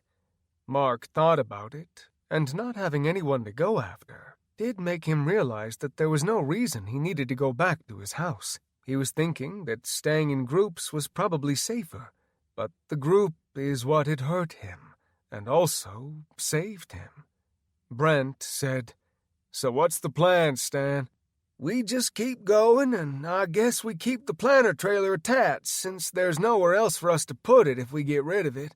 Are you sure that we can get back to Ankeny on what we have?" Mark asked. Brent nodded. "Yeah, we can get back. And we have enough gas that we can just cut through cornfields to get there." Mark gave a thumbs up, and the trio bounced their way along the field, waiting for harvest, headed for Ankeny. There was a 20-mile stretch in front of them, each of them hoping there was no hell in their way as they traveled the potentially treacherous path. Chapter 12. Marcia left the parking lot of her work in a frantic hurry. She didn't know what was going on outside of work, but she could only assume there were going to be some horrific events happening. She raced down the street, looking wild-eyed and everywhere, trying to see if what was happening at work was happening in outside life. She made it less than 2 blocks before she was granted an answer, one which promised horror and misery. Marcia watched as 3 children, probably the age of her son Rylan, fed on the bowels of a woman screaming for help on the ground. Marcia had seen the change caused by the bite, and knew that there was nothing she could do to save her. The idea of being someone's meal was not appealing to Marcia. She could only figure the creatures were ruining lives by the second. The more they fed, the more they spread. Marcia turned the truck hard, punching the gas as she buckled her seatbelt and raced towards the 3 children eating the woman. She hit them with such force they shot back 10 feet, and at the same time she took the woman's head off with the bumper. Marcia rolled the window down, leaning her head out and puking out the window. She'd never seen anything that disgusting, not even on television. When Marcia was done, she looked up, wiping a string of spit from her mouth, and wishing she had not taken part in the free bagels Mary had brought in this morning. She looked around the street and put the truck back in reverse. Marcia was surprised how few cars there were out driving, and began to have reservations about if she was making the right choice, or if she should have tried to hole up at work. Marcia drove slowly, thinking that getting there fast was important, but getting there alive was going to trump that. When she got a few blocks down, there were cars decorating the street, blocking everything and keeping her from going through. She debated if she should get out of the truck and try to find a new car, but that idea was not a pretty one. The idea of having to find a new car on the basis of just dumb luck were not odds she was willing to gamble with, nor was it time that she would allow to be wasted. Marcia hit the reverse again and went down a side street. When she did this, she had driven past a few different alleyways where dumpsters for large businesses were set. She had not seen the purple zombies who were sitting on their knees, ripping into innocent victims. Unfortunately for Marcia, they did see her. Marcia had the radio off, but she was distracted, thinking about her choices. A thud came into the back of the truck, and Marcia jumped a foot in her seat. She looked in her rearview mirror, noticing that the dead who had been eating in the alleyway were now on her ass and had literally run directly into the back of the truck. She screamed and hit the gas just as 3 of them leapt into the rear of the truck's bed. Marcia did everything she could as she accelerated the truck, swerving it left and right, trying to throw them out. But the dead had a low center of gravity and were not standing or going anywhere. They were able to hold tight, and unfortunately for Marcia, she could not get them out of the truck. She reached behind her and slid the window to the cab of the truck closed. Marcia was beginning to drive erratically and was trying to fight back tears. She felt she deserved to cry, but unfortunately, the tears did little to help her vision. Marcia was trying to talk herself down, to talk herself into the idea that she was okay, and if she just kept driving fast and straight, she was going to be just fine. Marcia could not have been more wrong. Marcia did not see the pothole in front of her from the long, frigid Iowa winters. Marcia's truck tipped a foot as it hit the pothole, and the dead flew forward, smashing their faces into the back of the cab. When they stood up, Marcia hit the brakes and then hit the gas. The 3 zombies looked drunk and walked backwards and fell out of the back of the cab. Potholes were not an uncommon thing, but when you have people on the back of your truck, it might not be the first thing that one would think about happening. Marcia did a victory fist pump, feeling the first hope she'd had since getting into the truck. Marcia was not a violent person, but everyone who wanted to try and keep her from her son and daughter, and even her husband, who sometimes felt like a 3rd child, could go to hell in a handbag. Marcia's attempt at calming herself down was actually beginning to work fantastically. She flew through an intersection. The idea of getting back to her babies was a one-train thought she was stuck on, deservingly so. She never saw it coming, and when she heard the horn of the garbage truck, it was already too late. The truck struck her with such force on the rear passenger side bed, it sent her into a 360 spin.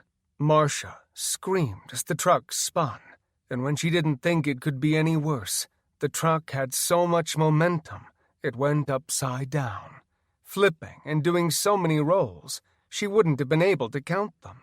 All of the glass shattered in the truck's windows.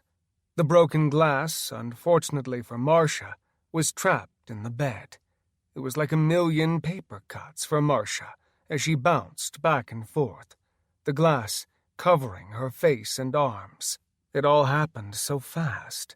The pain didn't set in until the truck made a horrible screeching noise as the metal skidded to a stop on the concrete. The garbage truck never ceased to keep moving and left her on her own, hoping she was okay, but not caring enough to truly find out or to offer any sort of assistance to her. Marcia was breathing heavily. It had all happened in under a second, and she was trying to get her thoughts back in order. Marcia was amazed she was even alive after all of that, glad she'd had her seatbelt on. She was running a checklist, trying to see if anything hurt, not counting her already broken wrist. She felt something warm flowing down the side of her face and assumed she had started to bleed. It would not surprise her if that was exactly what it was. She looked at her right hand, seeing a bone protruding from a wrist, and if she hadn't already gotten rid of everything, she would have puked for a second time, deservingly so, not thinking her already injured wrist could have been any worse. Marcia wiped away at the blood on the side of her face with her good hand, trying not to scream from the agony of pain. She wanted to undo the seatbelt, but needed to figure out what she was going to do to try and catch herself. She was not strong enough to do it with one arm, and if she did let go right now, she saw that she'd be falling down and into all the broken glass, which would definitely hurt. When she brought her hand back, she looked at it, seeing that it was not just blood, but saliva mixed with blood. Marcia looked slowly to her left, praying to God that it wasn't what she thought she was going to see. She realized her prayers had done her no good, and that there was a ridiculously strong chance that God was busy with higher priorities on a day of death such as this. Her prayers were going to go unanswered on this day. Marcia saw the zombie only inches from her face, sniffing at her head. She pleaded with it, and she might as well have been speaking German, as it did not understand anything she said, as she begged for her life. Marcia pleaded, "Please, oh, you don't have to eat me. You can leave me. There will be others. I have a family." It tilted its head, looking more like a confused dog, but the confusion lost quickly to its impatience for a meal. The confusion transformed into a rage, the likes of which she had never had the displeasure of seeing, especially as close as this. It lunged forward, gripping onto her cheek and tearing it away. In all of the pain, Marcia had not realized the dead from earlier had caught up, and she was now a buffet for those who had not survived the day so far as one of the living. A man came through the passenger-side broken window, uncaring about the cuts and scrapes he was accumulating, as he crawled closer and closer to the meal waiting in front of him, trapped in its seatbelt. He saw the phone sticking out of her hand and took it with both hands, not showing any worries about her pain or well-being. The feeder bit so hard that he snapped the bone back further, and she screamed bloody murder as the pain through her cheek and wrist struck her all at once. Marcia pulled and kicked, trying to get free, but there was nowhere to go, and there would be no salvation for her. As she lay there dying in the truck, she thought about becoming one of those things, and how she would never see her son or daughter again. If there was something such as a feeling of heartbreak or heartache, she knew that this is what it was.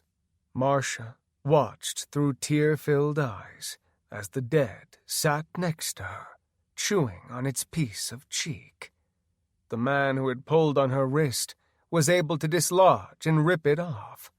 She lifted her pulsating stump up and looked at her hand, ripped from its socket, leaving a bloody, bony stump in its place.